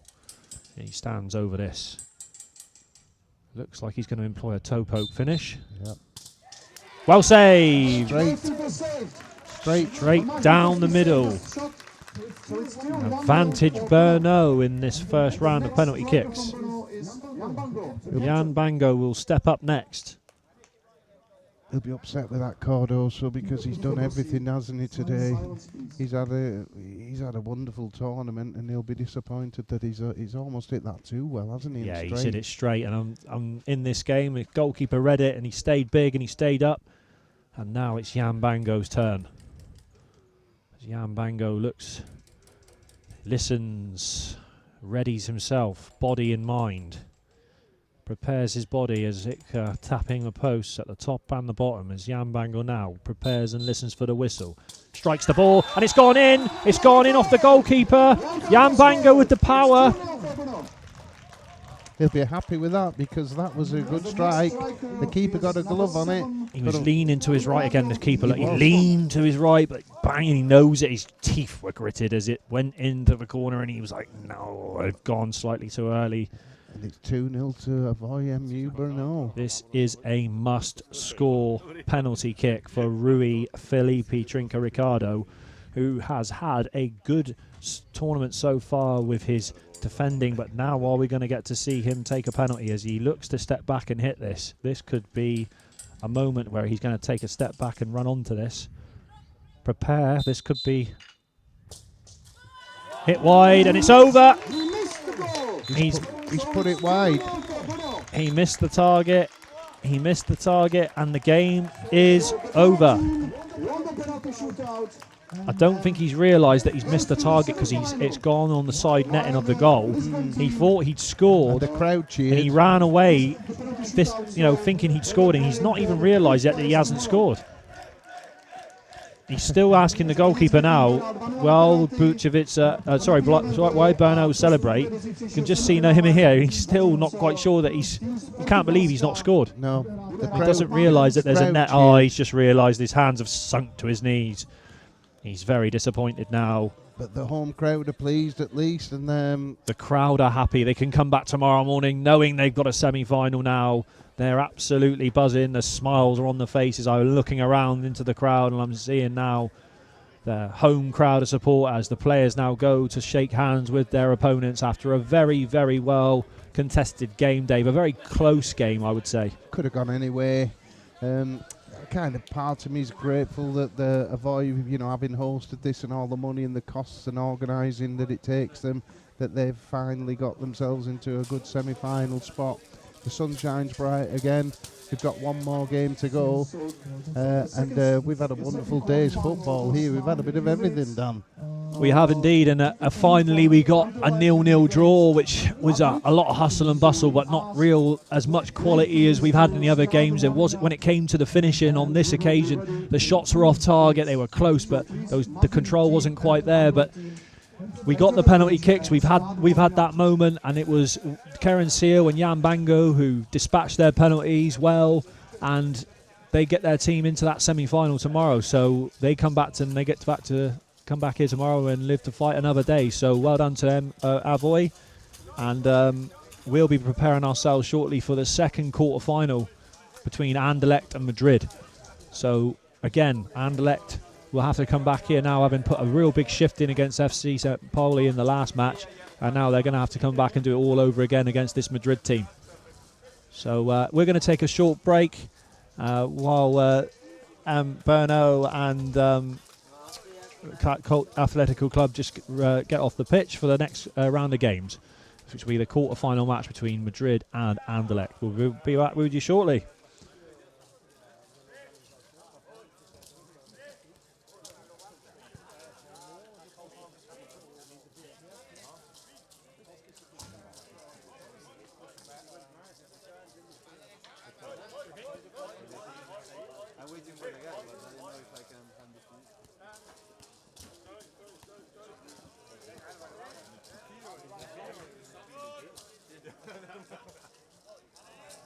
Guys, you know what? In 1 hour, I want you both. I want you both here. At least 2 for us. Not 1 hour. Earlier. I said it less than 1 hour. Let's go. I will not show him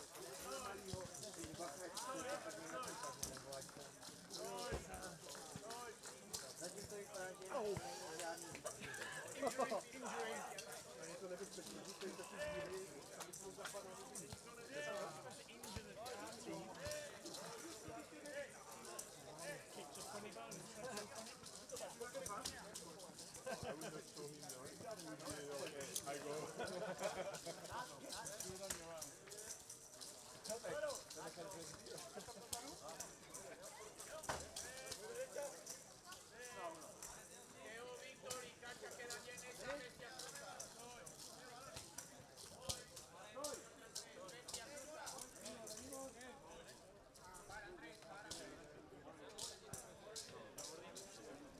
How are the social medias going?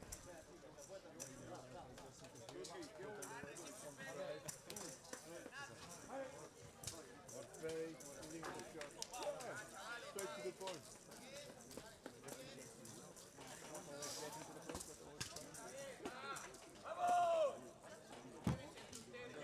Chicos, se oye, se oye.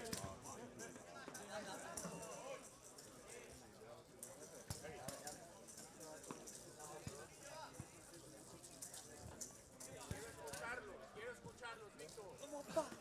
¿Oye? Vamos, Miguel, vamos.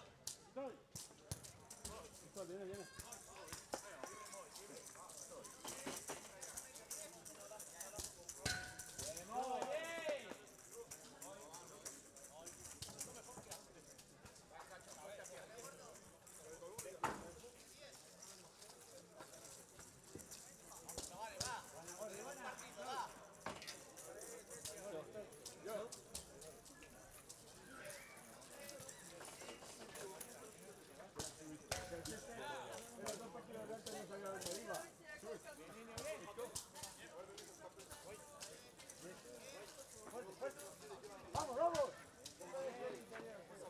Dale con la puntera. Sí, también lo tengo. También lo tengo.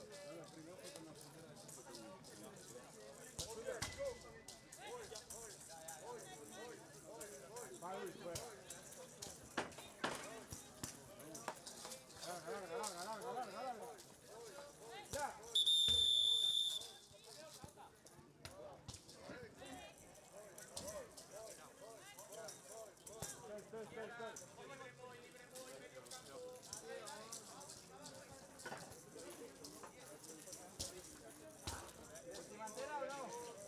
So today's last game, the second semi-final, Madrid players and Anderlecht players, please finish the warm-up and go to the corner so we can start the last game of this day. Alexander, please finish the warm-up. Okay, thank you.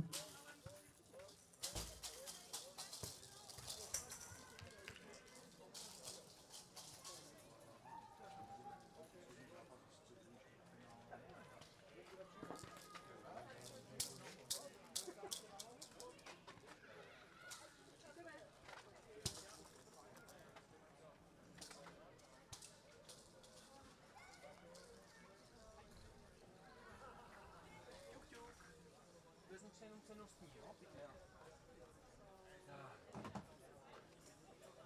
Vláďo, ty vždycky byly tvoje zásluha. vždycky to s náma trénuje.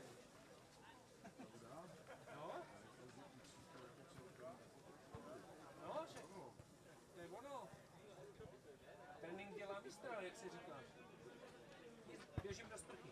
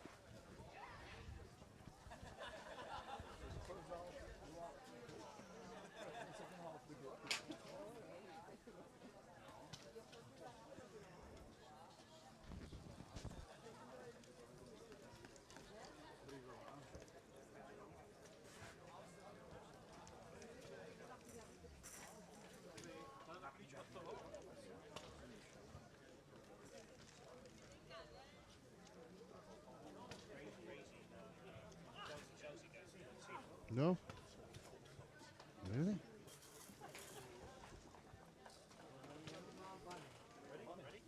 Yeah, well, welcome back. We are at the last stage of today, and we've had a wonderful day. We've had lots of great football, lots of good people all coming along to enjoy it with us, and the sunshine is finishing the day, and it started us with the day as the players come out for this final quarter final.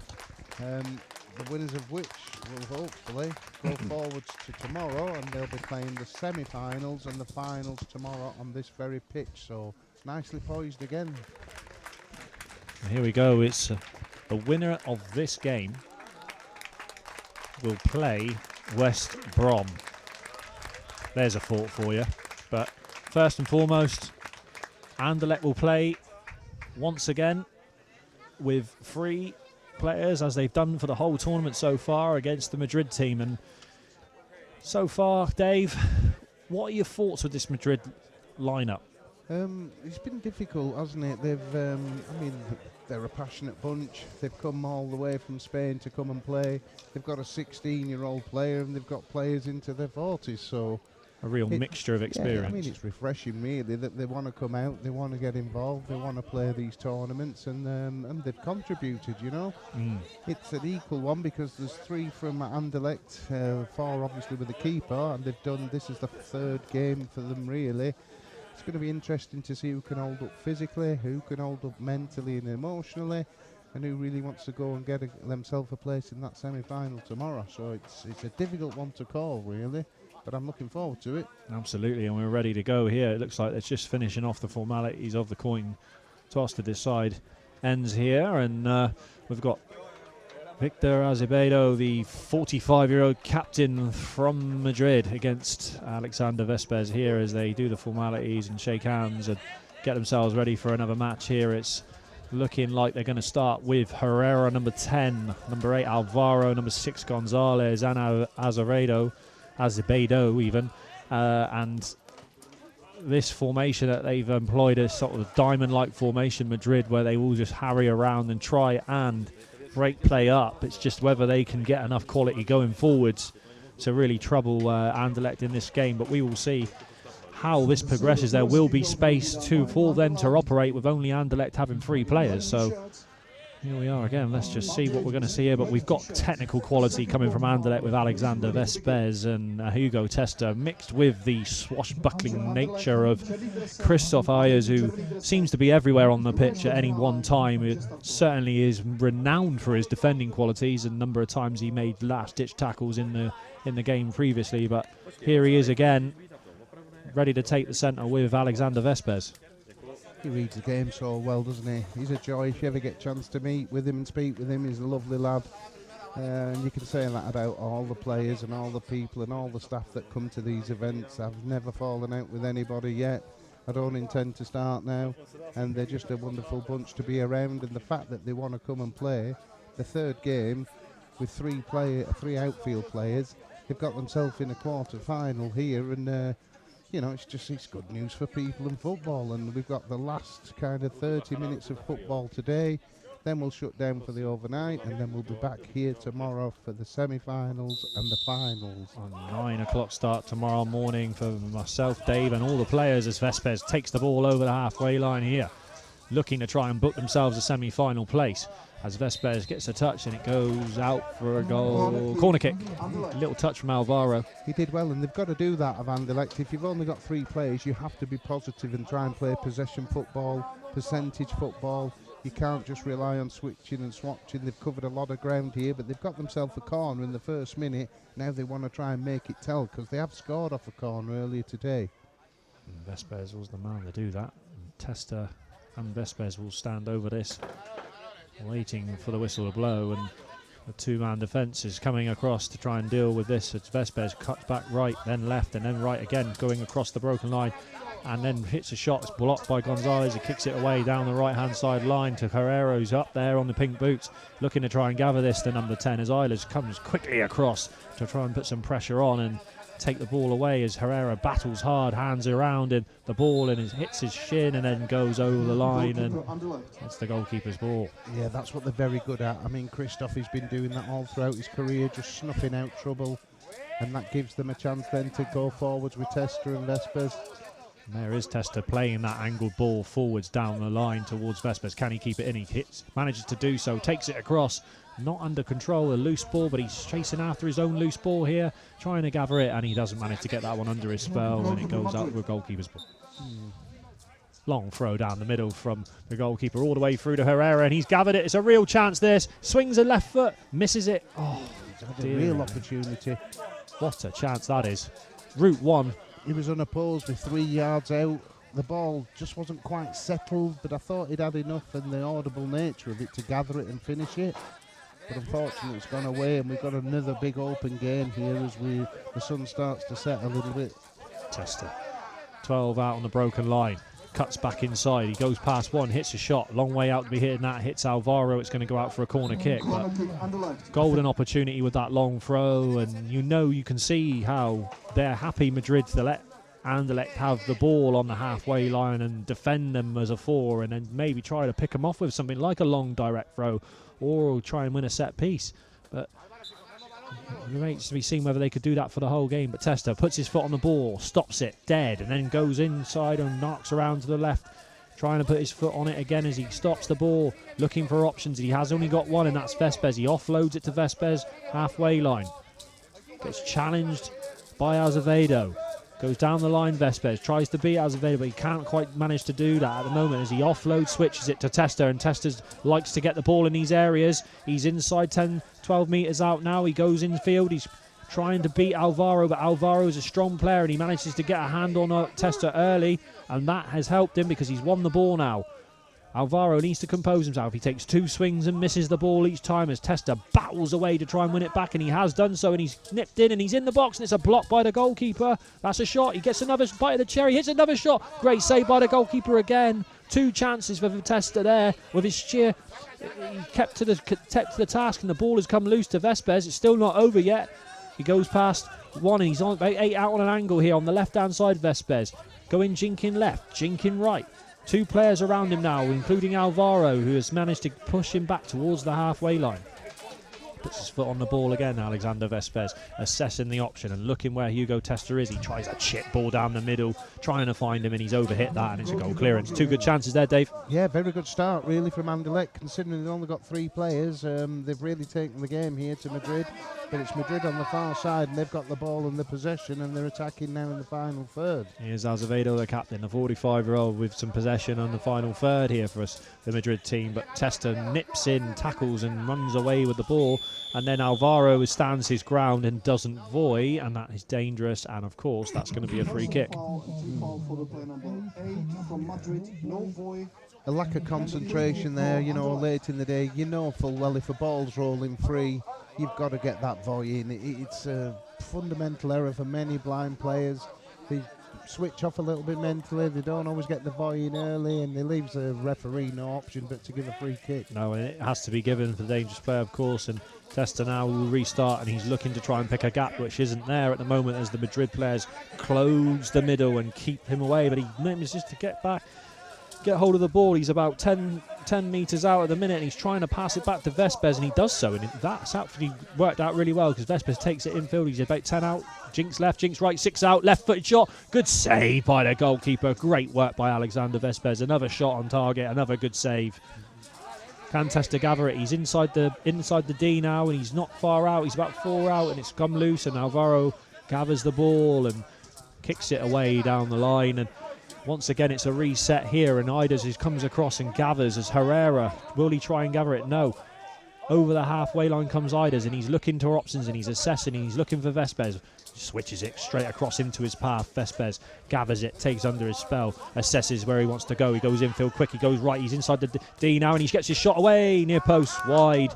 And that was all his own doing as he took it off the boards quickly, and he darted through the gap that he had created, and he managed to get inside that D, but this time it's wide. Yeah, they're playing well though. Anderlecht, they've got control of the ball and the game, they've got control of possession, they're working well as a 3.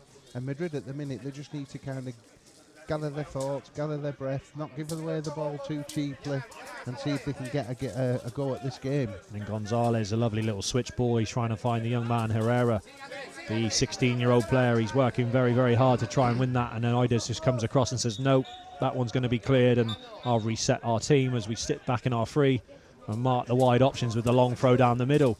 This time it's trying to be thrown, but Vespers has cut those out. He cut those out for fun, and he's bringing it back towards the goal. He's over the broken line. He's 10 out. Now he's 6 out, but he's wide, and he's got 3 players around him, and he needs support. But he's trying to go himself as he wheels round on an arc. He's about 10 metres out now. He's got Alvaro at his back, and Alvaro nips in, takes the ball away.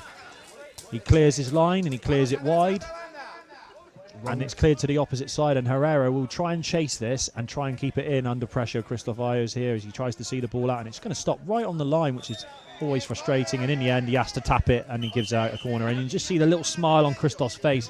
Sometimes it always seems that the ball always seems to stop on the line, and you have to have a little laugh to yourself when you have to tap it out for a corner. Better to give a corner away than to lose possession in those areas. Well, exactly. I mean, we were a bit fortunate because Madrid cleared the ball, but it was on the opposite board to where the attacker was, but he did well to get across there, the young lad, because he's only 16, and that's quite a brave thing to do, to travel across a full pitch in what is a real sort of tough game. He got there, he put Christoph under pressure, and he conceded the corner, and he's won a corner for his team. He listens to the guide, Herrera, on there, and he just went after that ball and closed down that space, and he forced the error, and in the end, now we have a corner for Madrid. Azevedo on the ball, the skipper, switching, a lovely little flat switch into the box for Gonzalez. Wasn't able to take under his spell, a lovely ball. Here's Gonzalez with yellow boots going away from goal. Number 5 going infield now. He's over the broken line. Down the left, Testa comes to tackle. Nice ball, nice tackle by Testa, getting his body in line with the ball, forcing it towards the kickboard. He's a yard off his own line. Cruyff turns, goes inside. Lovely turn by Testa, and he's away and he's off. He's over the halfway line, under control. What a turn that was. He goes past Fio on the right-hand side, number 19, who's come on as a substitute, switches the ball into play ahead of Vespers. I don't think Vespers will get there. Yes, he does, actually. And then he goes inside over the D. Can he get his shot away? Real chance.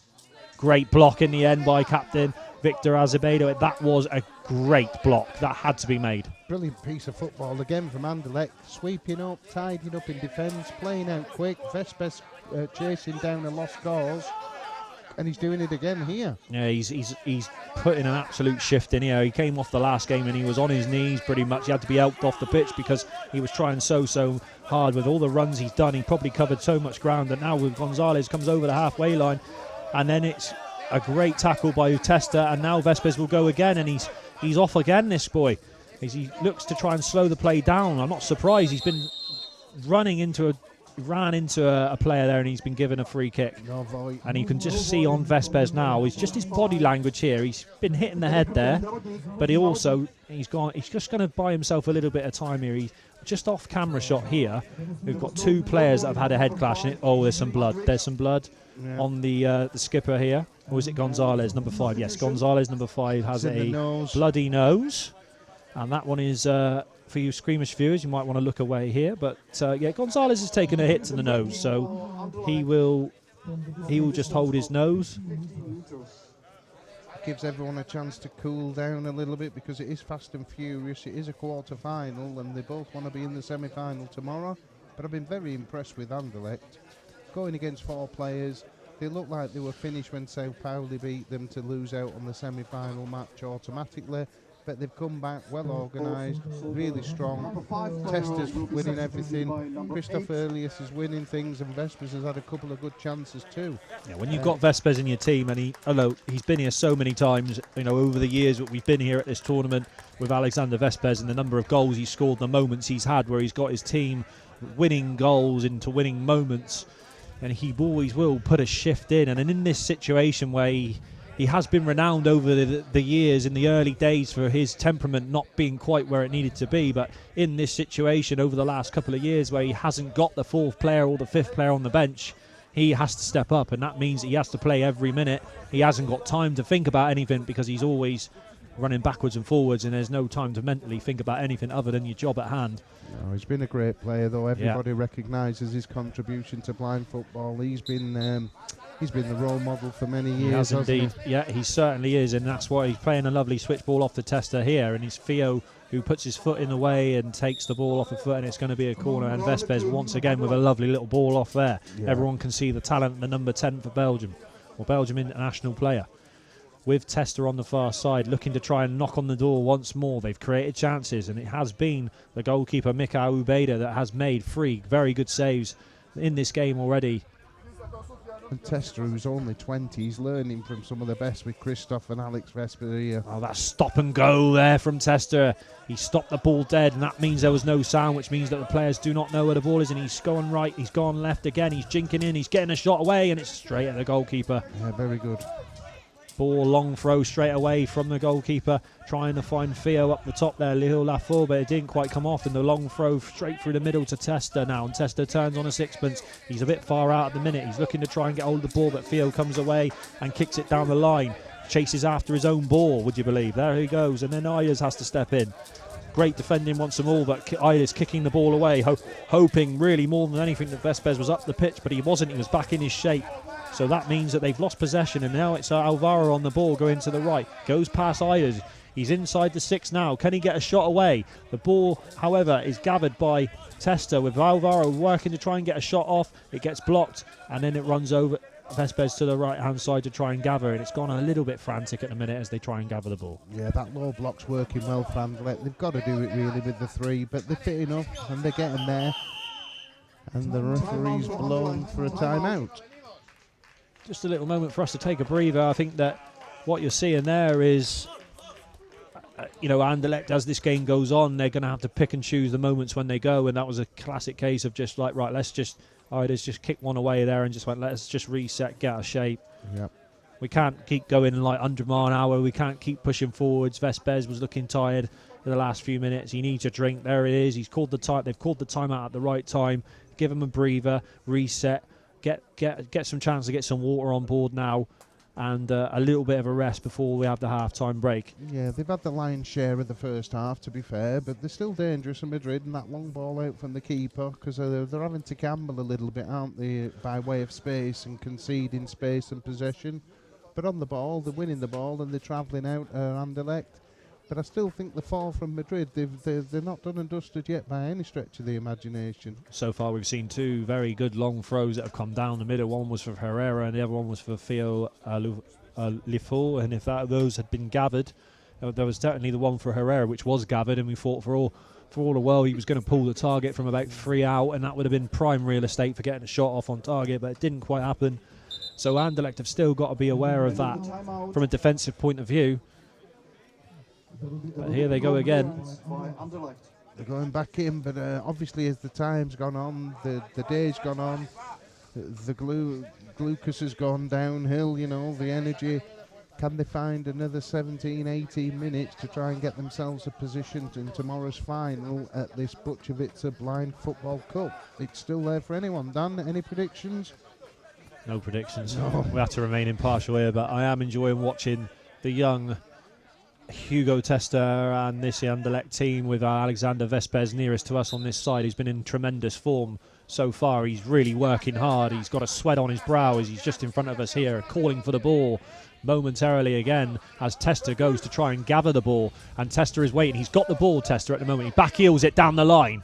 He needs support though. He needs an opportunity to try and get away from Theo and he hasn't managed to do that just yet. Iders comes across, having to defend now to gather the loose ball. A lot of loose balls kicked into space, and Iders has had to do his job, and he kicks it up the line to Tester, and Tester is away, and he's away from one. He assesses the middle of the area with 4 Madrid players back in a shape, and he just passes it off to the left. Very good build-up play. Vespers takes the ball. He goes past Alvaro. Does he go past Alvaro? He gets his body in the way, Alvaro, and he just delays him enough to try and delay, and the ball goes loose, and Vespers has to get goal side, and he's trying to get his arms unlinked from Alvaro, who is all arms and all legs at the minute, and he's chasing around the pitch, and he's such a big boy that Vespers was not happy about that, and he just turned around. I think there was a little bit of a coming together there, a little push, but Tester's got it. He's in the broken space, and he's 8 metres out, and he tries a shot, but he screws the shot into the floor at the vital moment, and he isn't able to get the shot up at a long throw straight up the middle to Hernan for Theo, and it's a chance. He swings a boot, and he's missed it again, but I was telling you about that long throw. Yeah, there it was. Great opportunity again, Wow. wasn't it? Wow. One of those, and I think we're looking at a one-game kind of goal and win here, because the players are getting tired. We've all been here since sort of 9 o'clock this morning. We're 8-9 games in, let's call it, and it's whoever can keep that last little bit of composure now. They'll be in the semi-final. A great opportunity, wasn't it? Yeah, he did everything right, getting it under control. He just feel that if he can, the goalkeeper there was a lovely long throw, and if he just feel like if he can gather and take one of them under his spell and connect with one, it could be time for a goal, but it hasn't happened so far, and Vespers will continue down the line here, under pressure, running into bodies. Down the line, can he keep it in? No, he overruns it slightly. Just tiredness creeping in. Yeah. Yeah, an extra touch, didn't he, when he didn't need it?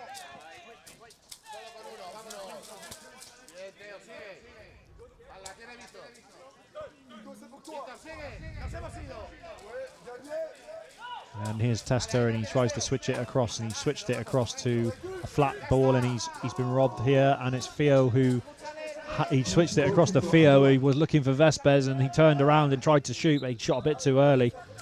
He got a bit anxious. He had a lot more time to go. There's Christoph kicking it forwards towards Tester. Now Tester on the left, and he's not gathered it yet.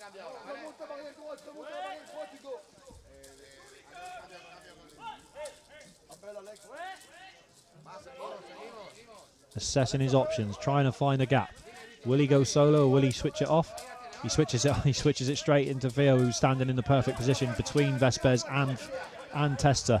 He read the play there very well, the young man, as he gets a hold of the ball in the Anderlecht half, and that gets kicked back towards the goalkeeper, and then the goalkeeper kicks that ball to the opposite side looking for Tester, but he hasn't managed to find him, and he finds Azevedo instead, and Acevedo is trying to grab hold of the ball here as he kicks it back towards his own goalkeeper. And the goalkeeper will clear his lines with a long kick upfield, which goes too long, and Dave bangs his hand into his knee here. He wasn't happy about that. Way too strong, wasn't it? He was never going to get there. Yeah. Wasted opportunity then. All about distribution from your goalkeeper and making sure you try and at least keep the ball in play, as Vespers has the ball now, and he's fouled by Alvaro with a trailing leg, and it's a tired trailing leg as Christian Lund gives the foul. Gives them a chance to reset though. They're on the broken line in the final third or Anderlecht. 2 players on the ball and a chance to have another chance at the shooting. A distance of 13 meters.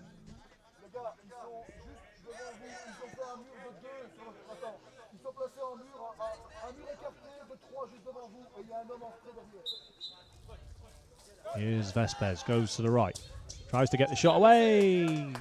Too high that time. Hit it well though, didn't he? Yeah, he did. He did. Very unlucky. I think he needed Charlie to be a couple of meters forwards to try and test the keeper there. He's gone a bit higher, and then the whistle goes, and here we are again with a quarter-final that is in the balance, with Anderlecht working hard to try and have possession and to try and find the right moments to goal, and they've had some chances, and it was Hugo Testa had 2 chances within the space of 10 seconds, bundled his way through, the goalkeeper blocking at the near post and then gathering that block and going across the goal and shooting back across the keeper, whose trailing leg kept it in play, and Vespers also have an opportunity, but it was those long throws, those direct style from Madrid. If they had been gathered by any one of the players in Theo, Lefleur, or even, in fact, in Gonzalez, then we may well have seen a goal scored, Dave. Yeah, it's anybody's game. There's not much to call. I think the last 15 minutes, they're both going to get chances. It's quite obvious that the players now are starting to get a little bit more tired. And it just needs one bit of misfortune or one bit of good fortune, one good shot, one mistake, and you find yourself in the semi-final. So that's right. So we're in the balance here. It's 0-0 at half-time in the second quarter-final. We'll be back with you very shortly.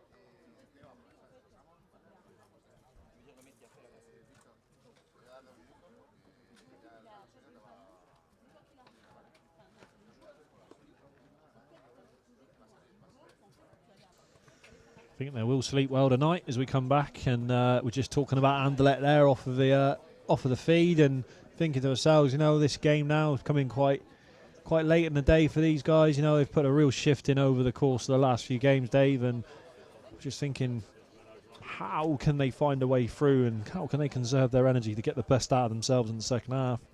Yeah, but it's there for anybody. You've got, you know, they've done well to not concede. You know, 3 players against 4. If you could really grasp hold of this now from Madrid's point of view, you could really spread the play.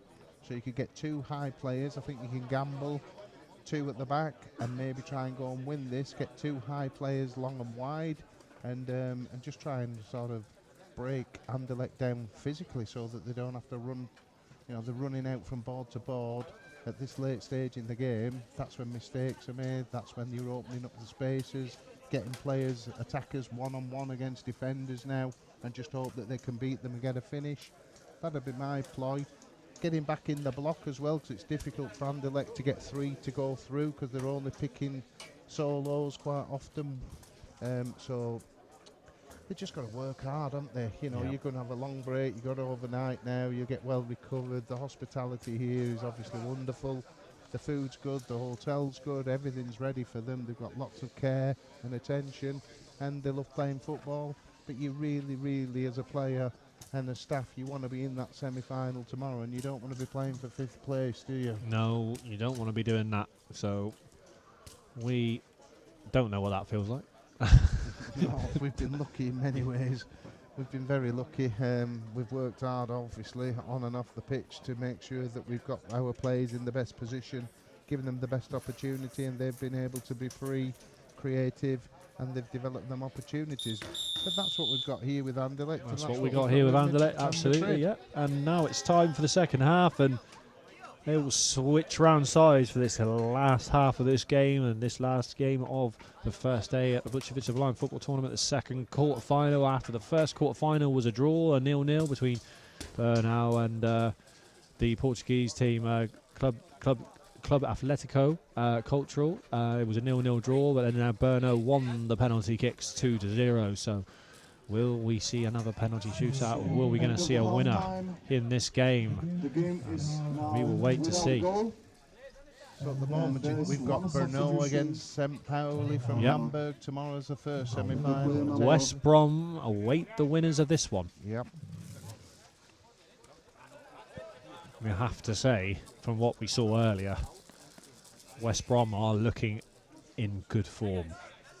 Yeah, 5 goals. No goals conceded. They've not really been stretched by any other team. They've dominated the games as well. You could argue St. Pauli have done the same as well. So I think that's going to be an interesting contest if they can both progress to the final. But there's a lot more football to play yet. Not more football to play, and it includes this quarter-final as we are about to kick off for this second half of this quarter-final between Madrid now with Azevedo in front of the ball with Gonzalez behind in the yellow boots. And we have the three of Anderlecht, Vespers, Cristobal and Testa, and the goalkeeping change with Bert Ludwig doing his usual second half stint for Anderlecht. So the goalkeepers will rotate at half time, whatever happens. They've done that the whole tournament, and the ball is switched through the middle, and it's immediately Herrera who tries to get onto it, and it's gone out for a goal clearance, and Ludwig will get. And now they will push forwards and look for options.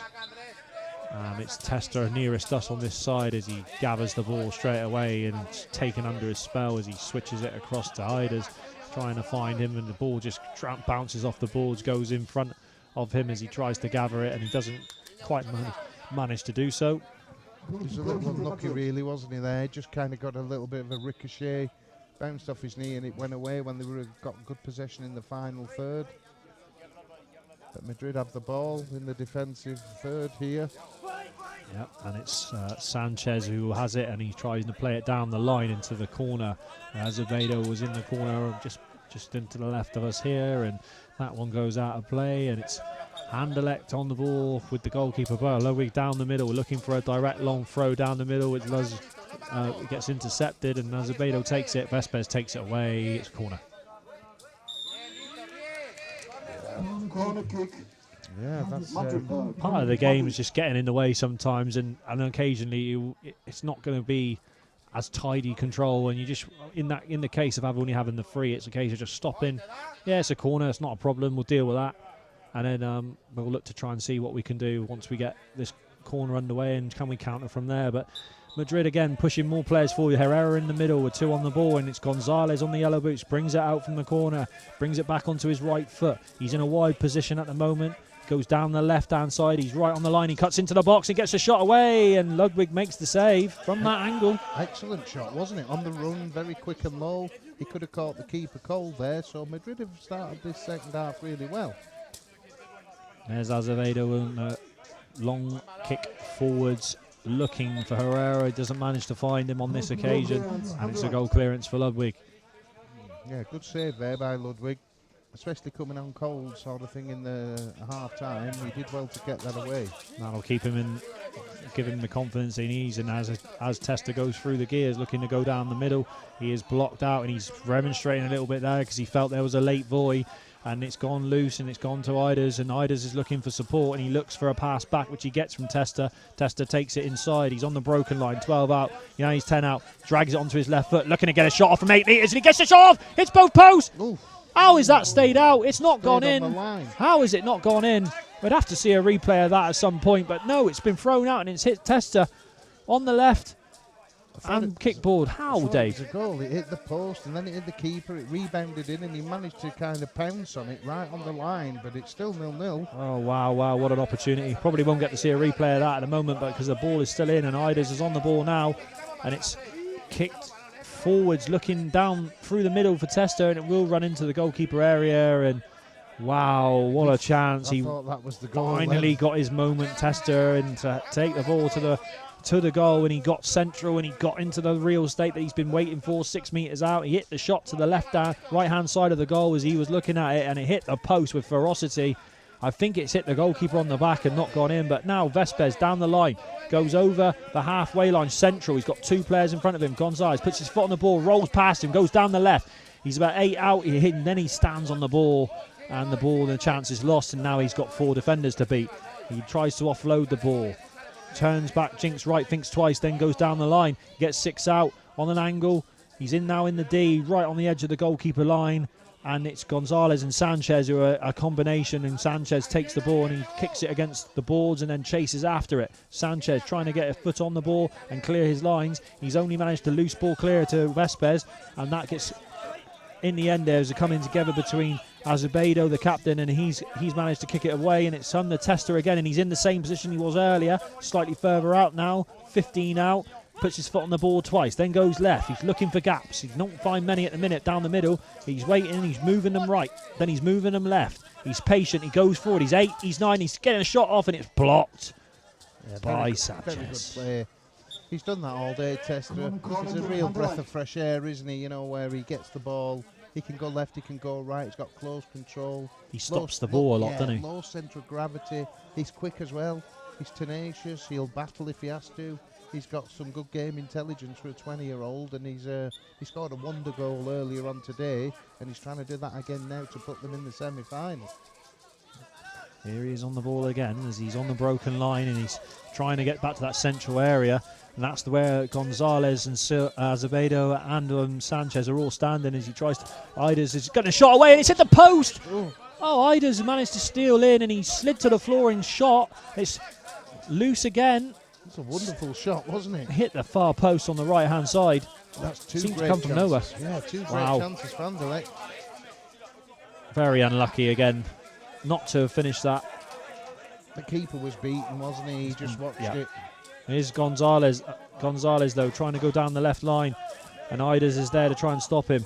And he is this time bringing the ball out. He's got no one to pass to, with Vespers and Iders right next to each other, waiting for support. Tester goes beyond the ball, far left-hand side, and Christoph is looking to switch it, but he switches it straight into Gonzalez, who read the situation, got his body in the way, and now he has possession, and he kicks it back towards his goalkeeper, and it's gone past the goalkeeper square on an angle, corner kick to Anderlecht. That's one of those moments where you just hope and pray it can get into the goalkeeper square, and it doesn't, and in the end you lose possession on the corner. It's a long way back as well when you make an error like that, and it was an error really because he wasn't under any real pressure. 10 go out, 3 and 10 go out.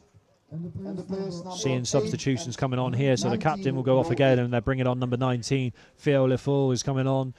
He also, Alvaro is coming on for Herrera. Both the young players, the young lads are coming off. The 16-year-old Herrera, who has put that shift in, has come off, and Alvaro Gomez Carbonero, the 35-year-old, is coming back on again to shore up this defence, as Vespers and Tester stand on the corner for here this time. Starts his dribble, then puts his foot on the ball, there's a little step over, arcs around, trying to get into the place where he wants to try and get a shot off, but in the end Alvaro gets his hand on. Now Tester has it, looking for options. He's on the halfway line, central, foot on again, he drinks left, goes down the line, goes down the middle, trying to get into the middle, and then he's tackled by Alvaro, and it gets cleared. Iders gathers the ball just over the halfway line, broken line. 4 players in front of him. He switches the ball, just passes it off to the right, offload to Tester in the broken space, and that's where he likes to operate, and he gets the shot away. It gets blocked in the corner now, the ball. Sanchez comes across to try and make a challenge, and it's Gonzalez and Sanchez, a mixture of, but Tester is so slow, and he's got a great change of direction and gets another shot away, Dave. There's the long one, though. Here's a long throw. It's not, I was going to say he's so slow, but he's not. He's so quick, and his change of direction is so fast. Yeah, well, Tester's giving them real problems. Madrid are going in 4 in a line almost at times. I mean, if you get 4 in a line, that's where you can pick off the gaps either side, and he is good enough to do that. Theo is Theo has picked the ball up here, Elifo, and he's on the way back to goal, and he's put his foot on the ball. He's over the broken line. He's 10 out on an angle to the right-hand side. Drags it back onto his right foot, 6 out D. Tani's fouled and fell badly by Vespers on the edge of the D. It was One clever, of those clever play, wasn't it? Yeah. And that's where you use your subs well. He's a sub that's just come on, a little bit fresher, keen to show the coach that he should be starting. He's gone on, he's got a little bit more energy, he's got into the final third, he's just off the edge of the D, and he's drawn a foul from Alex Vespers, who's played every minute of the 3 games today. So that's wise from the coach, I think. Got a good chance here, Madrid.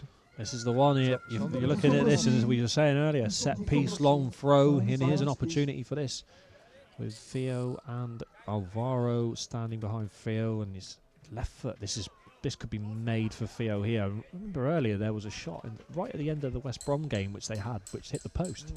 So this is the sort of similar area to where it hit Owen Locke's left-hand post earlier on. And they're not happy with the wall distance here, Francois, so he's going to push them back even further onto Ludwig. So he's got to be careful that he carries, he makes sure that that post is covered. And there isn't any gaps in the wall.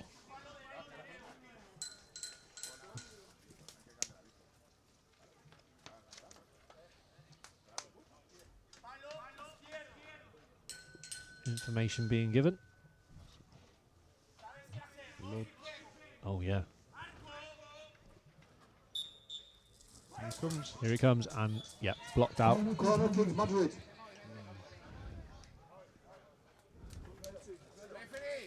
Referee. We've just got Gonzalez, who's bleeding from his nose. Dave spotted it just a second there. He's gone down in the gone centre down. circle. Yeah, so his nose has started bleeding again. We just noticed it, and he was starting to stream out. So, yeah, good spot, Dave. Yeah. You're in the Wide Awake Club, even at this late time in the afternoon here, Dave. So. Yeah, well, it was one of them, wasn't it, where you could just see, I don't know if it's his lip, his gum, maybe his teeth or his nose. It's a combination, because he took a little bang off with Alex Vesper from Anderlecht earlier. I think he ran into the back of him. And unfortunately, it's a reoccurring injury, and with bloods, obviously now, you can't play on, basically, can you? Nope, got to go off. Rightly so. But they're still in a good position here, Madrid. Can they make it count? There's Theo on the... Oh, he tried to back heel down the line to nobody. To himself, in a way. Again, it comes down to communication there, doesn't it? Because if you know what you're going to do and you've talked about it off of that corner, and then it just a moment where you just need a bit of clarity between your teammates. And at this top level, you need that understanding of those set pieces. How are you going to run the set piece? Are you going to go solo? Are you going to actually try an intricate flick into the box? You know, there's a number of options available to the players. But against the top level, the game can be won and lost on a set piece. Yeah, but he's brightened it up a little bit, hasn't he? But like you said, when you get these moments, you've got to do something with them, because time and time again we see far too many of them are being wasted and lost. Easy possession, turned it over, then all of a sudden you've got to make a 40-yard run back to your own goal to defend it. It just makes sense to do them, them fixed plays or them, corners, free kicks. Just take time, the clock stopped, the referee's got it on the whistle, and make sure that you do what you can, rather than just doing something silly, doing something rash, and then all of a sudden you lose possession and they're away again on you, and you've lost your chance to score. Well, we have a little bit of time left. We can't see how much time is left from the commentary box here. We've got the screens, but they phase outwards, so we can't actually tell you exactly how much time, and we haven't got it on our screen. I would assume there's not long left here, Dave. Oh, don't want a penalty shoot. I don't know if we can help it.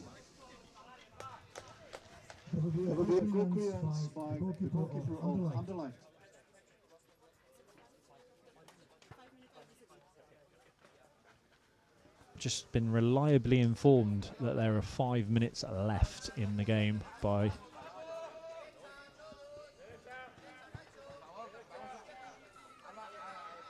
the guide here. So we're about to get back underway here, Dave. Can we find the winner?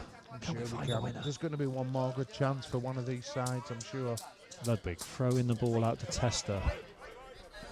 He chases after it down the line into the corner of the Madrid half, and Azevedo is there, and Tester is trying to work to get it across, and it goes right across the Madrid D in the box, and Vespers now has it far side. He tries to gather and he goes inside, and can he get a shot off? He's inside the D, he's wide in an area. He's going to have to try and gather it. He's got two Madrid players at his back, Sanchez and Alvaro. Alvaro now is the one player with a hand on Vespers, and Vespers trying a little switch ball, intricate ball into the gap, trying to find Testa.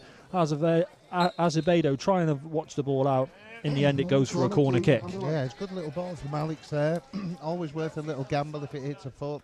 If Testa would have been there, I would have expected him to collect and finish that. But it's still another corner. They've still got lots of possession in the final third, and the clock's running down, so one good opportunity will put you in the semi-final now, Dan. There it is, and this the moment. Testa goes out to the left, he arcs around, and he's being harried by Azevedo, who knows the runs that Testa will try, and he has seen these many times before from so many of his Spanish contingent. And this time it's been cut out, and then it's gone into the top half where Idas and Theo are having a battle. And it's gone a little bit as Theo wins it and he brings it across, and this is the moment. He's 6 out and two Anderlecht players on the floor trying to make last-ditch tackles on him, and he gets on his left foot and shoots, and it's wide. Yeah, it was a brave effort, and he has been very positive when he's come on. He's definitely giving Anderlecht problems in this last few minutes. 26-year-old Phil Lefol is on the pitch and trying his best to try and get a winner here late on as the ball gets thrown long again, and Alvaro is chasing after this one as Idas goes back towards his own goal to try and mop up and tidy up, which he passes it up the line to Testa. And Testa has been working so hard. Has he got anything left to try and get round this ball and keep it in play? And Azevedo has managed to shepherd that one out. And Testa, the shrug of the shoulders, the drop of the head as he gets back into his shape and faces up to the reality that there's probably about 2.5 minutes left, and they need to try and find something here, or head in for another spot kick, penalty shootout to decide who gets through to the semi-final. Chip ball long. It's going to bounce once. It's going to bounce twice. It stays just in play right by us here on the boards. And Testa gets there with Azevedo, and they're chasing right down into the bottom left-hand corner of the Anderlecht goal, and that goes for a goal clearance. Not long left. Vespers takes the run upfield as Ludwig gets to go and gather the ball, and he will look forwards and look for options, and there isn't that many as he looks for a long throw down the middle, which is going to be a long throw down the middle, which comes to nothing. Wasted that. And here we are again, ball back with the goalkeeper from Madrid. Miguel Ubeda has been looking for these long throws. He has no option there, so he's had to go short. Sanchez coming out with it, playing it down the line, trying to find Azevedo, the skipper, as he brings it on infield. And is this the moment where the bridge C parts? No, it's not. Vespers and Idas get there, and they stop the play, and it goes out for a corner at that vital tackle, Dave. He did really well there, Alex Vespers, especially late on in the game where he's gone through, it's broken. If he didn't make the tackle, it was a shot on goal. He was right in deep in his own D. He managed to get it away for a corner, and Madrid have got a corner. Probably only a minute left now, so this is going to be vital to try and get a shot on goal. Well, they push on, and here comes Alvaro, number 8, on the far side, just out of shot here. He's pushed on forwards as Azevedo. Will he look to go solo? He looks to shoot, and it's another save from Ludwig with the left hand. Palms it away. It's another shot from that wide area. He did well. He got it into a safe area. It's on the board mid-court, and Vespers has managed to recover it. Here goes Vespers down the line. He's got it under control. He goes in field. He's 6 out. He gets the shot away, and it's straight at the goalkeeper. Long throw comes straight away. Gets to Theo up the front. Great throw. Can he gather it? And Idas does well and defends it. He's done it all day long, hasn't he? He is mopping up. He's done it for years, this boy. And no longer really. It's a long throw coming down the left-hand side this time. Deep into the corner, trying to find Azevedo, and he's too, unfortunately, he's not able to hear that as it hits the boards and goes past his left foot and out for a goal clearance. A little bit of desperation now. Desperation time. This is the moment. I feel like, looking at the goalkeeper's mentality, there's not much left. He's looking to try and find a long throw up to Vespers. Vespers with the long barrier, trying to keep it in, but it's a long barrier which hits his foot, bounces up, goes out for a goal clearance. 1 minute to go. We've heard it from the announcer there, with not long left now. 1 minute. Can someone find a winner in these dying embers of this game, or are we heading for another penalty shootout? As the ball gets chipped, it's going to be chipped hot long. It's going to bounce once, it's going to bounce twice on the boards here right in front of us. Here's Hugo Testa. Has he got enough left to get a goal? Here he is on the ball. Halfway line, switches it across. It hits Vespers, bounces back towards his own goal. And Theo will steal in and get hold of the ball, and comes in field, and then he's fouled by Vespers in a moment where he needed to just be patient, and he wasn't, and now there's 30 seconds left, and it's a free kick to Madrid. Yeah, it was a little unlucky in some ways because he played the ball in an honest kind of way, but he did sweep his legs, and with a minute to go, he should have just shepherded him out, let the clock run down. He may be giving him back, but we literally are in the last seconds here, and Madrid have got a free kick just inside the 12-yard line, and this is the chance. I think once this hits the keeper's hands or the net, the referee's possibly going to be blowing up, and we're going to penalties. Yeah, this really is it now.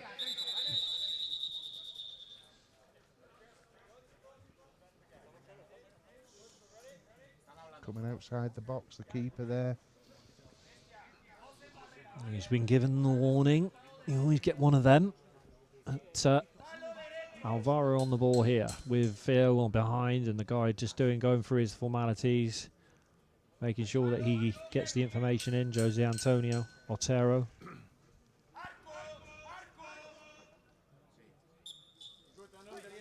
Alvaro hits the shot, and that's hit the side netting. Ambitious.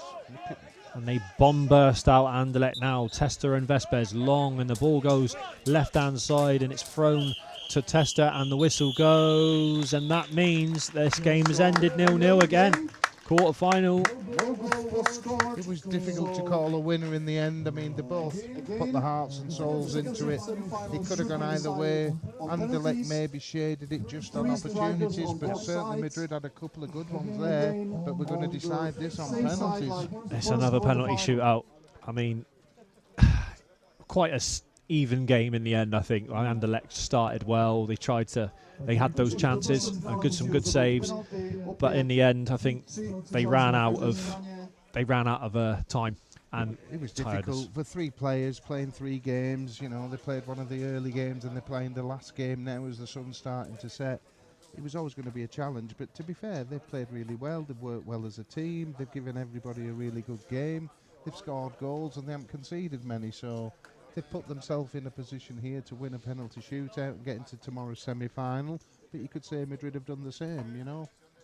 So it's going to come down to the spot kicks now, and here we are with another 3 penalty kicks. So it'll be 3 penalties each side, obviously best of 3 penalties. So obviously earlier on we had Avoy scored 2 penalties, and both the other 2 penalties were missed. So it will come down to whether, or who can hit the target, who can score, but 3 penalties each, and if it's still equal, then we'll have sudden death until we have a winner. So there will be a short interlude here where the referees will decide who will take the first penalty. Well, basically you get to choose. If you win the toss, you will get to choose which one takes the first penalty, first or second, and the penalties are always taken at the top end. So we'll wait that quick short break, and we'll be back with you very, very shortly.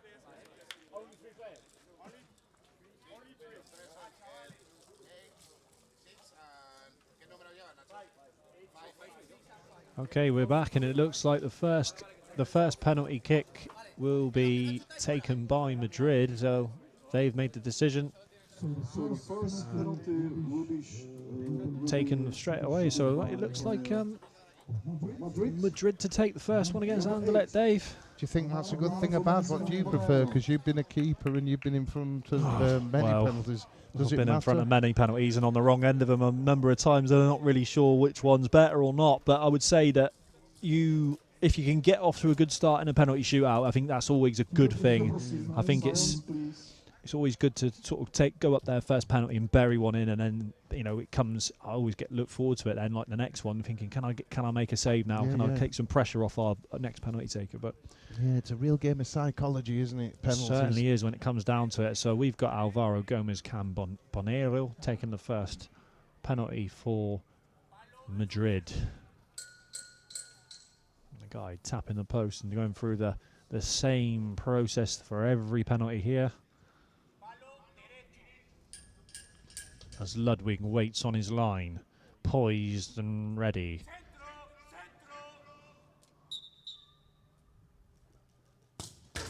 And he's missed to the left. Oh, he hit it well, but he just dragged it wide. You heard the call from the guide with centro, which was obviously for the centre, but he's put it wide of the post, and he's done exactly what you don't really want to do in these penalty shootouts. Watch his non-kicking foot here, as his non-kicking foot just turns and it brings his hips through, and he just pulls it to the left-hand side, and now it's time for Hugo Testa. Now, Hugo Testa last year, he took 2 penalties in the shootout against St. Poli, and he went to the top left-hand corner, he hit the crossbar both times. He will step up with a hand on the ball, and he will throw this left foot in like an almost like a punt kick. Listening closely, preparing himself mentally here with Miguel Ubeda ready to face the penalty. Testa, and it's gone in. He puts it in the bottom bottom right-hand corner. Goalkeeper shakes and shrugs his shoulders. It's a great finish. It was a little bit messy, but I think he meant to do it actually, and he's gone in off the post. And yeah, he kicks it right in the foot. Yeah, he side foots it in the bottom corner. It's a good penalty. I think he's deserved that Testa for his efforts today. Playing in the 3, he's been a wonder to watch. His first time I've seen him live, and yeah, he's been a joy to watch today, and I'm glad he scored that goal. Sometimes you think, can you imagine him if he actually played in a team with 4 players? Sometimes, I think the last 2 times, obviously I've seen him twice, and it's both been here with Anderlecht, but here we are with number 5, Moises Gonzalez, 34-year-old from Madrid. He has been in good form this whole tournament. He puts himself around the yellow boots. Can he get his team back level in this penalty shootout?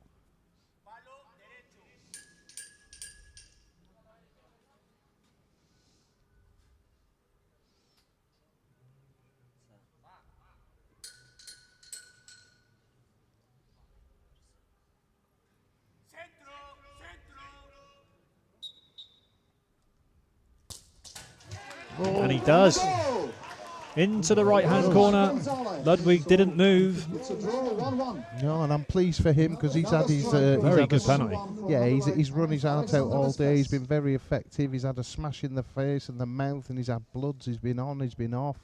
Yeah, and he's deserved that, to be honest. I think Ludwig in the goal, he kind of got in between diving and doing nothing in a way, but it's 1-1. You don't save the ball with your eyes, Dave, and that's certainly what we saw there with now Alexander Vespes, the captain for Anderlecht, stepping up to take the next one. 1-1 in this penalty shootout. Vespes to go 2-1 in front. And it was wide, so far wide. His technique and his setup was all wrong. He's pulled it wide and left. And that's a big shock, really, from a very experienced player. It's probably the worst penalty he could have ever taken, I think. I mean, it's gone wide, a full width of the goal, which is rare from him. Certainly is, and we're back level in this shootout now. So, number 6, Ignacio Sanchez, the 41-year-old, will take the next spot kick for Madrid. He's asking for just some calm here as he waits patiently for the guy to tap the post. Jose Antonio Otero running across from one side of the goal to the next, through the gap in the fence to take and tap the post and give the information and the central shout. Here it comes. Side netting, or the back behind on the left-hand side. So that one was missed. You just see it sounds like he scored, but it's hit that netting board on the left of the goal there. So that's a miss. So this is the moment. This is it, and you've just got to hit the target, haven't you? You've always got a chance if you hit the target. He's been an absolute stalwart of the game, as Christoph Ayers. He has been here and so many times before, and he has been in this situation before where he's had to face a penalty and take penalties for his team, and he knows what he needs to do now. If this goes in, Anderlecht will win this match and be in the semi-final.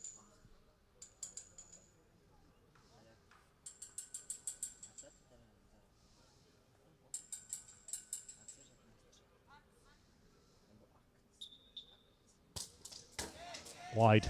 Yeah, he never really believed in it. I don't think his body language, the way he's set up, he got a terrible contact, didn't he? I think you've got to go for pace and power really in a penalty.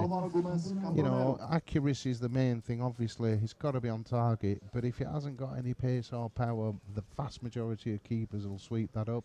If you don't hit the target, though, you're never going to score. There's no deflections in penalties.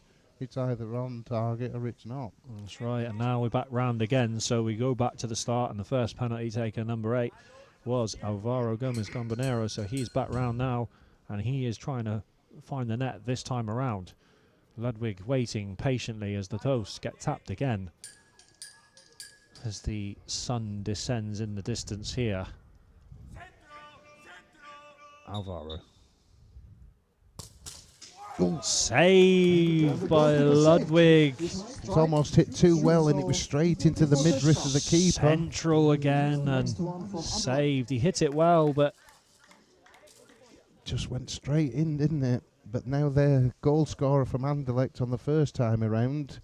Can he go and win it this time? The young man Hugo Testa will stand over this with the no knowledge that he knows that if he gets this in, they will advance to the next round and the semi-final against West Brom. Hugo Testa.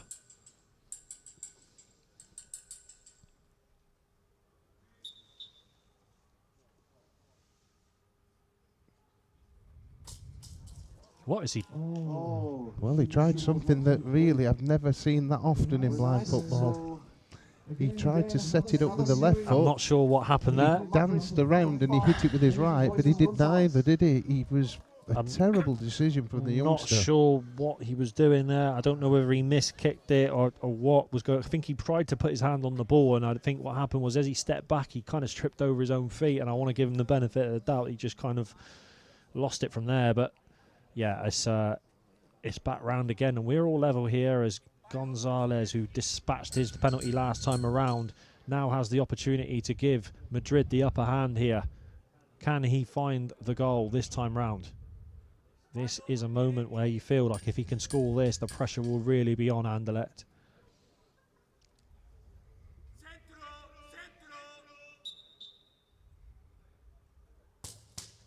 Save, Ludwig. It was a nice shot, but goalkeeper saved. So next player is Madrid. Alessandro Vespes. Gonzalez was forced Ludwig into the save, and now Vespes will want to try and improve from his last effort, which was not on target. Can he find a moment for himself here in the dying moments of this penalty shootout? Can he find a winner? They've had one opportunity already under Eilers. He wasn't able to finish it. Is this the moment where the captain comes and leads by an example? Here he comes again. He hits the shot and it's saved. And it was a better penalty. Very much so. He did well to save that because he'd gone on his right. He left a trailing left hand. It was good power. It was at a nice height really for the keeper, but he still kept it out. So on we go, Dan. We're forwards to the next. And here comes Ignacio Sanchez. 61, a 41 even year old, and this is a moment where in your own mind you just have to go through your process. You've worked on your penalty kick, you know the technique that you want to use, you stick to it and you go up there and you try and execute, make sure you hit the target, make the goalkeeper work, make him make a save. Missing the target, just it's never gonna, it's not an option. It's not an option now, is it? Quarter-final stage. Sanchez.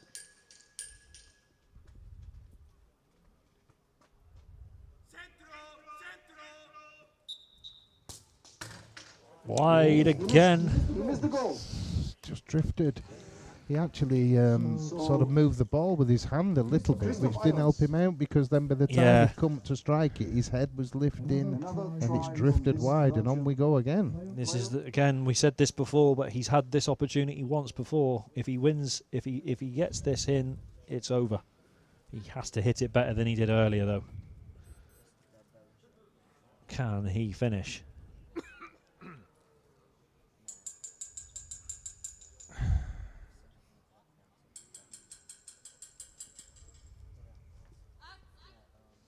Here he comes.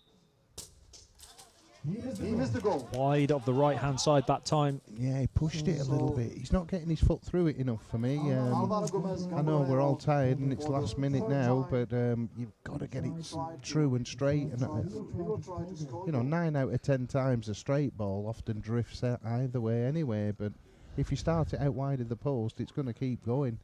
And unfortunately for Christoph, who's had a wonderful game, he's put another one wide. Here we are again with Alvaro, who will try this time to hit the target. He's been close.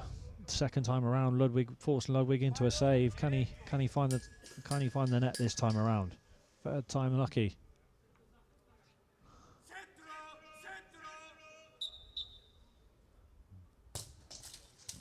Oh, and that's just past the right, and he thought he'd finished it again. He thought he'd found the corner, but no, it's just wide. Oh, he hit it well. He hit it if very it's not well. on target, we keep saying it. It's got to be on target. Yep. So here we go again.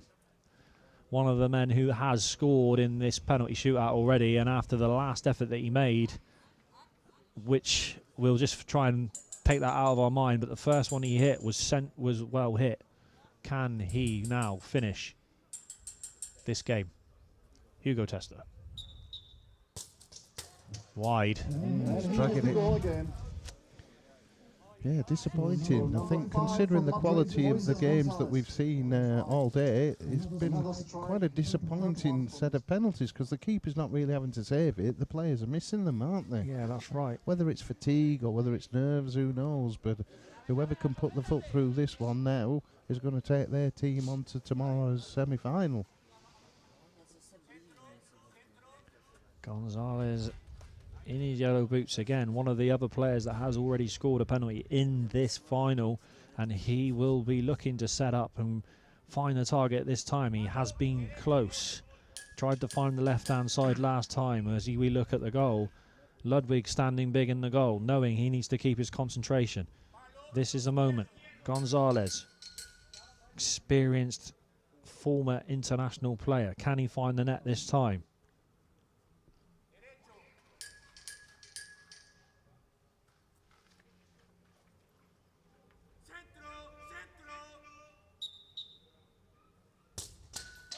And it's in. He has done it off the post. Off the post, and now we're in a moment where the balance is shifting, and it's this now. Madrid now have the moment. Vespers needs to score, or it's finished. And Gonzalez this time, Dave, in off the post. Yeah, and that's the way to put him in. Very difficult to save. It was quite a nice height, but Ludwig this time just never got across to it. You heard the little clip off the post, and Alex Vespers now is up against it. He's got a real tough one here to make sure that he keeps his team going round in this penalty finish. So many times he has come up with the goods for over the years at this tournament. Here is Vespers. Can he do it this time? Keep his team in it, and he's missed it, and it's over. He's put it wide. And it's gone wide, and that means that Madrid have won this quarter-final on penalties, and they will advance into the next round, and they will take on West Brom in that semi-final. And this morning, you see Miguel Ubeda there. They're so happy, down on his knees. That penalty shootout finally is over. Some penalties that we might want to just forget about, Dave, as we move forward to tomorrow. But it was a game where, again, Anderlecht's lack of numbers just cost them in the end. They created chances. Goalkeeper played very, very well, Miguel Ubeda, when called upon to make saves, and his distribution was excellent. What's the difference in the end? Yeah, it could have gone either way. They took us all the way to the wire. We're almost sweeping up here. We've been here since 9 o'clock this morning with the opening ceremony. We've seen lots of great games, lots of great goals. We finished on a little bit of a whimper with a penalty shootout, but ultimately Madrid have gone on and progressed, and we will join up with them again for tomorrow's set of games, and they are now in the semi-final. So we're here after the first day of Bučovice. So the group stages have now finished, and the quarterfinals have now been played, and I can confirm to you that our quarterfinals for tomorrow, we will start at 9 o'clock tomorrow morning in the first semi-final will be FC St. Pauli, the winner of Group B, versus the team from Avoy Brno, the local team that managed to come second in their group. They won the quarter-final on penalties earlier today, so that will be the first game at 9 o'clock that will take place. And then, as you've just seen, Madrid, Futsal Ciegos have managed to come through that quarter-final, and they will take on the might of West Bromwich Albion, the England team, with the young stars that are glistening so far in the sunshine that we had earlier. Dave, they had 2 games, they scored 5 goals, they looked fantastic earlier on. They were interchanging positions, their players coming in on and off the pitch and contributing. Surely they must be in at the moment the favourites for this one tomorrow. What do you think? Well, I think so. I mean, there's no reason why anybody cannot win this tournament now. You know, if you're in the semi-final, then you've earned the right to be in there, however that's come around, and you just don't want to fail now at this final 4 points. It's a shame for Anderlecht playing with 3. They gave their all. They've got no, real shame about it. Losing on the penalty shootout's obviously awkward and difficult. I'm very disappointed in the end, but they have run their heart out. They're going to play for the 5th place playoff. Madrid have got a chance to get into the semi-final, and they're in there now. I think, having seen, I don't want to be biased to anybody, but the 2 favourite teams that I've seen probably have been West Brom and St. Pauli. But who knows, they've got to have the meals tonight, they'll rest and recover, have a good night's sleep, get a nice breakfast in the morning, hopefully get up early, get warmed up and get ready to play what has been a fantastic day at the blind football tournament. Of course, anything can happen in these semi-finals tomorrow. I mean, we've got more excellent football to look forward to, technical teams playing each other, and it's going to be another excellent day. Look at the weather's looking good for tomorrow, so we're hoping that you all join us for tomorrow when we come back here at 9 o'clock in the morning and we run again and we get to the finish of this 10th running of the Bučovice Blind Football Cup. So if you could join us tomorrow. I've been Dan James, and thank you, Dave, for joining us for this, and we look forward to seeing you all tomorrow. Take care.